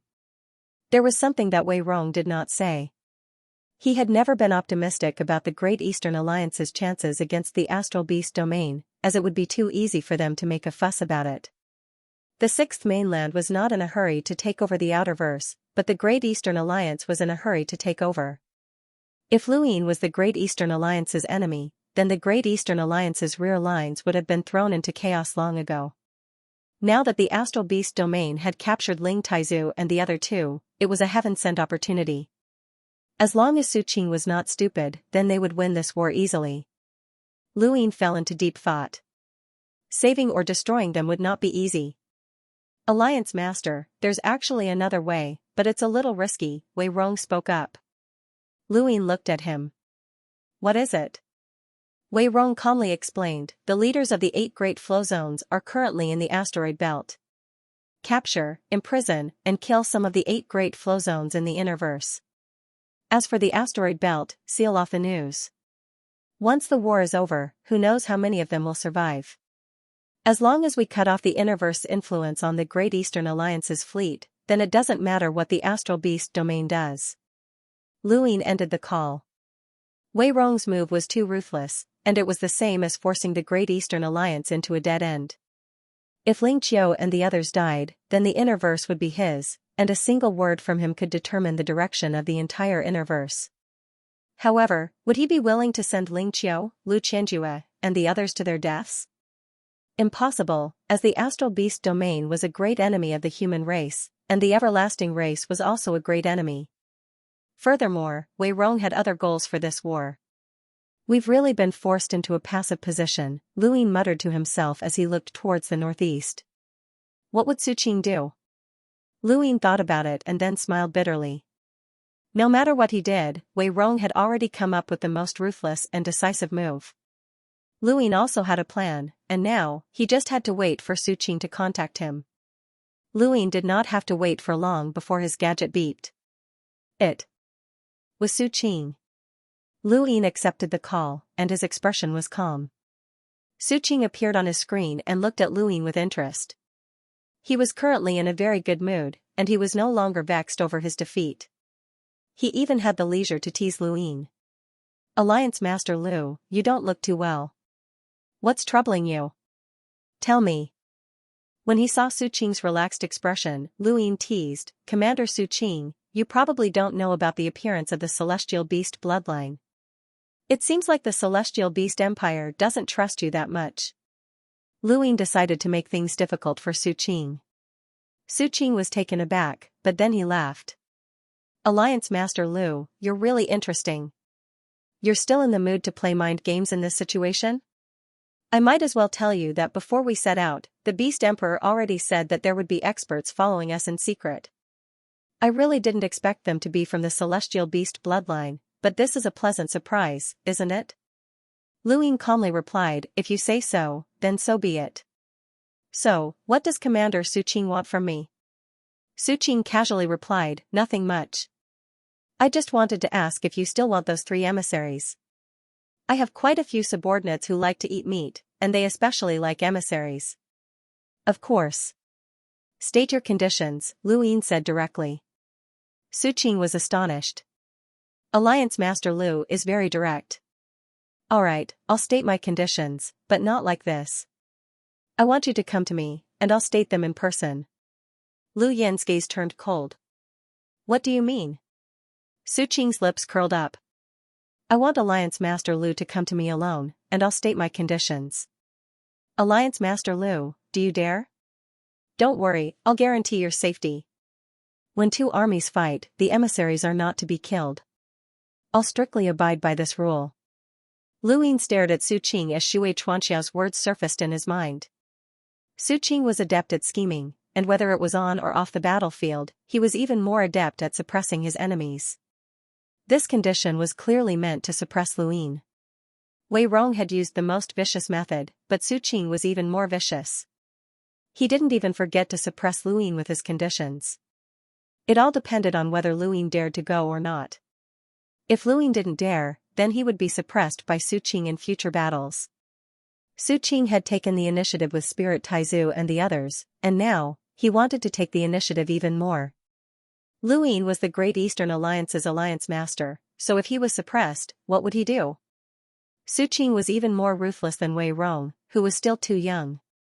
Luin met Su Qing's gaze, and he said, "All right, I'll go." Su Qing's eyes widened, and he praised Luin. Alliance Master Lu, you're truly heroic. I'll wait for you. He then ended the call. Behind him, the second Night King was astonished. You're going? I can't not go. The second Night King's eyes flickered. You'll be facing those beasts. They're not humans, and they don't follow the rules. Are you sure you want to go? Luin looked into the distance. If I don't go, then my position as Alliance Master will end. No one will trust someone who doesn't even dare to listen to their conditions. He then looked at the second Night King and smiled. Actually, I'd rather you go in my place. The second Night King did not mind. It doesn't matter. I can kill my way out of there. Even if that heavenly demon is there? Luin asked. The second Night King confidently replied, that heavenly demon won't be able to stop me. Alright, that's what I've been waiting for. The second Night King did not understand. Luin stared at him. If I die this time, you'll die as well. The second Night King's pupils shrank, and an intense killing intent flashed in the depths of his eyes. You want me to die with you? The only way to break out of this situation is to save Ling Taizu and the others. I need you to help, but I'm afraid that you won't do your best. You said it yourself that the heavenly demon won't be able to stop you, so you're the only one who can help me return safely. Come, if I can't get out, then it means that you don't want me to return. In that case, I'll drag you down with me. The second Night King's face twitched. Luin was actually waiting for him here. What do you want to do? Luin looked towards the northeast. I'll risk it all. Luin had told Ling Qiu that war was not child's play. Even though he had a deep understanding of war, he had never imagined that there would be a day when he would be alone in the midst of billions of beasts. He was like a lamb waiting to be slaughtered in the face of these ferocious beasts. Within the fleet, Ling Qiu had a complicated expression. She had not expected Luin to be willing to do such a thing. Not everyone had the courage to enter enemy territory. Regardless of whether or not Ling Taizu could be saved, she would not hold a grudge against Luin. She had seen Lu Yin's back, and it was resolute and bleak. Luin stepped through the void alone and headed towards the countless beasts in the northeast. Behind him, the members of the Great Eastern Alliance looked at him with complicated gazes. Regardless of why he had joined the Great Eastern Alliance in the past, Luin had now gained everyone's respect. The distance between the first beast and Su Qing was very far. Luin did not know if Su Qing had done this on purpose, but the beasts blocking Lu Yin's path were all enormous beasts. Some of them even had their limbs spread apart, and if Luin wanted to pass through, he would have to pass under them. This was an insult. Luin looked up, feeling a sense of familiarity. This was not his first time passing through enemy territory. In the technocracy, he had entered the Lost Voyager army and encountered many hostile forces, but so what? He had still managed to make it here. In front of him, a beast roared and let out a threatening roar. It stomped on the ground and crushed a meteorite. Human, pass through. All around him, countless beasts roared, pass through, human. Pass through. Luin calmly looked at the beasts in front of him. They were merely enlighters, but he still approached them step by step. With each step, his domain and spiritual force grew stronger, and each step landed on the hearts of the beasts. In particular, the beast in front of him gradually revealed a look of shock before its body was pressed down by an invisible force. A hurricane howled and swept out in all directions. The surrounding beasts were pushed aside by the invisible force, and only the two void thunder beasts remained. They blocked Lu Yin's path and stared at him. Luin stepped on the beast's body and slowly approached the two void thunder beasts. He did not notice that in the distance, Yao Gu was also staring at Luin in shock. This little bug that he had once not even bothered to look at was now able to directly face the tribe leader. His growth was inconceivable. Luin stepped on the meteorite as he approached the two void thunder beasts. The two void thunder beasts' eyes were filled with murderous intent. If possible, they really wanted to slaughter this human. However, they could only dream about it. The more powerful an astral beast tribe was, the more rules they had. Sometimes, their rules were even stricter than those of humans. They considered themselves superior to humans and had their own dignity, so they disdained to act in such a situation. Luin approached them step by step, and when he saw the murderous intent in the two Void Thunderbeasts' eyes, he raised a brow. Scram! One of the Void Thunderbeasts stepped forward, lightning crackling. What did you say? Human? Luin was disdainful, and he continued forward as if he did not see this Void Thunderbeast. The Void Thunderbeast blocked Lu Yin's path. Lightning crackled and distorted the void. Its figure was faintly discernible as it shuttled between the real universe and the astral source universe. Luin walked in front of the Void Thunderbeast and did not stop. Instead, he directly crashed into it. Lightning exploded, and the Void Thunderbeast was forcefully pushed back by Luin. A strong gale shattered the meteorite and caused it to explode in outer space, pressing down on the group of astral beasts. A furious roar shook the heavens and even reached the distant fleet. Countless people heard it, and their expressions changed. They did not know what Luin was up against. The Void Thunderbeast that had been pushed aside was unwilling to accept this outcome. Its eyes widened, and lightning crackled around it as it stepped forward again, wanting to resist Luin. Luin sneered. Trash. His footsteps did not change as he continued forward. There was a crack as space exploded. The Void Thunderbeast had used all of its strength to collide with Lu Yin's lightning. There was a loud boom as the meteorite was completely shattered. Lu Yin's hair danced in the wind as his entire body was bathed in lightning. However, he was not afraid and continued to steadily push the Void Thunderbeast away. With every step he took, the Void Thunderbeast was forced back a step, which was a great humiliation for it. The other Void Thunderbeast wanted to help, but it forcibly restrained itself. It could not do anything, as two envoy-level Void Thunderbeasts were fighting against an enlighter. Regardless of whether they won or lost, it would still be embarrassing, and if news of this spread, the Void Thunderbeast race would become a laughingstock. The Astral Beast domain was not a monolithic entity, and there were internal conflicts as well. The competition for the Celestial Beast list was just as bloody. Even further away, Suqing stood at the peak of an asteroid and looked into the distance. Beside him was an incomparably handsome youth and a middle-aged woman with a noble aura. The youth was from the Celestial Beast race, and he had the spiritual force to contend with the Second Night King. He was a powerhouse whose power level exceeded 1,000,000. The woman was from the Celestial Ice Phoenix race. The Celestial Ice Phoenixes were ranked 7th on the Celestial Beast list, and they possessed extreme cold and tricolored light that could melt everything. If that was all they had, then they would not be qualified to stand alongside Suqing and the Celestial Beast Imperial family. Only a few astral beasts knew that the Celestial Ice Phoenixes had received special treatment from progenitor Wushang, and it was said that he had left behind some sort of mission. This had given the Celestial Ice Phoenixes an extremely high status in the Astral Beast domain, and even the Skyminder Imperial tutor would often meet them. This had also nurtured the Celestial Ice Phoenixes' arrogant personalities. This Luin is indeed quite outstanding. Yao Xian can't compare to him, the Celestial Beast Imperial family man praised, but his eyes were filled with killing intent. On the other side, the Celestial Ice Phoenix woman coldly said, if nothing unexpected happens, then this kid will become a great enemy of the Celestial Beast Empire once he becomes an envoy. If possible, it's best to kill him. Suqing shook his head. Envoys are not killed in a battle between two armies unless he takes the initiative to attack. The Celestial Beast Imperial family man sneered. He's not an idiot, so why would he take the initiative to attack?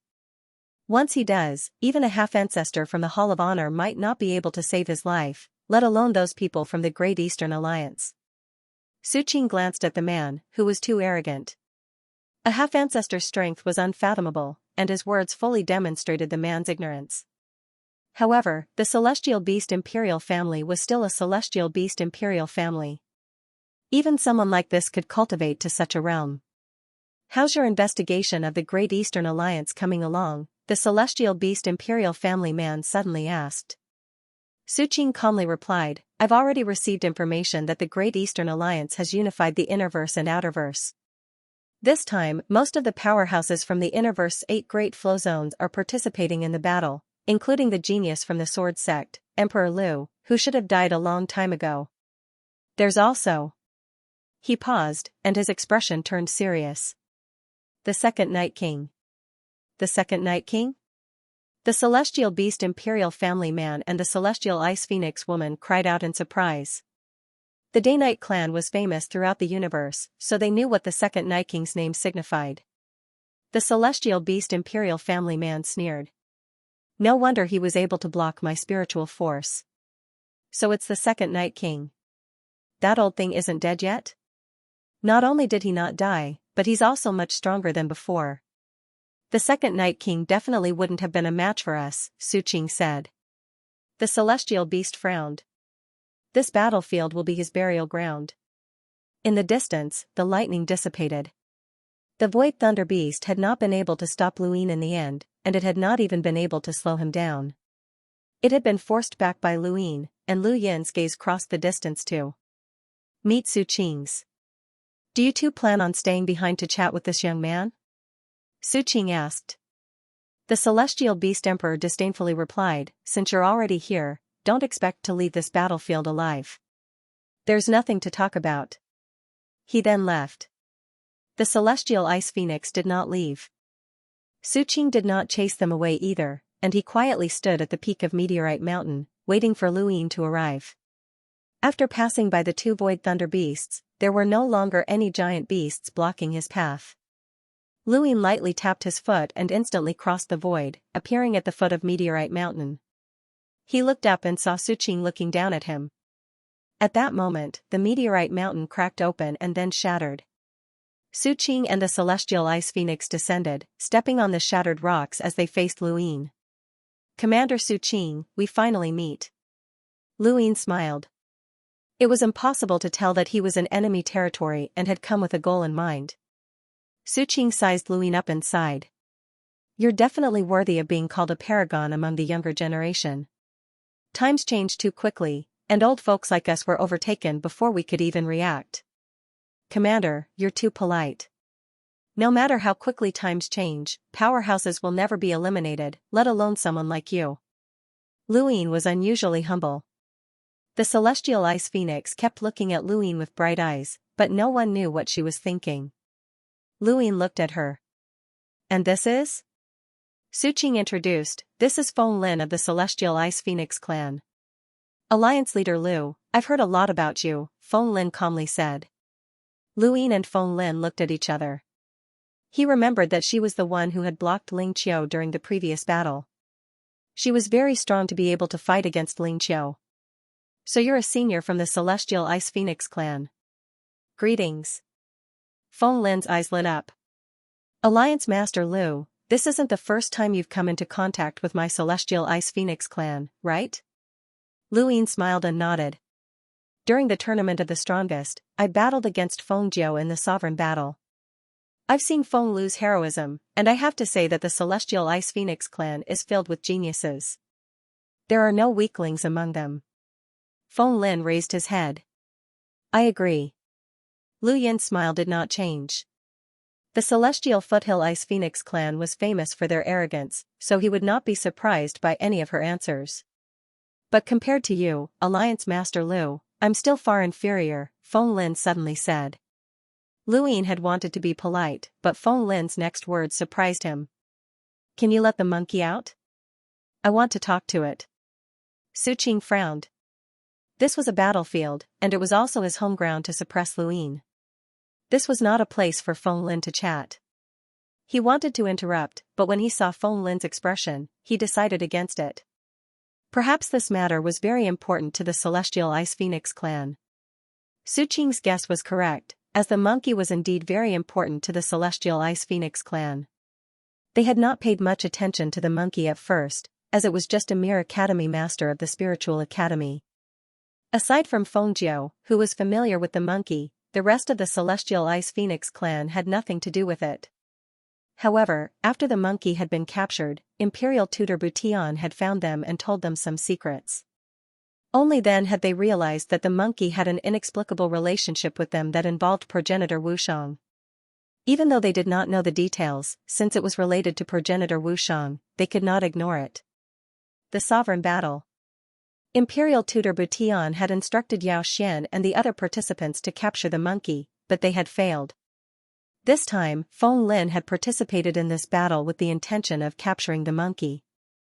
They still did not know that the monkey had been taken away by the witch spirit, and Luin had not mentioned it. The monkey?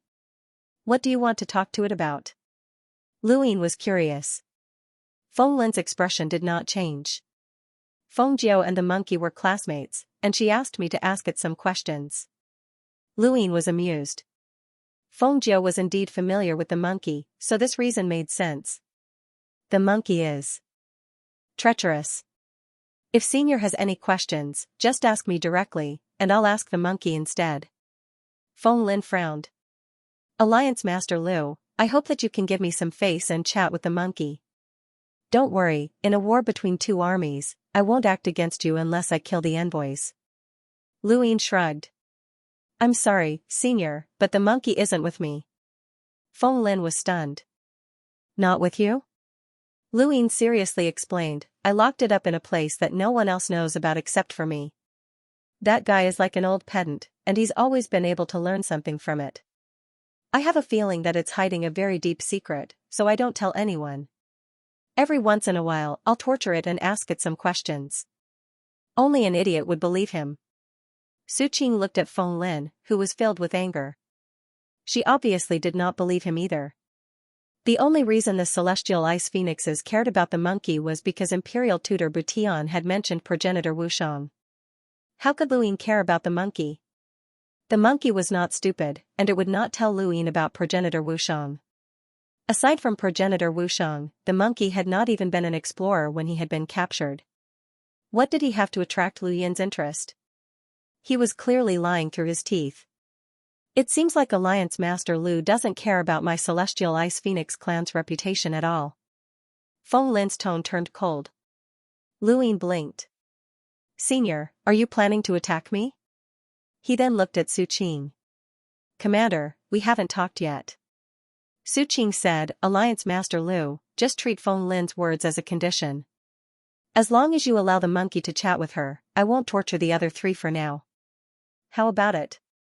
Feng Lin suddenly said, as long as you give the monkey to me, you can choose one of the three.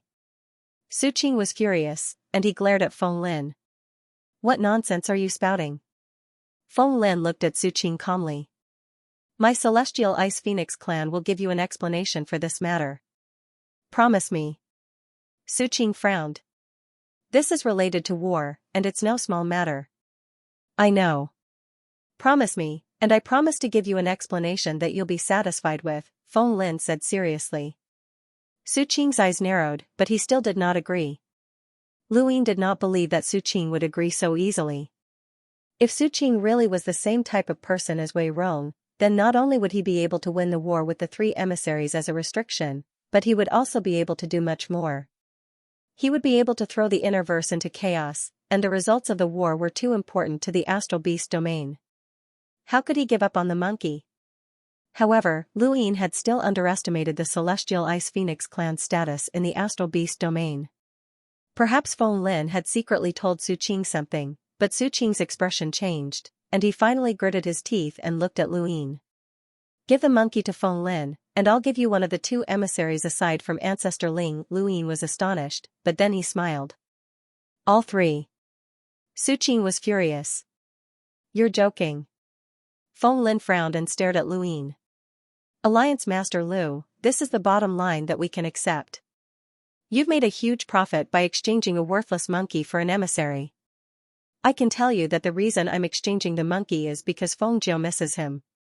He can be considered Feng Jiao's lover, and without him, Feng Jiao's cultivation will stagnate. Our Celestial Ice Phoenix clan doesn't have many clansmen, and we don't want anything to happen to Feng Jiao. However, don't think that you can use this to randomly quote a price. Otherwise, let alone a monkey, even Feng Jiao herself will be sacrificed here. Luin looked at Feng Lin in admiration, as she was able to lie through her teeth. This woman was even better than him, and she had even said that he was Feng Jiao's lover. She had even made up a love story to trick him. If it weren't for the fact that Skyminder Imperial Tutor valued the monkey and that he knew about the monkey's relationship with Feng Jiao, Luin might have actually believed her. He hadn't expected that this woman would be so similar to Kuei Luo, and she was even spouting nonsense with a straight face. Feng Lin's expression was very serious, and she spoke as if she were telling the truth. Luin felt helpless. Someone else's love has nothing to do with me. In any case, you can either give me all three or forget about it. What's the point of bringing one back? Won't the other two clans cause a ruckus? Su Qing's gaze turned cold, as this was his goal as well. He had agreed to Feng Lin's request not only because he wanted to give face to the Celestial Ice Phoenix clan, but also because he wanted to use this opportunity to incite Luin. These three emissaries all had powers backing them, and if he took one away, the other two would definitely hate Luin. Combined with his next move, he would be able to topple the Great Eastern Alliance, but this brat hadn't taken the bait. Feng Lin also reacted, and she glanced at Su Qing. Indeed, she had thought that this guy would give face to the Celestial Ice Phoenix clan, but she hadn't expected him to turn around and dig a hole for Luin. These people were too scheming. Alliance Master Lu, this is a matter of war, and I don't have the authority to make any decisions. You can raise any conditions you want as long as my Celestial Ice Phoenix clan can fulfill them. I just hope that you can hand the monkey over to me so that I can hand him over to that poor girl, Feng Jiao. Feng Lin's tone softened as she spoke helplessly. Luin pursed his lips, as this woman knew how to act. I don't have any other requests. I just want to take the three emissaries with me. Feng Lin was furious, and he wouldn't listen to her no matter what she said. She wanted to say something else, but Su Qing raised a hand. Leave first. I want to speak with Alliance Master Lu alone. Feng Lin looked at Su Qing. Su Qing's tone brooked no argument. Leave first. He could give the Celestial Ice Phoenix clan some face by allowing Feng Lin to negotiate with Luin for so long. He could even use the captives as a condition to obtain something for the Celestial Ice Phoenix clan. However, he had already given the Celestial Ice Phoenix clan face, and if Feng Lin could not reach an agreement, then it would be his turn next. Feng Lin was helpless, and she gave Luin an unwilling look before leaving. Only Su Qing and Luin were left behind.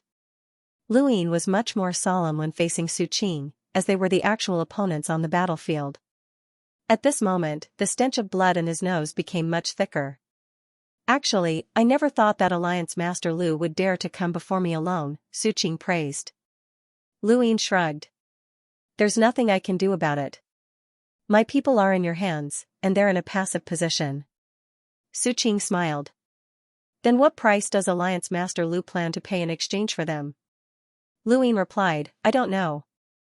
It all depends on what price Commander Su Qing wants. Su Qing's lips curled up. Alliance Master Lu, do you know how valuable they are in my hands? Luin shook his head. Only by understanding their value can the price be paid. I can tell you this, Alliance Master Lu. Su Qing's eyes narrowed. I'll use these three emissaries as bait.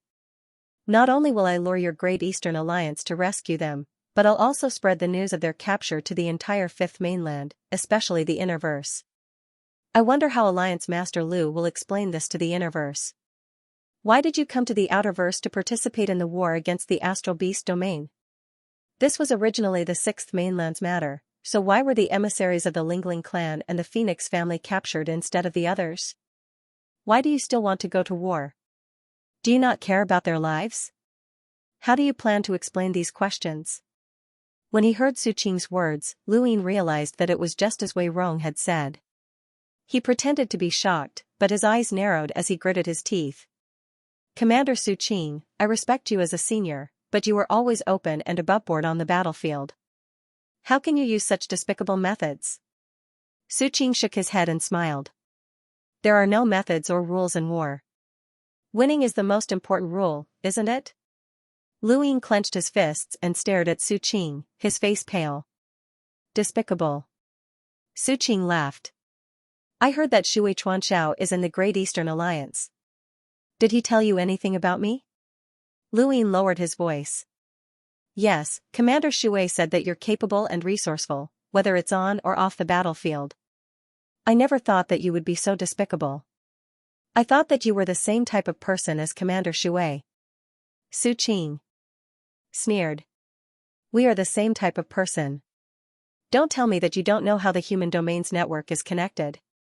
Xianxia is more ruthless than I am, and he gave up half of the endless weaves in exchange for the entire human domains network. If not for that, we would have already occupied half of the outerverse when the sixth mainland invaded. In the end, Xianxia is more ruthless than I am. I can't do such a thing. But you're more despicable than he is. Su Qing clasped his hands behind his back.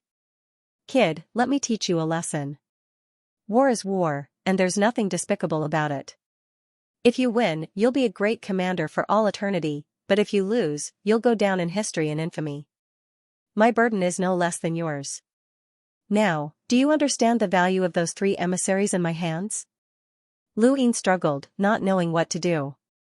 Su Qing said, it seems that you understand. Then, you should know the consequences of my actions. Tell me, what price do you plan on paying in exchange for those 3? You're willing to let me take them? Lu Yin stared at Su Qing. He was no longer as calm as he had been when he had first arrived. Su Qing nodded calmly. Why else would I have asked you to come here? What price do you want? Lu Yin asked anxiously. Su Qing believed that he had the initiative, so he said, first, hand Ghost Monkey over to Feng Lin. Lu Yin did not object. Second, hand over the inheritance of your unparalleled technique from the Sovereign Tournament. Lu Yin did not object. Su Qing continued. Third, you have to leave the outerverse. I can allow you to do so, but those are the only 3 conditions. Lu Yin stared at Su Qing unwillingly. You think you can force me to submit just because you've captured 3 of my emissaries? Su Qing sneered. You don't have to agree. Go back and have a chat with Xianxia. See if you can handle the consequences of my actions. Once I do that, at the very least, your Great Eastern Alliance will be disbanded, and you will definitely lose this war. Lu Yin knew the consequences of his actions. He had known this from the moment Wei Rong had mentioned it, but he had also believed that it would not be that serious. As long as the Hall of Honor was suppressing the situation, the inner verse would not fall into chaos the moment he appeared before Su Qing alone. I don't understand. You should know that the power I used in the last battle of the sovereign competition was death energy. Why do you still want it? Could it be that the astral beast domain has death chi? Su Qing's eyes flashed. So it's death aura. Then it's not that valuable. Lu Yin continued to stare at Su Qing's eyes. But it doesn't matter. My main goal is for you to leave the outerverse. That inheritance is just a gift, Su Qing said casually. Lu Yin could not tell if Su Qing was lying or if the astral beast domain was truly dead. Chi? He could not be sure, as Su Qing was the commander of the astral beast domain. How could Lu Yin easily see through his expression? I want to see the 3 of them, Lu Yin said weakly. Su Qing calmly asked, you agree? Lu Yin clenched his fists. My technique is very difficult to pass on. No matter how difficult it is, I still want it. After all, you're invincible and defeated the 3 Yang ancestral Qi. Perhaps you can also get the Hall of Honor to hand over the 3 Yang ancestral Qi's cultivation method. I'll agree to it all the same, Su Qing said confidently with a hint of anticipation. Lu Yin felt bitter. You think too highly of me. I'll agree to all 3 of your conditions, but you have to let me see the spirit ancestor and the others first. How do I know if they're dead? I don't trust you guys since you're astral beasts. Su Qing's tone was cold. You humans are also beasts.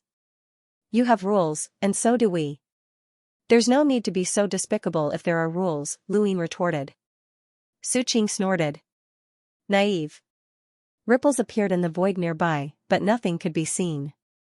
Bring Alliance Master Lu to see the 3 captives, Su Qing said. Lu Yin looked at him in surprise. You're asking Yingguai to bring me there? Su Qing replied, if I remember correctly, Alliance Master Lu also cultivates the symbol progenitor's power. Yingguai, you can see for yourself. Lu Yin's eyes flickered. All right. Su Qing had asked Yingguai to bring him there so that he could keep an eye on him. There was nothing better than Yingguai to keep an eye on him.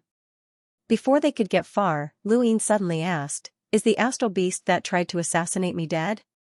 Su Qing answered, no. Lu Yin was disappointed and left with Yingguai.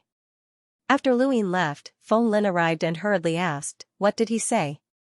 Su Qing replied confidently, he's waiting to receive Ghost Monkey. Feng Lin was delighted.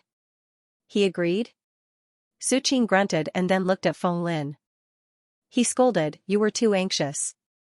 Why didn't you tell me in advance? You didn't take the initiative in front of him, and you even showed him how important Ghost Monkey is to you. If I hadn't taken him down this time, you would never have been able to obtain Ghost Monkey." Feng Lin also knew that she had been too anxious. "I'm sorry, Senior. I was too anxious." Su Qing was puzzled. "Is a mere ghost monkey that important to you?" Feng Lin seriously replied, "This involves Imperial Tutor Skymender, so forgive me for not being able to say anything. My Celestial Ice Phoenix clan will definitely give Senior an explanation." This was exactly what Su Qing had been waiting for. 2 emissaries had died in battle, and he was under a lot of pressure. If the Celestial Ice Phoenix clan stood on his side, then he would have nothing to worry about in the Celestial Beast Empire. Otherwise, he might have to face questioning, and while it wouldn't cause him any harm, he would lose face. Elsewhere, Luin met with the Spirit Ancestor, Abel Phoenix, and Elder He. Although the 3 were still alive, their injuries were not light. Standing in front of them were 2 Void Thunder Beasts that had blocked Lu Yin's path. Luin was furious, and he glared at the Void Thunder Beasts. "You dare to attack someone who can't even resist?" One of the Void Thunder Beasts sneered. "They're emissaries, after all. If they want to escape, it'll be difficult to catch them. It'll be fine as long as you don't kill them. Hurry up and find their astral origin cyclones.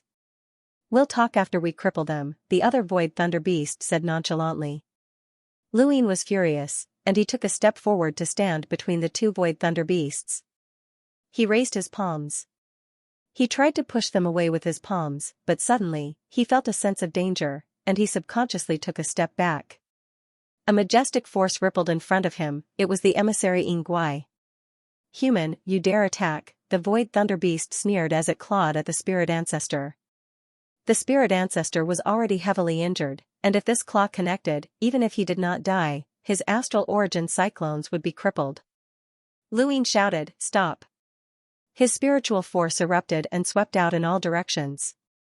Suddenly, an even more terrifying spiritual force swept out like a tsunami, suppressing the Spirit Ancestor's own. Luin was forced back dozens of steps, and he spat out a mouthful of blood as he fainted. The handsome youth from the Celestial Demon Imperial family walked out and looked at Luin coldly.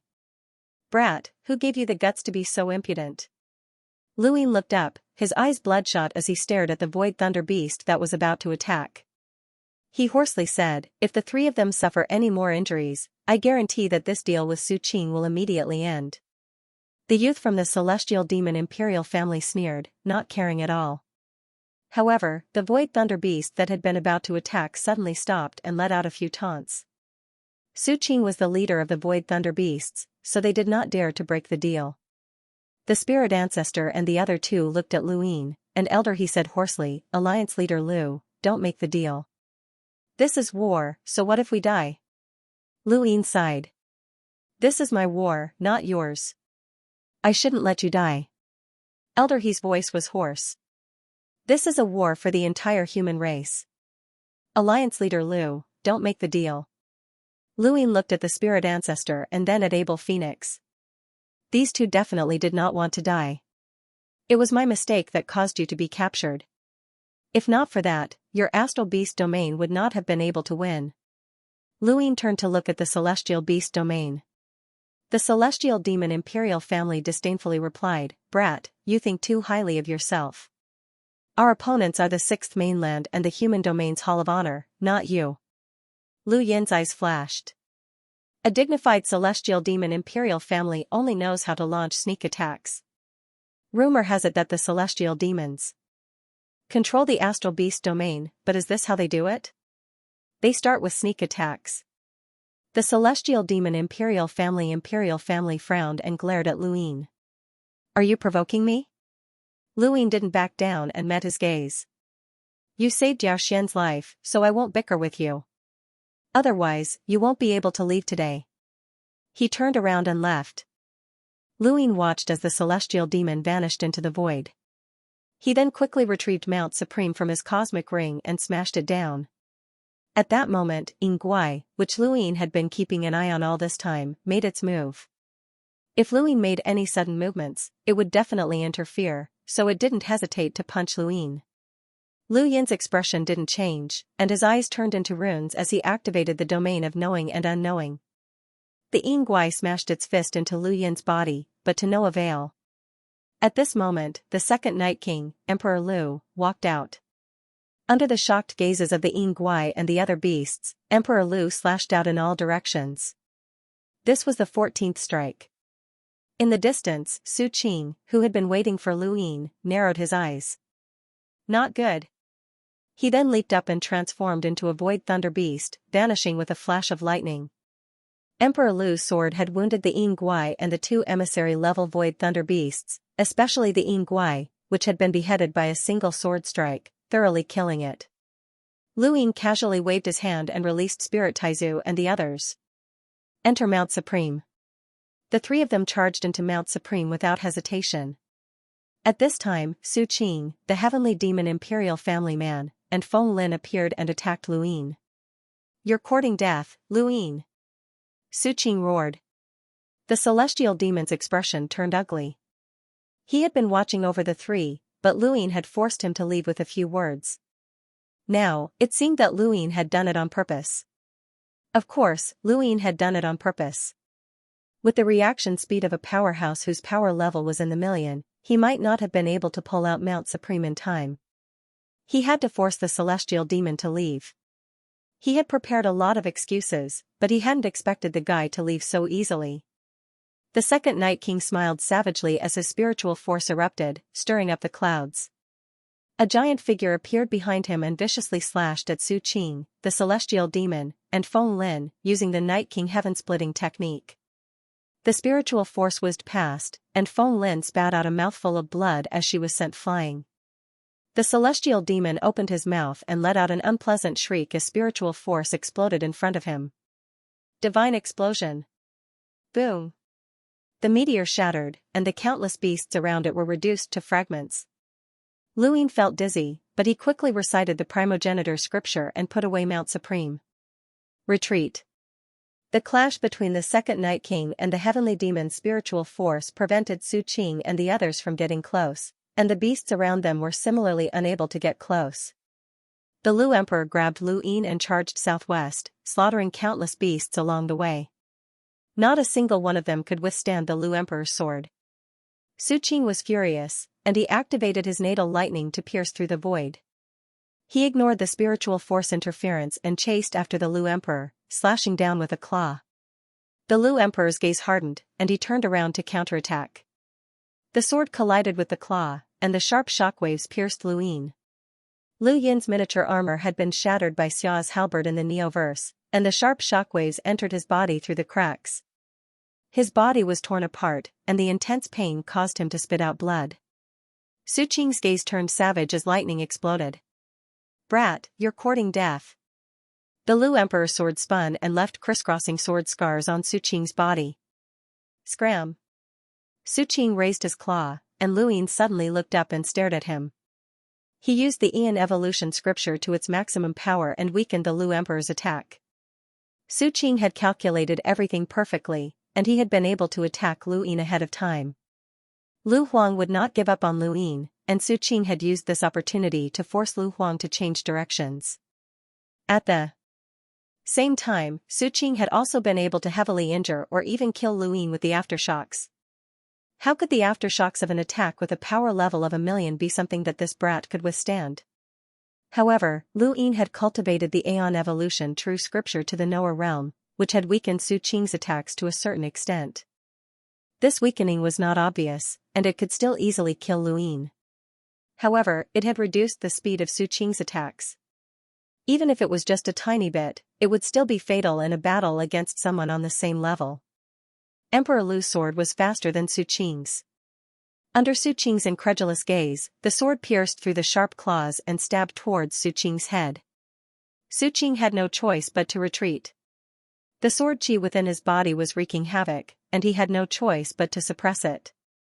He could only watch as Emperor Lu fled with Lu Ying.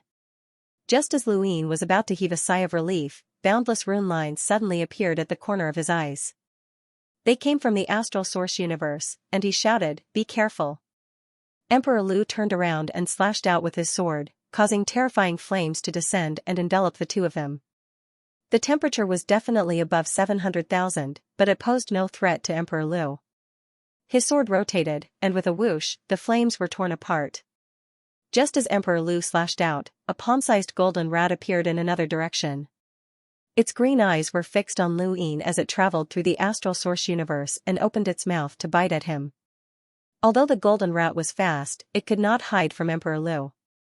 The difference between them was too great, and Emperor Lu easily parried the attack with his sword. He had thought that he would be able to force the golden rat back, but he had not expected the golden rat to attack him. Emperor Lu was stunned when the rat bit down on his sword, as he had never seen such a battle style before. Lu Ying recognized the golden rat. Hua Yishou, it's said to be able to devour all things. He had recognized it because the Spiritual Academy, which had represented the astral beast domain in the Tournament of the Strongest, had a principal who was Hua Yishou. It was rumored that Hua Yishou had once devoured a member of the Phoenix family and was their mortal enemy. Emperor Lu's gaze turned cold, and the sword that had clearly been bitten once again exerted force, tearing apart half of Hua Yishou's body. In another direction, flames enveloped the area once more, and Emperor Lu heavily injured Hua Yishou. He then slashed out with his sword, causing a sharp slash that tore through space and slashing out a flame mink that was about the same size as Hua Yishou. These two beasts had attacked, and although they did not pose any threat to Emperor Lu, they had managed to delay him, allowing Su Qing to catch up. Su Qing had originally given up, but he had not expected that there would be another hidden beast. It had most likely followed the celestial beast emperor here. But there was no time to think. Lightning covered his body as he clawed at Emperor Lu. At that moment, the second Night King rushed over, scaring Su Qing into retreating. He did not have the courage to face both Emperor Lu and the second Night King at the same time. The second Night King blocked Emperor Lu's back and faced the northeast. He then used the Night King heaven-splitting technique again before leading Emperor Lu and Lu Ying to the southwest. Su Qing's eyes widened, and he roared in rage. His great opportunity had been ruined, and he had thought that victory was within his grasp. The three emissaries had taken the initiative, but they had been rescued right under his nose. Even though he was the commander and had experienced many battles, he still could not help but roar in rage. This was a disgrace that would haunt him for the rest of his life. The Celestial Beast Emperor's face turned ugly, as he was largely responsible for this failure. If he had not left on his own accord, then Lu Ying might not have been able to rescue Hua Yishou so easily. This human was despicable. Feng Lin felt that it was a pity that she had been rescued. Who would have thought that this human would be able to hide a living person in a cosmic ring? This defied common sense. Otherwise, Feng Lin would not have been able to rescue Hua Yishou. The monkey was so close, and she did not know when he would succeed. In contrast to the astral beast domain's furious roars, the Great Eastern Alliance's fleet was cheering. Lu Qianjue and the rest watched in admiration as Lu Ying returned. He had actually succeeded. The humans had fought with the astral beast domain for countless years, and there had been many victories and defeats. However, there had been very few instances of someone rescuing an enemy, especially in such a grand battle. In this current battle, there were 4 powerhouses with power levels over 1,000,000, and there were more than 20 emissaries. This was an unimaginably grand battle that surpassed any battle at the border. Even when the 6th mainland had joined forces with the technocracy to invade the Endless Weaves, there had not been so many powerhouses involved. If not for the outside world being busy dealing with the Neo-Human Alliance, then this battle would definitely have attracted the attention of the entire world. Even now, it had attracted the attention of countless people, and they were all waiting for the results. Lu Ying took out Mount Supreme and released Spirit Taizu and the others. He then ordered them to be on guard against the Astral Beast domain's crazy counterattack and brought Abel Phoenix into the spacecraft. Everyone was curious, as Abel Phoenix had not interacted much with Lu Ying. Why was Lu Ying meeting him alone? Shouldn't Lu Ying be recuperating right now? Abel Phoenix was at a loss, and he followed Lu Ying into the cabin. He watched as Lu Ying took out a red stone and said something that made him doubt his life. "Come, breathe fire at it." Seeing Lu Yin's expectant gaze, Abel Phoenix's face twitched. "What do you mean, Alliance leader?" Luin replied, "This is a skyfire stone that can absorb fire. I need a high temperature, the more the better." Abel Phoenix understood, but he was speechless. "Can't you be more specific? Breathe fire?" He wasn't a beast, and the mere thought of that made him unhappy. "How about a fire battle technique?" Luin grew impatient. "Do whatever you want. Fill it up, and the higher the temperature, the better. It needs to be at least 700,000 power levels." Abel Phoenix was shocked. "Alliance leader, I only have a power level of 500,000. How can I use flames with a high temperature that surpasses 700,000? Luin was taken aback. "You're that weak?" Abel Phoenix was aggrieved, and he wanted to attack Luin, but after some thought, he realized that he couldn't beat Luin. "Sorry to disappoint you, Alliance leader." Luin frowned and looked towards the northeast. He had forgotten that Abel Phoenix's strength was only average. If he had remembered earlier, he would have captured that fire-breathing mink. That fellow's flames definitely exceeded 700,000 power levels. What a pity. Does your Phoenix family have extreme heat? The kind that even you can't handle, Luin asked. Abel Phoenix replied, "Yes, we do. The reason why our family stays in the day-night flow zone is because our ancestral land has limitless heat. We don't know exactly how high the temperature is, or else we would have left long ago. After all, the day-night clan was too tyrannical back then." Luin dismissed Abel Phoenix and took out some pills to heal his injuries. Fortunately, the cracks in his armor weren't too large, and even though the shockwaves had torn his body apart, they were only superficial wounds that quickly healed. He had originally planned on using Abel Phoenix's flames to cultivate, but it seemed that he had miscalculated. The heavens trembled as countless beasts attacked, and the first to bear the brunt of the attack was the Xianxia's spiritual energy battle technique, Divine Explosion. The second Night King faced the Sky Fiend. "You dare to come again? Loser." The Sky Fiend growled, "Despicable humans will become our food." He then unleashed his spiritual energy once more. Countless beasts attacked and clashed with the Great Eastern Alliance. The envoys had their own battles, while the fleets had their own battles. Su Qing was still facing off against Emperor Lu. When Luin walked out of the cabin, he was greeted by the sight of an endless slaughter. The Great Eastern Alliance's envoys had originally outnumbered the beasts, but with the addition of the Shadow Beast, the Flaming Mink, and Hua Isho, the gap was even. These three beasts each had a power level of around 800,000. Especially the Shadow Beast. It had been able to survive Emperor Lu's attack, and with Spirit Taizu and the other two being heavily injured, the Great Eastern Alliance's chances were not looking good. This was also why Su Qing had dared to launch such a crazy counterattack. Lu Yan's gaze swept across the heavens and fixed in one direction. There, flames filled the sky and occasionally fell from Astral Source Universe to burn the fleets. That was the Flaming Mink's battlefield, and its opponent was Ling Qiu. Luin stepped into Astral Source Universe, and Sword Chi swept past him from Lu Qianjue as he faced off against the Shadow Beast. When Su Qing saw Luin appear, he was the most surprised. He clearly remembered that Luin had been hit by the shockwaves, and that had been the shockwaves of a powerhouse with a power level of 1,000,000. How could he be fine? Even the slightest contact should have left him severely injured. Emperor Lu glanced at Luin but did not pay him any mind. Luin had too many secrets, and in truth, even if he had been hit by a half-ancestor, Emperor Lu still doubted that Luin would have died. This guy's background was unfathomable. The star chessboard appeared beneath Lu Yin's feet, and he moved to where Ling Qiu and the Flaming Mink were fighting. He then used a clear void palm on the Flaming Mink. The flame sable had not expected Luin to attack it. Its flames transformed into a curtain that covered the entire area, but it was too late. The void palm viciously struck the flame sable's body, sending its palm-sized body flying. The flame sable was enraged, and it let out a sharp shriek at Luin. Its beady eyes were filled with murderous intent, and the flames on its body surged wildly. It was only the size of a palm, but in the blink of an eye, it had transformed into a flaming mountain.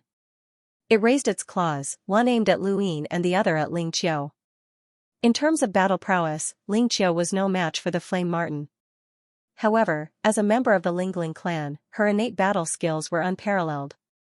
The Lingling clan had the ability to split into 3 clones, each of which had the strength of the original body. Unless one was absolutely crushed, it would not be easy to defeat a member of the Lingling clan. Back then, Spirit Great Ancestor had been absolutely crushed by Emperor Lu's battle prowess. One was over 1 million, while the other was around 800,000.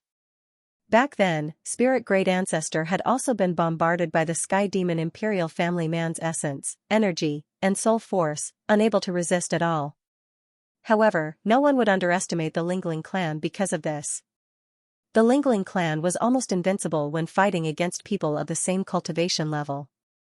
The Flame Sable's battle prowess clearly surpassed Ling Qiu's, but they were still in a stalemate. This was also the reason why Ling Qiu had the confidence to deal with the Flame Sable. Ling Qiu, who had split her spirit, was enough to stall the Flame Sable. Ling Qiu evaded the Flame Mink's flaming claws and stared at Luyin. "I don't need your help. I'm enough to deal with it. It's just a beast." Luyin did not intend to help. He wanted to capture the Flame Mink alive, but that seemed to be a little difficult. Ling Qiu's words infuriated the Flame Marten. No matter how it hurt it, it sounded like she was scolding someone. As it thought about it, flames spread out in all directions. Ling Qiu's spirit clone was caught off guard and was burned to ashes by the flames. Ling Qiu's attacks became even more ferocious. Leaves began to fall from the sky. This was Ling Qiu's innate gift. The most frightening thing about the Lingling clan was their innate talent. Their 10 innate talents combined into one was incomparably mysterious. Ling Qiu's innate skill was autumn intent. Just like her name, fallen leaves drifted down, overflowing with autumn intent. They were clearly fallen leaves, but the Flame Marten's high-temperature flames were actually unable to burn them. It was like the rain of leaves, inconceivably extinguishing the Flame Marten's mountain-like flames. The Flame Sable raised its head, its sharp whistle filled with anger as it glared at Ling Qiu. Lu Yin's gaze turned cold, and the star-scattered chessboard appeared beneath his feet once more. He moved directly to the top of the Flame Marten's head. Then, under Ling Qiu's shocked gaze, he visualized the immovable heavenly king elephant and lowered his palm. Emptiness palm. The Flame Mink did not pay any attention to Lu Yin at first, and it had been staring at Ling Qiu. It had felt a sense of danger, especially when Ling Qiu's innate gift had appeared. However, Lu Yin's clear sky palm had landed squarely on its head, stunning it. The power of this palm was too great, and even though it had a power level of over 700,000, it could not withstand it and was sent flying out of the astral source universe. Taking advantage of this opportunity, Lu Yin barked, "Attack!" As he spoke, he struck out with his palm, not giving the sable any chance to retaliate. Ling Qiu had not expected Lu Yin's palm to be so powerful. What was that behind him? An elephant? Without much time to think, Autumn Spirit's star origin transformed into a spear, stabbing towards the Flame Sable from both sides. The Flame Sable's body was pierced by the spear, causing blood to spurt out. The intense pain woke it up, but Lu Yin's palm struck again. This time, the emptiness palm not only contained a huge amount of overlaying stacks, but also a domain and spiritual force. The Flame Sable might be able to withstand overlaying stacks and a domain, but its spiritual force was its weakness. The emptiness palm's unbridled attacks left it unable to retaliate. In the distance, Feng Lin transformed into a celestial ice phoenix, her tricolored light sweeping over. Lu Yin grabbed the Flame Sable and used it as a shield, but the tricolored light ruthlessly swept over and forced both Lu Yin and the Flame Sable back. Feng Lin's power level was only around 600,000, so she could not break through Lu Yin's defenses. However, the tricolored light melted the Flame Sable's fur. Despicable! Feng Lin angrily rebuked. Opposite her, the Ice Emperor raised a hand, causing the 5-ringed plum blossom to scatter. "Let's see if you can melt this move." Feng Lin stared at the Ice Empress. "My clan's tricolored light can melt everything. You have no chance of winning against me." With that, her tricolored light swept out.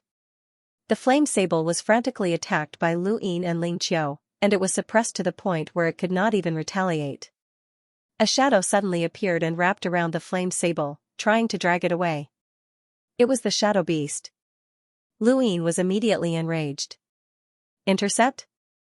The star energy in his hand transformed into a sword, and he slashed out, but he was unable to tear apart the shadow beast's shadow. In the distance, Xianxia's sword slashed down, directly severing the shadow beast's control over the shadow. Ling Qiu's spear pierced through the shadow, nailing it to the void. The shadow beast's interference had successfully allowed the flame sable to catch its breath, allowing it to break free from Lu Yin's clear void palm suppression. The flame sable's surging flames crazily spread across its body and swept towards Lu Yin. At this point, its hatred for Lu Yin far exceeded Ling Qiu's. Even though Ling Qiu's fallen leaves drifted away once more, they were unable to suppress the flames. Lu Yin was not in too much danger against the flame sable's surging flames, as his micro-armor was able to withstand them. Even though there were cracks in the armor, the temperature of the flames that could penetrate the cracks and reach his body would not be too high. Lu Yin had always relied on high temperatures for his cultivation, so his resistance to high temperatures was much higher than the average person's. However, defense was one thing, what he wanted was to capture the flame sable alive. Otherwise, there would be no point in participating in this battle, and it would be better for Ling Qiu to fight alone. As he thought about this, a black and white fog enveloped his chest, forming a giant cocoon that wrapped around him. Ling Qiu appeared in front of him and swept away the flames. She stared at the black and white cocoon in shock. What is this? At this moment, countless people looked over, including Feng Lin, the Ice Emperor, Lu Qianjue, the Shadow Beast, and even the Lu Emperor, Su Qing, the Celestial Demon, the Second Night King, and the others. The moment the black and white fog appeared, a strange feeling pervaded the air. It was like an ancient desolation that caused everyone to unconsciously look over. The flame sable stared at the black and white cocoon with fear in the depths of its eyes. It was not afraid of Lu Yin, but rather of that power. Even though that power might not exceed its power level, it did not know why, but when it saw the black and white energy, it felt a fear that came from the bottom of its heart. It was as if the two species were mutually exclusive. The flame sable wasn't the only one who felt this, the other beasts felt the same way. The battlefield actually paused for a moment. This was something that even Lu Yin had not expected. As he grew stronger, the aura of the Reaper transformation also grew stronger. He was becoming more and more like the Grim Reaper, an invincible soul that was branded in the depths of all species. Be it humans, beasts, or even Eternals, all of them had faced the Grim Reaper before. This fear was like an inheritance that would become more apparent the further one progressed. The black and white cocoon broke apart, and Lu Yin walked out. His hair fell to his waist, and black and white gas coiled around him. This was the Reaper transformation. When he looked up, his eyes were pure black and filled with boundless fear. At this moment, Lu Yin felt like a stranger. Lu Yin clenched his fists and felt that he had become even stronger. Every time he grew stronger and absorbed death chi, the Reaper transformation seemed to grow stronger. This time it was unprecedentedly strong, and it had forcibly increased his power. Get out of my way, Lu Yin growled as he glanced at Ling Qiu. He lightly tapped his feet and raised his hand, sending a giant Golian slashing at the flame sable. The flame sable seemed to be frozen in place as it watched the giant Golian slash at it. It did not resist at all, and half of its body was torn apart, its blood spilling out into space. Lu Yin was flabbergasted. Was this guy stupid? Why wasn't it resisting? In the distance, the shadow beast's shadow distorted as it tried to drag the flame sable away again. However, Lu Yin was prepared, and the Golian slashed at the shadow beast.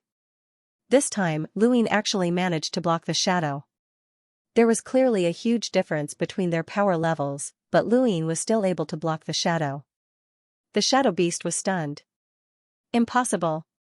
Based on his power level alone, this brat definitely could not block the shadow. There was something strange about that Golian, or rather, there was something strange about this brat's power. It actually terrified the shadow beast, and it did not dare to look directly into those eyes. The flame sable finally reacted, and it endured its heavy injuries as it tried to flee. The chains around Lu Yin's body pierced through the astral source universe and bound the flame sable. He then charged towards the fleet. Stop them. From the moment Lu Yin entered the Reaper transformation to when he caught the flame sable, the entire process had only taken a few seconds. However, the shock it brought was especially intense. Regardless of whether it was the flame sable's fear or the shadow beast's inability to block the shadow, the entire astral beast domain was deeply shaken.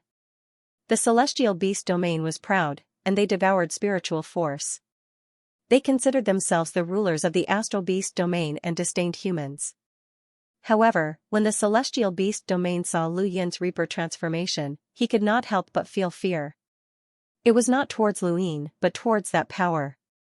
What kind of power was this? Was it able to surpass the difference in power level and bring fear to the depths of one's soul? Su Qing stared at Lu Yin's back with a burning gaze. This was the power that suppressed those of the same generation. This was the power that Su Qing wanted, and he had to obtain it. When Lu Yin completely disappeared, the countless astral beasts finally reacted. The flame sable had been captured. Su Qing angrily shouted, "Lu Yin, release the flame sable." He then tried to charge towards the fleet, but he was stopped by Lu Huang. When he turned around, he saw that the countless astral beasts no longer had any fighting spirit in their eyes. Su Qing's heart sank, as even they felt fear, let alone the other astral beasts. When he thought of this, he immediately decided to retreat. If they continued to fight, they would only be at a disadvantage, and they would also have one less power level. As the countless astral beasts retreated, victory naturally belonged to the Great Eastern Alliance. Actually, to the participants of the Great Eastern Alliance, not retreating meant that they had won. However, Lu Huang and the others all had strange expressions. Victory was victory, but why had Lu Yin captured the flame sable and fled? No one could figure out what Lu Yin was trying to do, and only Abel Phoenix could vaguely guess.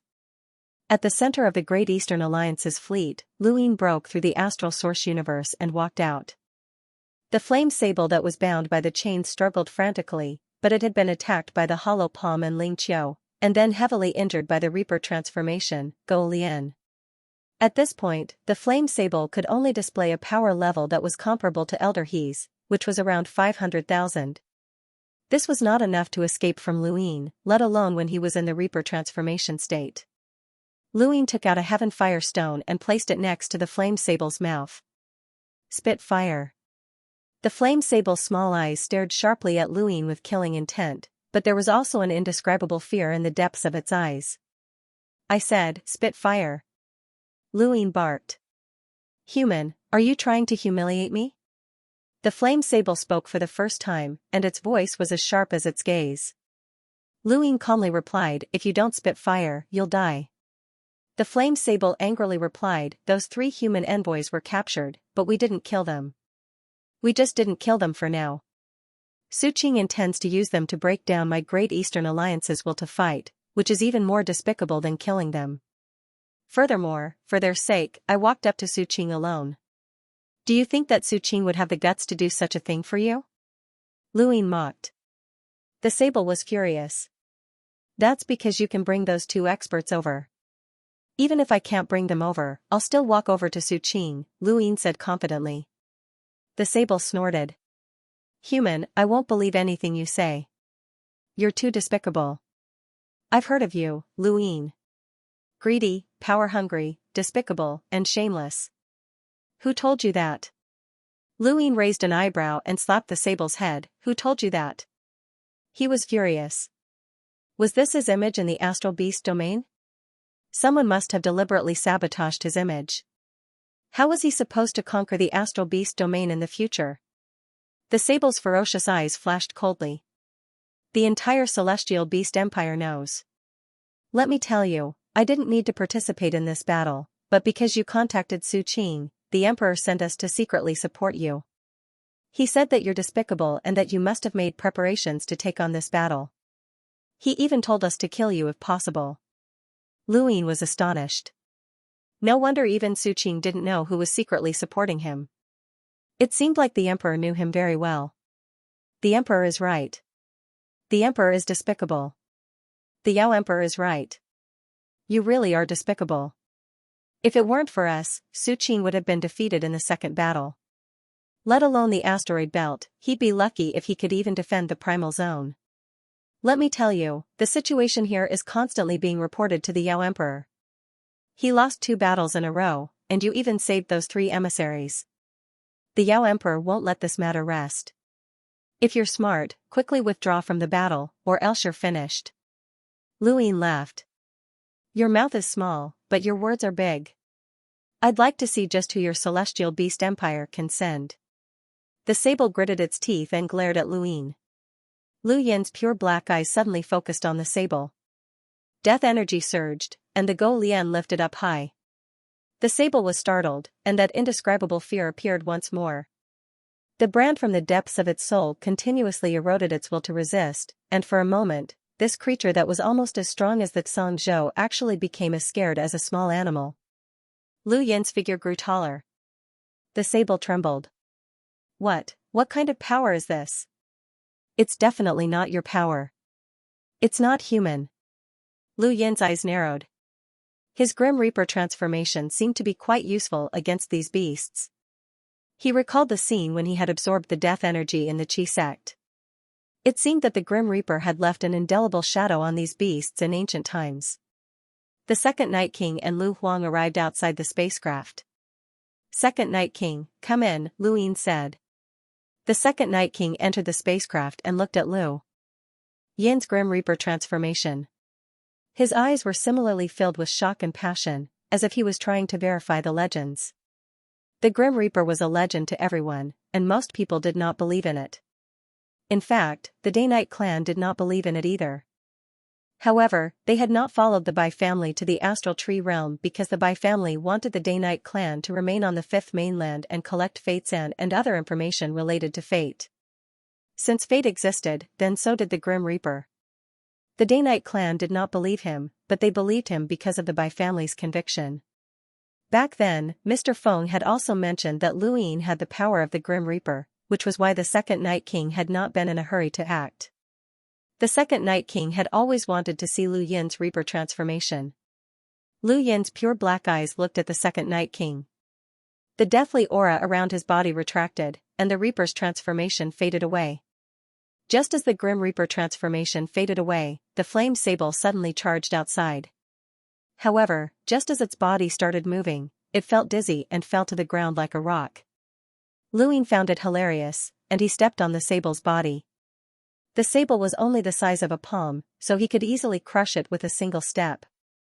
Guy said, "Where do you think this is? You want to run?" The flame sable's eyes were cloudy, and it took a while for it to clear its head. It looked at the Second Night King fearfully, and then back at Lu Yin. "Human, what do you want?" Lu Yin placed the Heaven Fire Stone in front of its mouth again. "Spit fire." The sable was furious. "Human, I'm an emissary, not your pet. If you want to use this method to humiliate me and the Celestial Beast Empire, then stop dreaming." Lu Yin was speechless. "You're overthinking things. You alone can't affect the Celestial Beast Empire. Hurry up and spit fire." The sable shrieked and cursed, but it did not spit fire. Lu Yin had no other choice. It was an emissary after all, and for it to cultivate to such a level, it was not something that could be resolved with mere threats. The Second Night King was puzzled. "Why do you want it to spit fire?" Lu Yin helplessly replied, "This Heaven Fire Stone needs a high temperature to be filled. The higher the temperature, the better." The Second Night King's eyes flashed. "I have an idea." He then wrapped his spiritual force around the sable. Lu Yin's eyes lit up. "That's right, why didn't I think of that?" He could have used an illusion, but he could not do it himself.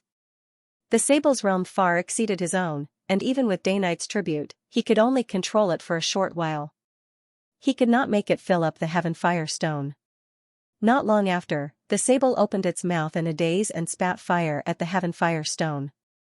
The more it spat, the more excited it became.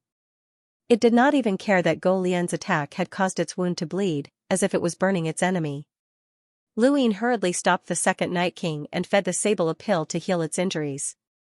With the sable's current strength, the temperature of the flames did not affect it at all. In the northeast, Su Qing's retreat had dealt a huge blow to the many astral beasts.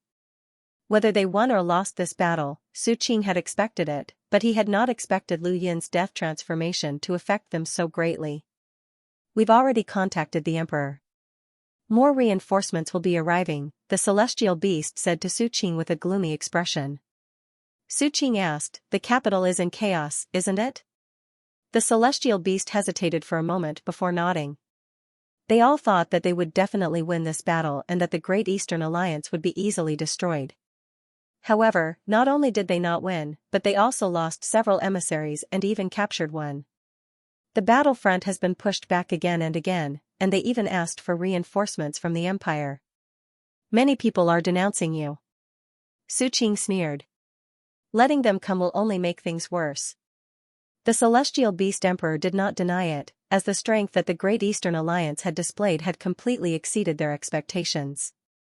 Before they had fully investigated the Great Eastern Alliance, they had all believed that the Hall of Honor had used the Great Eastern Alliance as a cover to attack them. Otherwise, how could an organization that had been established by an enlighter for more than a decade resist the Astral Beast Domain's army? However, after their investigation, they finally realized how powerful the Great Eastern Alliance was. The Innerverse and Outerverse belonged to the Great Eastern Alliance, and they had not exposed all of their emissaries. The people in the capital did not know about this, and if they had not participated in this battle, they would not have known about it either. Su Qing was not wrong. They had been cautious enough when facing the Great Eastern Alliance, but the situation had changed too quickly, and that human Lu Yin had concealed himself too deeply. How do we save the flame mink? Hua Yishou came over. He was clearly the size of a palm, but when he transformed into a human, he was actually a woman. Her appearance was ordinary, and she even looked a little ugly. Su Qing frowned. I'll think of something. Contact the human, Hua Yishou said anxiously, as he had an extremely good relationship with the flame mink. Su Qing replied, this is my problem. Your mission is to guard the perimeter and not let anyone else enter. They'll ambush us. The war just ended, and the humans need to recover.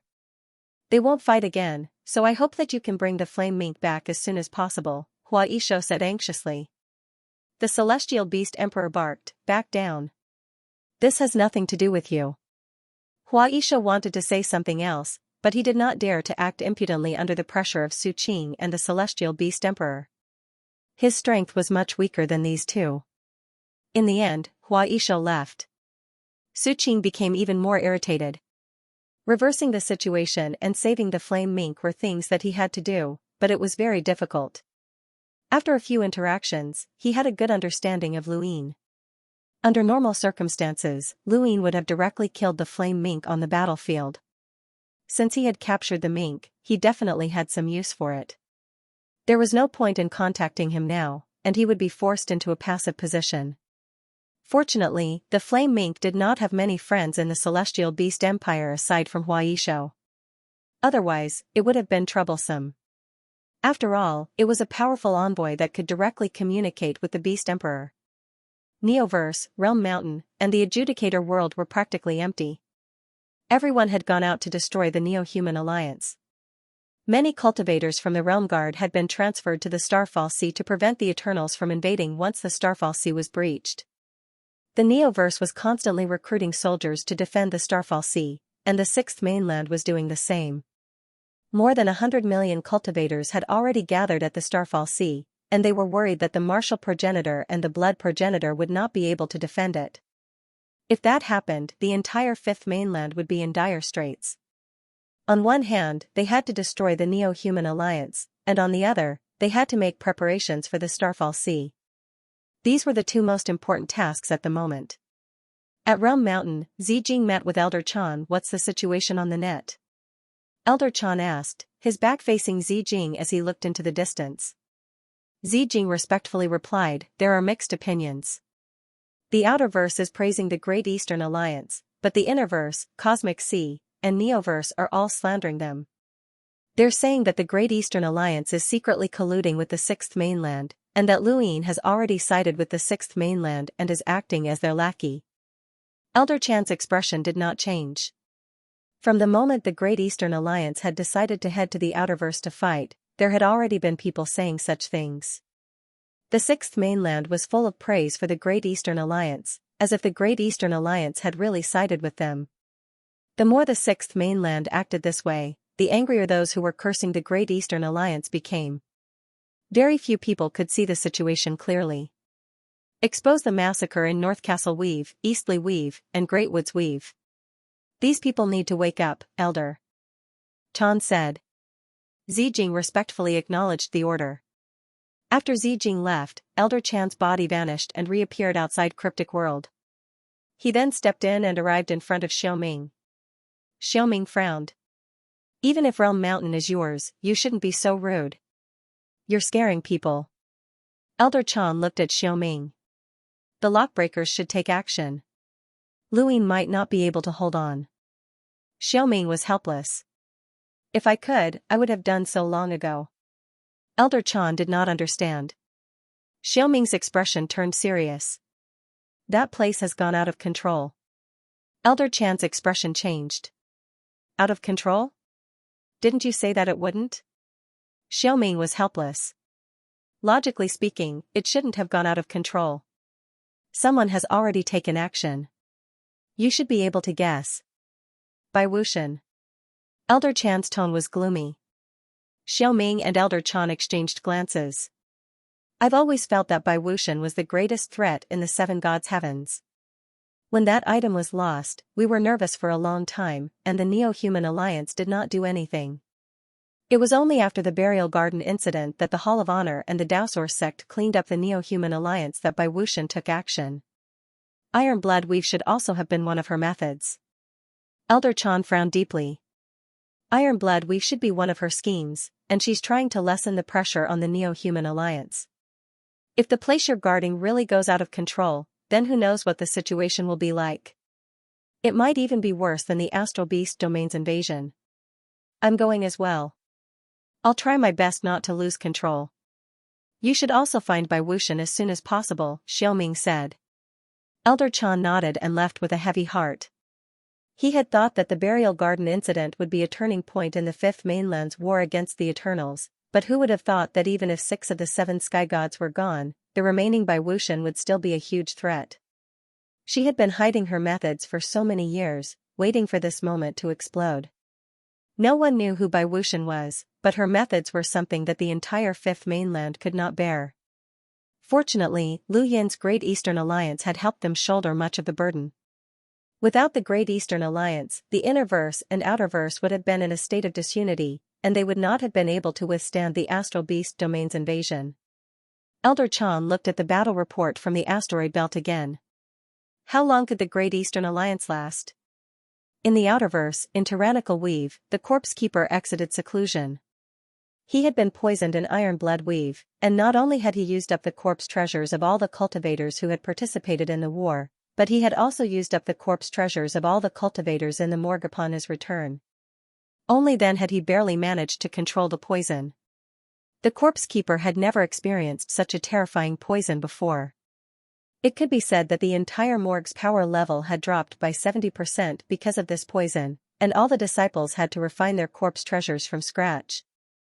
The Corpse Keeper walked out of seclusion and bowed respectfully. Master. The Corpse Keeper asked, how's Iron Blood Weave? The Corpse Keeper coldly replied, everyone who participated in the defense of Iron Blood Weave died, and not a single one survived. The Corpse Keeper did not care, even if those people had died because of him. Has the Astral Beast Domain invaded the Outerverse? The Corpse Keeper replied, yes. The Astral Beast Domain is currently occupying the asteroid belt, and some Astral Beasts have also entered Eastleigh Weave and Greatwoods Weave. He then explained the current situation in the Eastern Weaves to the Corpse Keeper. The Corpse Keeper listened quietly, and after a while, he said, it seems that I've underestimated the Great Eastern Alliance. They were actually able to stop the Astral Beast Domain's invasion. The Daosor sect is quite ruthless to have completely given up on the Eastern Weaves. If not for the Great Eastern Alliance, who knows how many people from those weaves would have died. Then, his eyes lit up, as this was a good place to refine corpse treasures. Master, what should we do? The Corpse Collector asked. The Corpse Keeper calmly replied, don't worry about it. Let the Great Eastern Alliance fight it out with the Astral Beast Domain. Once the secret progenitor region is thoroughly investigated, someone will naturally take care of it. Yes, Master, the Corpse Picker replied respectfully. The Corpse Keeper looked towards the east. He had originally thought that Luin was someone important, but it was a pity that he was still too soft-hearted. So what if the Great Eastern Alliance managed to defeat the Astral Beast domain in the end? Those territories would still belong to them, and they would end up exhausting the Great Eastern Alliance's strength instead. Some people admired Luin while others mocked him. However, Luin didn't care about what the outside world thought as he stared at the flame mink. Your recovery speed is quite fast. The second Night King explained, astral beasts recover faster than humans. Some astral beasts pay attention to their own recovery and don't use medicines. The first time they use medicine, they'll recover much faster. Luin stared at the flame mink for 3 days, and when he saw that its injuries had mostly healed, he couldn't help but sigh in admiration. The flame sable woke up and was at a loss. Looking around, he only heard a single word, "It's done." Then, he was immersed in the illusion, unable to extricate himself. The second Night King walked out of the spacecraft and grabbed the flame mink while he was at it. Luin announced that he was going into seclusion. Normally, no one would go into seclusion on the battlefield, but Luin had done so because he relied on his Dai's enhance. 1 year in seclusion was equivalent to 1 second in the outside world. After making sure that no one was watching, Luin raised his hand, and his Dai appeared. He tapped it and looked at it expectantly. On his first try, it was 6. Lu Yin's vision darkened for a moment before returning to normal. He sighed in relief.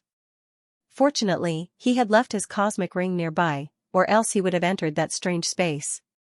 Again. On his second try, it was 3 pips.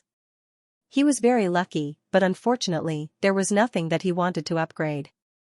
With his current cultivation, he could actually upgrade his formcast model. Perhaps he would be able to use it when he broke through to become an envoy, but after some calculations, he realized that upgrading his formcast model for the 6th time would give him 8,000 star essence. The 7th time would give him 100 million, and the 8th time would probably cost him 1 trillion. He didn't have that much money, so he could only set it aside. There was nothing else that he needed to upgrade. After thinking about it, he realized that he lacked a powerful weapon, but the weapons in his cosmic ring had already been upgraded to the max, so they were useless. Helpless, he continued to roll his die. At 4 pips, Luin entered the time-stop space. He picked up his cosmic ring, and the scene before him changed. He exhaled and took out the Heaven-Fire Stone. It was time to reach the peak of the Enlighter realm. The high temperature caused the star essence to evaporate, and the stars to revolve around his body as he recited the primogenitor's scripture. Luin absorbed the star energy at a speed that surpassed the common person's 3 views. Luin stayed in the time-stop space for almost a year, and only came out when the flames within the Heaven-Fire Stone had disappeared. The flame mink's high temperature exceeded 700,000, which was just enough for Luin to use. He had increased it to 46 cycles. After resting for a few days and suppressing his aura, Luin called the second Night King over. The second Night King looked at Luin strangely. Wasn't he in seclusion? How many days had it been? Luin took out the Heaven-Fire Stone and placed it in front of the flame mink's mouth. Come on, let it continue to spit fire. The second Night King was confused, but he could only do as he was told. After the second Night King left, Luin continued to roll his die. This time, it was very successful, and he immediately obtained 4 pips. He then came out again and had the second Night King control the flame mink to spit fire. Luin spent 10 days rolling the die. After a little more than a month, Luin reached 49 cycles and consumed more than 2 billion star essence, which was a very exaggerated number. Correspondingly, the flame mink's high-temperature flames were no longer of much use to him. He had reached the peak of the Enlighter realm, which was enough to fight against powerhouses with power levels of 700,000. The flame mink's flames were not enough to help him absorb star energy, but he did not need it either. After breaking through to the emissary realm, he would directly absorb astral sources and not star energy. This method was about to come to an end. Luin felt that it was a pity, and he looked at the Heaven-Fire Stone in his hand. Once he became an emissary, this thing would probably be useless. When the time came, he would see if a fire dragon or something like that would appear. During this month, there was no war between the 2 sides, and both sides were restraining themselves. However, Xianxia could not wait any longer, as he was certain that the astral beast domain was waiting for reinforcements from the celestial beast empire. He had requested to see Lu Yin several times, wanting to start a war. He was extremely dissatisfied with Lu Yin. He was the commander, so he should have the right to make decisions. If there were two commanders in an army, the result would be defeat. This was a taboo for commanders, and Lu Yin naturally knew that. Under normal circumstances, he would definitely let Xianxia command and not interfere. However, the current situation was special, and there were too many emissaries on the battlefield. Most of the Great Eastern Alliance's emissaries were not willing to participate in the battle, so it was difficult for Xianxia to take command. Moreover, both sides were evenly matched and had absolute powerhouses. No matter how talented Xianxia was, he would not be able to change the overall situation.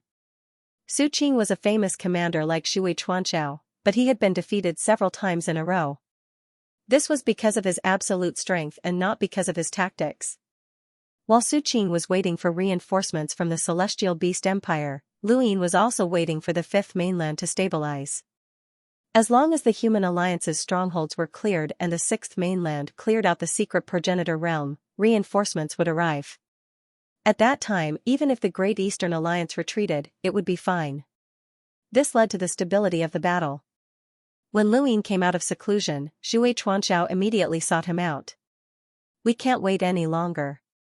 Once the Celestial Beast Empire's reinforcements arrive, they'll attack first, and our chances of victory will be very small." Lu Yin could sense Xianxia's dissatisfaction, and he gently replied, "Changing commanders at the last minute is a taboo, and it's also a taboo to have two commanders in an army. I know that, but this situation is special. Even if we start fighting, we'll only be wasting each other's strength. Then we'll just wait for the enemy to send reinforcements and then annihilate us?" Xianxia was not polite at all. Lu Yin did not get angry. "I know what you're thinking. Don't worry, the Celestial Beast Empire has reinforcements, and I'm not that bad either. Commander Xue, don't forget that you're the commander of the Great Eastern Alliance. Consider the Great Eastern Alliance's interests first. The true goal of this war is to protect the Eastern Weaves and prevent the Astral Beast domain from wantonly slaughtering. If the Great Eastern Alliance and the Astral Beast domain wear each other down, then the Sixth Mainland will benefit, not the people who are hostile to us." Xianxia sighed, as his perspective was different from Lu Yin's. He was focused on the battlefield and only wanted to win this war. He was also looking at the situation from the perspective of the humans. He could sacrifice a region for the greater good, and he could even sacrifice himself. On the other hand, although Lu Yin was also looking at the perspective of the humans, he was still the Great Eastern Alliance's alliance leader and had to consider his own interests. If they immediately went to war, then they might win, but the Great Eastern Alliance would also suffer great losses. This was not what Lu Yin wanted. What he wanted was to protect the humans and repel the Astral Beast domain. Now was not the time to start a war with the Astral Beast domain. Back then, I promised the people of Iron Bloodweed that I would one day lead them in a counterattack against the Astral Beast domain and invade the Primal Zone. The blood debt that the Astral Beast domain has caused in North Castle Weave, Eastleigh Weave, and Greatwoods Weave will be repaid by me. I will never forget this grudge, but now is not the time, Lu Yin slowly said. I can ignore the mockery that the Sixth Mainland has directed at me, but do you think that I don't know how the outside world is cursing me? They say that I'm a lackey of the Sixth Mainland. I can ignore them and only care about protecting the people of the Outerverse, but that doesn't mean that I can sacrifice the entire Great Eastern Alliance. Do you understand? Xianxia met Lu Yin's gaze, and his tone softened. I was too impatient. It's already rare for the Alliance leader to lead the Great Eastern Alliance to hold back the Astral Beast domain. Lu Yin knew what Xianxia was thinking, and he seriously said, I'll say it again today. One day, we will invade the Primal Zone and take our revenge, but now is not the time. Right now, what I need is stability. I need to hold back the Astral Beast domain and wait for reinforcements. That's all. Xianxia nodded. I understand. He paused for a moment before continuing, however, as the commander of the Great Eastern Alliance, I need to understand all of the powers involved. Otherwise, I won't be able to make reasonable arrangements. Not long after, Xianxia left with his usual solemn expression. No one could tell what he was thinking. The second Night King returned with the flame mink in tow. He no longer needed the sable, but it was still a powerhouse with a power level of over 700,000. Is it possible to subdue it? The second Night King shook his head. They're very tenacious. Unless they're constantly controlled by illusions, they'll find a way to escape.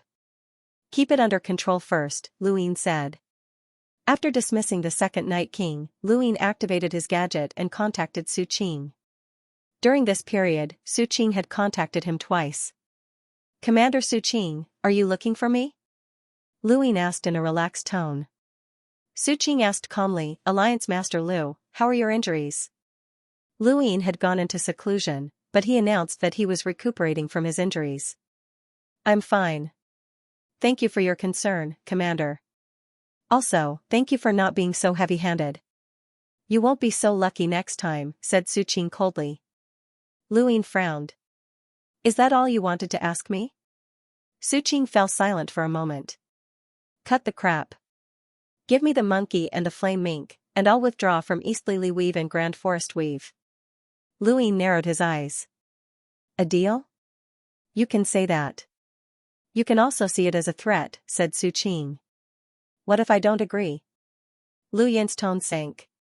Su Qing laughed coldly. You wouldn't.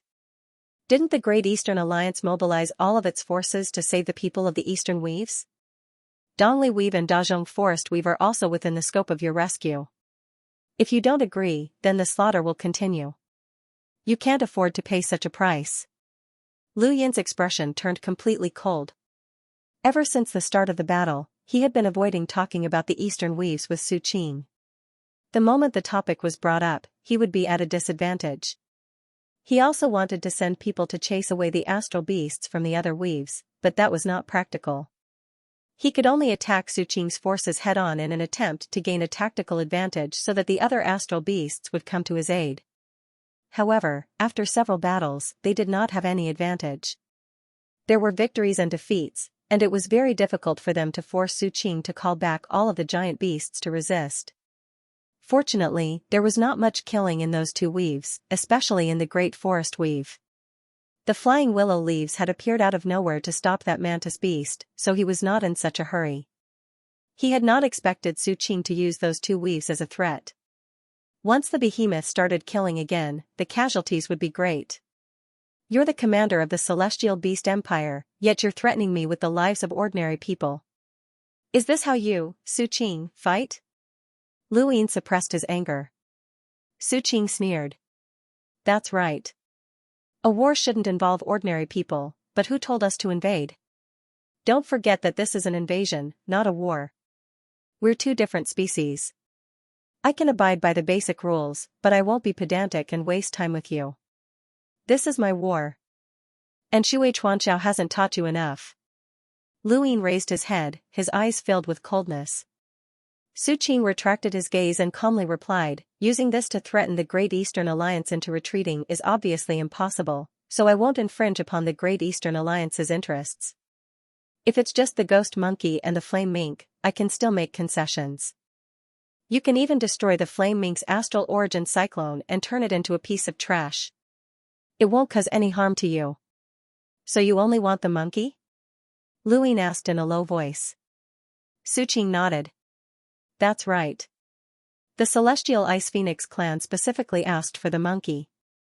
As long as you give him to me, I'll immediately retreat to Dongli Weave and the Great Forest Weave. All of the astral beasts in Dongli Weave will not invade unless we win this war. This condition was not excessive. If Lu Yin had the monkey, and he did not know how important the monkey was to Skyminder Imperial Tutor. Under the premise that he knew the monkey, Lu Yin could hand it over, and it would not affect him at all. However, he did not do so. The monkey had already been taken by the witch spirit, and even if he told Su Qing about this, Su Qing would not believe him. Your request is not excessive, Lu Yin said with a sigh. Su Qing's gaze trembled. You agree? Lu Yin shook his head. I refuse. Su Qing frowned. Alliance Master Lu, are you willing to sacrifice countless lives for a monkey? Then what's the point of you participating in this war? Luine was helpless. I don't care if you believe me or not, but the monkey is not with me. What did you say? The monkey is not with you? Feng Lin's voice rang out, as she had been by Su Qing's side this entire time. Su Qing asked, the monkey is not with you? Luine replied, if it was, I could give it to you.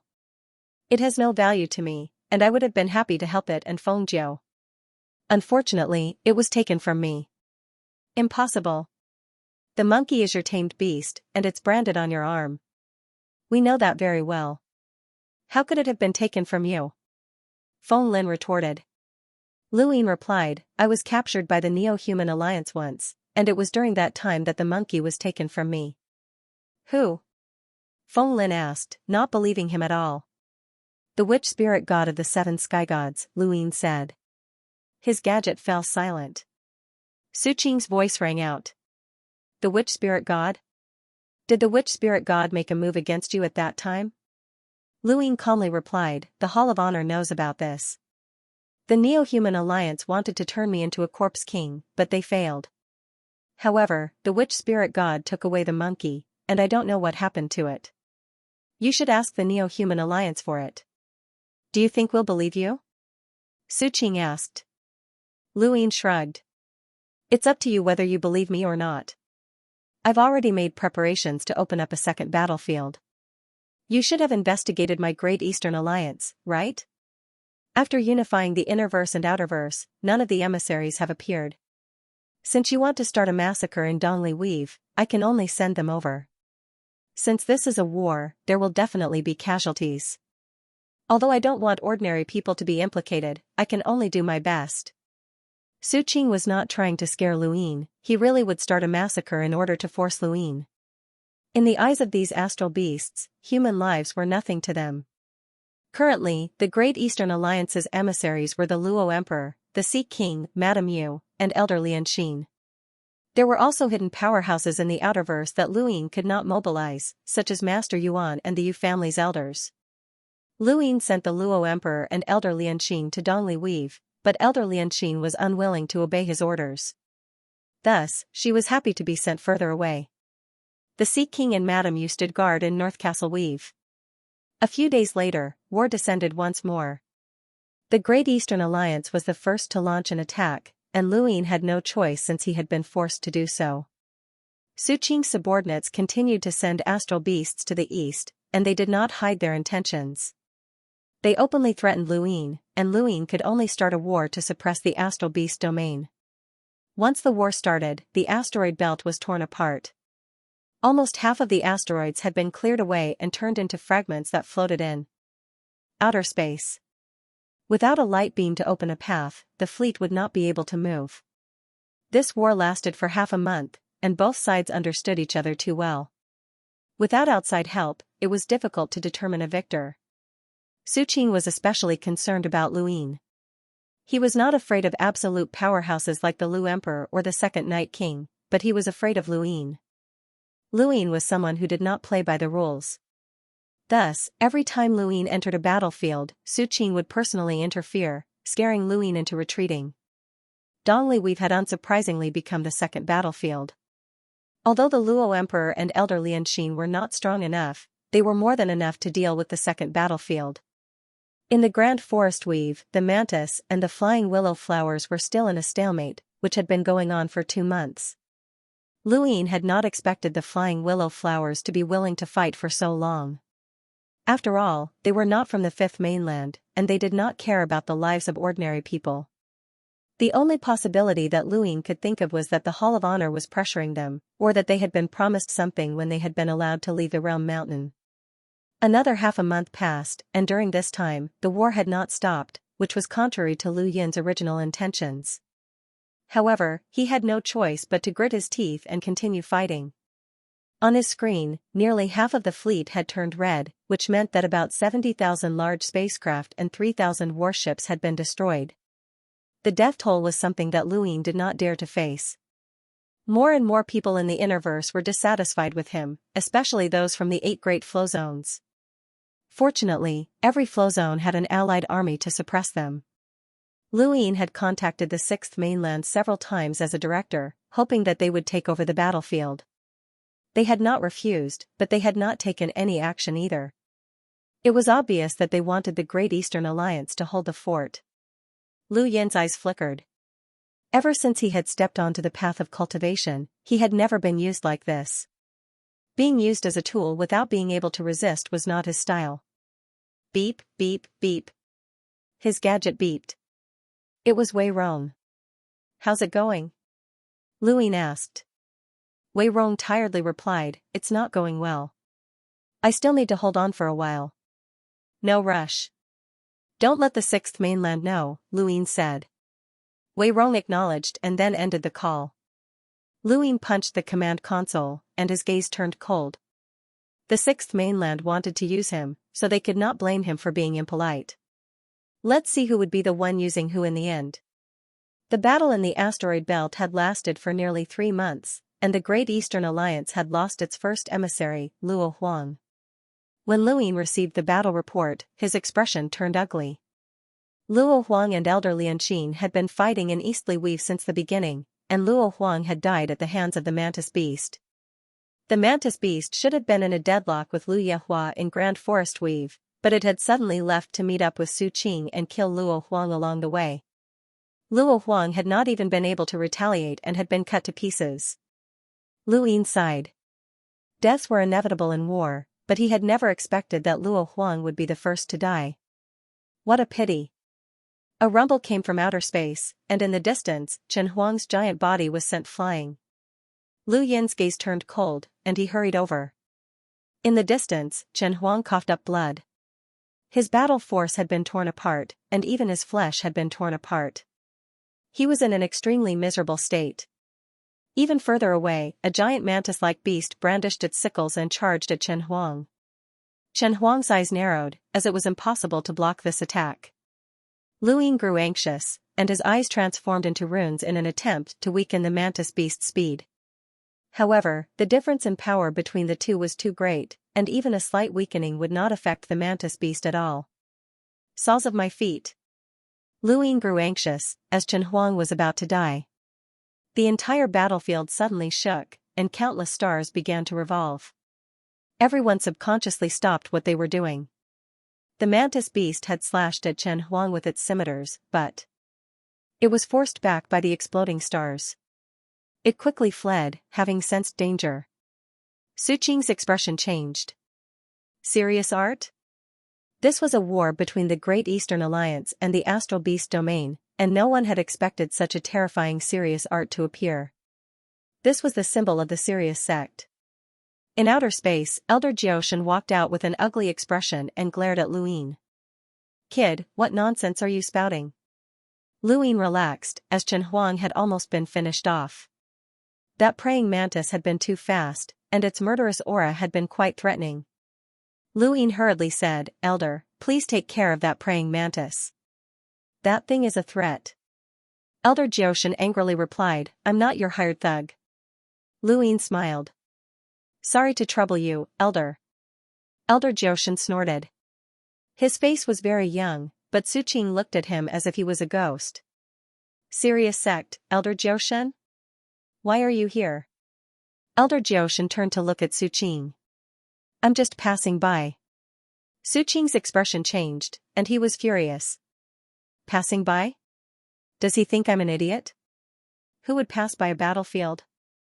The second Night King and Lu Huang were not surprised, as this old man had arrived half a month ago and had been hiding his tracks. Others might not have been able to detect him, but they could. Elder Jioshan glanced at the second Night King in an unfriendly manner, as he had almost been killed by the second Night King. It would have been fine if they had fought normally, but he had been heavily injured by the shockwaves of a progenitor's power. Now that he saw the second Night King again, he wanted to take revenge. The second Night King did not mind, as his strength was on par with Elder Jioshan's. "Elder Jioshan, as a Neoverse Sirius sect elder, why do you need to participate in this outerverse war?" Su Qing asked as he looked on warily. The appearance of such a terrifying expert gave them too much pressure. Elder Jioshan stared at him. "Who said that this is an outerverse war?" This is a war between two domains, and I've already said that I'm just passing by. Su Qing was furious. Since you insist on participating, then you should be prepared to die on this battlefield. Elder Jioshan's eyes flashed with killing intent. Lu Yin spoke up at this moment. Senior, that guy is threatening you. Kill it. Elder Jioshan glared fiercely at Lu Yin. Don't spout nonsense in the future. If you dare to do anything rash again, I'll kill you first. Lu Yin hurriedly responded, but he cursed inwardly. This old man was too pedantic. Xiaoji had openly attacked him, so what was the point of hiding the secret of his feat? Elder Jioshan looked at Su Qing again. Since you dared to threaten me, you must have someone backing you. Come out and let's see which old friend has arrived. Su Qing's expression darkened. In the distance, a pair of eyes opened. In the next instant, under everyone's shocked gazes, the starry sky split open, and a huge dark green sword appeared, directly pressing down on Elder Jioshan. Elder Jioshan's expression changed slightly. This is, the Sword King? Emperor Lu, who was confronting Su Qing, was surprised. Sword King? The wielder of the Astral Beast domain Sword Dao? There were astral beasts in the Astral Beast domain that could wield swordsmanship? Elder Jioshan sneered, it's been a long time since we last met, old friend. I regret not killing you on the battlefield. As he spoke, his stars transformed into a sword, unleashing serious swordsmanship. There was a thump, and the entire battlefield shook. Lu Yin finally saw the Sword King. He was a dark green beast that looked like a human. His head was triangular, and he had two horns. His eyes took up almost half of his head, and he looked chilling. Jioshan, I'll break serious swordsmanship today, the Sword King said, his voice loud and deep, causing quite a few people to have headaches. Elder Jioshan laughed. Shameless boasting. Emperor Lu gripped his sword tightly. Compared to serious swordsmanship, the Sword Sect's 13 swords was the goal of all sword cultivators, and he wanted to fight against the Sword King. Elder Jioshan had appeared in the Great Eastern Alliance, and the Astral Beast domain had also sent a Sword King. Not only that, but countless astral beasts from Iron Blood Weave were also charging towards the asteroid belt. The Celestial Beast Empire's reinforcements had arrived. Lu Yin frowned, as the Great Eastern Alliance did not have that many reinforcements. Fortunately, there were quite a few emissaries, and since the astral beasts had sent a large number of reinforcements, Lu Yin needed to increase the quality of their reinforcements. The Sea King and Master Yuan had arrived, and two more powerhouses had appeared. Su Qing's eyelids twitched, and he gritted his teeth. The Celestial Beast Empire's emissaries had all appeared, and there were even 3 more. A battle that shook the entire Fifth Mainland erupted. In this battle, the number of emissaries had exceeded 30, which was unprecedented. The Hall of Honor and the Sixth Mainland's Daosaurus sect all focused their attention on this battle. It was also at this moment that Lu Yin's influence was fully displayed. He had actually managed to mobilize so many emissaries, and there were even 4 powerhouses whose power levels exceeded 1 million, which shocked countless people. Lu Yin had not expected such a terrifying battle to erupt all of a sudden, and he immediately ordered his fleet to retreat. In a battle between emissaries, the slightest carelessness could affect his fleet, and he did not want his own fleet to become cannon fodder. The countless astral beasts under Su Qing's command did the same, and a fierce battle between emissaries unfolded. Lu Yin's opponent was a giant beast that resembled an octopus. It was not very powerful, but its defense was astonishing. Not only was its physical defense strong, but its domain, spiritual force, and even its spiritual force seemed to have no weaknesses. Lu Yin's emptiness palm was ineffective, as he had increased it to 49 cycles, which meant that he was a peak lighter. The octopus beast had a power level of over 700,000, and in terms of defense, Lu Yin suspected that it could even block Lu Qianjue's attack. There were too many strange beasts in the astral beast domain, and the moment Lu Yin entered the battlefield, the octopus beast had already set its sights on him, as if it was deliberately targeting him. Lu Yin's advantage lay in his emptiness palm and his Reaper transformation. This octopus beast did not have any other abilities, but it could disperse star energy and isolate the void. Its defense was simply top-notch.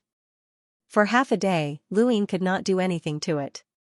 If he was even the slightest bit careless, he would be counterattacked. The more times they fought, the more Su Qing became wary of Luin. This octopus beast was completely capable of blocking Lu Qianjue, but he had chosen to use it to deal with Luin. This showed just how much Su Qing valued Luin. Luin had not activated his Reaper transformation, so he could not use the black and white fog on his chest many times. Not long after, news of another death arrived. Abel Phoenix, the undying bird, had died to the mantis beast's sneak attack. The Sea King had dealt with the mantis beast, but the Sea King's power level was weaker than the mantis beast's, so it could not block the attack. Abel Phoenix's death had enraged the Sea King, but it could not deal with the mantis beast. Luin stared at the mantis beast, his eyes filled with killing intent. This beast was too big of a threat. If only Flying Willow had come, then she would have been able to deal with it. But without her, who could deal with it? Even Master Yuan and the other experts had their own opponents. Suddenly, the mantis beast's cold gaze swept over Luin, and its figure flashed.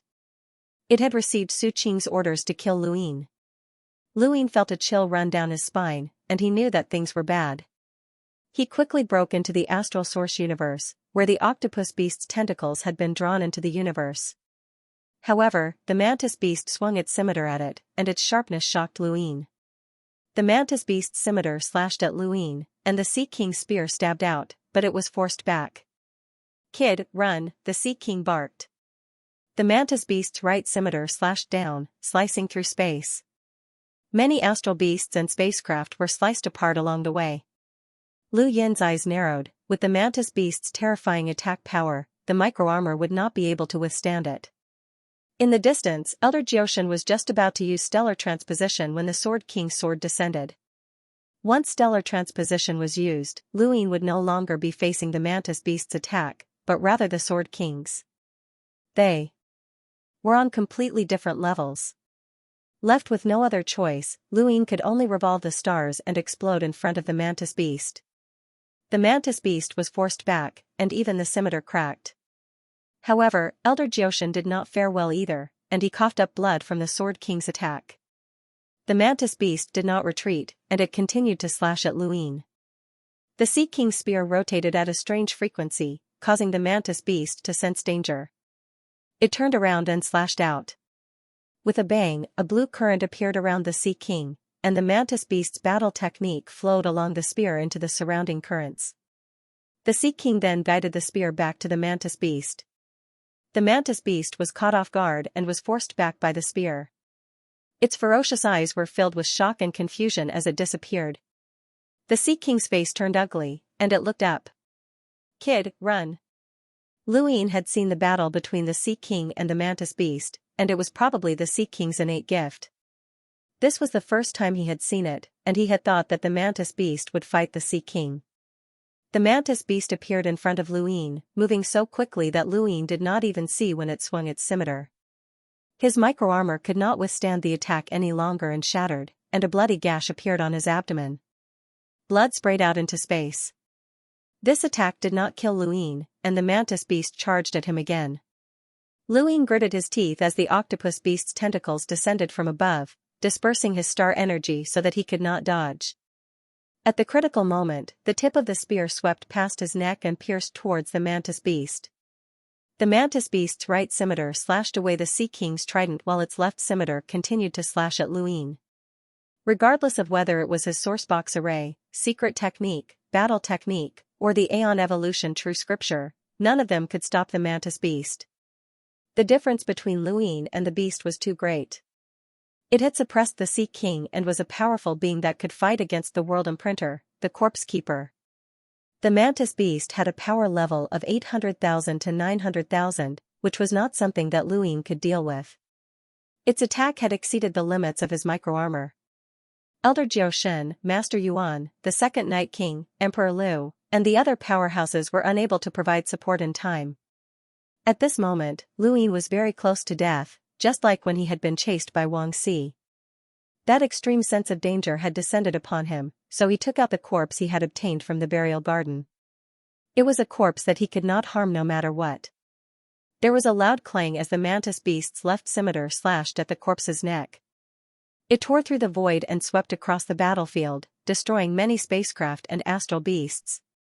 The second Night King and the rest stared at Luin. Some were anxious, some were hopeful, some were excited, and some were panicking. The Sea King quickly appeared behind Luin and stared blankly at the corpse that Luin was hiding behind. The corpse was completely unharmed, and the mantis beast's attack had landed squarely on the corpse's neck. However, the Sea King could clearly see that there was not even a scratch on the corpse's neck. What the hell? The mantis's ferocious gaze changed as it stared at the corpse in disbelief. This corpse had actually blocked its attack? It was a little shocking. Luin took this opportunity to take out progenitor Wushang's hide and stared at the mantis' eyes. The mantis shuddered, unable to move. Sea King, attack, 3 inches from its abdomen. Luin barked, his eyes turning into runes as he stared at the mantis' abdomen. The Sea King's reaction wasn't slow, and he stabbed out with his spear, landing 3 inches from the mantis' abdomen. A huge force pierced into the mantis body and sent it flying, spraying green blood along the way.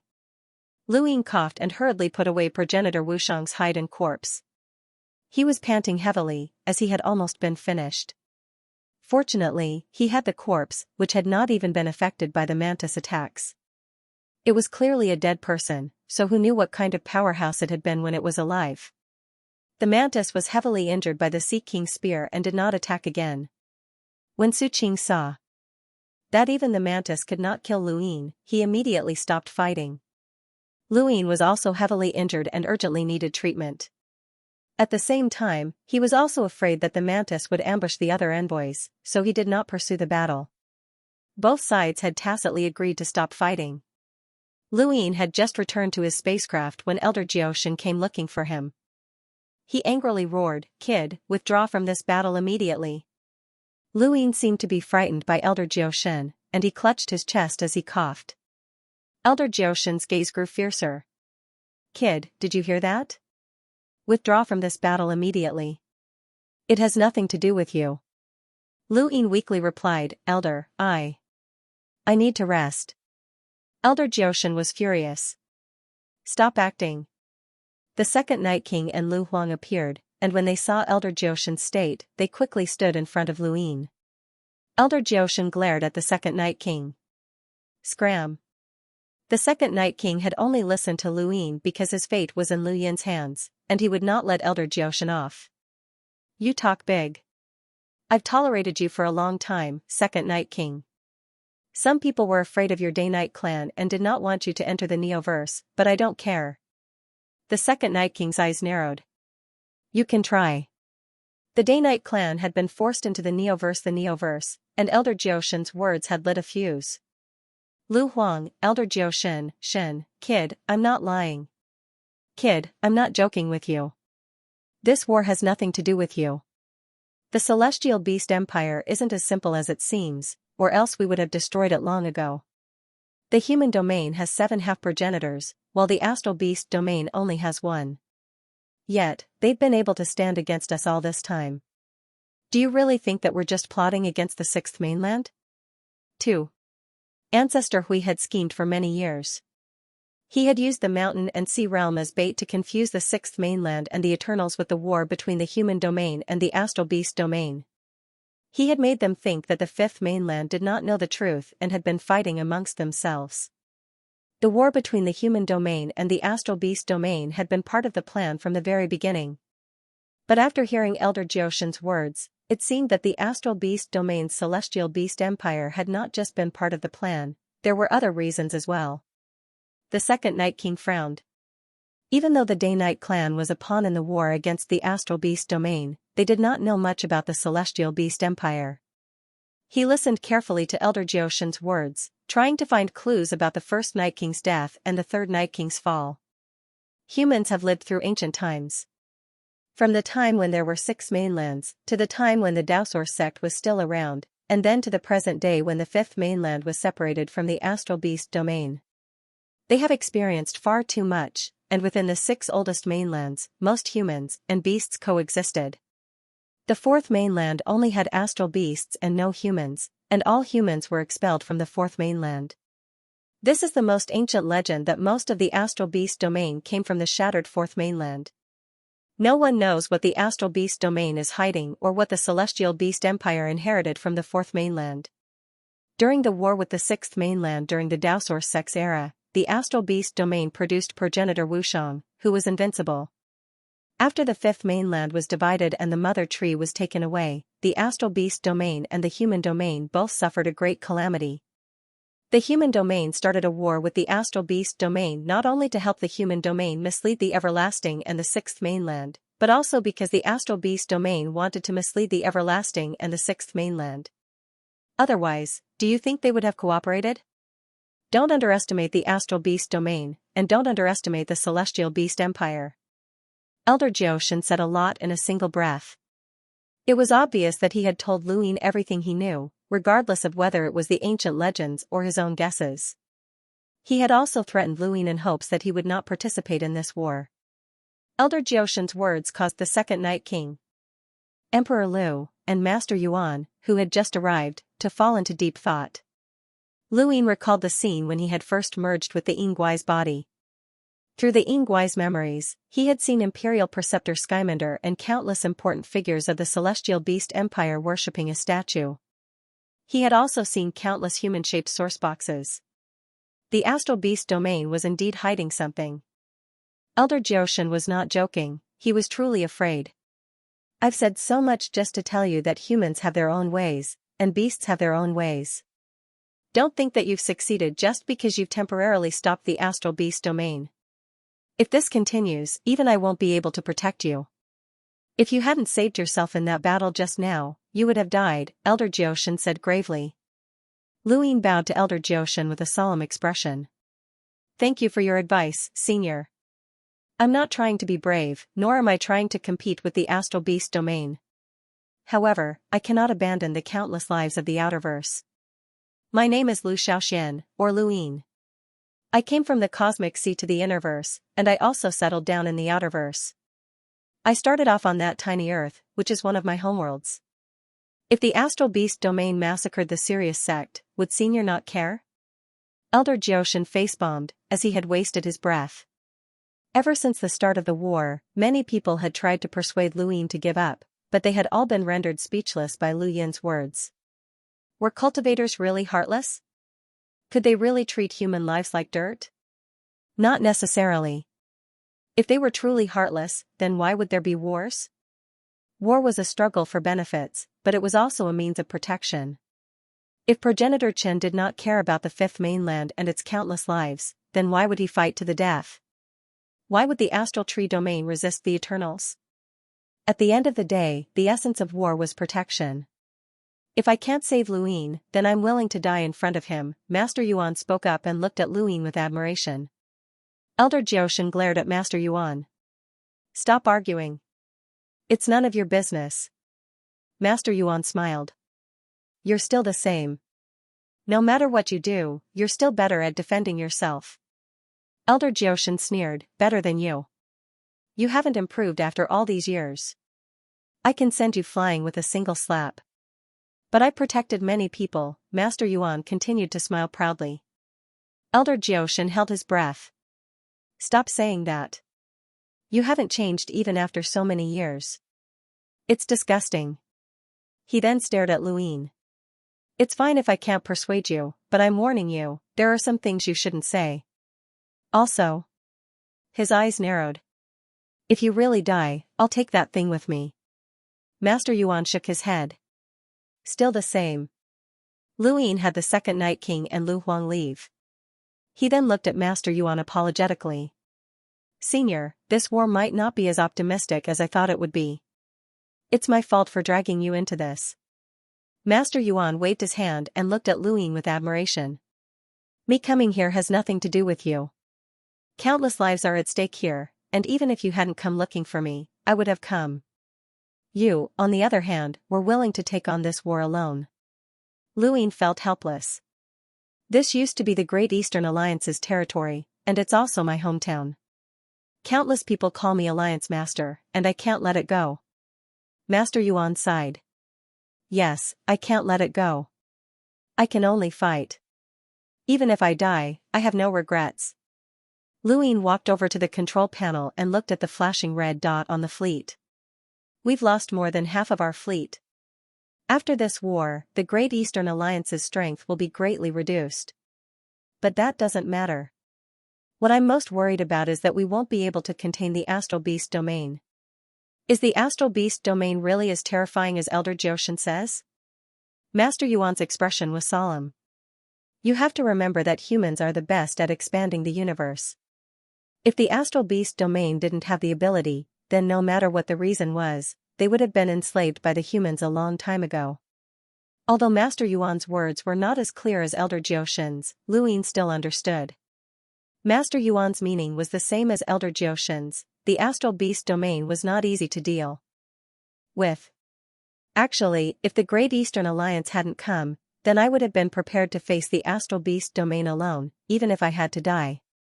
Speaking of which, you saved my life. Luin smiled as well. We clearly won the war, but it's like we lost. Elder Jioshan really knows how to dampen the spirits of his own people. He's not a good comrade. Ha ha ha ha, you just got to know him? When I first met him, he was already like this. Compared to risking his life, he's better at protecting himself and occasionally dampening the spirits of his own people. If it weren't for his extraordinary innate gift, he would have been hung up and beaten a long time ago. Luin was curious. Senior, please tell me more. Master Yuan was flabbergasted. You should heal yourself first. It seems like your injuries are quite serious. Luin did not mind. I'll be fine soon. The wisdom gate constantly released his vitality, and with the help of pills, as long as his injuries were not too serious, he would be able to recover quickly. Luin was the least afraid of competing with others in endurance. Unfortunately, with his strength, he would either crush others or be crushed. No one would compete with him in endurance. A day later, the Ice Emperor withdrew from the battlefield due to his severe injuries. He had fought several consecutive battles, but his opponent had always been Feng Lin, and his injuries had also been caused by Feng Lin. Luin immediately suspected that the Ice Emperor had done this on purpose. The Ice Emperor was naturally at a disadvantage against Feng Lin. Both of them used ice, but Feng Lin had the tricolored light that could melt anything. The more they fought, the more the Ice Emperor was at a disadvantage, and in the end, he was injured by the tricolored light. After the Ice Emperor withdrew, the Mountain God also withdrew. He had almost died in the previous battle, as there had been too many experts. Even with his strength as an emissary, he was not confident that he could survive. Luin looked at the Mountain God with interest. I'm curious, where did you get the courage to ask me to withdraw from the battlefield? Normally, the Mountain God would appear in the form of 1,000,000 mountains. However, on this battlefield, he did not dare to do so. The 1,000,000 mountains were too big of a target. Once he appeared, he would probably be dead. Therefore, he joined the battle with his original appearance, which was a small old man. Alliance Master Lu, it's not that I want to withdraw, but that I have no other choice. The Divine Great Hall has internal strife, and I have to return as soon as possible to quell it, the mountain deity said awkwardly. Since there's internal strife in the Divine Great Hall, then it should indeed be quelled. However, he then looked at the Mountain God, and when he saw the Mountain God's expectant gaze, he continued, let the 8th Allied Army take your place. The 8th Allied Army was formed by the Day-Night Clan and the Outerverse Cultivators, with Yan Yan as its commander. The 8th Allied Army had originally been stationed at Erudite Flow Zone, but since Erudite Flow Zone did not belong to the Great Eastern Alliance, it was now stationed at Beast Tamer's Flow Zone. The Mountain God's expression changed. Alliance Leader Lu, when we first joined the Alliance, the agreement stated that the Alliance Army was not allowed to interfere with the internal affairs of the major powers. Alliance Leader Lu, are you trying to break the agreement? Luin replied, of course not. It's just that Your Excellency Mountain God has a request, and the Alliance will definitely do its best to fulfill it. The Divine Great Hall has internal strife, but Your Excellency has no time to attend to it. You're worried about the internal strife, but you can't let go of the battlefield. Since that's the case, the 8th Alliance can be put to good use, don't you think so? Your Excellency Mountain God. The Mountain God's face turned ugly. When did he ask for an alliance? The mountain god gritted his teeth and resolutely said, "Alliance Master Lu, the Divine Great Hall's internal strife is inevitable." Luin suddenly slapped his head. "I almost forgot. The Divine Great Hall's losses weren't small, and the 8th Allied Army not only needs to quell the internal strife, but they also need to appease the people." "How did they lose?" The mountain deity's heart sank, as the Divine Great Hall's greatest loss had been the burial gate. An unknown powerhouse had walked out and massacred all of the Divine Great Hall's cultivators around the gate. He had even destroyed the gate and left. The mountain deity thought that Luin was unaware of this matter, but it wasn't that the mountain deity didn't know, he just didn't want to talk about it. Luin had specially contacted the 8 great flow zones, and each of them had at most one burial gate that could be freely entered and exited. The Divine Great Hall was no exception, and they had reported the only burial gate that could be freely entered and exited to the Great Eastern Alliance. As for the burial gate that had caused the accident, Luin had secretly left it behind. If this matter was exposed, Luin would have a reason to deal with him. Thinking of this, the mountain deity felt helpless. "Thank you, Alliance Leader Lu." Luin nodded as he watched the mountain god leave. The mountain deity was not the only one who wanted to leave. Lu Qianxia, Ling Qiu, and the others all wanted to leave as well. He also wanted to, so he couldn't let the mountain god leave. Otherwise, once he opened his mouth, he wouldn't be able to stop it. The fleet had already retreated again and again, and the Celestial Beast Empire's reinforcements continued to appear. Luin looked towards the northeast, hoping that Wei Rong would be able to make it in time. A few days later, the war broke out again. For the next month or so, the battles continued. The envoy-level battles attracted the attention of countless people on the Fifth Mainland. The Great Eastern Alliance had been defeated several times in a row. Abel Phoenix had died, and the Ice Empress had withdrawn from the alliance. Even though they had added Madame Yu to their ranks, they still could not stop their decline. The mountain god and the others were not so much fighting as dealing with the situation. As a result, the battlefield had retreated from the asteroid belt to North Castle Weave. Luin had been ambushed by the Mantis several times, but he had learned his lesson and made sure not to stray too far away from Elder Jiao Shen and the other powerhouses whose power levels were in the millions.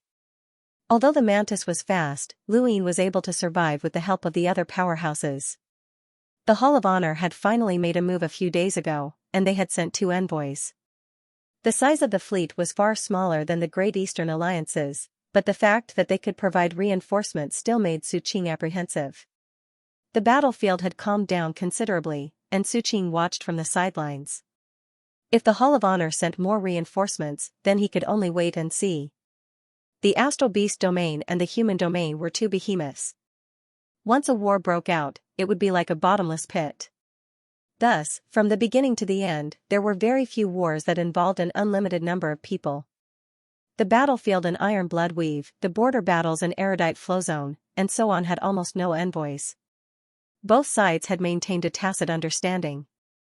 The Astral Beast domain had launched a large-scale attack this time because they were certain that the 6th Mainland did not care about the Eastern Weaves, and they were also certain that the Hall of Honor would not interfere. Thus, they had decided to launch a large-scale attack, but they had not expected to run into the Great Eastern Alliance. Now, they were facing the Great Eastern Alliance. If the Great Eastern Alliance had been replaced by the Hall of Honor, then the Astral Beast domain would not have fought to the death. Instead, they would have turned North Castle Weave into Iron Blood Weave. Another half a month passed, and 5 months had passed since the start of the war. Before this, no one had expected the Great Eastern Alliance to last this long. Even Su Qing had not expected this. He had fought until his hair had turned white, and the more he looked to the south, the angrier he became. He had raised his hand several times to call Luin on his gadget, but in the end, he put it down. He really wanted to kill Luin with his own hands. That bastard had forced him to stop. Otherwise, the eastern weaves of the Outerverse would have been theirs, and they would have been able to construct defenses to deal with the 6th Mainland's counterattack. With a bang, Su Qing clenched his fist and shook the void. Attack! The war had begun once again. Countless people in the Great Eastern Alliance had already become numb to the fact that people were dying every day. The envoys were becoming more and more shrewd, and this included the astral beast domain's envoys. When they entered the battlefield, they would subconsciously choose opponents that were on par with them. For example, the mountain god had been staring at a beast that was similar in strength to him the moment he entered the battlefield, and that beast had also been staring at him. Fear of death was a common trait of all living creatures, regardless of whether they were humans or astral beasts. Elder Jioshan was still facing the Sword King. The Second Night King and the Heavenly Demon had already fought many times. The Second Night King's strength was enough to suppress the Heavenly Demon, but it was not easy to kill him.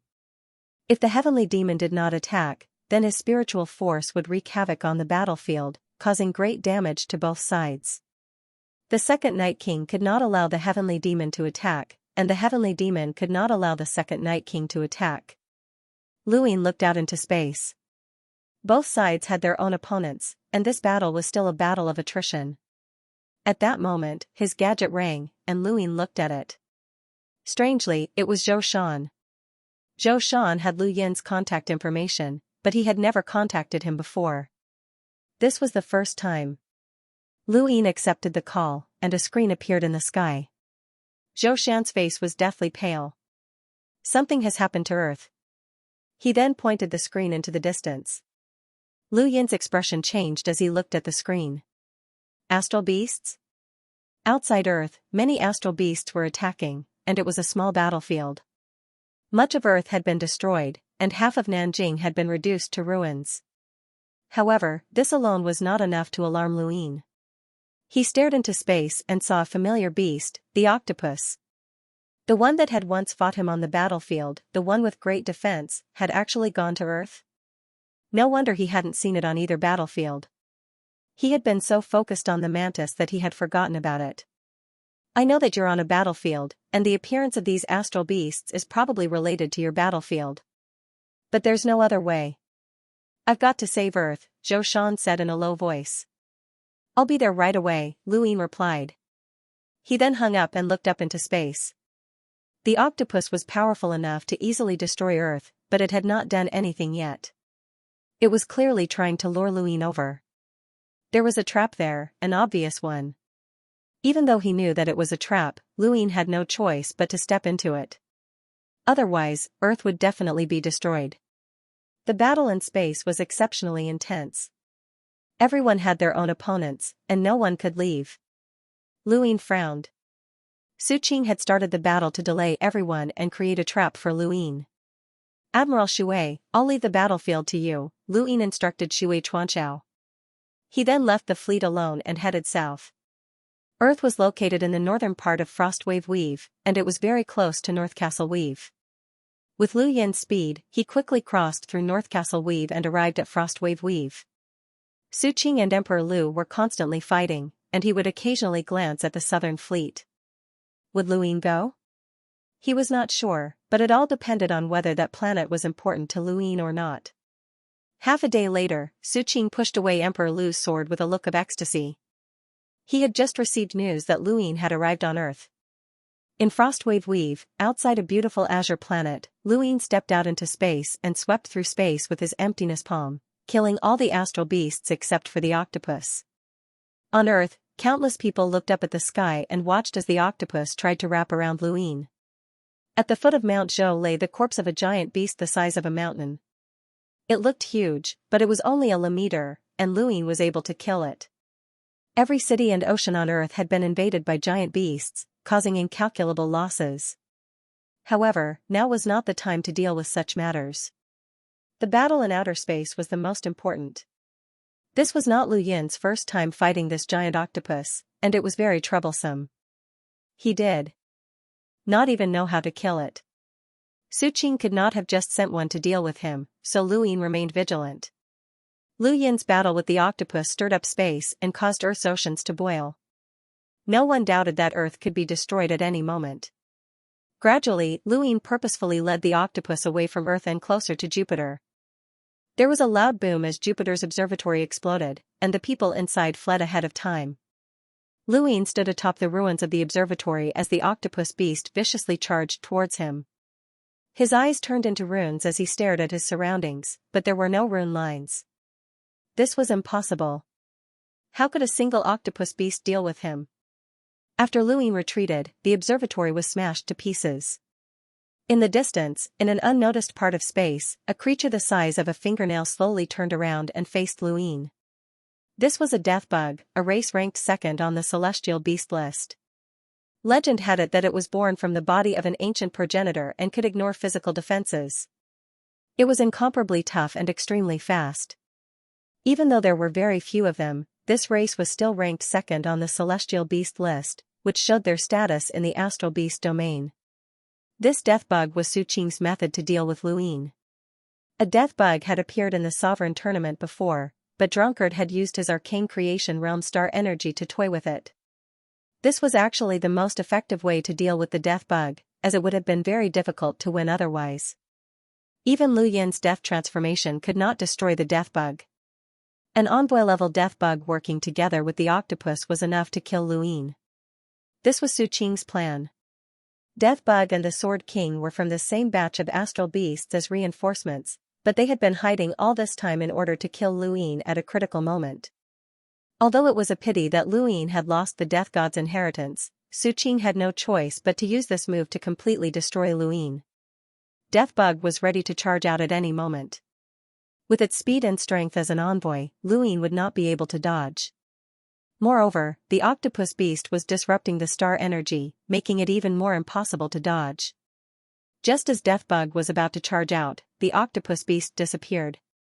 Deathbug was stunned and flapped its shell. Where was the octopus? Gone? It had watched as the octopus beast crashed into a yellow planet and never come out again. How could this be? Luin should not have been able to kill it. Outside of Jupiter, Luin sighed. He had thrown the octopus into Jupiter, and once it entered, it would not be able to leave. Even with his current strength, he did not dare to enter, even if he knew that this place might lead to the cosmic tree. Su Qing would never have dreamed that such a place existed outside of Earth. Luin did not even need to defeat the octopus beast, all he needed to do was trick it into entering. Deathbug was stunned for a while, but the octopus beast still did not come out. Luin looked around and found it strange. The octopus beast could not have been the only one ambushing him, but where were the other astral beasts? One was searching while the other was in a daze. After a while, Luin shook his head and stepped out, appearing outside of Earth. Just as he was about to enter, he felt a sense of danger. Deathbug slammed into him from behind and sent him crashing into Earth. There was a loud boom, and Luin crashed into a tall building like a meteor. His body was pressed into the ground, and from the center of the building, the ground shattered and spread throughout the entire city.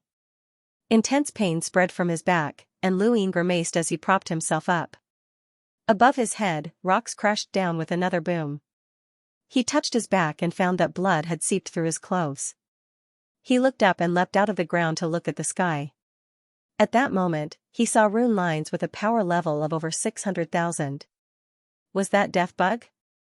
Luin felt a chill run down his spine when he saw that it was Deathbug. Fortunately, he had thrown the octopus beast into Jupiter in advance, or he would have been in trouble if the two beasts had joined forces. His miniature armor had shattered, and he did not have any special defenses. Fortunately, Deathbug's power level was not high, or that attack would have pierced through him. Even so, it was still a great threat to him due to its special species. The speed of killing insects was fast, and they ignored physical defense. They were simply his nemesis. However, it wasn't without a solution. Lu Yin's eyes turned into runes. As long as the difference in power level wasn't too great, he could deal with a knower or unknowable cultivator. Suddenly, he turned to look in another direction, where he saw a familiar yet terrifying number of rune lines. It was the mantis. Lu Yin's pupil shrank when he saw two blades slashing down. This was Su Qing's true trump card. Earth's trap was too obvious, and even if Luin had come, he would definitely have come prepared. The octopus had lured Luin to Earth, and Deathbug's sneak attack had been enough to draw out Lu Yin's backup plan. The real killer was the mantis. With the mantis' speed, there was no way Luin could dodge it. The truth was that Luin could not avoid the mantis's attack. He watched as Saber Lien slashed down, and then the attack mysteriously disappeared. Luin was pushed back by the force of the mantis's charge, but he was not injured at all. The mantis's ferocious eyes flashed with astonishment, and it looked up. At some point in time, another person had appeared in the sky. It was an old man who did not seem to be anything special, but it was this old man who had redirected its attack. Yu secret art, void transfer. The old man who had appeared was the Yu family's resident elder, the one who had led the Yu family out of the Neoverse and had survived despite being chased by the 7 sky gods. Luin naturally could not charge into the trap alone, so he had found the Yu family's resident elder and awakened him so that they could come to Earth together. Fortunately, the Yu family's seclusion grounds were not too far from Earth. Luin panted heavily, feeling a lingering fear. Thankfully, the Yu family's resident elder had not disappointed him. Someone who could escape the 7 sky gods' pursuit was indeed powerful. He had to thank the city for remembering the Yu family's resident elder. Back when the technocracy had joined forces with the 6th mainland to attack the Outerverse, the city had sent an emissary through the astral wilderness into Frostwave Weave, but that emissary had been chased away by the Yu family's resident elder. The city had attached great importance to this matter and had told Luin about it. Otherwise, Luin might not have remembered this elder. Cough cough. The Yu family's resident elder looked haggard. I can't help you much. The injuries caused by the 7 sky gods are very difficult to recover from, so you must be mentally prepared. Luin pointed at the praying mantis. Senior, can you deal with it? The Yu family's resident elder looked at the praying mantis. Let's try. The praying mantis let out a sharp shriek and charged at Luin. Its speed was so fast that Luin could not react in time. At the critical moment, the Yu family's resident elder waved his hand and used the Yu secret art to redirect the praying mantis attack. Compared to the Sea King, the Yu family's resident elder was more suited to deal with the praying mantis. He did not need to use too much strength, and he only needed to restrain the praying mantis attack. In outer space, the death bug disappeared and reappeared in front of Luin. Lu Yin's gaze turned cold. The 3 beasts had been prepared, and if nothing unexpected happened, they could indeed deal with him. But now, he needed to deal with them. Once the 3 beasts were dealt with, the pressure on Su Qing's side would be greatly reduced. Bang! The death bug slammed into Lu Yin's body, and he was sent flying back. However, he was fine since his knowing unknowability had withstood the attack. He wanted to retaliate, but he could not find the death bug. There was another collision from the side, but the death bug was so fast that Luin could not even grasp its trajectory. Even the vacant palm could not be used, as he could not find its direction. The stars revolved, and over 10,000 stars spread throughout the city. Within the city, countless people were fleeing for their lives when they saw the sudden appearance of the stars. Their eyes were filled with fear, and they did not dare to make contact. A shadow flashed past the corner of Lu Yin's eyes, and he subconsciously struck out with his palm. The vacant palm brushed past the death bug and shattered the void. Lu Yin's body was hit again, but he still could not find the death bug's trajectory. His domain, spiritual force, and spiritual force were all used, but he still could not find the death bug's trajectory. Fortunately, the death bug's attacks were ineffective against him, and it seemed like a stalemate. Luin was not sure if he could catch the death bug while in the Grim Reaper transformation, but he wanted to give it a try. Suddenly, he heard the Yu family's resident elder's voice. Kid, I can't hold on any longer. Luin was stunned, and he looked up into space. The praying mantis was constantly trying to charge towards Earth, but the Yu family's resident elder used various methods to stop it each time. Senior, what did you say? Kid, I told you that I was heavily injured by the witch spirit god and needed to be sealed in ice to recover. I can't help you for long. This beast is extremely fast and its attacks are fierce. I can't stop it anymore, the elder said helplessly. Luin was anxious. If the Yu family's resident elder could not stop the praying mantis, then he would definitely die. Senior, can you think of a way to destroy it? It's very difficult. I could easily destroy it at my peak, but I'm too heavily injured, the elder said helplessly. Lu Yin's eyes flashed. What if I have a progenitor item? Something that can instantly freeze the praying mantis. The elder was astonished. You have a progenitor item? You can try. Lu Ying took advantage of the moment when the death bug had struck him to retrieve progenitor Wushang's hide from his cosmic ring and use the Yu's secret art. Senior, don't stare at it. This is progenitor Wushang's hide.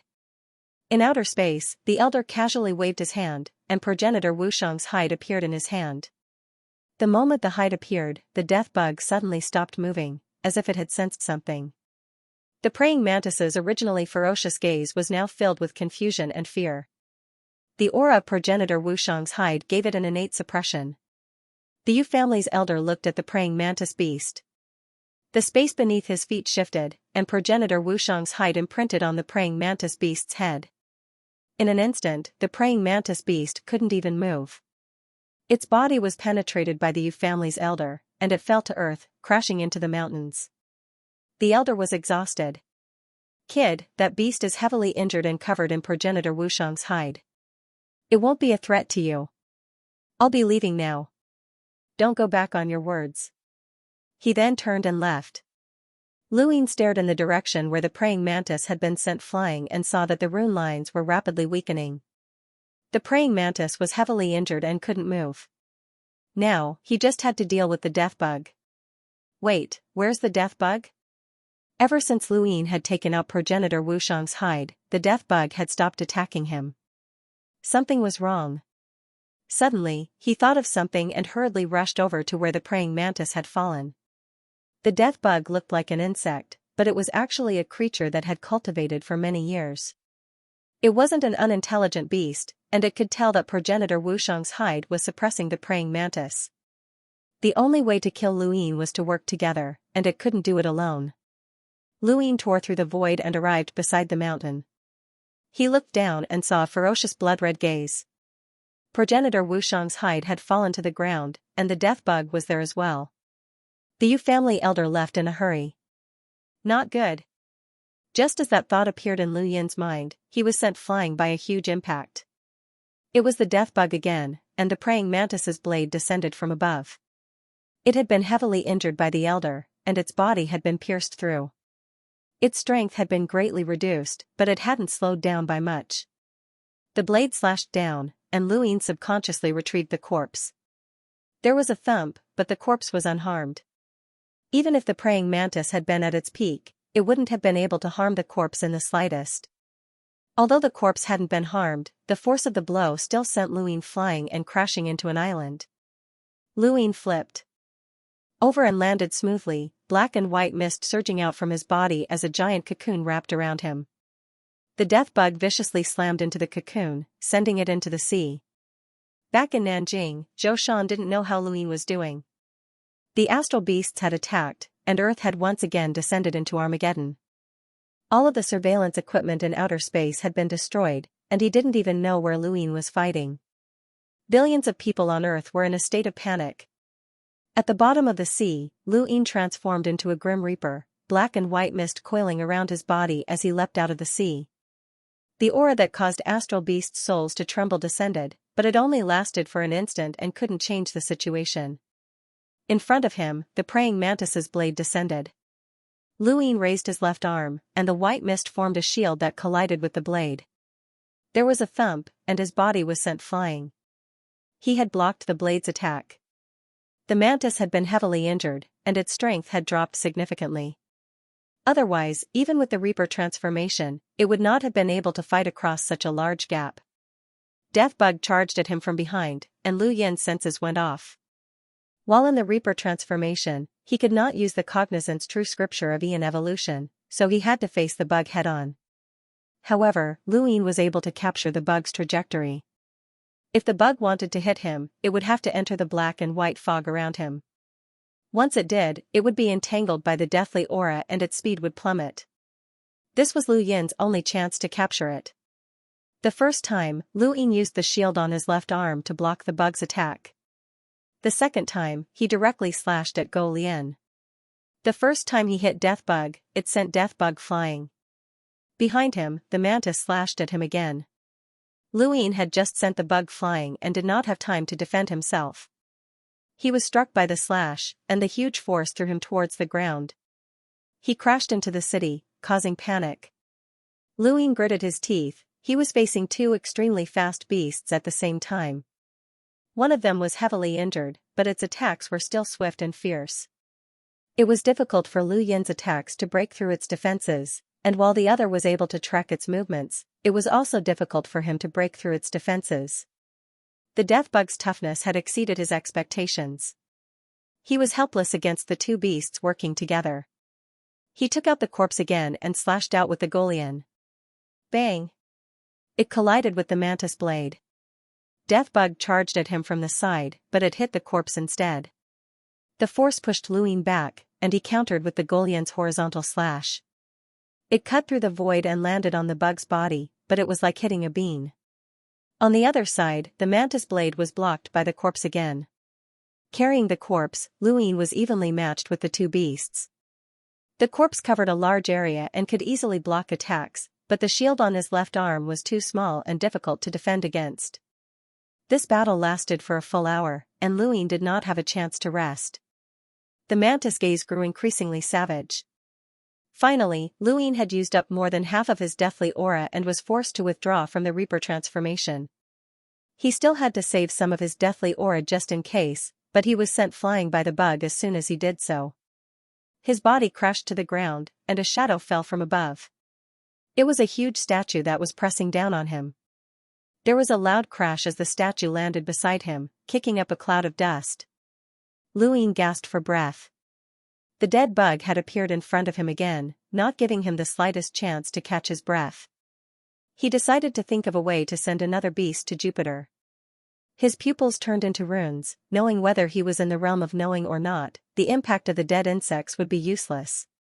Just as the worm was about to crash into Lu Yin, a bolt of lightning flashed through the void, and a huge figure appeared out of nowhere. It seemed to have come from another dimension, and it stepped on the worm as it charged into outer space, bringing with it endless lightning that swept through the sky. Lu Yin's mouth fell open in shock. Was that a rabbit? A rabbit that breathed in and out thunder appeared. It stepped over the dead worm and rushed toward the starry sky. Before it left, it even grinned at him, revealing two shining front teeth. This scene overturned his worldview. Even Lu Yin couldn't figure out how the rabbit had appeared, but it definitely wasn't due to its speed. In that instant, the rabbit's rune lines weren't as terrifying as the mantis's at its peak. Even if the mantis was at its peak, it couldn't have appeared without warning, so how had the rabbit appeared? Appearing out of thin air? The rabbit looked very familiar, and Lu Yin had seen it before. It had stepped on Elder Lohar, and now, it was stepping on the dead worm. The dead worm's attack was stunned by the rabbit's stomp, and it forcefully blocked the attack for Lu Yin. Just as the rabbit charged into outer space, a figure appeared out of nowhere. "Damn rabbit, how dare you run? Daddy's angry, and he'll catch you himself if you keep running." The figure roared at the sky, but then froze, feeling that something was amiss. He slowly looked around. Why is this place in ruins? Xianxia? Lu Yin probed. The figure turned around and met Lu Yin's gaze. He blinked and smiled. "Yo, friend, long time no see. Be careful." Lu Yin's expression changed. The mantis rushed over and slashed out with its blade, looking like it wanted to kill Xianxia at the same time. Xianxia turned around and saw the mantis blade. He let out a strange cry. Whoosh! Xianxia's body was flung away, but the mantis blade didn't slow down and continued to slash at Lu Yin. Lu Yin used the corpse as a shield and took another blow. His body was sent flying, landing right next to Xianxia. "Xianxia!" Lu Yin shouted, his heart sinking. He couldn't have been killed by the mantis, could he? Xianxia coughed twice and rubbed his chest, grimacing as he spat out the sand in his mouth. "What the hell is this?" Lu Yin heaved a sigh of relief, but he was also surprised that he couldn't see Xianxia's rune lines.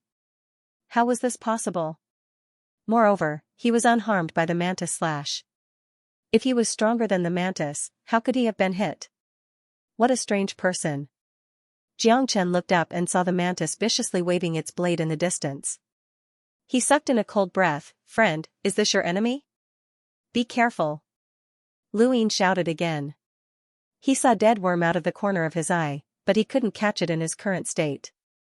Xianxia subconsciously curled himself into a ball and waited for a while, but no one attacked him. He looked up and saw that Luin was being hit by something. How could it be so fast? He almost couldn't see clearly. In the distance, the mantis swung its blade and slashed at him. Luin could withstand the dead worm's attack with his knowingness realm, but he didn't dare take the mantis attack head-on. The difference between them was too great, and even if the mantis was heavily injured, Luin didn't want to take the risk.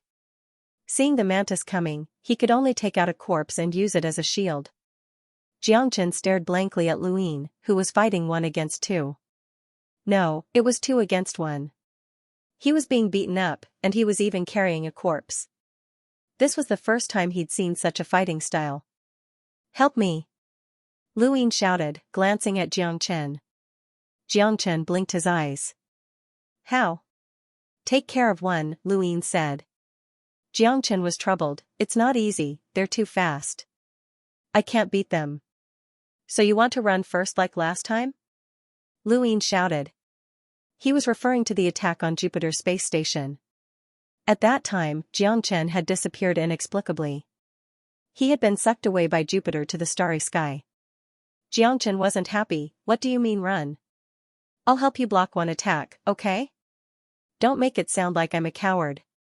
Lu Yin's neck shrank back, almost getting slashed by Dao Lian.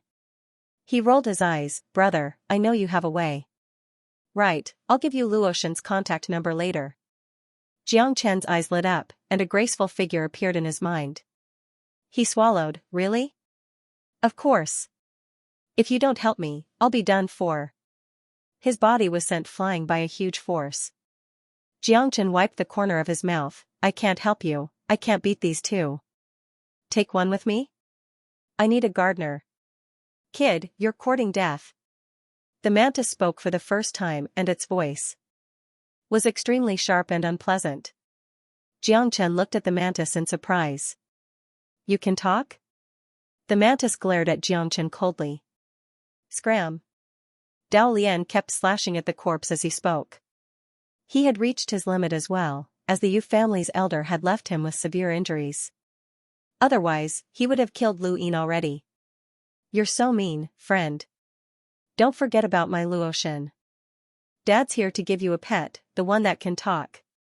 Xianxia shouted, then charged at the mantis as if he didn't care about his life. Luin was stunned as he stared blankly at Xianxia rushing towards him. "What are you doing?" The mantis was furious, ignoring its existence. Dao Lian slashed at Xianxia fiercely, then disappeared in the next moment. Xianxia and the mantis both disappeared at the same time, as if they'd never existed. Not only Luin, but the dead bug was also stunned, staring blankly at where the 2 had disappeared. Where did they go? Lu Yin's eyes flashed. It was definitely a parallel universe. Xianxia had said that he could travel through parallel universes and pinpoint the exact location. Did he bring the mantis to a parallel universe? Dad? Pet? Did he bring it to his dad? Could his father defeat the mantis behemoth? It wouldn't be a disaster, would it? Luin had too many questions, but since Xianxia had taken the mantis away, his crisis was resolved. The dead bug alone wouldn't be able to deal with him. Luin scanned his surroundings for the dead bug, but he couldn't find it. "I know you're here. There's no need to look for it, the mantis won't be coming back," Luin said confidently. He put away the corpse and used the Aeon Evolution True Scripture, Scram. Luin didn't know if the dead bug had left or not, but he leapt towards the place where progenitor Wushang's hide had covered the mantis and heaved a sigh of relief. Fortunately, the hide was still there. All of a sudden, Death Beetle charged toward progenitor Wushang's hide, intending to snatch it away. Luin sneered. He thought that the bug would definitely kill him, so he hadn't taken the hide. Now, there was no chance. He put the hide away, but the dead bug slammed into him. "Why aren't you scramming? You can't deal with me." A voice rang out, "Kid, that hide came from progenitor Wushang, right? So what if it did?" Luin didn't deny it. The bug was silent for a moment. "Leave it to me." Luin laughed. "Is your brain damaged? You want me to give it to you?" The bug's voice was low. "Progenitor Wushang's hide originally belonged to my bloodline. Do you think that aside from my bloodline, who else would have the ability to tear it apart?" Luyin was astonished, as this was the first time he'd heard of the origin of progenitor Wushang's hide. Does that mean that your bloodline knows where progenitor Wushang's corpse is? Little boy, give me progenitor Wushang's skin, otherwise, my death insect branch will haunt you forever. Our ancestor can easily destroy you. Nobody can stop him, not even half-step ancestors. Lu Yin's heart skipped a beat. He didn't care about what others said, and he didn't even care about the threat of a half-step ancestor. However, the dead bug was different. The previous exchange had made him realize just how terrifying it was. This bug was much weaker than the octopus beast, but Luyin couldn't even retaliate. His attacks couldn't even break through the bug's defenses. Luyin had cultivated for a long time, and this was something that had rarely happened. He clearly had the strength to fight his opponent, but he just couldn't win. Now that he thought about it, Drunkard's star energy control during the Sovereign Tournament had been the only way to deal with Deathbug. Even the Reaper transformation had not been able to hurt it. Anyone who was targeted by this thing would be terrified. Kid, I'm not joking with you. Hand over progenitor Wushang's hide, Deathbug threatened. Luyin narrowed his eyes. Try me if you want to cause trouble. Even a half-step ancestor couldn't kill me. Do you really think you can? I hope you leave this battlefield alive, Deathbug said coldly. It didn't take long for him to lose track of it, but it seemed to have left.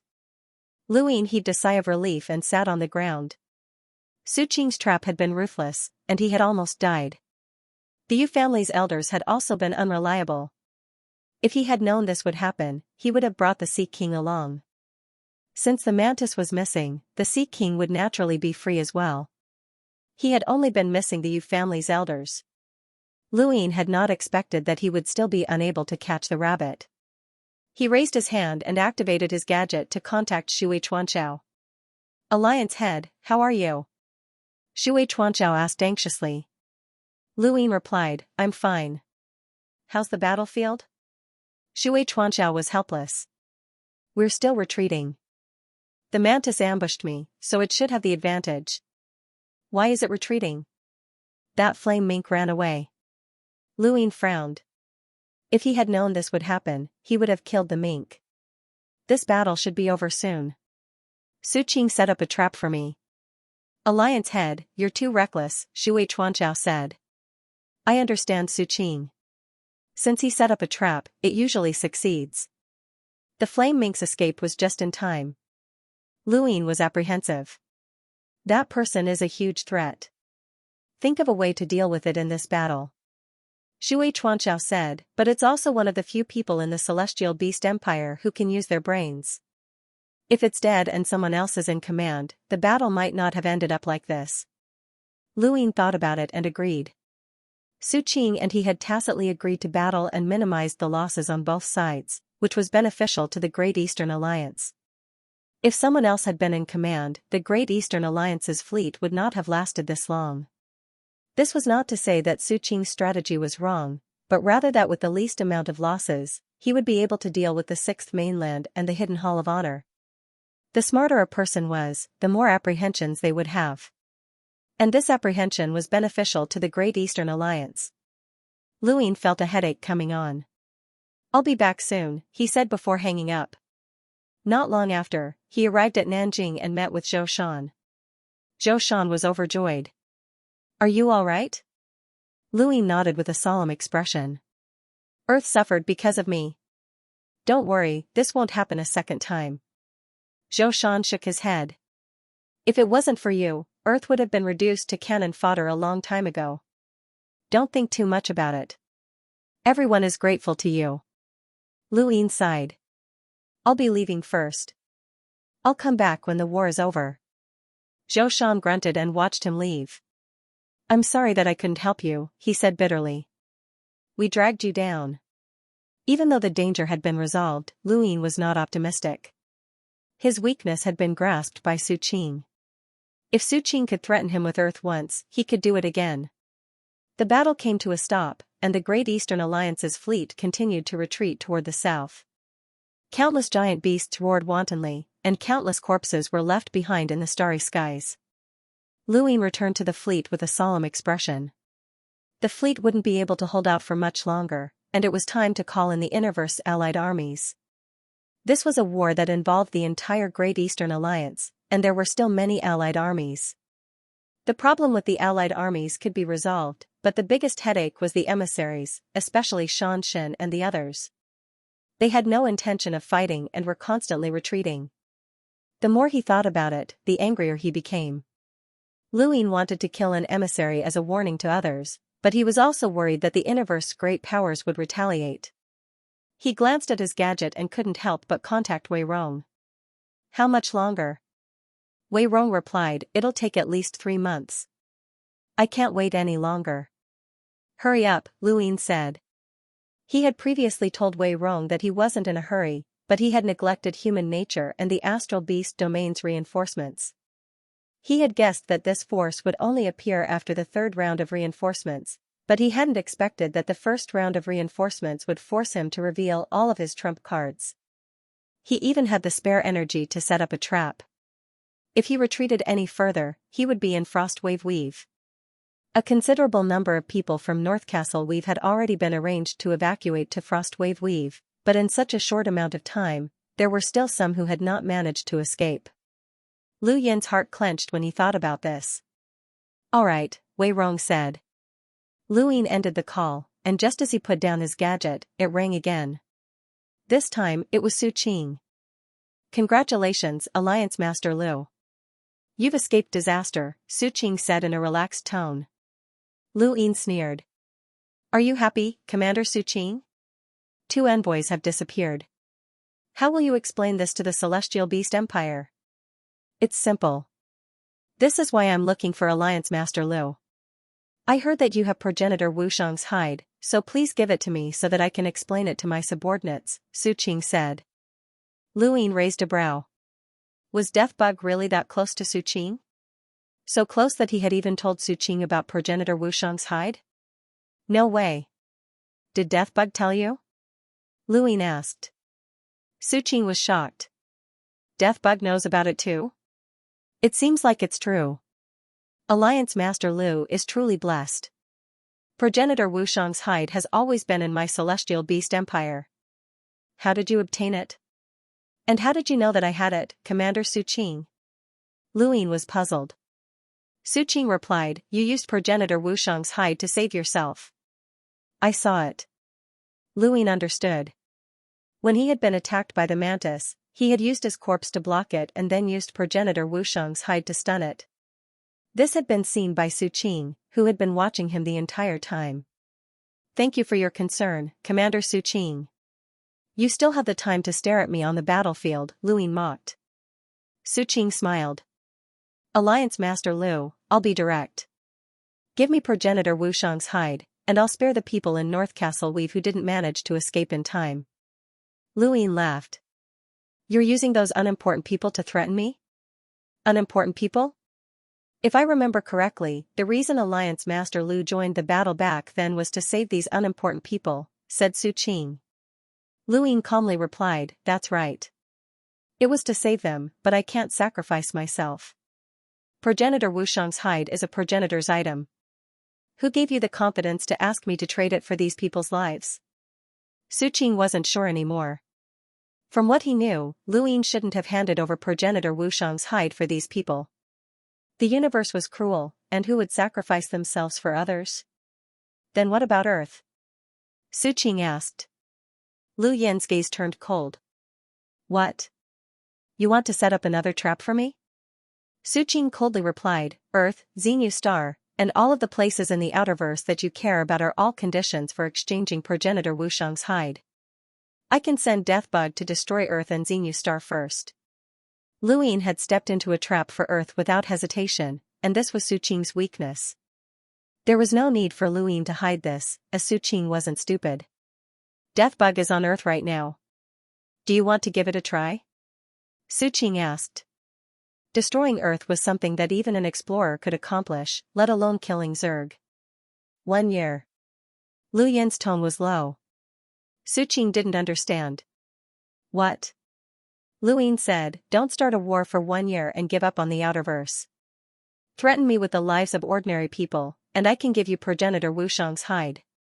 That's impossible. A year is too long. Even if I agreed, the sovereign emperor wouldn't agree. 1 month at most, Su Qing said. That's the most I can ask for as the commander. Half a year, Lu Yin insisted. Su Qing shook his head. 2 months at most. This isn't a trade, so you can only agree. Lu Yin fell silent for a moment. The trade will take place in 10 days. I need to recuperate, and the trade will take place in flax and weave. I'll send you the specific location when the time comes. Flax and weave? Su Qing was confused. Why would the trade take place in flax and weave? How do I know if this isn't another trap? Lu Yin was wary. Su Qing looked at his star chart. Flax and weave and North Castle we've shared a common border, so it was a good idea. Deal. Progenitor Wushang's hide wasn't that useful to Lu Yin. If not for the fact that the blood-red bell had shattered, he wouldn't have needed it. However, it was different for the astral beast domain. Progenitor Wushang was a progenitor of the astral beast domain, and he was a form of faith, just like Progenitor Chen was to the human domain. Xiaji had done everything he could to obtain Sirius's Jade Annulus because of Progenitor Chen's legacy. However, Progenitor Wushang's hide could also be related to Progenitor Wushang's legacy. The monkey had once said that he could use Progenitor Wushang's hide to find Progenitor Wushang's tomb. Lu Yin hadn't believed it in the past. And he still didn't believe it now. However, that didn't stop the astral beast domain from believing it. Su Qing agreed to the trade, as Progenitor Wushang's hide was extremely important to him. After ending the call with Su Qing, Lu Yin opened his gadget and searched for Qing Hua's contact information. Alliance Master Lu, Qing Hua said. Lu Yin's gaze turned cold. Senior Qing Hua, how have you been? Qing Hua replied lazily, not too good. After all, he's from the secret progenitor realm. Secret progenitor had betrayed the humans, and even the Sixth Mainland had investigated the secret progenitor realm. Even Qing Hua, a heavenly imprinter, had not been able to escape, and he had been stripped of his position as one of the 4 sovereigns. When Lu Yin found out about this, his first thought was that the 4 sovereigns were gone. Of the Sixth Mainland's 4 sovereigns, Old Man Sanqiong was dead, Mr. Guanqing was trapped in Burial Garden, and the remaining 2 were both from the secret progenitor realm. One was Qing Hua, and the other was the medicine immortal. Since Qing Hua had been stripped of his position as one of the 4 sovereigns, the medicine immortal should be no exception. The Sixth Mainland had been at its peak, and the 4 Ten Elders had caused the Fifth Mainland to tremble. Now, it had completely declined. Since Senior is able to communicate with this Junior, you must have already passed the Daosor Sex inspection, Lu Yin said. Qing Hua took a sip of wine. It doesn't matter. Why are you looking for me? Let me tell you, I can't help you with anything. I'm no longer in my position. Even if Qing Hua had been in his position, he wouldn't have been able to help Lu Yin with anything. Back then, Lu Yin had thought that if he were to come clean with Qing Hua would be able to deal with Old Man Sanqiong and the others in the Sixth Mainland and cause some trouble. At the very least, he would be able to slow them down. However, he hadn't expected Qing Hua to be completely useless. Qing Hua was just like his image, lazy, drunk, and idle. If it weren't for the fact that Lu Yin had obtained Qing Hua's secret from Fan Shun, he would have ignored the man. Senior, you'll definitely be able to help, Lu Yin said, but before he could finish, Qing Hua interrupted him. I can't help you, Alliance Master Lu. We're even now, and there's nothing between us. Don't think that you'll be able to get any help from me. Of course, it'll be a different story if you capture those 2 idiots again. Lu Yin asked, what if it's related to a progenitor item? Qing Hua fell silent for a moment before replying, I still can't help. He then hung up. Lu Yin's eyes narrowed. This old man was decisive, but since he had contacted Lu Yin, there was no reason for him to refuse. Lu Yin continued trying to contact the old man, but to no avail. Finally, he sent a message to Qing Hua Shengren. Beep beep beep. His gadget beeped, and Lu Yin glanced at it. Unsurprisingly, it was Qing Hua. Senior, I thought that your gadget was broken and wanted to send someone to fix it, Lu Yin taunted. Qing Hua's tone completely changed. How did you know? It's not difficult. After all, I'm the master of the Outerverse, and there are many things that I know, even things that your sixth mainland doesn't know. Lu Yin's tone was relaxed, as Qinghua Guru's reaction was within his expectations. Who else knows? Qinghua asked in a low voice. Lu Yin smiled. So you're willing to help me now, senior? Qinghua was helpless. Alliance Master Lu, have you been eyeing me for a long time? No, it's just a coincidence. Then again, if you help me, you'll be helping yourself. It wasn't easy to find a celestial illuminator on the sixth mainland who's willing to help me. I won't harm you, right? What is it? Lu Yin's gaze turned serious. Senior should be aware of the war in North Castle Weave. I've made a deal with Su Qing. 10 days from now, I'll give progenitor Wushang's hide to Su Qing in flaxen weave. At that time, I hope that the sixth mainland will send someone to eliminate Su Qing. Qinghua was astonished. Progenitor Wushang's hide? That's the progenitor item you mentioned? That's right. The sixth mainland should be familiar with progenitor Wushang's reputation, Lu Yin said. Guru Qinghua sighed. Progenitor Wushang was once a near-invincible expert. He was as famous as progenitor Chen and talisman progenitor in the sixth mainland, and he was extremely difficult to deal with. Who would have thought that progenitor Wushang's hide would appear here? Are you trying to use it in exchange for the sixth mainland's help? The Outerverse belongs to the sixth mainland, and the responsibility for the war against the astral beast domain has always been yours. This junior hopes that the sixth mainland will take over all of the defenses, and in exchange, progenitor Wushang's hide will be the price. There are currently 3 half-progenitors in the Daosaur sect, and I believe that these 3 half-progenitors will not be willing to give up on progenitor Wushang's hide. Sooner or later, this war will be handed over to you, so why don't you do it now? Master Qinghua replied, I can contact a half-martial ancestor. Whether or not you succeed will depend on your luck. In the north, Su Qing put down his gadget as the celestial beast emperor stood in front of him. Do you believe that he'll obediently hand over progenitor Wushang's hide? Su Qing replied, I do, but it won't be that easy. He's willing to risk his life for a planet, and he definitely won't want any problems with this transaction. Thus, he'll definitely hand over progenitor Wushang's hide to me. As for what happens after that, it will have nothing to do with him. The Hall of Honor, the Celestial Beast Emperor guessed. Su Qing's eyes flashed. The sixth mainland. The Celestial Beast Emperor frowned. He'll cooperate with the sixth mainland? Su Qing looked towards the south. The Outerverse originally belonged to the sixth mainland.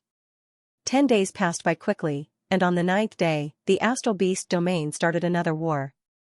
The scale of this war was no smaller than the previous one, but Su Qing was missing. Lu Yin was not surprised that Su Qing would start this war, as he wanted to use this war to keep Elder Jiao Shen, the second Night King, and the others on the battlefield. He wanted to prevent these people from hiding in Mount Supreme and ambushing him in flaxen weave. He had suffered once, and he would not suffer a second time. Dealing with smart people was troublesome. Not only could he not scheme against them, but he also had to be on guard against them. On the way to Flaxen Weave, Lu Huang was the only one protecting Lu Yin. On the Astral Beast domain's side, all of their powerhouses aside from Su Qing were on the battlefield. At least, that was the case on the surface. Even Deathbug was on the battlefield, which gave the Astral Beast domain an advantage. Flaxen Weave was west of North Castle Weave. Under Lu Huang's protection, Lu Yin arrived at the westernmost part of Flaxen Weave, the Longxing system. Further west was Armament Weave, and the westernmost part of Armament Weave was the border between the Great Eastern Alliance and the Sixth Mainland. This was where Master Yuan had once been stationed. This weave seems to have been moved, and there are many abandoned items in space. There are also some damaged spacecraft, Lu Huang reminded Lu Yin. Lu Yin grunted in acknowledgement and then landed on a gaseous planet. There was no solid land on this planet, but there were many meteorites rotating in the gas. Lu Yin landed on one of these meteorites, and there was a powerful airflow above him that could tear a spacecraft apart.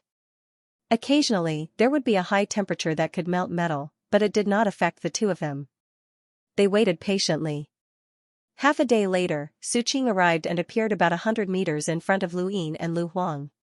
He clasped his hands behind his back and looked around. Alliance leader Lu, you didn't prepare any traps for me, right? Lu Ying opened his eyes, and his lips curled up. Even if I did, you would still come, wouldn't you? Su Qing met Lu Yin's gaze. If there really is a trap, then this transaction cannot be completed. Lu Ying stared at Su Qing and then smiled. Of course there's no trap. My people are on the battlefield, and you should know that. Su Qing's eyes flashed, and he reached out. This item. Lu Ying took out progenitor Wu Shang's hide, and Lu Huang's attention was drawn to it. He already knew that Lu Ying was dealing with a progenitor item. He coveted a progenitor item, as who did not want to become a progenitor? With a progenitor item, even if one could not become a progenitor, their chances of becoming a half-progenitor would be greatly increased. It was a pity that he had to give it to that astral beast. Lu Ying waved his hand, and progenitor Wu Shang's hide disappeared. When it reappeared, it was in Su Qing's hand. Su Qing did not dare to stare at progenitor Wu Shang's hide for fear of being frozen. Su Qing was excited as he touched the hide. He immediately put it away and stared at Lu Ying. Alliance Master Lu, shall we go back together? No need.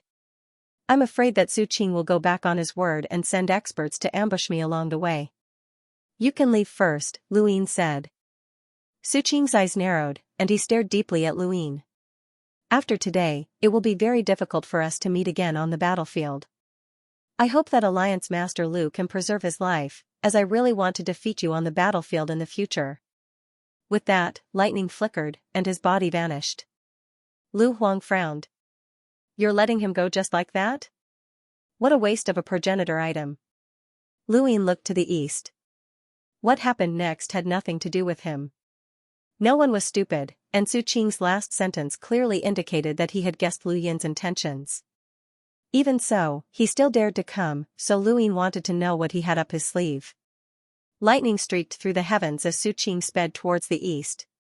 He was certain that there was a problem, and Lu Ying did not want to travel with him. When he thought of this, his expression grew even more solemn, and he was just about to speed up when an incomparably large wooden staff appeared in front of him. Su Qing's pupil shrank, and he felt a chill run down his spine. There was danger. The wooden staff suddenly shrank and smashed towards him. Su Qing reverted to his void thunderbeast form and swatted out with a claw. There was a loud bang, and the space around him rippled before shattering. An old man walked out. He was slovenly dressed, and it was Guru Qinghua. Guru Qinghua calmly looked at Su Qing. You can't leave. He then raised his staff and lashed out. Su Qing's thunder exploded. Guru Qinghua from the 6th mainland, you can't stop me. Lu Ying and Lu Huang watched from a distance. Guru Qinghua is very strong and can defeat Su Qing, but it won't be that easy to stop him. After all, it's a void thunder beast, Lu Huang said. It's up to you, Lu Ying said. Lu Huang's astral source transformed into a sword as he stared intently. Guru Qinghua was worthy of being a heavenly imprint, and even without the support of the imprint progenitor, he was still able to suppress Su Qing and beat him to the point where he spat out blood. Su Qing roared and activated his lifebound thunder in an attempt to escape through the void. Flaxen Weave was right next to North Castle Weave, and with Su Qing's speed, he could reach the battlefield directly. Even Guru Qinghua would not be able to stop him. At that moment, Lu Huang slashed out for the 14th time. In order to break through a void thunderbeast's lifebound thunder, one had to be superior in terms of battle prowess or prevent the beast from using it itself. Lu Huang was Su Qing's nemesis. Pfft. Su Qing spat out blood and stared into the distance with a sinister expression. Lu Ying, you're despicable. Lu Ying raised his head. Despicable? Which of the famous war geniuses in the universe wasn't despicable? Shui Chuanxiao, Wei Rong, Wang Wen, and even Su Qing himself? Which one of them was clean? This was war. Outside the battlefield, there was also a battlefield. The wooden staff descended from above Su Qing's head. Without his lifebound thunder, Su Qing could not block Guru Qinghua. The staff did not seem to possess any battle technique, but Su Qing was unable to resist. Even Lu Huang was apprehensive as he stared at Guru Qinghua. Suddenly, Lu Ying shouted, "Be careful." An incomparably large crack appeared behind Guru Qinghua's back, and terrifying rune lines filled the entire region. After that, everything disappeared. Guru Qinghua, the wooden staff, and Su Qing had all disappeared. Lu Yin and Lu Huang were both stunned. The sky was still the same, but there was now a creature with no end in sight, a void wanderer. Void wanderers were very common creatures, and they would definitely be seen during a war with the astral beast domain. They could freely travel through the void and view space as a plaything. However, this was Lu Yin's first time seeing such a large void wanderer. Even Lu Huang was seeing one for the first time. A void wanderer ancestor. Lu Huang was in disbelief. Lu Yin's expression changed. A void wanderer ancestor? That's a void wanderer ancestor? That can't be wrong. Aside from a void wanderer ancestor, which other void wanderer can grow so large? And it can even swallow the celestial imprint in one gulp. Lu Huang was shocked. He raised his hand and slashed out with his sword at the void wanderer. The void wanderer suddenly vanished. It was so large that one couldn't see the end of it and could easily swallow a planet, but it could still instantly travel through the void. Even Emperor Lu couldn't hurt it. Emperor Lu slashed out dozens of times, but not a single one was able to touch it. Emperor Lu had a power level of over 1,000,000, and even if he hadn't reached the celestial imprint level, he could still exchange blows. However, he couldn't even touch this void wanderer. The void wanderer tore through the void and disappeared before reappearing behind Lu Yin's group. Its enormous body crushed countless planets as it faced Lu Yin and opened its mouth. Lightning crackled as the void thunder beast roared and swiped a claw at Lu Yin. Don't even think about returning alive, Lu Yin. Emperor Lu blocked Su Qing's attack with his sword, but the void wanderer suddenly swept past Su Qing and Emperor Lu, swallowing Lu Yin in one gulp before vanishing into the void once more. It had truly come and gone without a trace. Emperor Lu raised his sword to block Su Qing's claw, but he was forced back by the enormous force. He stared at the void wanderer in bewilderment with a complicated expression. Across from him, Su Qing stared at Emperor Lu. Lu Yin is finished. He can't escape, and he'll be taken to the Celestial Beast Empire. Once he disappears, there's no need for you to start a war with the Astral Beast domain. In the end, the war in the Outerverse has nothing to do with you. Emperor Lu frowned and looked at the void wanderer before looking back at Su Qing. You want me to let him go? Su Qing loudly replied. The Great Eastern Alliance was formed with Lu Yin as its core. The position of alliance leader can be chosen one after another, but as long as he's around, no one else can take the position. This is Lu Yin's organization, not yours. If Lu Yin disappears, the Great Eastern Alliance will disband, but the Innerverse will still be the Innerverse. The Sword Sect might even become the strongest power in the Innerverse because of you, and it might even be possible for you to enter the Neoverse in the future. Isn't this what the Sword Sect has always wanted? Aside from Lu Yin, how many people would want this war to happen? If those people really wanted to start a war with the Astral Beast domain, how could they be beaten back so easily? Emperor Lu remained silent. You are a genius of the Sword Sect who created the 14th sword, and you might even become a progenitor in the future. Are you willing to be manipulated by Lu Yin? Is the Sword Sect? How can you face your Sword Sect's ancestors? Su Qing shouted. From Emperor Lu's point of view, it would be best to ignore Lu Yin. Who among the Second Night King, Lu Qianjue, or Ling Taizu would listen to Lu Yin? Su Qing was certain that as long as he could control Lu Yin, this battle would end. He knew that the deal this time was a trap, but so what? He was willing to take the risk. This was the fastest way to end the war. Within Su Fuyo's stomach, Lu Yin could not hear anything from the outside world.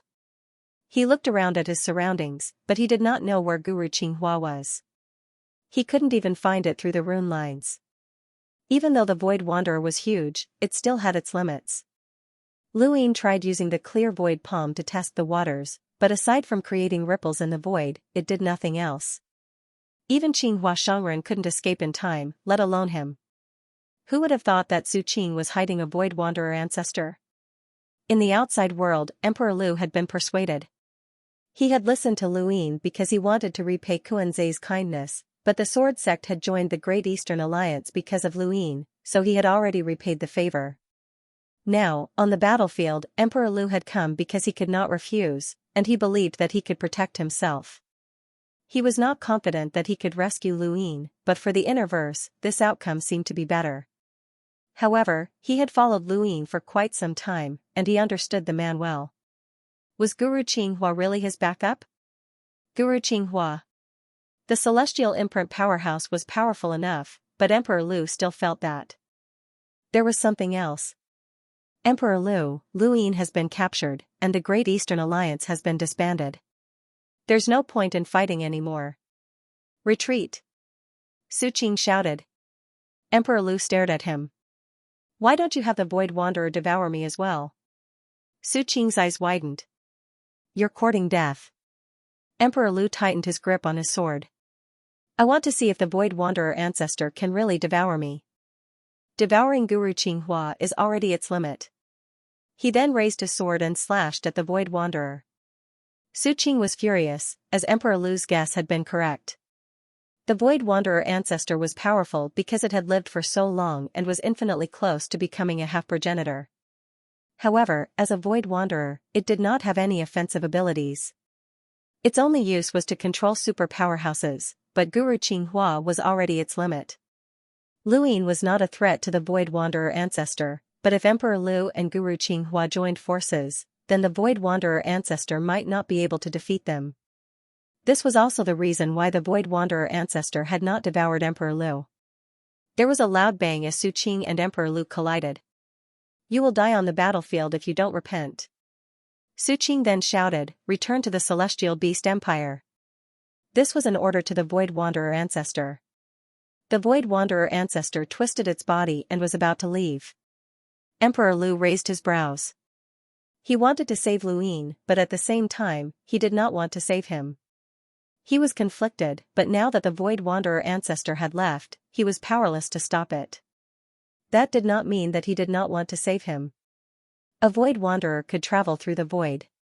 After one round, it would arrive at the border between Flaxen Weave and Northcastle Weave, and after a second round, it would appear on the battlefield. The Sword King's enormous body towered in space, and he could crush a spacecraft as easily as crushing an ant. However, when the Void Wanderer ancestor appeared, its enormous body shook the entire battlefield. In comparison, the battlefield was much smaller. Elder Jioshin, the second Night King, and the others all looked up in shock. The Void Wanderer ancestor was about to make a third round, which would allow him to enter the asteroid belt and then pass through Ironblood Weave to enter the Primal Zone and return to the Astral Beast domain.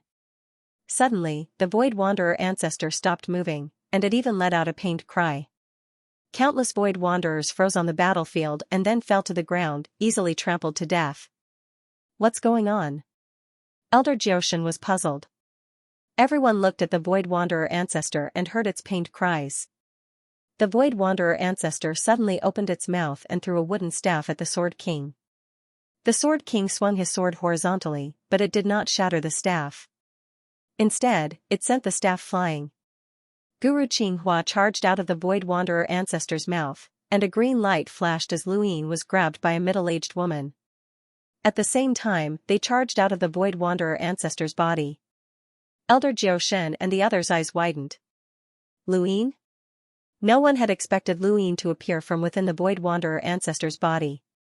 Luin panted heavily after being grabbed by the middle-aged woman. Fortunately, he had a backup plan, or else he would not have been able to escape. The middle-aged woman wore a green robe that resembled a leaf. This robe was unique to the Mavis family, and her name was Mavis. She was a super expert of the Mavis family, second only to Cloud Shadow. Her power level was over 1,000,000.